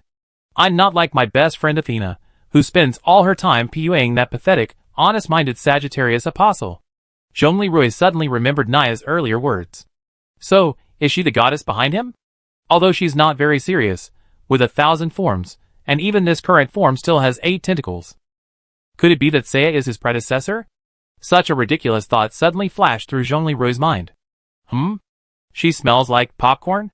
Hey Rui, why aren't you sleeping and looking at me? Naya asked herself with a smile. Sister Naya? You like popcorn? Huh? Your enhanced sense of smell is quite sharp, isn't it? Aren't you a silicon-based creature? Well, those carbon-based nutrients you mentioned are of no use to me, of course, but trace amounts of magnesium, zinc, and iron are useful. Besides, I'm just trying it for flavor.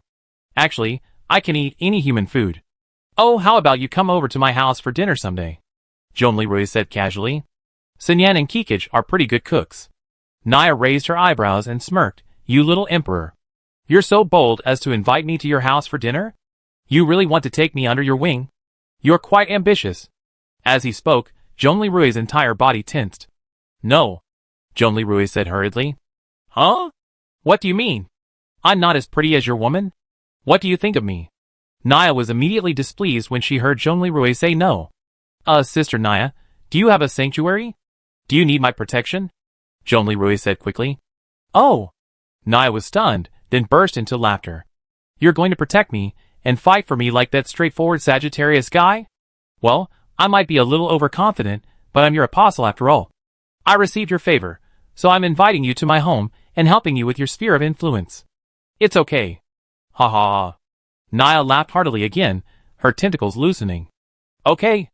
As long as that widowed girl remarrying in your family doesn't get mad again. Okay, when peace is restored next time I'm free, I take you to meet my best friend, the 2,500-year-old Athena. Sister, her family has a sanctuary. Mine only has UFOs and starships. I don't need your protection, my lovely apostle, ha ha. Zhongli Rui, alright. While Zhongli Rui lay awake all night, wrapped in Niara as a pillow, beneath the starry sky, Di Sinyan, Saren, Kikij, Lu Isan, Chen Xiaoyu, and Shakima, wiping away their tears, lit an ancestral bonfire. Facing the human emperor banner, planted in its place and fluttering in the night breeze, they used the ancient ancestral rituals of the Dragon Guard clan to attempt to contact Nyarlathotep, the mother goddess creator mother, and the god of knowledge. The women knelt beneath the moonlight and starry sky, praying devoutly. Shakima, dressed in traditional fire sacrifice attire, performed an ancestral dance. Although Shakima was from the herbal medicine sect, as the Grand Elder, she also performed the ancestral dance. However, after all their efforts, the red eye within the skull atop the human emperor banner remained silent. Lady Goddess of Knowledge, please, I was wrong. Return my husband to me. Di Sinyan silently pleaded. Suddenly, the red eye on the human emperor banner activated. Alright. A commanding female voice rang out. The human emperor's admonition is over. I will release him soon. You must get along well and assist the human emperor. Do not cause any more trouble. The women were stunned, then responded yes. Lady Goddess. Also, that Science Yandra over there, call your father, the first demon king, here tomorrow morning. I asked the human emperor to deliver a message to him. Do you understand? Chen Xiaoyu was stunned, then nodded yes. Aboard the turtle, Chen Pan, his eyes bloodshot and his hands clutching his head, heard his voice in despair. The words he feared most.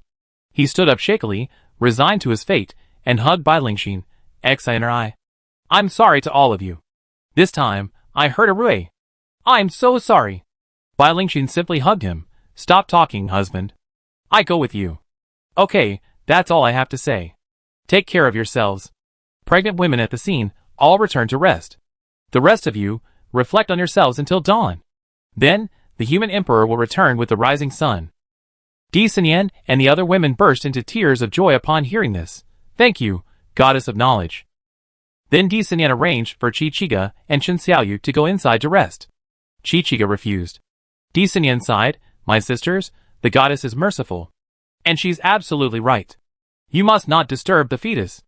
Lu Yixin thought for a moment, then said to Kikij and Chen Xiaoyu, Kikij, second sister, please go inside. Xinyan and I will stay here and wait for Arui's return. We're both in better shape than you. Kikij and Chen Xiaoyu exchanged a glance and finally nodded. Di Xinyan looked at Lu Yixin and sighed, sister. Thank you.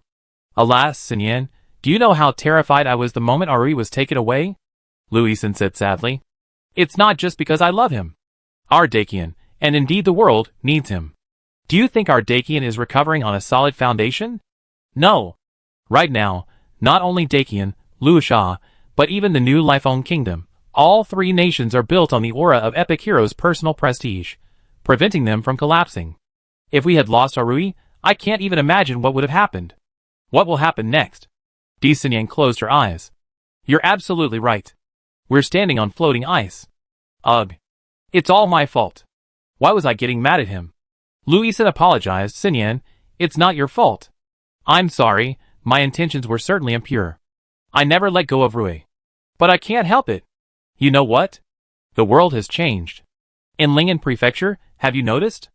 There are so many girls. Di Xinyan was stunned. She realized that this was indeed the case. Women indeed made up the majority of the survivors in the urban area.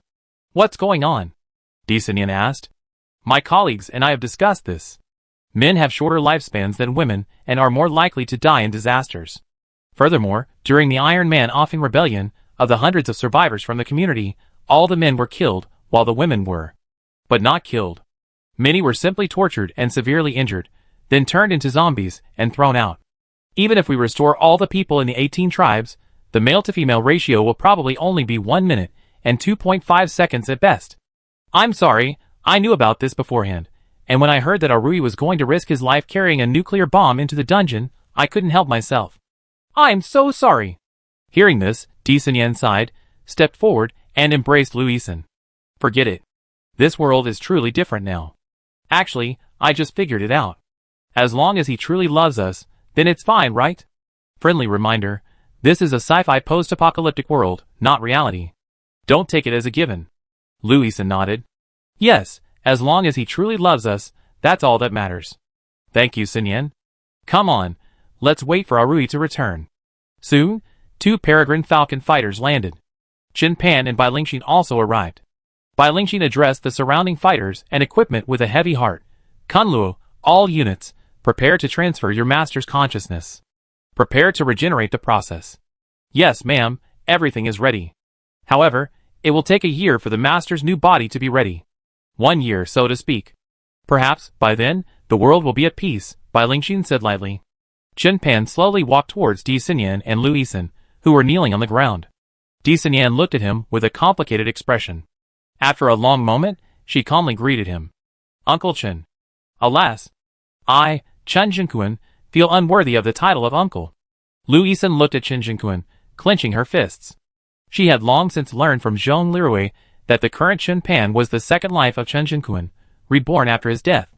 Everything he spared no effort to do now was to atone for his sins in his past life. His judgment was real. His next life, now, to continue atonement, was also real. However, of the many students she had led to escape from school, fewer than 10 were still alive. Thinking of this, Luisan did not address Chen Jinquan as Di Sinyan had done. The next moment, Chen Jinquan removed his outer garment, revealing the young, muscular upper body of an 18-year-old man. The two women were stunned. "What are you doing?" Then, Bai Lingxin handcuffed Chen Jinquan with special handcuffs, the kind that new humans can't break free of, and placed a bundle of thorns on his back. Looking at the human emperor banner planted in the ground, fluttering in the wind, Chen Jinquan took a deep breath and knelt heavily. Di Sinyan and Lu Yisan exchanged bewildered glances. Is this a taunt? Thousand-faced god. Crawling chaos. Goddess of knowledge. Creator mother, mother goddess of the dragon guardians. I, Chen Jinquan too. Today, I stand before you, apologizing for my crimes. Gods of higher civilizations, please have mercy. The revival of Blue Planet requires human emperor Zhongli Rui. I willingly submit to the law. Inside the house, Chen Xiaoyao, awake, was horrified. The goddess of knowledge had promised to return Zhongli Rui by sunrise. Was he committing suicide by doing this now?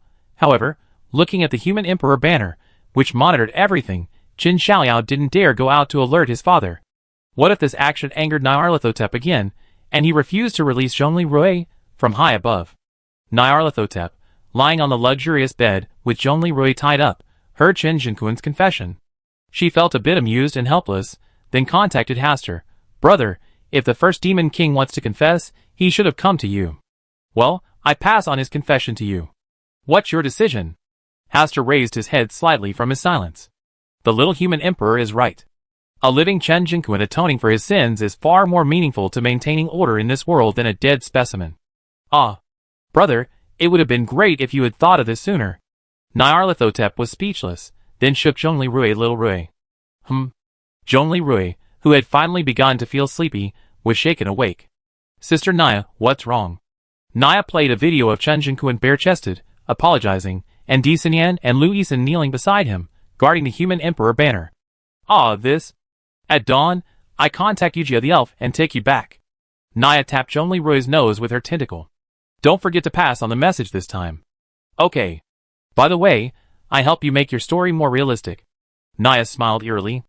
Zhongli Rui stared in astonishment as Naya's tentacle reached through his clothes.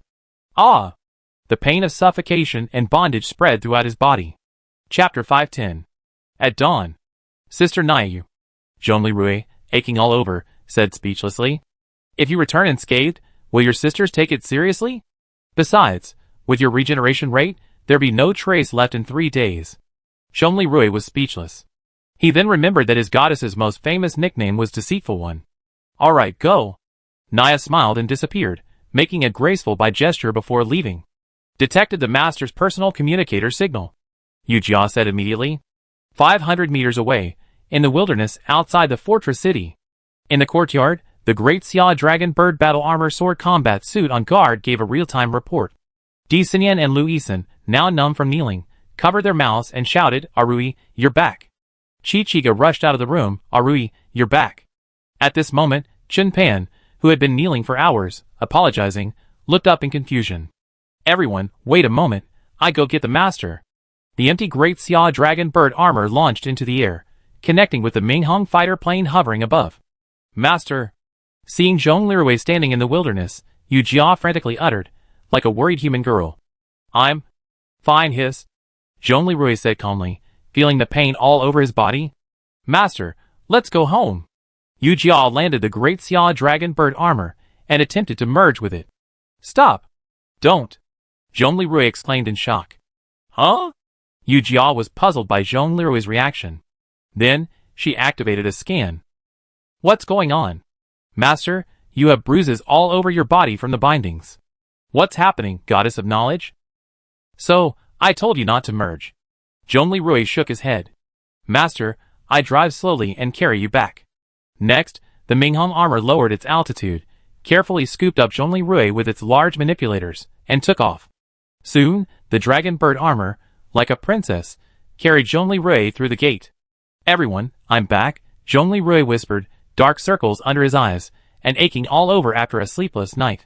At the sight of Zhongli Rui, Di Sinyan's emotions went haywire. She rushed over like a madman, wanting to hug him. Rui! You're finally back. Sister! Don't hug Master. Hurry, and treat the extensive bruises on the soft tissue. Yu Jia stopped Disinian. Disinian awoke from her dream, and nervously stepped forward. She saw circles of scars on Zhongli Rui's neck, similar to those left by a sea monster octopus. Trembling, Disinian stepped forward to unbutton Zhongli Rui's shirt. More bruises appeared, shockingly visible to the other women. Seeing the devastating condition, Chi-Chiga fainted. Saren, Xiaofeng, and Shikima hurriedly carried Chi-Chiga into the house, because it takes 3 people to move a snake girl. Ah Rui! Hang in there. I'm going to save you. Disinian forced back her tears, and began first aid. Sister! Can you help me? Lu Yixin wiped away her tears. Okay. I be your assistant. Gu Anqi isn't here today. Seeing this, Bai Lingxin asked Yu Jia, how is Ah Rui's injury? Extensive stress injuries have been caused by compression throughout the surface and subcutaneous tissues.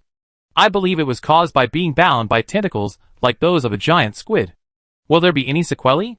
Based on the Master's regenerative rate as a first-generation new human, he'd be fully recovered in about 3 days.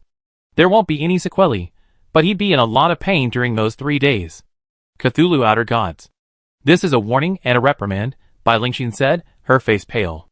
Then she said to Qin Jinquan, hubby, get up first and unlock the door. After Sun Yan and the others finished treating Arui, we ask about the situation. Qin Jinquan also heard Yu Jia's scan analysis, his face grim. Half an hour later, Di Sun Yan and Lu Yixin, fighting back tears, urgently treated the horrific tentacle binding marks all over Zhong Lirui's body. She held Zhong Lirui's hand and said, hubby. Sob. Almost instantly, Lu Yixin knelt beside the bed and said, Xiao Rui. Sob.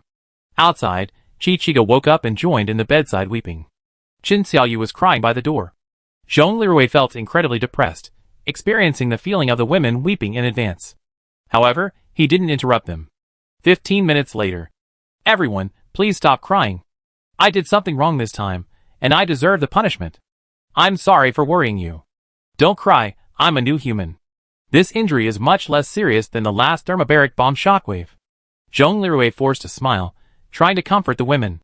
Ah Rui, I swear to you, from today on, I will be your shield, I will protect you. Just like the oath I once made on the mountain. Di Xinyan wiped away her tears, and suddenly said firmly, I will never forget how I felt at that time. How I felt at that time. Ah Rui, I love you. I have always loved you. As she spoke, Di Xinyan's tears streamed down her face again. Zhongli Rui sighed softly. Let's all live well together, and rebuild our world. The women all nodded sincerely.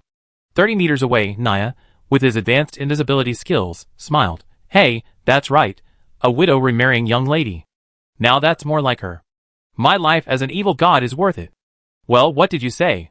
All the sins are mine. Ha ha ha. Is uncle here? Zhongli Rui asked calmly. Then Zhongli Rui saw Chen Pan, in his classic carrying a thorn stick to apologize state. He turned and saw Saren, tear-stained, sobbing outside the door. An absurd thought flashed through his mind. The first Demon King, Qin Jinquan, apologizing, the third Demon King, Saren, weeping, the fourth Demon King, Zhongli Rui, lying wounded. Lately, the second Demon King, Ning Yin, has been teaching the Wind Blade King. Sure enough, nearby in the sky, Naya saw the 3 generations of Demon Kings gathered in one room and burst into laughter. How interesting it is to see how few Demon Kings are left in humanity. Ha ha. Rui, you've been dragged down by me and suffered. Chen Pan's face was filled with guilt. Goddess of knowledge, what oracle? She said that she wanted to kill you last time in the Cradle of Home dungeon, Zhongli Rui said calmly. Chen Pan, so? She was the one who released Tianji that time? I was wondering how the absolutely safe security door could be breached. Chen Pan asked tremblingly. Zhongli Rui thought for a moment. If it weren't for this, I wouldn't have been able to defeat you in the dungeon that day. After saying this, Zhongli Rui couldn't help but think of the battle a year ago. That day in the Cradle of Home dungeon, after the supercolloidal monster Tianji was released, Chen Pan, in his previous life, led the black-clad mechanical dark guards in an attempt to suppress it. Not only did they fail, but they also ran out of heavy weaponry. When they encountered Zhongli Rui's elite special forces of 100 men, they only had small-caliber 5.8mm electromagnetic automatic rifles left, which led to their defeat. Now, he knew that Tianji was deliberately released by Naya, with the original intention of killing Chen Jinkun. Chen Pan staggered, saying bitterly, "So, back then, the god of knowledge intended to kill me and save you." 30 meters away, Naya smiled. "It's true I wanted to kill you, but saving my apostle was just a coincidence." "Ha, is this what Dakian calls fate, or quantum entanglement?" Chen Pan glanced at Zhong Lirui with a complicated expression. "Ah, goddess, anything else to say?" Zhong Lirui glanced at Xiaofeng, who was holding Zhong Lixia. "Daughter, take your brother to his room. He's not fit to hear what's coming next." "Okay." Xiaofeng obediently carried Zhong Lixia away. Di Xinyan was stunned. "Rui, are the words that follow inappropriate for children?" Zhong Lirui nodded, then looked at Chen Pan and said, "The goddess asked me to tell you, uncle, if you mess around again, she—" As he spoke, Zhong Lirui glanced hesitantly at Bai Lingxin. "It's okay, Rui. Just tell me, I can handle it," Bai Lingxin soothed. Zhong Lirui sighed, as he looked at Chen Pan. "She make your body into a permanent specimen, and place it in an interstellar museum. Then she capture your consciousness and, confine you to 5 centuries of forced love, forcing you to eternal bliss, where even death will be a luxury." Chen Pan's pupils lost focus for a moment. Bai Lingxin trembled with fear. "This is too cruel. Akuan, don't mess around next time, okay? Akuan? Akuan?" Chen Pan didn't react. Aside from his wide-eyed expression, he showed no other expression. Yujia scanned. Mom, Dad's autonomic nervous system is highly disturbed, with a mental pollution level as high as 61%. He seems to have fainted from standing. Zhong Lirui was horrified. "What? Uncle, standing with his eyes open, fainted from fear?" The next moment, Chen Pan slowly collapsed, his eyes wide and white, and he was foaming at the mouth. Di Xinyan quickly said to Lu Yixin, "Sister, prepare first aid for epilepsy-like symptoms." "Oh!" In the air nearby, Naya said disdainfully, "Ha, such mental toughness. You're far inferior to the little emperor. I'm so beautiful, and even the little emperor has his mind wandering from time to time. How can you, the first demon king, treat me like a monster? TSK, TSK, TSK, little dog, you're not capable of it." At this moment, Naya finally had enough of the drama. She turned around and moved, returning to the high-altitude UFO at incredible speed. In the room, a new round of first aid began. Chapter 511. After Chen Pan's emergency treatment came to a temporary end, Zhong Lirui was allowed to return to his room to rest. The human emperor, covered in wounds, and the first demon king, severely traumatized, both lay down. Zhong Lirui, lying in his room, overheard the women's conversation outside. Di Xinyan looked at the women in front of her, whose eyes shared her own, filled with heartache. She gathered her composure and said, "Everyone listen to me. Rui and Uncle Chen need to rest for the next 3 days. Auntie, Uncle has been working so hard for you. Sister Xiaoyu, you should return to the warship and rest." Chen Xiaoyu pouted. "No, I want to stay with them." Di Xinyan said, "Rui's injuries are only superficial. Only I can soothe Uncle's emotional trauma. You're pregnant. Even for the sake of the child, go back. We're not only sisters, I'm also your doctor. Listen, sister." At this moment, Bai Lingxin saw this and smiled wryly. "Xinyan is right, Xiaoyu. You should return to the warship. By the way, mobilize the robots to urgently repair that large hole." "Okay. I understand." Chen Xiaoyu couldn't insist any further. For the next 3 days, these two, Xiaofeng, you and Auntie will take turns caring for Uncle Chen. My eldest sister and I will. Di Xinyan glanced at Lu Yixin, whose eyes lit up with excitement. "My eldest sister, and I will take turns caring for Arui." Kikij and Saren jumped up. Kikij said, "Sister Xinyan, this is unfair. Why can you and my eldest sister accompany Arui, but I can't?" "Because you're pregnant? Don't overwork yourself. Your dream is in your belly now. Don't let anything unexpected happen," Di Xinyan said calmly. Upon hearing this, Kikij's momentum immediately weakened. She touched her abdomen and nodded in agreement. At this moment, Saren volunteered, "Sister Xinyan, I can do this too. Your Majesty, you're different from us. You're no longer Arui's slave, you're his open student. Kikij has no problem caring for her. Sister Yixin is family after all, so doing this won't have a good impact." Kikij's expression softened, and she gently advised, Sister Xinyan is right. You should go back." Shakima mustered up immense courage. "Sister, the Emperor's consort. Actually, I can do this too." Di Xinyan, well aware of the subtle motives of this little snake girl, politely declined, "Sister Shakima, You should stay with Her Majesty. We still have work to do to improve the lives of the people in the new royal court. Saren and Shakima were somewhat disappointed by Di Sinyan's arrangement. Lu Yisan was delighted, and Kikij's expression now relaxed, even a hint of admiration. Afterward, Di Sinyan whispered to Lu Yisan, "Sister, you be accompanying him today. However, Arui is injured, and he has extensive soft tissue injuries. Don't mess around." Lu Yisan was embarrassed. I be accompanying him tomorrow, and I won't touch him." Di Sinyan put on a head nurse's expression. "Do you want Arui to stay in bed for a few more days, if he's recovering?" "Okay." After making the arrangements, everyone dispersed. After Di Sinyan informed Lu Yisan of some of the details regarding accompanying him, "Why don't you stay with him yourself for the first night?" Lu Yisan asked quietly. Di Sinyan bit her lip. "I heard him again. Tonight, I'm a little embarrassed to face him." "Don't think so. Honestly, I know that among all of us, Arui loves you the most." "I know. But compared to you, I'm ashamed. I haven't done nearly as much for him as you have," Di Sinyan said sadly. "Sinyan, let go of the past," Lu Yisan said softly. "We survived this cannibalistic world, and we even received his love. No matter what his original intentions were. Now that we received it, let's not waste it." Di Sinyan was startled. "Sister? Are you so open-minded? Many sisters who couldn't let go died last year, eaten by wild beasts. Not everyone is as lucky as Xiaonan," Lu Yisan sighed. "We're not living in a peaceful and prosperous world anymore. Besides, many of our sisters won't be able to find husbands in the future. I know Arui loves me, and loves you dearly, and would be willing to die for us. So why should I be so pretentious?" Di Sinyan looked at him with admiration and nodded with a wry smile. "Sister, you're really insightful."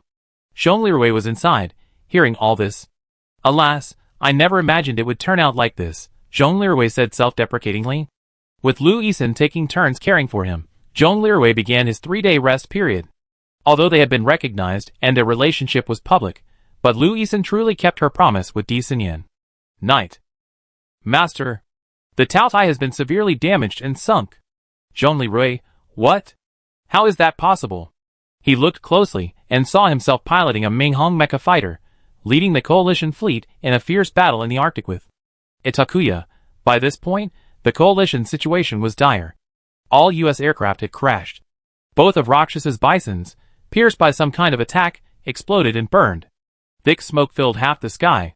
The bridge of the turtle had been ripped apart by the very definition of physics. And just now, the bridge of the Taotai had been hit. Not a single high-ranking officer of the Northern Frontier Army was spared. "Master Long." "No!" Zhonglirui exclaimed in disbelief as he watched the battlefield crumble. How could this happen? At this moment, the 40-meter-tall Windwalker, hurtling towards them at 200 miles per hour, launched an attack on the Bishi. The Bishi also launched its own attack. However, the magnetic field disturbance before the electromagnetic main gun fired was sensed by Itakuya, who dodged the attack.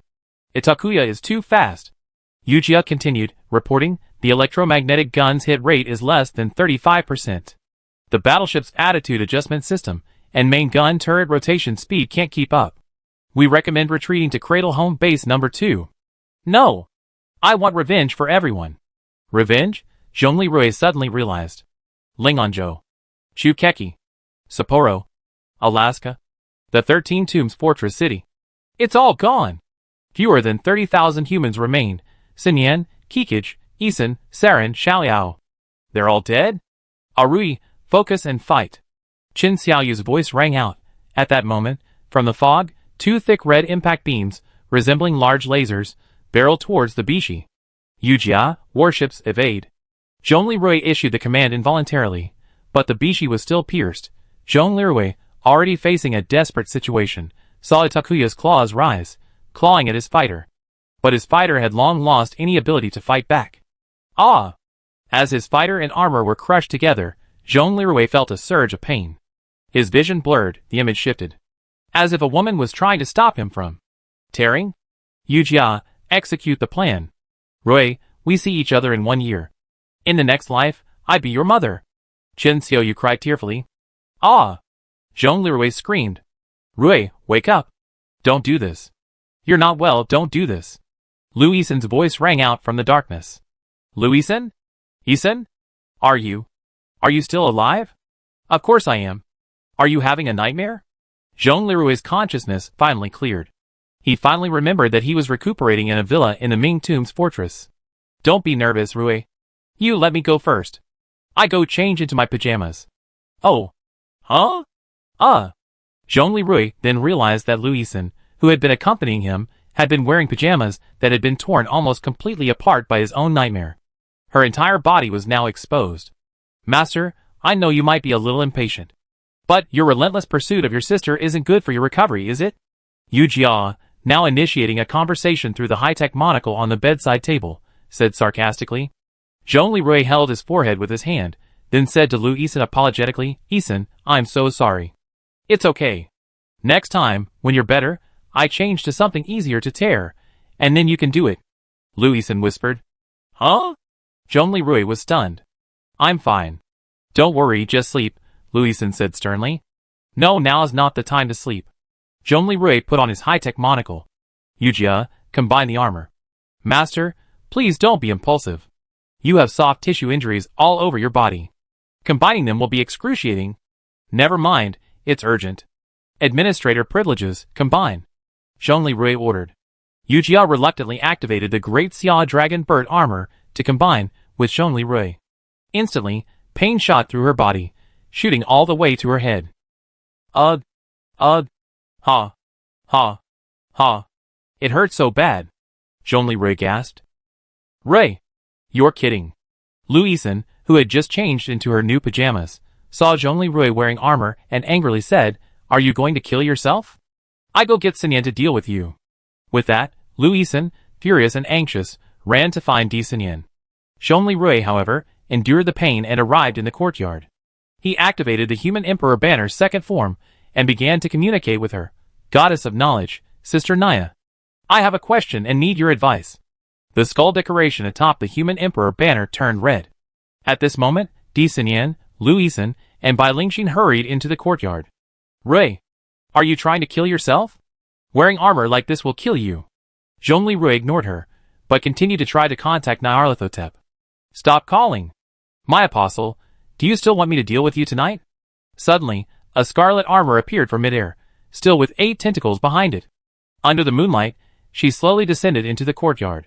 Seeing Naya reappear, Di Sinyan and Lu Yixin froze in fear, not daring to breathe. Bai Lingxin took a deep breath with a sad and resolute look, then said to Naya, Lady Goddess of Knowledge, can I take the blame on my husband's behalf? Naya glanced at the 3 women in silence, then looked at Zhongli Rui with a scathing look. Xiao Rui, why don't you find a more secluded place to visit me? Zhongli Rui, ignoring the pain all over his body, asked, Lady Goddess of Knowledge. Is it Takuya resurrected? Naya scoffed, what are you dreaming about? If he were alive, my brother would be overjoyed. Zhongli Rui ignored Naya's sarcasm and continued, Can Windwalker run at 200 kilometers per hour and shoot large lasers from his eyes? How do you know? Naya finally turned serious. You never seen the real Takuya, so how can you be so familiar with his abilities?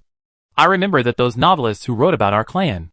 Nothing like this has ever been recorded in the novels. Furthermore, the history I showed you doesn't contain any detailed information about him. I had a dream, Zhongli Rui confessed.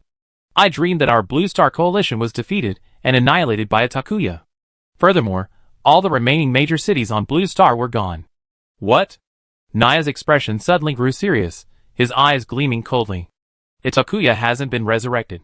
Unless someone is trying to resurrect him. Resurrect Windwalker? Bai Lingxin pondered for a moment, her hands covering her mouth, eyes wide. Could it be that the people behind the God Creation Project are resurrecting a complete outer god? Di Sinyan and Lu Yixin looked confused. Question mark. Naya, realizing something, immediately focused her attention on contacting the starship for an investigation. Then, a look of astonishment crossed her face. As the father god of deep space, Azathoth, attests. The remains of Takuya's body are truly gone. Chapter 512. Naya, finally realizing the seriousness of the situation, spat, We're still following this broken rule, but they long since disregarded it. Damn it! After a moment's hesitation, she gathered herself, radiating a powerful aura. She turned and looked at Di Sinyan and Lu Yixin. In the past, I only accepted talented scientists from the era. Although you two are far inferior to the Human Emperor and the Light and Shadow Society behind him, both in terms of intelligence and skill, forget it. Human Emperor's consort, can you two swear to me that you will? Afterwards, will you remain loyal to my apostle, the current human emperor Zhongli Rui, and support his cause until the end of your life? And will you keep the secret? Otherwise, accept the punishment of me, the god of knowledge? Di Xinyan was stunned at first, but then, after understanding Naya's words, she spoke without hesitation. I swear to be loyal to him, to love him, and to protect him until the end of my life. If I break this promise, you will punish me as you wish. Lu Yixin, who was a little slower to react, due to her less knowledge of the outer gods of Crusoe and her greater fear, also swore the oath. Bai Lingxin immediately understood Naya's intention, and said with a resolute expression, "The human emperor's cause has been fraught with hardship. I am honored to be addressed as aunt by him. From today on, I am his mother. I swear, like a mother, I will support him in his great cause of reviving human civilization with all my strength." Immediately, Bai Lingxin telepathically communicated with Qin Xiaoyao, Qin Xiaoyu, and Aisha online. Among the three, the Qin sisters swore an oath like Di Xinyan and Lu Yixin, while Aisha stated that she would support the human emperor's cause like a loyal ally, keep secrets, and never betray him. Alright, in that case, I acknowledge you, my apostle servants, all of the Light and Shadow Society. You will become my followers of the God of Knowledge, Naya said coldly. Zhongli Rui nodded slightly.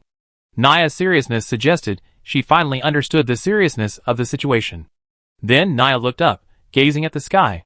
Brother, they are now my apostles and followers. Can I lead them in a limited, forceful intervention? Minimum. Minimum? I want the maximum within the rules, Naya said angrily. Just now, while I was recruiting, I used the Chaos Deep Spaces probe to scan. My nephew Itakuya's divine body is gone.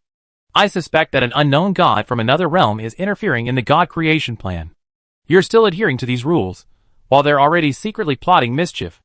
Asta looked shocked, then fell silent. After a long pause, he sighed, You decide? Provide your followers of the cult of science with the necessary assistance, but do not give them space warping and anti-gravity. Technologies needed to leave the solar system. As for the rest, you decide for yourself, Hastur said weakly.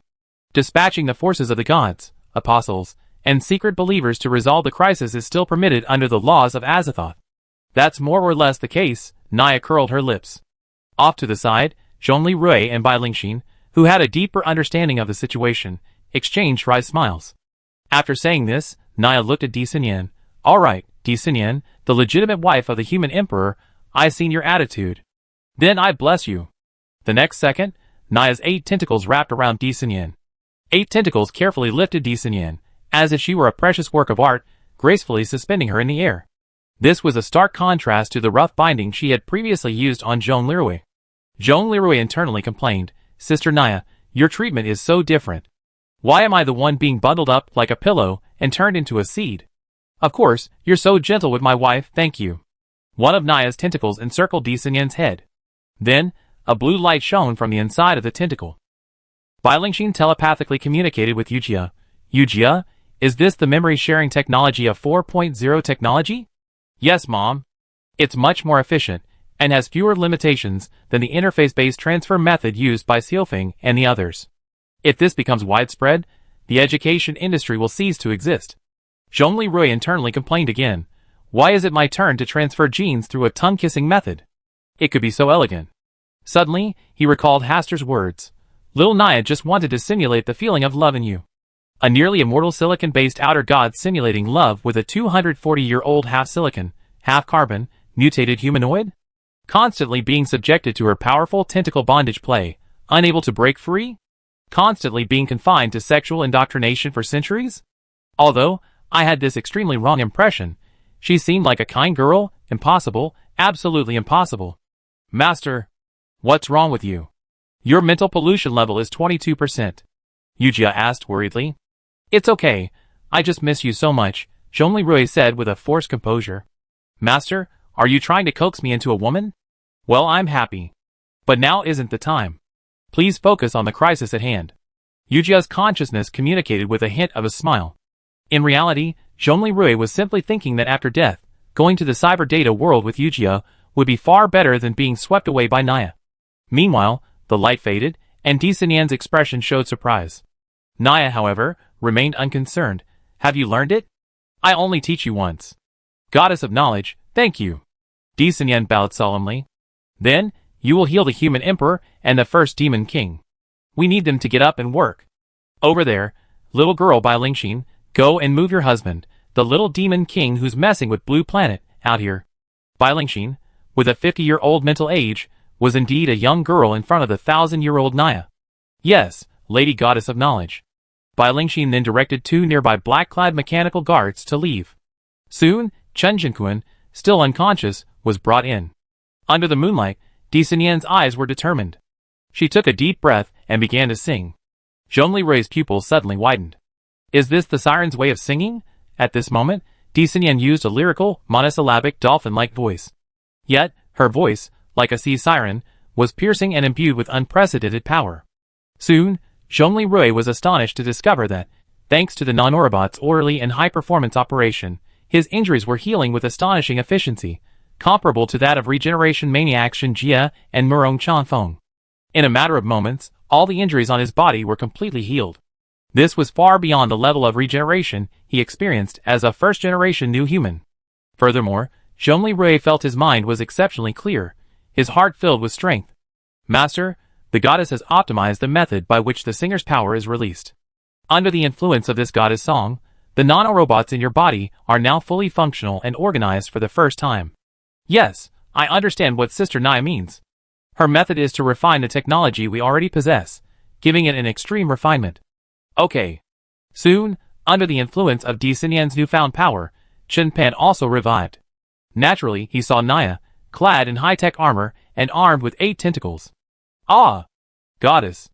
I didn't do anything wrong, I didn't do anything wrong, I didn't do anything wrong. Chen Pan cried in terror, like a frightened child. If you scream again, I perform memory stripping, just like the technique used on the human emperor banner, Naya said in disgust. Shut up, first demon king. Yes!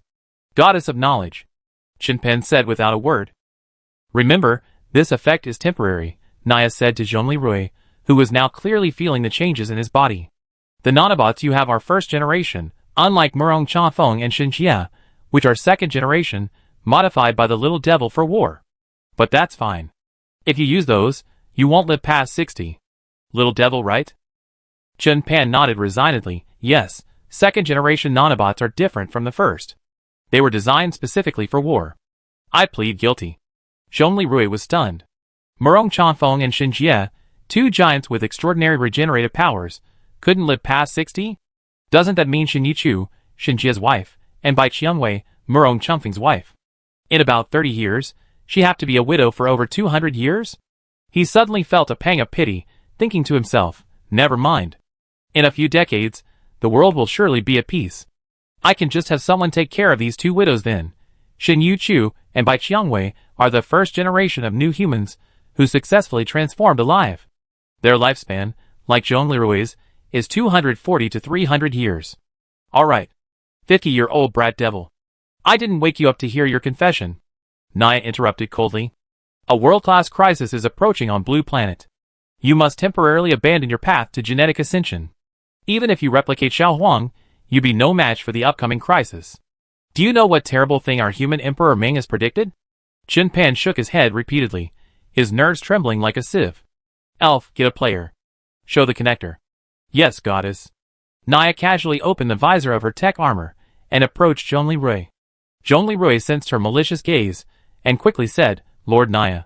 Are you also going to wrap your tentacles around my head and play back my dreams? Naya smiled at Zhongli Rui's sudden inspiration. Oh! Didn't we connect this way last time? Zhongli Rui's expression frantically pleaded, as if desperately suggesting otherwise. With his 2 wives present and 2 wires watching, wouldn't a kissing data transmission in front of him be fatal? Naya smiled and mouthed, we make it up next time. Then, she once again wrapped her tentacles around Zhongli Rui's head, which had now been stripped of its helmet, and with the tip of another tentacle, she transformed it into a silicon-colored data connection plug, plugging it into a nearby black-clad mechanical Dark Guard armored vehicle on standby. The armor began to project a holographic image in the air, depicting Zhongli Rui's horrific dream. Rui, see you in a year. In the next life, I'd be your mother. Chen Xiaoyu said tearfully. Then, the scene shifted to Lu Yisan, her clothes half ripped apart by a dazed Zhongli Rui. Naya quickly cut the scene. We gone too far. Do you all understand? Di Xinyan. She held her forehead. Lu Yisan blushed like a rooster.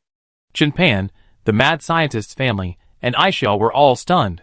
Don't be angry. Don't be angry. Rui was crushed to death in the dream. It was his last struggle. Yes, my God, Disanyan desperately told herself. Then, she successfully convinced herself and realized a terrifying truth. She and everyone else in the dream were dead.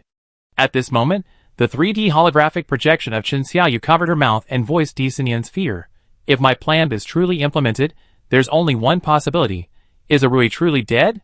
Bai Lingxin was already muttering to herself. 200 kilometers per hour, twice the speed of the Bishi, as fast as an attack helicopter. It can drop tanks, tear apart warships with its bare hands, and slither across the ice without fear of slipping. Super regeneration, the electromagnetic cannon turret can't keep up. It's ineffective against fighter-class weapons. Super regeneration. It can launch a thermal shock beam attack similar to a superpowered laser cannon, capable of directly piercing the Bishi. Oh my God, a fully formed Windwalker this? Chen Pan was stunned. Rui dreamed that this monster killed 500,000 of us, leaving only 30,000. Are the cities and armies gone? Lingxin and I. He suddenly remembered the image of the turtle being torn apart by a takuya. God. We're going to fight a god? Is that a problem? Naya retracted her tentacles and said coldly. The core member of the God creation project behind Lloyd, who hasn't yet appeared, might be a god from another realm. They stole my eldest nephew's divine body and are planning to destroy you all. Chen Pan almost lost his balance. Goddess, save us! Please! If you can save us all, I'm willing to become a standard, woo-woo. Bai Lingxin quickly covered Chen Pan's mouth and said to Chen Pan/Chen Jinquan. Akan! Listen! Repeat after me and swear to the human emperor Zhongli Rui and the goddess of knowledge Nyarlathotep. Chen Pan was a little hesitant, but he followed Bai Lingxin's oath. Very good, you truly are a top-tier genius with an IQ of 159. Nyarlathotep looked at Bai Lingxin and nodded with satisfaction. Although it's slightly lower than Albert's IQ of 166 in the 20th century, it's good enough. Okay, then tell me, why am I showing you this? Bai Lingxin took a deep breath and continued, we have to deal with Lloyd, who's ostensibly using either sea noises or the genes of a Mayan beast. Behind the scenes, he's plotting to ultimately resurrect the unknown evil god who controls Ataqua. We have a lot to do. The weapons we have are completely insufficient. You know your weapons can't keep up? Very good, there's still hope. As for digging graves for mushroom bombs, forget it. The ocean will be your vital food source in the future. Using thermobaric bombs might clear it out in a few weeks, but using mushroom bombs, whether in Honolulu or the frozen seas of the north, you can deplete your own supplies. Nyarlathotep said calmly. Bai Lingxin said respectfully, Goddess of Knowledge, we can now launch a tactical nuclear strike. Oh, that electromagnetic cannon firing microreactor, right? That's one of the few weapons you currently possess that can truly threaten Ataqua. But if he gets within a kilometer of the fleet, do you think Xiao Rui will pull the trigger, regardless of your lives? My nephew's body is capable of high-speed assaults, completely different from those so-called super-catastrophic monsters you fought before, which can only move at a slow 60-yard speed. Naya supported her right hand with her left hand, her right index finger pointing to the sky. So we need to make major changes? Bai Lingxin now understood Naya's meaning. Naya nodded appreciatively. Chapter 513. 1 month later. On the shores of Qilong Lake, the new Golden Royal Court temporarily resided at a small fortress. Saren looked over the report submitted by several elders, Aruna, and some of the young talents from the clan who had attended the night university in the fortress city. The new small fortress was sturdy, with air defenses capable of dealing with several light-armed helicopters. The outer walls were strong enough to withstand almost any mutant beast below the level of a death worm. Winter provisions were in place, and Dakian didn't mind. The fewer than 10,000 citizens of the new Golden Royal Court would continue to remain safe behind the 13 Tombs fortress city. And his teacher, Long Zhanya, had told him that although the crisis in the northern border and the desert had been resolved, and the traitor Turtu had been eradicated, if the Dragon Guardians wished to return, they could wait until spring and flowers bloomed, and must not migrate again during the winter. Everything was truly getting better. In between his busy days, Saren couldn't help but glance south. His sister, Kikij, accompanied him back south. Even she felt it was the best arrangement.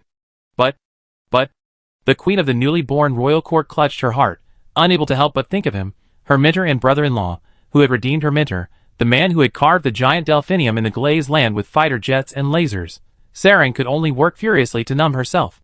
Because, she realized with panic, the moment she stopped, she would miss him uncontrollably. On a nearby bookshelf sat Saren's once favorite copy of the complete works of Jin Yong. Among them, The Return of the Condor Heroes was open. Arui. No, teacher, what are you doing? Lingen Province.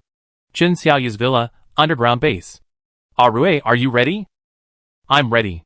In the dark hangar, a brand new humanoid mecha, shimmering with a golden black glow, lit up its white eyes on its visor. We're ready. As soon as the words left his mouth, the white eyes of 18 newly mass-produced humanoid mechas nearby also lit up. Let's test it out, Xiaoyu, Zhongli Rui said calmly. You don't even call me sister anymore? Chen Xiaoyu chuckled. Xiaoyu, we all have dinner together after the test? Zhongli Rui ignored Chen Xiaoyu's playful scolding and continued in a serious tone. Because, before, it was Chen Xiaoyu who forbade him to call her sister. Now, Lu Yisan, Di Xinyan, and Chen Xiaoyu all forbade him to call them sister. Xiaoyao, on the other hand, still preferred to be called sister. His sworn sisters had finally become his own. Thinking of this, Zhongli Rui scoffed at himself. He had finally become what Lu Shi had teased him about 2 years ago. The modern ending of sworn brotherhood, a raging fire, and his own place had become a raging conflagration. Okay. Small base, garden exit, open. Then, in the hangar, starting with Zhongli Rui's mech, the gesture jets on each mech began blasting a pale blue plasma flame. Then, Zhongli Rui led the mechs, using no catapult cables or leg-assisted rockets, but instead, using high-efficiency microplasma thrusters. In atmosphere mode, they soared into the sky one after another. 19 new humanoid mechs burst out from the hidden exit in the garden of the R&D base at Chen Xiaoyu's villa. All the armors tumbled swiftly through the air, testing various fancy high maneuverability maneuvers. After 19 mechas hovered in the air, ready for action, the Great Xia Dragon Bird Plasma model took off successfully. The Black Mechanical Dark Guard Plasma Mass Production model also took off successfully. Power, maneuverability, and testing are normal. Yu Jia continued to report. Master, you are in high spirits today. All your physical indicators are excellent. Yu Jia, thank you. You know how we in the Church of Science have been going through this month to get rid of these things today. Yu Jia detected that Zhongli Rui's mental pollution had suddenly increased by 8%. Thank you for your hard work, Master. Not at all. Next project. Joint testing of the new high maneuverability air combat mecha transforming fighter. Yes, Master. Xian Yuan and Peregrine Falcon. EX plasma model, arriving in 30 seconds. Xian Yuan, Zhongli Rui said, calming himself. Let me see your brilliance. In the distant dock, a golden light shone from the warship. The Xian Yuan mecha fighter soared in the sky above Lingen Province. Zhongli Rui then merged with the gold and black Xian Yuan fighter. He carefully reviewed the Xuan Yuan's performance parameters. The Xian Yuan transformable mecha fighter is 16 meters long and 12 meters tall when transformed into a mecha. It is equipped with a plasma engine and 3 mecha-specific microelectromagnetic reactor cores. In fighter mode, it has a top speed of Mach 4, while in mecha mode, it has a top speed of Mach 1.8. As for weaponry, it has 2 main weapons. The first, on the left, is the 88 caliber electromagnetic cannon used by the original Minghong fighter, which can also use a launch reactor-style tactical nuclear strike.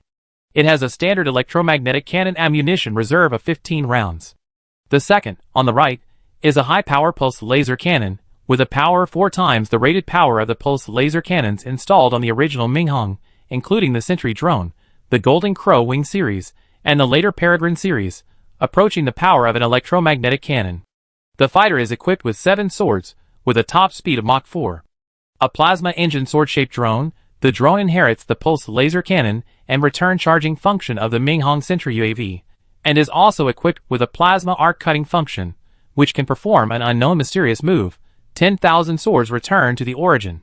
The number of conventional missiles has been reduced to 4, leaving only 2 high-speed melee missiles and 2 new thermobaric missiles, with a 100-meter kill radius.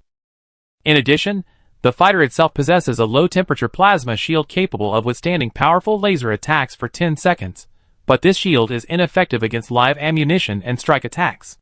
The mecha fighter has 2 visible arms, and 2 hidden robotic arms. After reviewing the parameters, Zhongli Rui nodded and calmly ordered, "Test, fighter hypersonic flight." Soon, the Xian Yuan fighter soared through the sky at its maximum speed of Mach 4 within the atmosphere. Master, this is within the atmosphere. With the Xuan Yuan's engine output, If it were in low Earth orbit, it could reach hypersonic speeds exceeding Mach 10. We're not engaging in interstellar warfare right now. Zhongli Rui shook his head.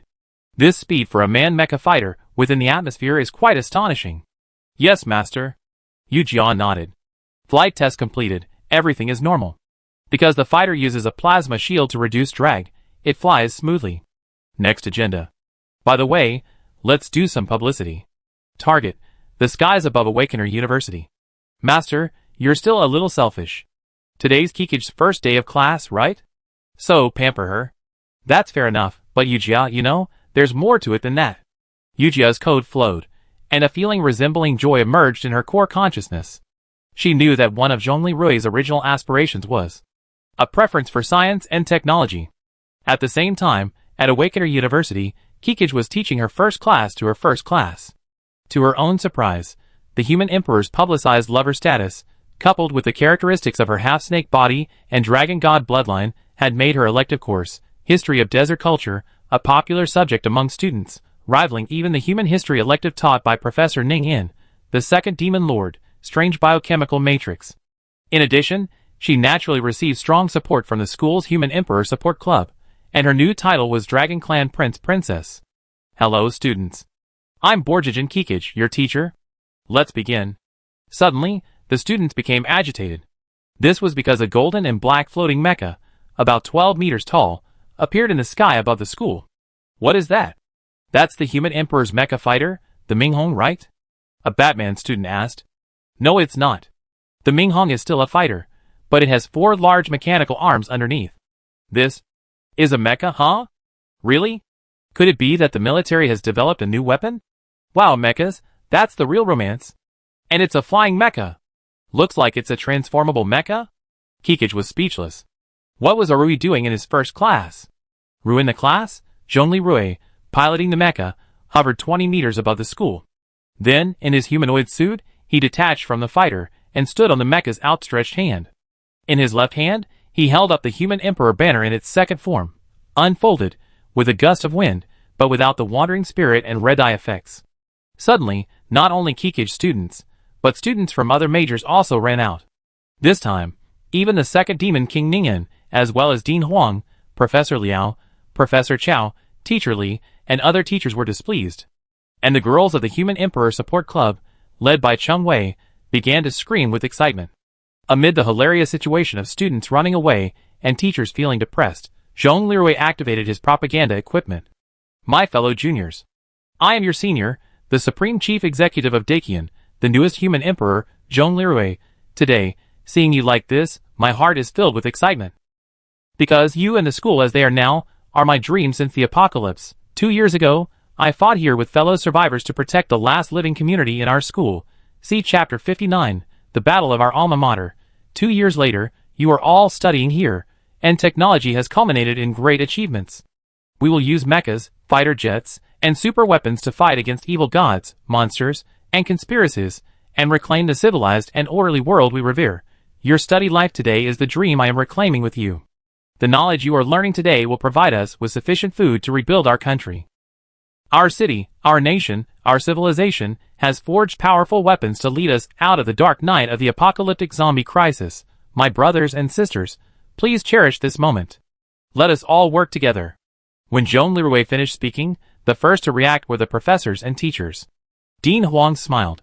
You truly deserve to be the champion of the creative competition I personally selected back then. Well said. Professor Liao proudly said, this is the most outstanding student I ever had. Ning Yin nodded in approval. Well, the Emperor's admonition to learn? This moment has become history. Chichigo smiled mysteriously. Oh Rui, you're supporting me. Don't go too far. Okay, I reward you tonight. The next moment, thunderous applause erupted across the campus. Alright, excuse me for interrupting everyone. Let's get back to class. Zhongli Rui said with full energy. The younger students below, however, were resigned to their words. They had returned to the classroom just as quickly as they had arrived, and then all of them dispersed. Each teacher, observing their students' almost pious and sacred expressions during class, felt both moved and a bit amused. Kikij, in particular, watched the overly intense learning atmosphere and internally complained, if you want to learn about mecha construction, you need to go to those engineering professors. I'm only studying academic subjects. No matter how well I learn, I can only become a historical researcher. Naya watched the entire process, grabbing a handful of popcorn with her tentacles and commenting, "Excellent." Then, she casually contacted Zhongli Rui. "Xiao Rui, are you ready for the extreme test?" Zhongli Rui, piloting the Xianyuan, said calmly, "Ready?" Then, he launched all 7 sword-come attack drones and, with a new laser cannon in his right hand, locked onto the Bishi and Xiangui. At the same time, in the north, Long Zhanya stood on the battlefield, looking ahead, as a line of military vehicles equipped with laser cannons took aim at the Tao Tai. South, Zhongli Rui. North, Long Zhanya. Extreme defense test. Begin. While Xian Dakian was actively preparing for battle, Sorokov was in his office, monitoring the data and progress. 2 weeks ago, the new Lifeng people, who had been staying here for half a year, left. With the help of his eldest nephew, King Windblade, Leon led a vast fleet straight to the Alaskan port city of Seward. With their departure, Chukchi City's current supply pressure was greatly reduced. However, with the departure of the Lifeng people, Solokov suddenly felt a sense of loneliness. Before, every day, the Lifeng people lived in the city's west district, and they had to guard against spies and infiltration by the enemy. Now they were gone. Solokov still remembered the way he saw Lion off. Although Liu Sha had been secretly fighting against Lifeng for nearly 2 centuries, since the Great Red Alliance era, Solokov still gave Lion a titanium alloy savage mech before leaving. Translation: Take care, and all the best, my comrade. The 2 men shook hands vigorously. According to intelligence, the Gale people, with the help of 2 singers from the Knights of the Wind as their vanguard, have not only recaptured Seward almost without a single blow, but have also restored the consciousness of 3,000 remaining zombie-like citizens, transforming them into citizens. Leon is quite a thoughtful fellow, and his vision is truly excellent. Solokov nodded. On the monitor beside him, a report from the Katyusha Women's Singing Unit was displayed, showing an average of 75% to 80%.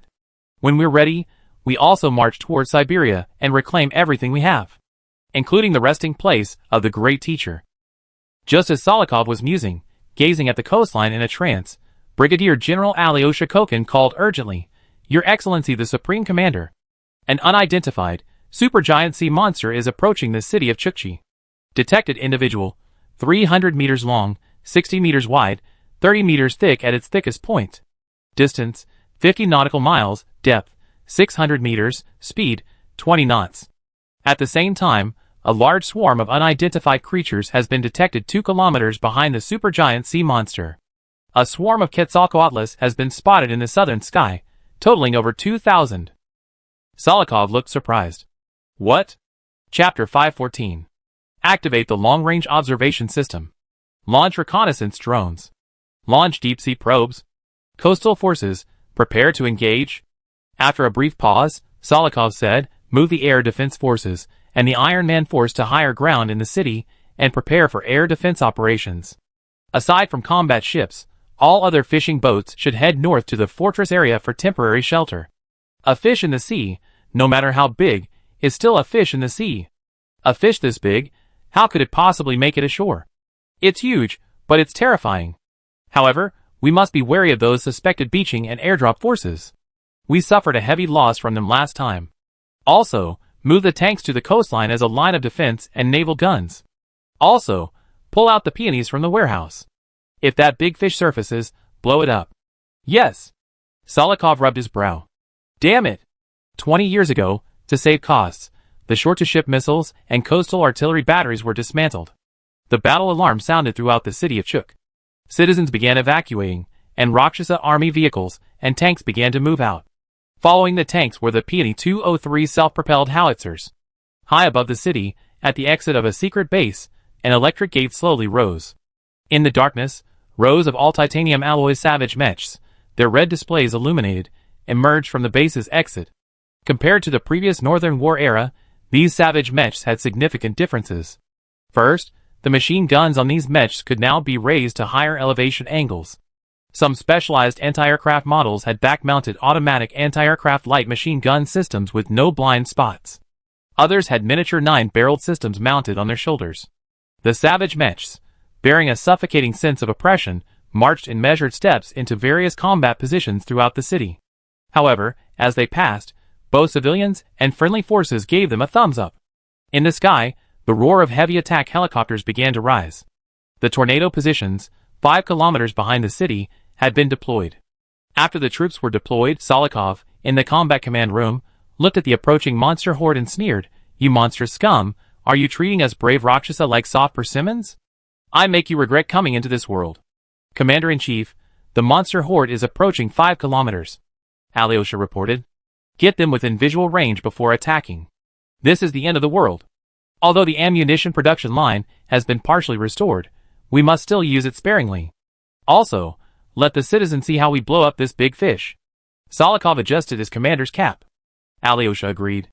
From the previous battle, they knew that even long-range monsters, like the Earth Dragon and the Shadowman Serpent, had a range of no more than 2.5 kilometers. Now that the battlefield was on their home turf, they were not afraid of him. Soon, the unidentified behemoth approached within a kilometer of the port. At this point, the Rakshasa army, using various observation devices, had fully grasped the beast's appearance. A kilometer away, in the deep sea, a massive 300-meter-long sea beast quietly glared at the port of Chuchi City. It was 300 meters long, with an inverted triangular head and translucent membranes extending from its cheeks. When it swam at high speed, these membranes unfolded, resembling the wings of the Quetzalcoatl depicted in Mayan murals. Most terrifying of all were its eyes, 3 pairs of amber pupils arranged in a spiral, their depths gleaming with an eerie red light, as if able to see into a diver's soul.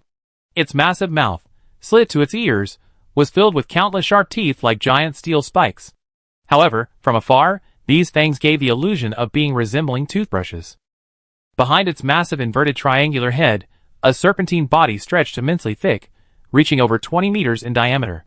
Its surface was covered in massive, scale-like bony protrusions. It seemed like the embodiment of a forgotten Mayan oracle. Salikov's pupils suddenly lost focus. This is the lost Mayan civilization, a former ocean behemoth, the Mayan behemoth. Just as Salikov was stunned, the Maya behemoth rose to the surface of the sea and spoke. The high-ranking officers and diplomats of the Rakshasa army all changed expression upon hearing the voice. Because that voice was actually Lloyd F. Daft, the former commander-in-chief of the New Gale Nation. "Salikov, you arrogant rookie, you actually dared to let me get this close. You probably want to show your men the strength of your forces, right? Now, I show you what despair is." Then, Lloyd, in his Mayan form, emerged from the water, revealing the maw of the abyss. He unleashed an incredibly powerful sonic attack. In an instant, a massive sonic attack reaching 230 decibels engulfed the entire port city. Almost instantly, the windows of countless houses exploded. Many citizens, shaken by the sudden roar, covered their ears and fell to their knees in agony. Though the Rakshasa soldiers were well trained, many were left dizzy and unsteady by the terrifying sonic attack. "Hold on! Hold on!" Salikov shouted from the combat command room, clinging to the edge of the podium, struggling to maintain his balance. The sonic attack lasted for several seconds, and the port city fell into chaos. Shattered glass flew across the streets, and car sirens wailed. Some old buildings even cracked and crumbled. Lloyd surveyed the chaotic city and chuckled smugly. "Well, Salikov, this is the defense you Rakshasa army prides yourself on? To me, it's nothing more than a bunch of lambs to the slaughter." Salikov gritted his teeth, a flicker of anger and determination in his eyes. "Lloyd, don't get complacent. Rocket artillery fire." 5 kilometers to the rear, the tornado position opened fire. A torrential downpour of rockets descended upon the sea monster. Lloyd, naive. It casually dove 10 meters below. All its rockets exploded feebly on the surface, sending a cascading spray that didn't harm Lloyd at all. After a round of attacks, Lloyd surfaced again, and this time, it opened its maw again. "Prepare for a sonic attack," Salikov urgently ordered. This time, it seemed silent. However, a large number of casualties were reported. "Commander, the coastal tank forces suffered 25% casualties, including 5% fatalities. 10% of the pilots of the Iron Man force died in savage mechs. The personnel in the bunkers also suffered casualties. The City Guard helicopter squadron, 6 helicopters down, 2 crashed, 2 pilots seriously injured, requesting return to base. The 2 pilots slightly injured, continue fighting. Commander, over 200 casualties." Salikov hammered the console. "What's going on?" At this moment, Alyosha at the front command, spitting blood, reported, "Commander, this time, it should be cough cough cough. Infrasonic attack." Cough cough cough. This attack is penetrating. Damn it! Large thermobaric missiles, the father of bombs, launch. Salikov roared, his eyes red, his voice hoarse. In the rear position, the flames of large thermobaric missiles shot up into the sky from the Bison one. The thermobaric missile, trailing a long tail of flame, swooped down on Lloyd in the sea. Finally, a somewhat respectable struggle. Lloyd detected the incoming thermobaric missile using the high-performance missile warning system on the nearby reconnaissance variant Quetzalcoatl. It made no unnecessary movements, simply diving. The father of bombs exploded 5 meters above the water, creating a dazzling mushroom cloud. Watching the mushroom cloud rise, Salikov's heart eased a little. This big fish is a bit difficult to catch. But it's still a fish. However, when the monitoring equipment returned to normal, he said, "Your Excellency the Supreme Commander. The target is still there." When Lloyd reappeared, his back bore traces of burns and skulls. But he was still intact. How is that possible? This has a yield of 44 tons. Salikov said in a daze. An aide said, "Supreme Commander, the father of bombs is only effective 30 meters underwater. It just died." Then, something strange happened to Salikov. Lloyd's mind body turned around. What's it doing? Leaving? No. Cough cough cough. Brigadier General Alyosha suddenly realized something. When the thermobaric bomb exploded, the waves briefly reached a meter high, crashing into the 2-meter-high coastal embankment. The injured Alyosha suddenly remembered a scene. The blue whale he's seen leaping from the water in the nearby waters. Oh no! Your Excellency, Supreme Commander, quickly! Retreat the troops to higher ground. People, move to higher ground too. Alyosha spat out blood. The previous infrasonic attack had severely injured him. What's going on? Salikov demanded. Commander, run! This sea god is going to use a whale leap to trigger a tsunami. Salikov suddenly became alert, staring at the drone feed. After swimming 3 kilometers, Lloyd suddenly accelerated to 50 knots. Furthermore, his approach was to dive first, then swim upwards. His target was the city of Chukchi. Everyone, evacuate! Sorokov shouted. Alyosha slowly collapsed, being evacuated by a nearby military attaché. Soon! Lloyd, in his Mayan form, accelerated steadily over a 2-kilometer distance, then leaped out of the ocean 800 meters outside Chukchi harbor, and slammed down from a height of 10 meters. Salikov's eyes raged. The monster leaped and slammed down, striking the center of the water and sending a massive wave over 10 meters high. The wave barreled toward the port city, gradually weakening with distance, but still reaching the shore at a height of 3 meters. The wave, a meter higher than the levee, surged over it and poured into the city. The tanks on the shore were the first to suffer. Many tank crews, unable to escape, could only climb to the tops of their tanks, clinging helplessly to their lattice armor and anti-aircraft machine guns to avoid being submerged and swept away, like refugees clinging to life-saving branches in a flood. The Iron Man Corps' savage mechs, those whose crews hadn't suffered any casualties, used their improved 40-yard speed to retreat toward the higher ground in the city. Lloyd laughed wildly in the sea. In Mandarin Rookie, playing with fire? Or playing with water? That's more fun, ha ha. After all, the tsunami Lloyd had unleashed was still far from a real one. Within 10 minutes, the water that had overtoppled the dikes had largely receded. However, the coastal troops meeting the attack were swept to pieces. Furthermore, many standard tanks were submerged and temporarily unusable. The amphibious tanks, however, remained unscathed. Just as the Rakshasa army finally caught their breath, a large number of Quetzalcoatl, clutching several sand scorpions. A mutant Quetzalcoatl has 6 arms, and can carry up to 6 sand scorpions at a time. Sand scorpions are 1.8 meters long and can be airdropped, and countless 2-meter-tall amphibious lizardmen covered in black scales descended upon the port from the sea. Salikov, staring at the dense influx of enemies on the lightning screen, gritted his teeth and said, "Organize the evacuation of the citizens. Fight while retreating. Request assistance from Commander Liang and Supreme Chief Zhongli. Meet the enemy." Zheng Anzhou, fresh from his ultimate test, looked at Zhongli Rui, whose front armor of the Bishi bore a slight scorch mark, and finally nodded with satisfaction. Long Zhanya suddenly called, "Supreme Chief. Bad news. Lloyd's monster army has attacked Chikechi City. The Rakshasa army has suffered heavy casualties, and is still fighting hard." What? Zhongli Rui's initial optimism, fueled by the Bishi's improved defenses, vanished completely. Chapter 515. Yujia. Retrieve the satellite data. Zhongli Rui said to Yujia after transforming the Xianyuan back into a fighter and landing vertically on the deck of the Bishi. Master, I dispatched. 25% of Chukchi's city center has fallen, and the Rakshasa army has suffered over 400 casualties. Civilian casualties have exceeded 300. Among the high-ranking officers, Brigadier General Alyosha is seriously injured. How long will they have left? The remaining civilians and troops are fighting and retreating. Supreme Commander Solikov is directing the military and civilians to rally and retreat to the hilltop air raid shelters and highland fortresses to hold their ground. But according to the current situation, they won't hold out for more than 4 hours before the city center falls completely. 4 hours. Yes, Solikov has requested assistance from our new Dakian and the new Lifeng nation, which has just established a foothold in Seward. Commander Liang has stated that he will personally lead 2 AC-130s to provide support in 50 minutes, covering a distance of 200 kilometers. Master Long, do you have any suggestions? Zhongli Rui asked urgently. Yes. However, while feasible, the sustainment capability is severely insufficient. Hurry up and tell me. First, dispatch the 6 currently available Type 20 fighter jets from the Ming Tombs Fortress City and the Magic City Fortress City, 4 from the Northern Territory, and 2 from the Magic City Fortress City. Cruise at a supersonic speed of Mach 2.8 and reach Chikechi City within 1.2 hours. I calculated that Chikechi is 3,800 kilometers from the Ming Tombs Fortress City and 4,000 kilometers from the Magic City. The fighter jets, equipped with auxiliary fuel tanks and weapons, can provide single-trip support. But then, wouldn't the fighter pilots be unable to return? Zhongli Rui pointed out sharply.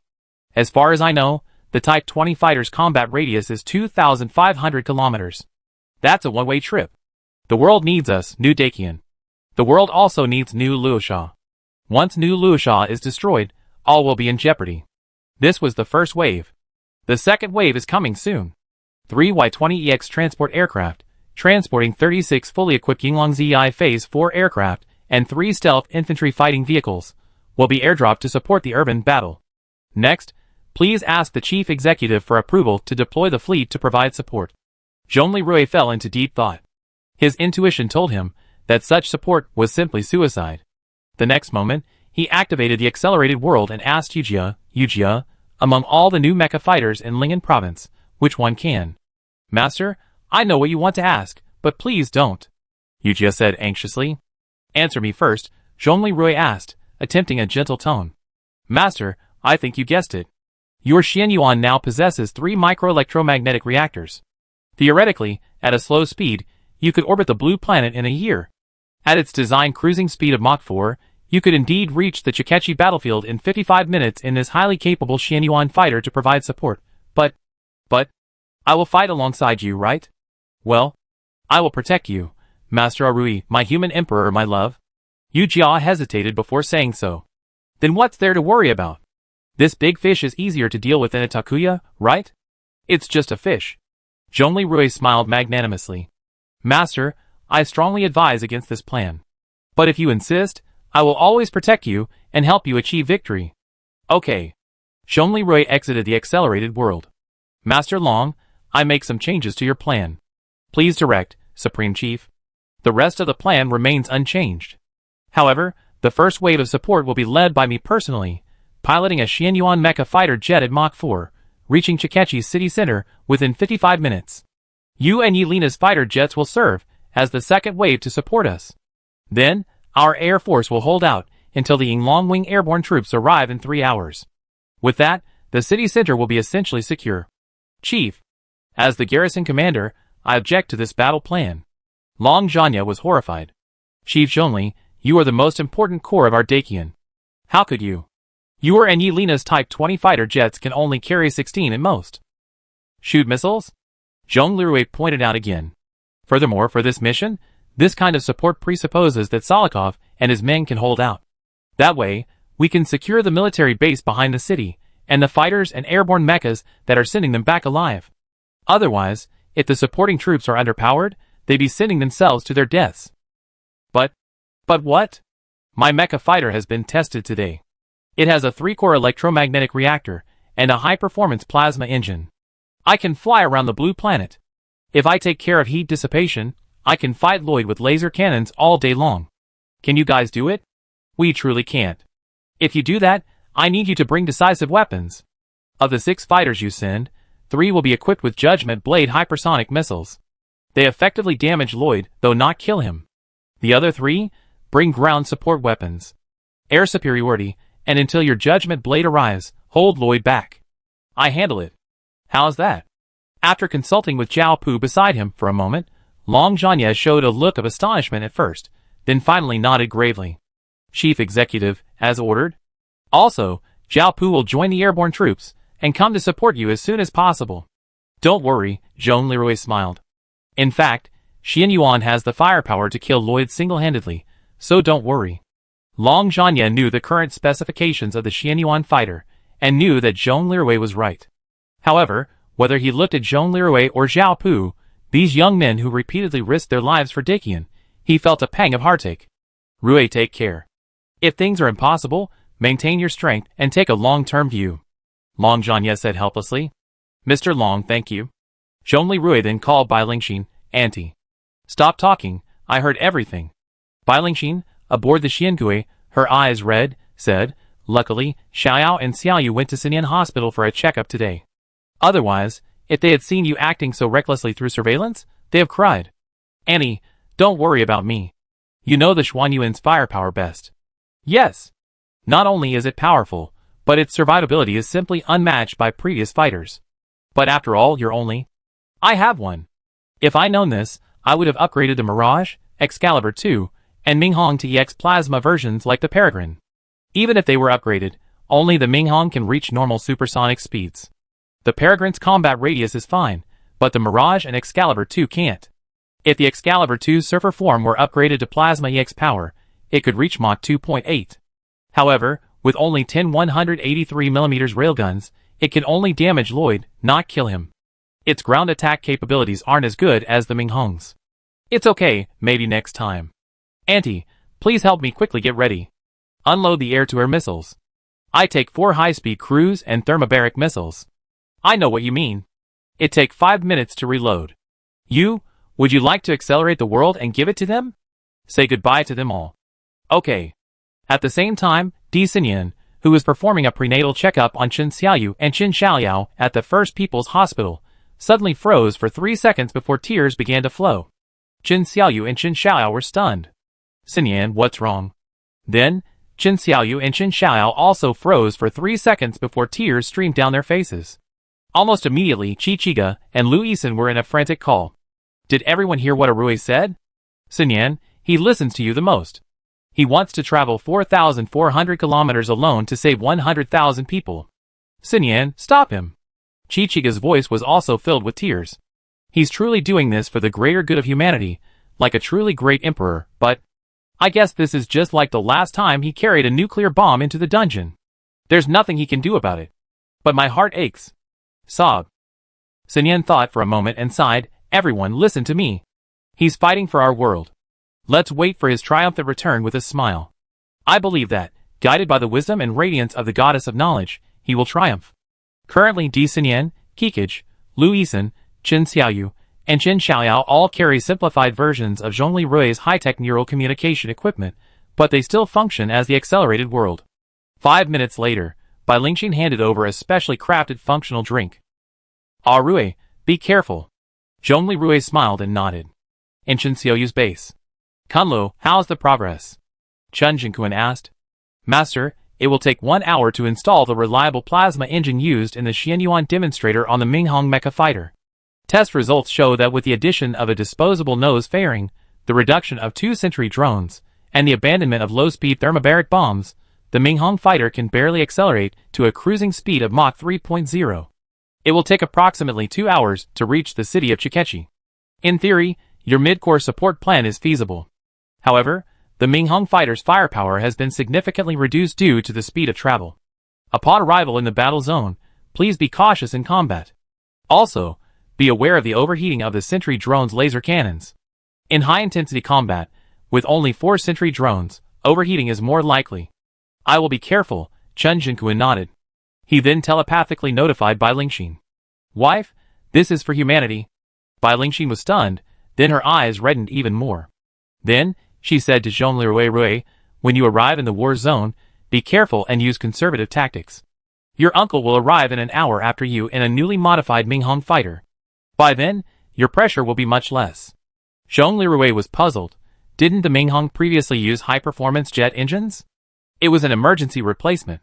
Made by Changsheng, they're all modular and can be swapped out in an emergency. Okay. But tell your uncle to be careful and not make it like the Excalibur I. See Chapter 320 for details. The Excalibur I was once equipped with a powerful. It's equipped with a 300 caliber electromagnetic cannon, similar to the Bishi, but after firing a single shot, the fighter's battery is essentially depleted. Because of this flaw, and because Chinpan hadn't calculated that the armor also consumes energy, it crashed and sank in the Tsugaru Strait, nearly drowning and then reborn. Therefore, the later Excalibur II, with a reduced caliber to 183 mm, has sustained combat capability rather than being a one-shot superpower. Bai Lingxin gave Zhong Lirui a warm hug and whispered in his ear, "Be careful on your journey, Rui. Don't worry about Xiaoyao and Xiaoyu, Sinyan, and I will take care of them." Zhong Lirui was stunned. Since his parents passed away in a car accident, he hadn't felt this kind of motherly warmth in a long time. He forced back the tears that threatened to fall and forced a rather awkward smile. "Mom, you have to have faith in me. I'm the human emperor." The son-in-law also calls her mom. Bai Lingxin smiled as she watched the fighter take off. It left the bow and headed northeast. Chapter 516.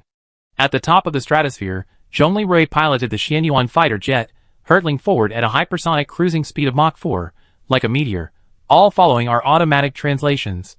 Commander-in-Chief Solikov. Chief Jingli. How are you doing? The army is engaged in a bloody battle. Many citizens have taken out their hunting rifles, and even old AKs, and joined the fray. However, we are still losing ground. Hold on, I arranged for 4 waves of reinforcements to arrive. Commander-in-Chief Liang will arrive first, in 45 minutes. I'll be here about 5 minutes later, and the Dacian Air Force will arrive within 3 hours. Clad in a savage mech and holding a red flag, Solikov, leading the resistance, felt a pang of bitterness. He wasn't sure if Zhong Lirui's words were sincere or merely consoling. Solikov believed Liang's response to the U.S. military. Liang had previously stated that the Air Force, including 2 AC-130s and the old Apaches they had just retrieved from the warehouse at Seward, would arrive within 45 minutes. Seward was 200 kilometers from Chukchi, so they could definitely make it. However, he took Zhong Lirui's statement that they would arrive 5 to 10 minutes after Liang as a comfort.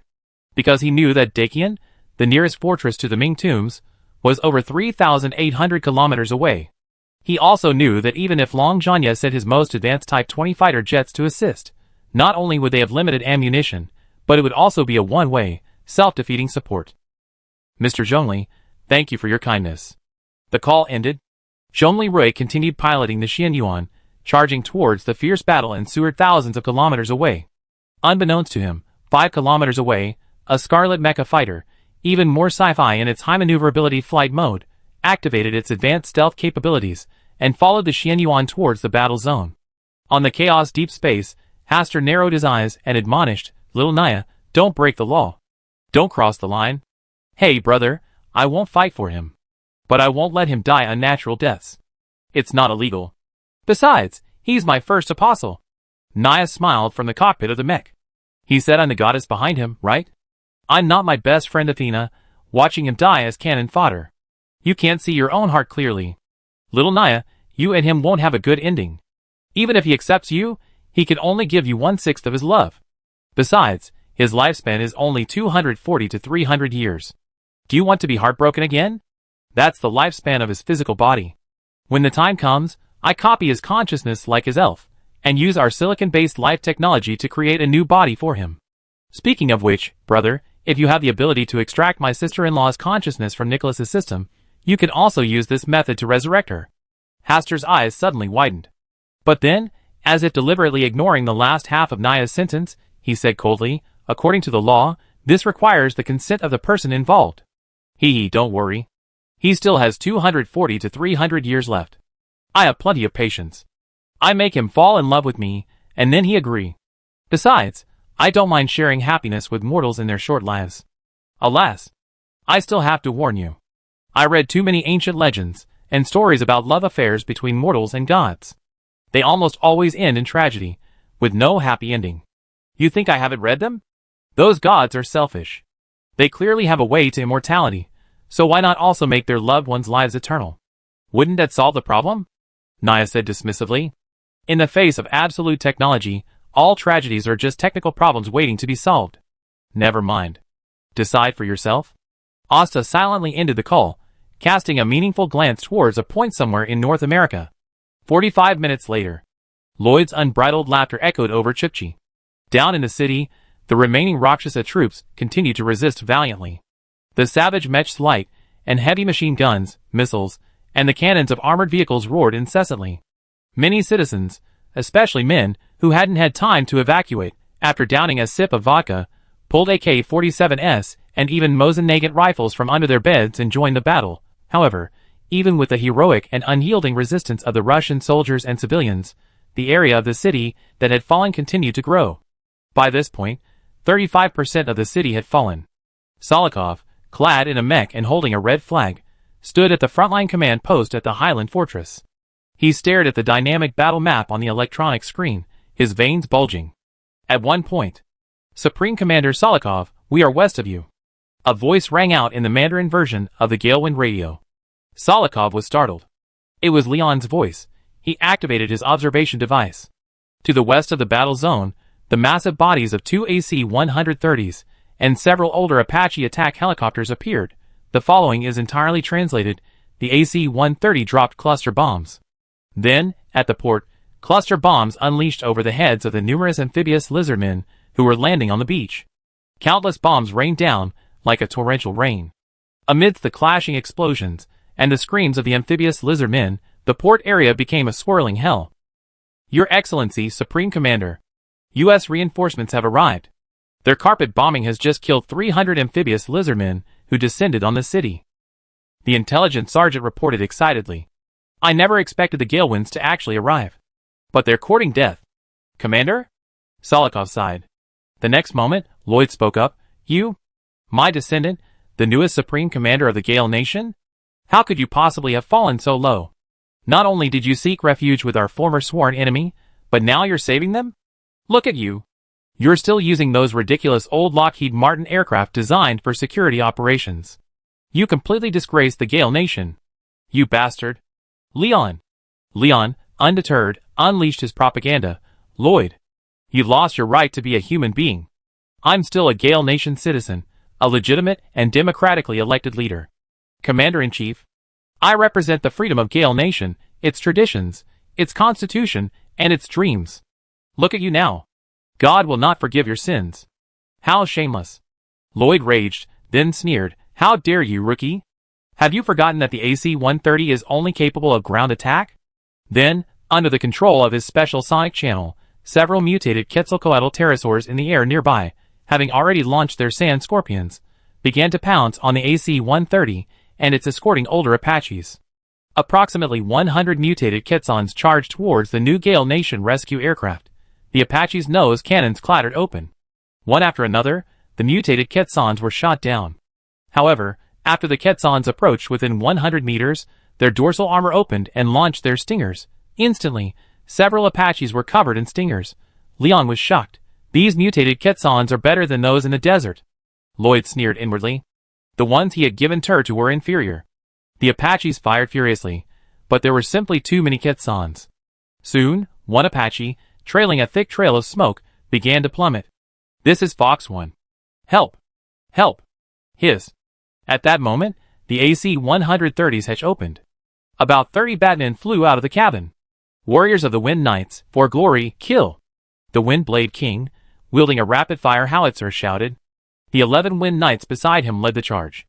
Instantly, Batmen, armed with various assault rifles, howitzers, and other automatic weapons, engaged the Quetzalcoatl horde. The Batmen's aerial agility was clearly superior to the Quetzalcoatl. Furthermore, their automatic weapons far surpassed the Quetzalcoatl in terms of rate of fire, lethality, and range. Soon, one Quetzalcoatl was shot down and plunged into the sea. Lloyd wondered, isn't this a batch of defective products from the Ontario Project Team's intermediate production? These flesh-eating creatures are now pretending to be allies of humanity? They're deceiving themselves. It's ridiculous. Thomas in the AC-130 sighed. "Commander-in-Chief, Your nephew of the Succubus King, his troops are truly formidable. Leon calmly replied, if it weren't for the support of my nephew, King Windblade, I wouldn't have dared to come here with a few of your old planes as saviors. The Batmen briefly gained the upper hand in short and medium-range aerial combat.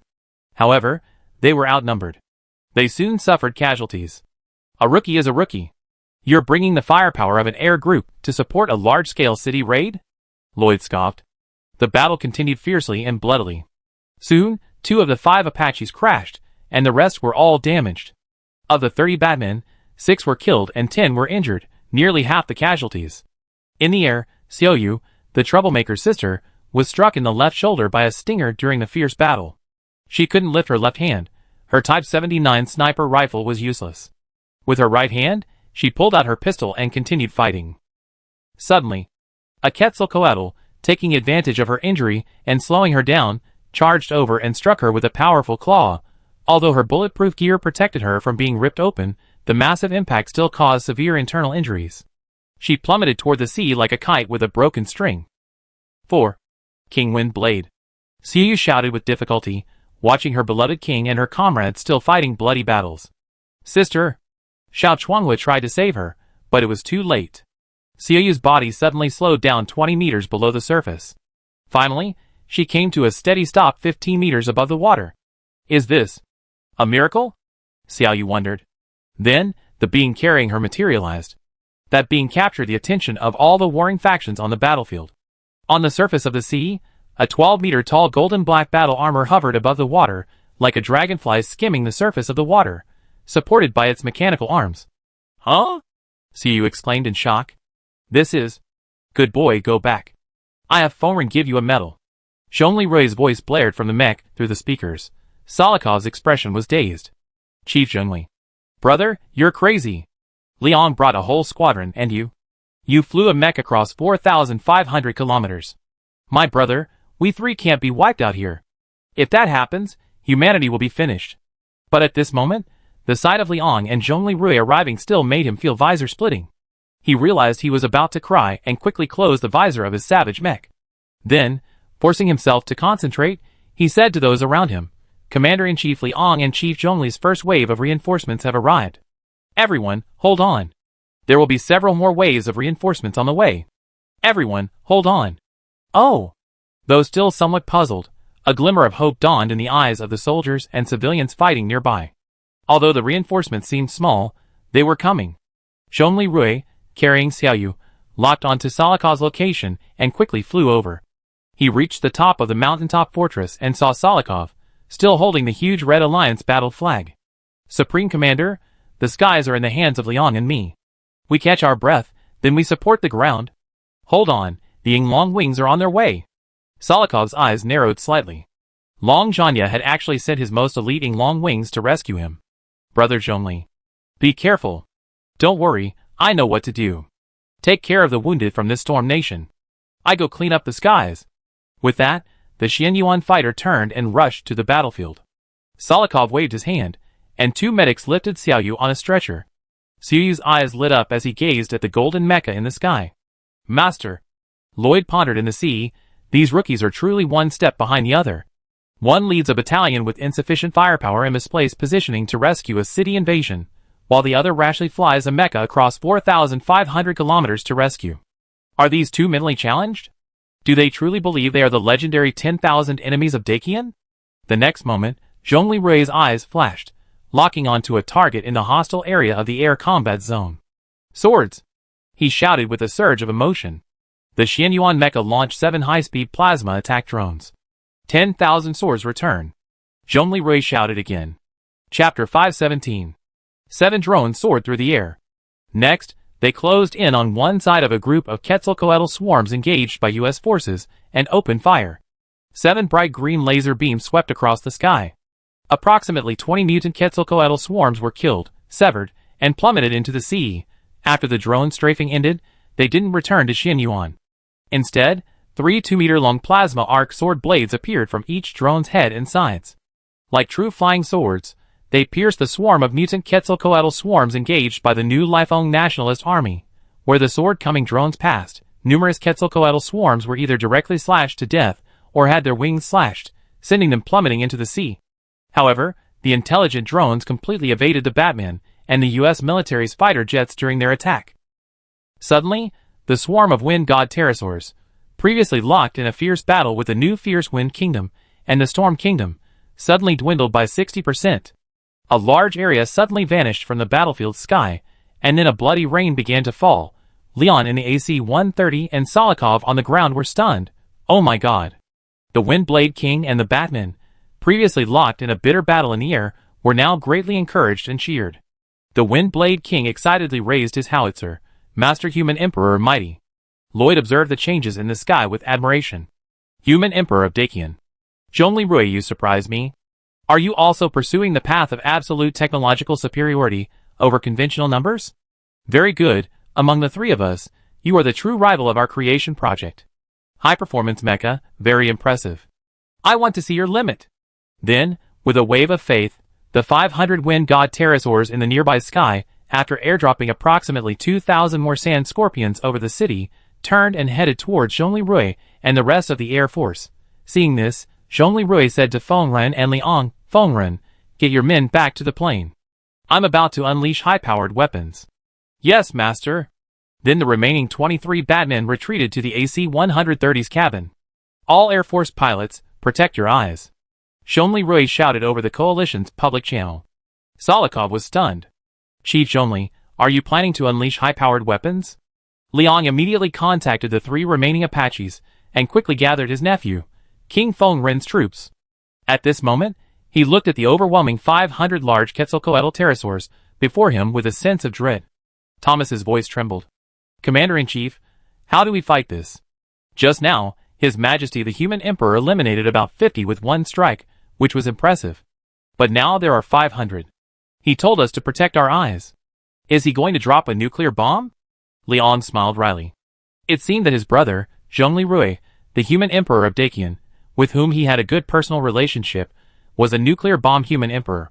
Well, he wiped out all the death bugs in the north with a tactical nuclear strike. He destroyed the mountain fortresses in the Dragon Soul land, using special forces to withstand the internal explosion of a nuclear bomb. Now, he was going to use a nuclear bomb to save bald Solikov? Everyone. Protective stance, prepare for strong light protection, and prepare for impact. Leon ordered. The next moment, facing the dark mass of mutant pterosaurs approaching a kilometer away, Zhongli Rui launched a new type of thermobaric medium-sized missile. The missile, trailing a trail of fire, roared towards the pterosaurs. A few seconds later, a massive crimson fireball appeared in the sky a kilometer away. Over half of the pterosaurs were instantly devoured, with approximately 200 of them instantly vanishing. The remaining pterosaurs were scattered. Urban Highland Base. Your Excellency, Supreme Commander. Emperor Zhongli has just air-launched a thermobaric missile. Based on observations of the blast radius, the absolute kill radius of this munition is approximately 20 meters, with an effective kill radius of 100 meters. The estimated power is close to that of a TOS- missile. The power of a single rocket from a flamethrower tank. Solikov was stunned, then smiled. Huh? He likes to use thermobaric rounds too? We're carrying them on the Bison, but he doesn't forget to carry a few on his mech? But the next moment, news arrived from the ground forces. Commander, a new wave of 2,000 Zerg are approaching the ground barricades. 40% of the city has been lost. Commander, in the fallen city, some of the dead have begun to transform into zombies and are standing up. At this point, the battle had already begun over an hour, and the dead had already begun to transform into zombies and stand up. Solikov roared, hold on. Everyone, hold on. At this moment, Second Lieutenant Natasha, the leader of the Katyusha Choir, who was temporarily serving as a medic, saw this and wiped the sweat from her forehead and the blood from her hands. She approached Solikov. 2 Black Knights in savage mechs immediately stopped her. Your Excellency, Supreme Commander, I volunteer my choir to use its singing to boost the morale of the soldiers and civilians. Natasha, her flaxen hair tied up in a bun, saluted and earnestly addressed Solikov. A hint of surprise flashed across Solikov's eyes. Then, looking into the girl's azure eyes, he quickly asked, Lieutenant Natasha, our troops are fighting a desperate battle right now. What psalm are you planning to lead the girls in? Natasha's eyes were determined as she replied, The Holy War, something my great-grandfather used to sing. Solikov was stunned, a look of immense admiration in his eyes. Then, After saluting Natasha, he addressed the guards nearby. Alexei, get ready. Natasha urgently summoned the 20 Rakshasa female singers she could muster on site. They had previously been assisting the medics. The live broadcast began. Salikov, clad in his savage mech, stood at the front of the choir, continuing to hold the red flag. Natasha and the Rakshasa female singers began to sing a majestic, legendary song from World War II. Transmitted through the Rakshasa military's live broadcast, the Rakshasa soldiers and civilians engaged in fierce battles across the city. Both regular troops and those who had revolted on the spot heard the ancient, powerful song, and it seemed as if the rage hidden deep within their souls was ignited. Hoorah! The soldiers roared a resounding battle cry. And the eyes of those on the fallen fronts, transformed into zombies, suddenly cleared.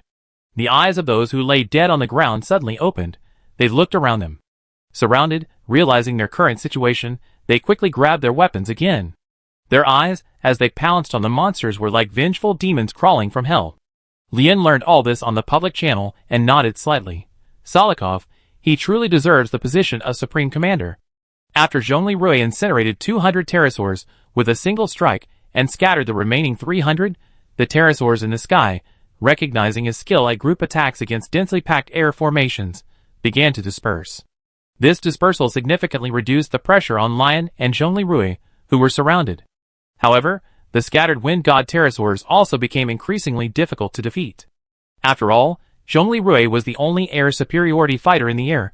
The remaining 3 Apaches were damaged, and the 2 AC-130s were unable to engage in aerial combat. Therefore, Zhongli Rui fought cautiously.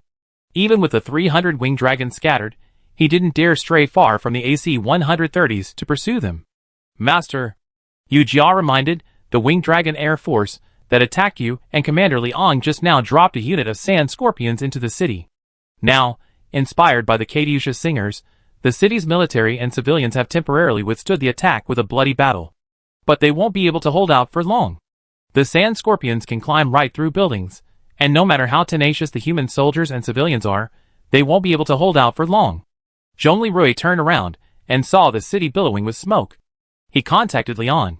Commander Liang, can I borrow your football field mower? Use it. So many airdrop monster armies just appeared in the city, and Salikov and his men are about to be overwhelmed. Are you sure? Leon asked doubtfully. My nephew Fingeren's Batman unit has suffered heavy casualties, and can no longer provide escort. Those pterosaurs are afraid to approach after your thermobaric bomb, but we're already surrounded. Leave the air control to me. I escort you, and you just focus on mopping up what you're good at. Bro, give me some fried bugs. Zhongli Rui called the AC-130 the football field mower because it can cover a 7,000 square meter football field with ground fire in 30 seconds. A sharp glint flashed in Leon's eyes. Okay. Thomas, turn around. My brother, the human emperor, would like to order some fried bugs. Okay. Arrange the kitchen. Thomas smiled a similarly cruel smile. Under Zhongli Rui's escort, the AC-130 gracefully turned, its guns pointed toward the city. The guns began to blaze with dense flames, like angry dragons, sweeping towards the surging sand scorpion army within the city. Each blast was accompanied by the destruction of vast swarms of sand scorpions. Under the AC-130's firepower, the advancing sand scorpions were easily shredded like paper. In the city, the morale of the soldiers and civilians, who had been struggling to hold on, was boosted by this scene. They brandished their weapons and let out deafening cheers, mingling with the roar of artillery fire from the sky. The eyes of the warriors, who had just recovered from the transformation into zombies and death and had taken up their weapons again, shone with a newfound determination. A sergeant muttered to himself, I returned from hell, bringing death. Your Excellency, the great commander, well done. Salikov shouted excitedly over the communicator. Thank you.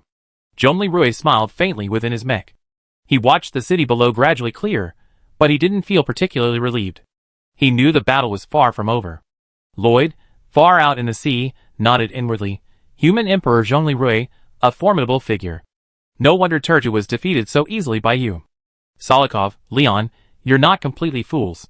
The 3 giants of the old world, I admit, are worthy opponents for a god like me. Next, how will you respond to this move? It quietly raised its head, preparing to surface again. Asta urgently stopped him. Little Naya, if you keep messing around, you'll be put in solitary confinement. No. Even a perfect zombie can't withstand such a powerful infrasonic weapon. Moreover, a perfect zombie is actually very sensitive to sonic attacks. It's their vital weakness. Don't stop me. Nia roared from within the Scarlet stealth mech. What I mean is, don't fight alone. Get to that guy right away, and let him do some meritorious service to atone for his sins. Isn't he one of your followers? Nia suddenly realized and stuck out her tongue. Right. Asta shook her head. Just as Zhongli Rui, Liang, and Sorokov breathed a sigh of relief as the battle in the city was gradually under control, the observation trooper shouted, warning. Observations indicate that Lloyd's Mayan beast is surfacing, and is likely to launch another sonic attack. It's only under control. While there's AC-130 fire support, the battle lines are scattered, with numerous airdrop sand scorpions and amphibious lizardmen already on the beach. Therefore, the situation has returned to a stalemate. Zhongli Rui turned in horror, to see the Mayan beast's head rising above the water. Its vast, fong-studded, abyssal maw, resembling a dumpling from afar, was aimed at the airborne aircraft and mechas. Take it. The three giants of the old world. All units take cover. Zhongli Rui and the other two shouted to their troops simultaneously. But the next moment, a small, yet piercing hole appeared somewhere on the back of Lloyd's Mayan body. Crack! Lloyd screamed in pain.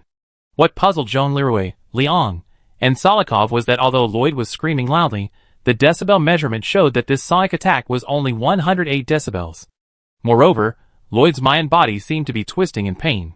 Is this a sonic attack? Why does it sound more like a scream of pain? Zhongli Rui wondered. As Zhongli Rui was puzzled, in the sky, the Minghong mecha slowly uncloaked, still maintaining its posture after completing a main gun bombardment. Then, the already damaged makeshift fairing on the nose of the fighter was ripped apart by a small explosion and fell into the sea. Master! The Minghong launched an 88mm electromagnetic main gun attack, hitting the vocal organs of the Mayan body. At its regenerative rate, it will take approximately 20 minutes for the vocal organs to recover. Uncle! You're here? Zhongli Rui was overjoyed, then said to Solikov, Your Excellency the Supreme Commander, the second wave of reinforcements from our Dacian army has arrived. Rui, I made it, Chen Pan replied with mixed emotions. He still remembered Nia's warning from a moment ago, and the location of the Mayan beast's vital organs when it launched its sonic attack, which she had also informed him of. As a former world-class genius, he knew all about Nyarlathotep. So, he was surprised to see Nyarlathotep now acting like a patron saint of humanity, standing behind his family, and tirelessly promoting the cause of human revival. He was doing this for his dreams, and to atone for his sins. But why exactly was she doing this? An evil god representing chaos, saving humanity on a whim? Baffled, Chen Pan quickly joined his son-in-law, Zhongli Rui, in the fray. Dacian's second ace mech? Staring at the Minghong fighter jet on the telescopic observation system, Solikov's eyes truly rekindled with a desire for victory. Previously, he hadn't believed he and the citizens had any chance of survival under these circumstances. Praise the Lord. It seems today isn't our end. Chapter 518. After Chen Pan arrived, Liang displayed a remarkably relaxed expression. Now, his AC-130 and the remaining Apaches were protected by Dacian's two strongest ace mechas. What was there to fear? He patted Thomas's shoulder with a hint of pride. Major General Thomas, our bet paid off. Thomas smiled wryly. Commander-in-Chief, leveraging Dacian's power to rescue Luosha and restore our Lifeng nation's influence. Your strategy only works if Dacian can actually arrive in time. Otherwise, I was terrified just now. If the fighting had continued, we would have been nearly wiped out. Don't worry, Thomas. You've seen the singer's power. As long as his head isn't destroyed, and after the battle is over, with a little effort to pull him out of the sea, there's still a chance he can be resurrected. Speaking of which, I'm a little grateful that everyone now has a second chance to recover after becoming zombies. Thomas simply nodded. In the sea, the Mayan beast's struggles gradually ceased, and it began to dive. Master, the Mayan beast has dived. Our weapons, save for the 88 caliber electromagnetic cannon and tactical nuclear strikes, are ineffective below 100 meters in depth, Yujiao warned. This creature is truly cunning. Lloyd silently dived, swimming to a depth of 3 kilometers before making a sharp turn and refocusing his body and head towards the port of Chipchi.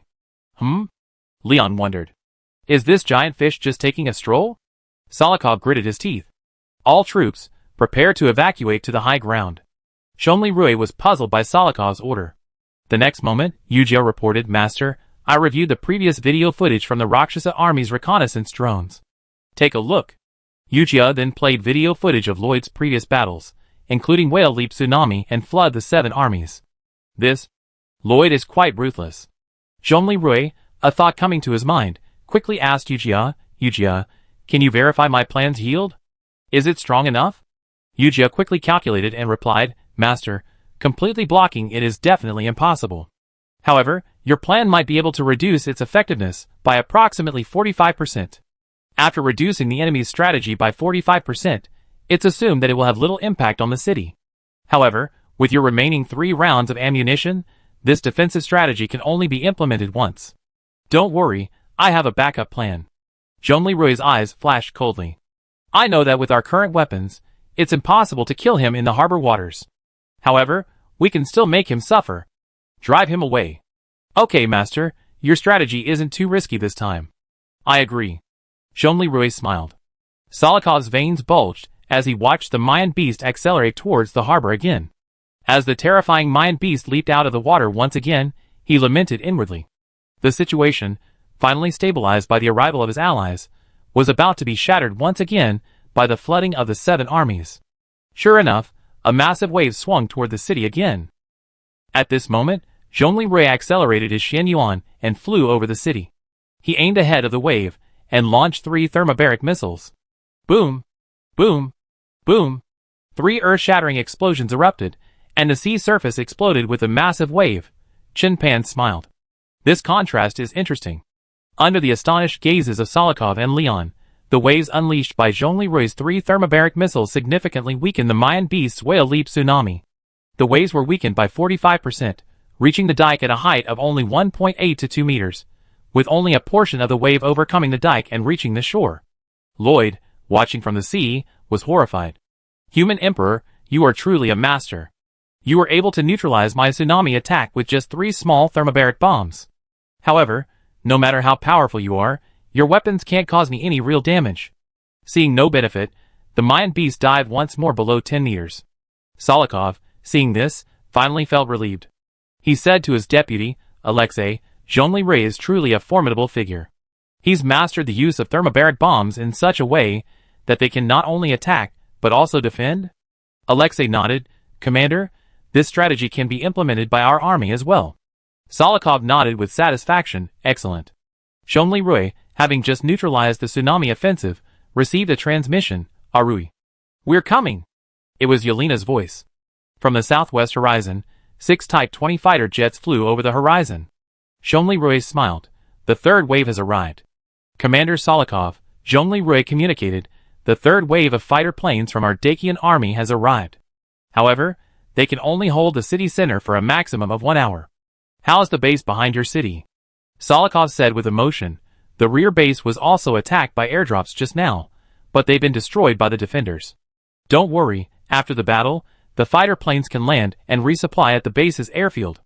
And not only the Dakian army, but also the Lifeng National Army's air force can resupply and repair together without any problems. That's good.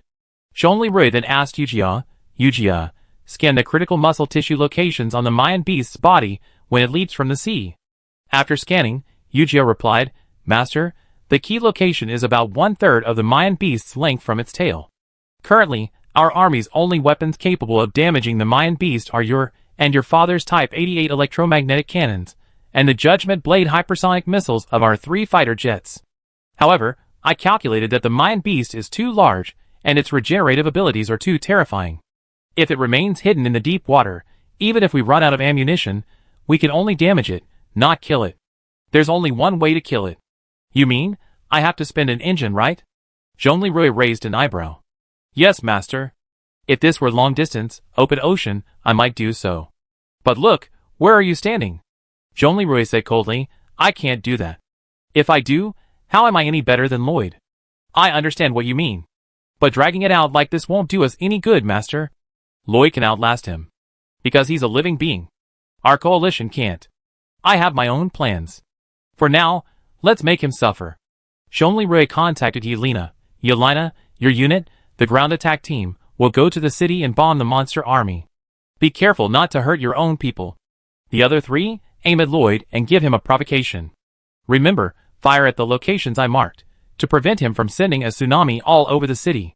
Yelena smiled from the cockpit of her fighter. Yes, Chief Executive. Board planes 1 through 3 first, and go to the city to help the ground forces. Board planes 4 and 5 first, follow me, and attack the locations marked by the Chief Executive. Instantly, the fighters split into 2 groups.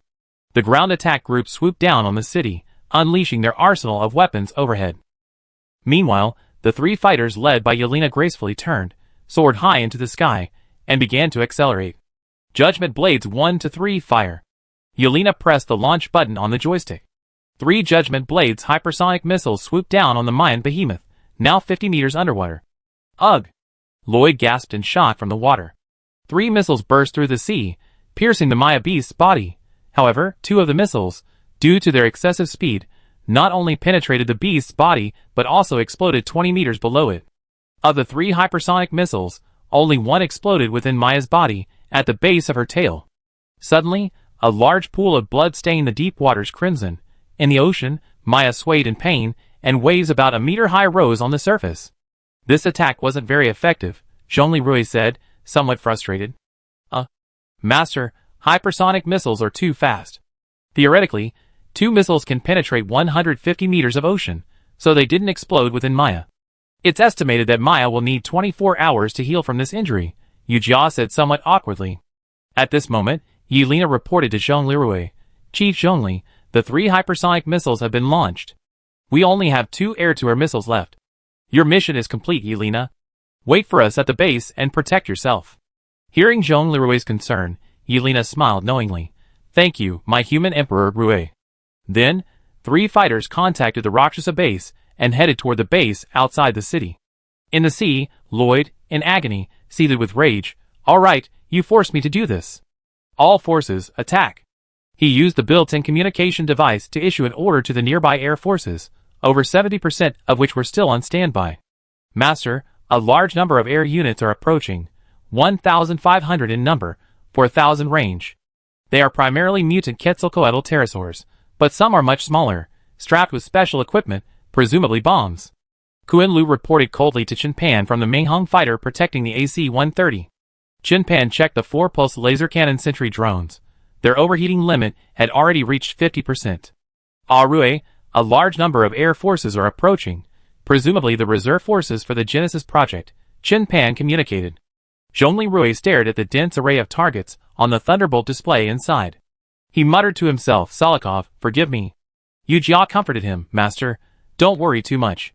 An airburst is less polluting than a sea burst. Besides, our reactor isn't a fission bomb or a 3-phase bomb, so the pollution isn't that extreme. I know. But I still feel a little sorry. Zhongli Rui sighed and announced on the coalition channel. A tactical nuclear strike will be launched in 30 seconds. All personnel, take precautions. Dead zone diameter 800 meters, no direct viewing allowed. Salikov in the base, and Liang in the AC-130 stared with jaws dropping. Naya, hiding in the nearby airspace, smiled and said, Little Apostle, I knew you'd be forced to resort to a nuclear strike. But, are you planning on blowing up the sky or the sea? Chapter 519. Salikov gritted his teeth and warned the entire army. Everyone, prepare for nuclear strike. He immediately ordered the 2 Black Knights to join him in forming a steel wall in front of Natasha and the other members of the Singers' Chorus. Singers, everyone lie down, close your eyes. Hold your head, lie down, open your mouth. The female soldiers obeyed. Zhongli Rui raised his new 88 caliber electromagnetic cannon and aimed it at the approaching mutant Quetzalcoatl and the suicide attack pterosaurs 4 kilometers away. Blue Star, I'm sorry. Zhongli Rui pulled the trigger for the tactical nuclear strike. Xuan Yuan's left arm's 88mm electromagnetic main cannon, after fully charging, instantly fired a thick blue-white beam towards the approaching mass of pterosaurs. The next moment, a point of light suddenly appeared in the center of the attacking pterosaurs. The point of light expanded rapidly in an instant, transforming into a massive blue-white ball of energy 800 meters in diameter. Its radiance was blinding, seemingly capable of tearing through space and time. A vast white shockwave surrounded the ball, sweeping across like a tsunami, devouring everything. All the pterosaurs were reduced to dust within the ball of light, vanishing into thin air. Luong closed his eyes and shouted, Hold steady. But as the shockwave and the violent wind quickly faded, Luong felt as if all was well. In the cabin, Wind Blade King, still apprehensive, asked Liang, "Uncle, Teacher Zhongli, is he a god?" Liang smiled wryly, and patted Wind Blade on the back. "He's not a god, but he's a god slayer, Uncle's brother, and your teacher." Feng Ren nodded in conviction. The tactical nuclear explosion created a massive disturbance in the air. But by the time the storm reached the airspace of the Lifeng Kingdom and Dacian Air Force, for kilometers away, it was only a force 7 gust. By the time the gust reached the high ground in Salikov City, its intensity was even lower, a mere force 5 gust. It didn't even blow down the red flag Salikov had planted in the ground in a moment of panic. Airburst? This intensity? A tactical low-yield nuclear bomb? Salikov paused for a moment before his expression calmed down. "Your Excellency, Commander. The Monster Legion's air force has been destroyed. Is there no Monster Air Force left in the sky? Oh, they wiped out 1,500 winged dragon air forces carrying sand scorpions in one strike, prioritizing relieving the pressure in the city?" Salikov looked at Zhong Lirui's golden mech and Liang's aerial fortress on the telescopic system, then at the gradually stabilizing battle data at the various barricades on the mech's internal display. He smiled with relief. "Thank you, my noble allies. This time, I truly have nothing to repay you. Alas, brother human emperor, your kindness is so great. How can I repay you this time?" Actually, Salikov was mistaken. These pterosaurs holding the airdrop troops were originally Lloyd's reserve forces stationed in the nearby airspace. However, they had been severely damaged by the attacks of Chenpan, Zhongli Rui, Yelena, and the others, and in a fit of rage, he lost his composure and ordered the pterosaurs that hadn't yet been airdropped, along with the self-destructing attack pterosaurs, to attack together, hoping to outnumber Zhongli Rui and Liang. However, they were completely wiped out by Zhongli Rui's nuclear strike. Then, Salikov looked to his side, at Second Lieutenant Natasha Smyrny, the flower of the choir, who now looked like she had escaped death, and a look of deep thought entered his mind. "I heard the human emperor is a womanizer. Queen Saren of the New Golden Court even gave her own twin sister to be his lover. Perhaps this is a solution." Salikov pondered, then looked at Natasha with a sharp gaze. Feeling the disappearance of all airborne signals in the sky, Lloyd in the sea was shocked beyond words. Mecha-class fighter units, tactical nuclear strike-level firepower? The human emperor Zhongli Rui has the ability to single-handedly kill gods. No wonder he dared to rush 4,500 kilometers to get here. No! He's coming for me. At this moment, a mysterious female voice called Lloyd, "Former commander, can't you see the situation clearly? All the troops you brought with you are dead, and you are seriously injured. If you don't quickly dive into the deep sea and escape, do you expect the human emperor to roast you too? Princess of the Sea God. That's easy for you to say. Don't you see how seriously he's injured me? My fastest swimming speed is only 15 knots. The Mayan divine body doesn't need to breathe. I seen the human emperor's weapons just now. As long as you're 150 meters underwater, he's powerless against you. The maximum depth you're at is 400 meters? As long as you dive, I guarantee you escape. Furthermore, from my observation, the current human emperor of Dacian is a benevolent ruler. He wouldn't be able to launch a nuclear attack on you in the sea surrounding the city. TSK, another one like Tertu, bound by the so-called national shackles. Okay, Princess Poseidon, I failed today. But one day, I reclaim everything from them. After the communication ended, Lloyd quietly began his full-scale dive. In a secret underground city in North America, an oriental woman dressed in researcher attire, but with distinctly real-like features ended a call in her room. She turned her head and looked at a shelf. A portrait of her father, painted in the style of ukiyo-e. Ryusi God. Susanoo. On another shelf, a fragment of the Ten-Fist sword, still attached to its hilt, lay. Master. Lloyd's divine body is diving. Yujia urgently warned. The ocean here is 400 meters deep. Our weapons, even a tactical nuclear strike, can only reach 260 meters underwater. Seeing Lloyd's Mayan divine body desperately diving despite its injuries, Zhongli Rui's eyes were bloodshot. Yujia. Reload the second engine. Forget it. No. No. No. Master? Ocean, no. Finally, Lloyd's depth exceeded 260 meters. At 300 meters underwater, at 15 knots, wounded and dragging its 300-meter-long body, it slowly drifted away. Zhongli Rui turned his head and looked at the soldiers and civilians still fighting fiercely on the barricades in downtown Chikechi, at the city shrouded in smoke. Elsewhere, the clouds in the sky, still retaining the hole in the clouds caused by his earlier nuclear explosion. That day, he looked down again, watching the evil Mayan beast gradually recede from the seafloor. He knew his electromagnetic cannon could penetrate the sea and injure him. But could it kill him? No. Unless, fire another round into the sea? An indescribable feeling of powerlessness and humiliation, like a bone stuck in the throat, washed over him. A thought flashed through his mind. Pyrrhic victory. Damn it. Master, calm down. Your mental pollution level is already 18%. How can I calm down? My nuclear bomb just now eliminated the enemies in the sky, but the sky here. Cleansing it for Blue Planet might take a month, maybe a quarter. What season is it now? Winter is almost here. I have to destroy the monsters and protect everyone. But if I detonate a nuclear bomb into the ocean, what will the people of Chikechi eat? They starve to death. I'm useless. Damn it! I used a nuclear attack, and Lloyd didn't die. Mental pollution level, 31%. Accelerated world.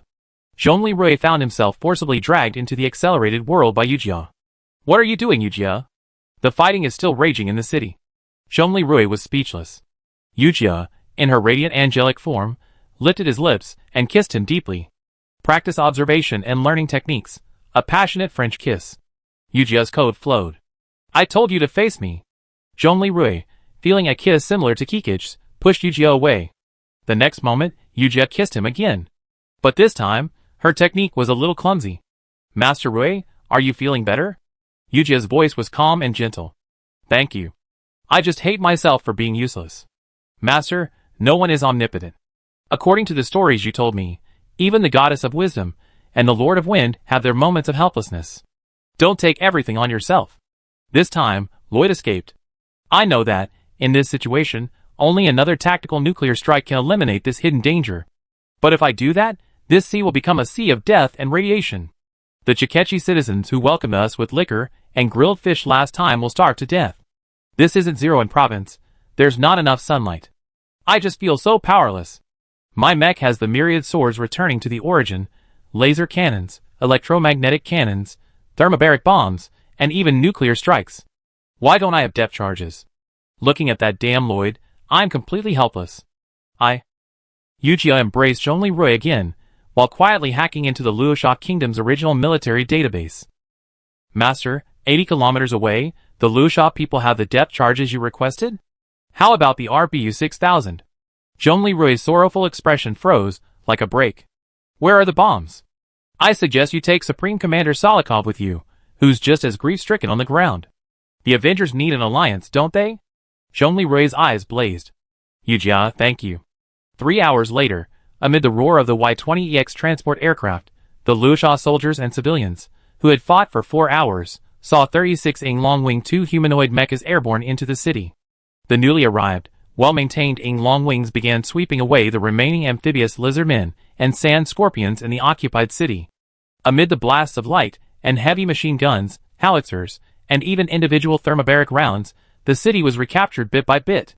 The elite Rakshasa army, the savage armored units of the Iron Man Corps, and the newly formed Scimitar Corps, regrouped and launched a counterattack.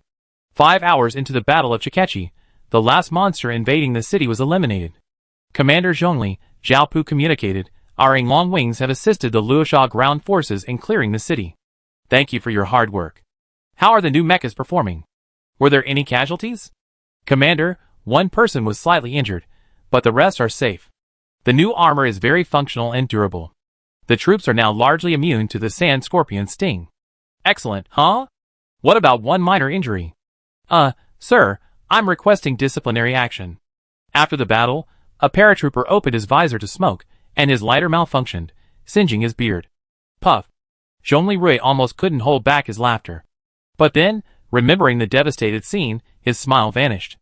20 minutes later, Zhongli Rui, wearing the Great Xia Dragon Bird, Plasma-type armor, and Liang, wearing a Gale Nation Air Force leather jacket, arrived before Solikov.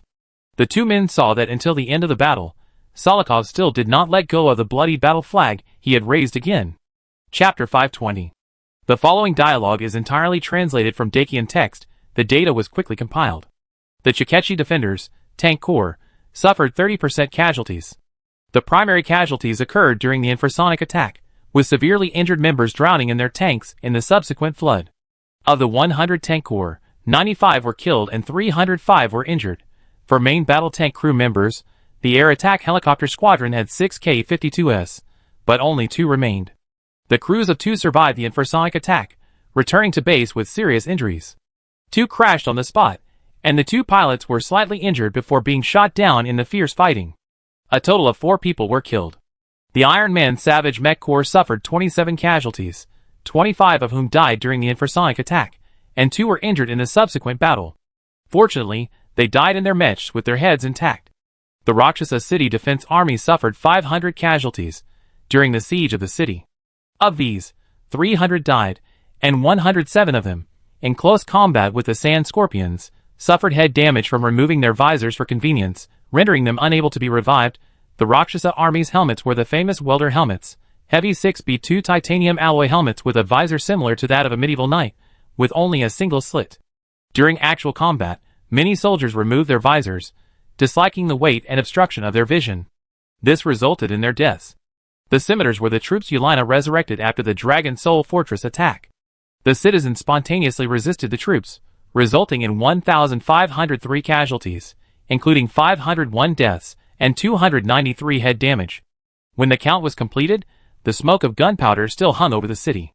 The Elite Awakened Special Forces Scimitar Unit had 103 members, 43 of whom suffered minor injuries, 6 of whom suffered serious injuries, with no fatalities. As for reinforcements, the Gale Nation Air Force lost 2 Apache attack helicopters, with 4 pilots killed. Fortunately, they crashed in shallow water on the beach along with the helicopters, leaving their bodies intact. The Storm Nation's Wind Knights, 4 of whom joined the expedition, suffered 3 injuries. Of the 25 members of the King's Guard, 6 died, their bodies were recovered, and their heads were intact, and 11 were injured. The invading monster army, consisting of 2,100 mutant Quetzalcoatl pterosaurs, was completely destroyed by airdrops, dropping 3,000 sand scorpions and 2,000 amphibious lizardmen. But Lloyd's superdivine form, the Mayan behemoth, escaped by submarine. As the blood-red sunset illuminated the city still shrouded in thick smoke, the fruits of victory in the Battle of Chukchi tasted so bitter. In the combat command room, Solikov, listen to me. Zhongli Rui, why? Why didn't you kill him? Solikov couldn't accept the fact that Lloyd, the culprit, had escaped so slowly by submarine after suffering such heavy damage. He grabbed Zhongli Rui's armor and demanded, almost hoarsely, my ally. God Slayer. Why didn't you use a nuclear bomb to kill him before he got away? My people, my soldiers? 400 of them, never to return. He destroyed half the city. Human Emperor, why didn't you kill that evil god? Doesn't your mech have 3 engines? Leon tried to persuade him. Solikov, don't do that. After collecting himself, Zhongli Rui met Solikov's furious gaze. Solikov, do you want a Hiroshima? Solikov was stunned. Zhongli Rui continued coldly, what month is it now? The sunlight here is already insufficient. If I drop a nuclear bomb in the ocean, what will the remaining people eat, if not fish? Solikov's hands dropped. As a former commander of a front, he knew all too well the weight of Zhongli Rui's words. Solikov took a step back, closed his eyes, and fought back tears. Zhongli Rui sighed. Suddenly, for some unknown reason, a surge of strength surged within him. Zhongli Rui clasped Solikov's arms. He kissed him, first on the lips, then on both cheeks, then, with a tight embrace. Solikov's eyes widened in shock. Natasha, the military attaché beside him, raised her eyebrows in surprise. Beside the Wind Blade King, the already bandaged knight, Xiaoyu, covered his mouth in fear. Yelena's expression was complex, and she whispered to herself, TSK, Rui, you really have mastered it. Leon was greatly surprised. This is 2.0 Anzhou monitoring room. Asia's flower tea was spilled, and Chen Xiaoyu and Chen Xiaoyao were stunned. Aboard the rotating turtle, Bai Lingxin smiled mysteriously. Nyarlathotep, in the air nearby, at a high level of invisibility, said, damn. I know what you mean, but you can even kiss a bald old man like that? I can't bear to watch this. Zhongli Rui looked at Solikov with piercing eyes. My comrade, cheer up. We must seek revenge on Lloyd. Do you know how desperate I felt in the air? My newly developed mech has lasers, electromagnetic cannons, drones, and nuclear strike capabilities. But looking at the big fish in the sea, I wish I had one of your Rakshasa Dragon Palace thunders, so I could blow up that damn Lloyd. Even just one shot would be great. Solikov recovered slightly from his shock and replied hesitantly, "You mean the RBU 6000 used by our Navy for anti-submarine warfare?" "Yes. I remember you have a large inventory of that stuff, right?" Chin Pan, who was nearby, was stunned at first, then nodded in agreement, whispering, "Oh, that's a good idea. Against targets 450 meters underwater, our electromagnetic guns are far less lethal than these 60-year-old depth charges. Indeed, they're plentiful and plentiful." Solikov suddenly understood, his eyes ablaze with vengeance. He shouted, "Alexei, where is the nearest former naval ammunition depot?" Alexei looked hesitant. "Commander, there is indeed a naval ammunition depot 80 kilometers away. The ammunition and launchers that Zhongli Supreme Chief Executive mentioned are plentiful there. But what? Say!" Solikov roared. "That ammunition depot was abandoned. 500 zombie-like soldiers were left inside during the zombie crisis." Solikov fell into deep thought again. The brutal urban fighting had just ended, and coupled with the heavy casualties suffered during the previous expedition to Dragon Soul Fortress, his troops had suffered heavy losses. Now, they had to capture an ammunition depot with 500 zombies. This was no easy task.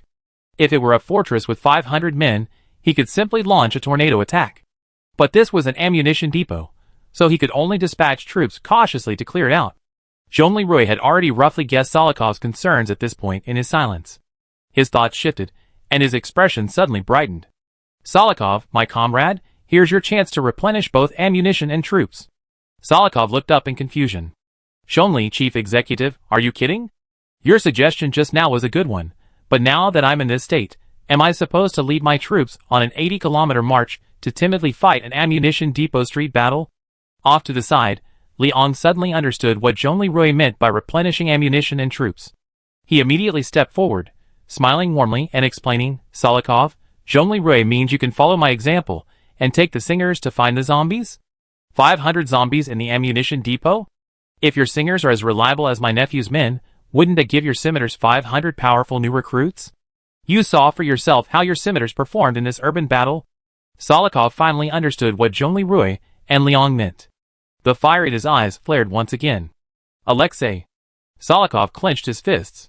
"Yes." Alexei stood at attention. "Scimitar force, all personnel, except the seriously wounded mobilize. Iron Man force, mobilize 2 complete squads. The Wehrmacht army, 1 engineering company, 2 transport companies, and 1 medical company." Solikov paused, looking at Natasha beside him. "Katyusha force, all personnel, except the seriously wounded, mobilize tonight." Alexei and Natasha stepped out simultaneously and saluted. "Yes." Yujia whispered to Zhongli Rui, "Master, Commander Solikov has mobilized 25% of the complete force from the existing force. He's going all out." Zhongli Rui replied with a relaxed telepathic voice, "It's not surprising that he's taking this seriously. When I recruited Citizen and the others, they were also the zombie unit guarding the warehouse. Now, they're the strongest unit besides the mechanical warfare unit and England's wings. Solikov's no fool. After a few months of recuperation, these 500 zombie warehouse veterans will instantly become a formidable elite force. And that choir leader, Natasha, is stealing glances at you." "Huh? Haha, now that I'm wearing the shiny golden Great Xia dragon bird armor, it'd be strange if she didn't look at me. Master, I'm the only one with you this time. If you bring another girl back, everyone back home won't forgive you." "I'm here to kill gods, not pick up girls," Zhongli Rui said calmly. "Tonight, if anyone tries to attack me, command the armor to knock her out, then merge and swallow her into the armor, and then stealthily carry her back to her room and put her to sleep. Okay?" "Hee, yes, master, you learned bad habits," Yujia chuckled. Solikov continued to make arrangements. "Sergei. Black Knight Squadron, move out. I go myself." The visor of a black savage mech opened nearby, and Lieutenant Colonel Sergei, captain of the Black Knight Guards, dissuaded him. "Your Excellency the Supreme Commander, you don't have to. I want the people of the city to see me personally carrying the bombs of revenge, along with the elite troops of the dead, to settle accounts with the evil god." Solikov's eyes burned with vengeance. Seeing this, Zhongli Rui thought for a moment and offered, "Solikov, I provide ground escort for you. Engineer Chen, if there's any further trouble in the urban skies, I rely on you. Zhao Pu, assist the Rakshasa army in protecting the city from wild beasts and other unexpected situations." Chen Pan nodded, "Yes." Zhao Pu saluted.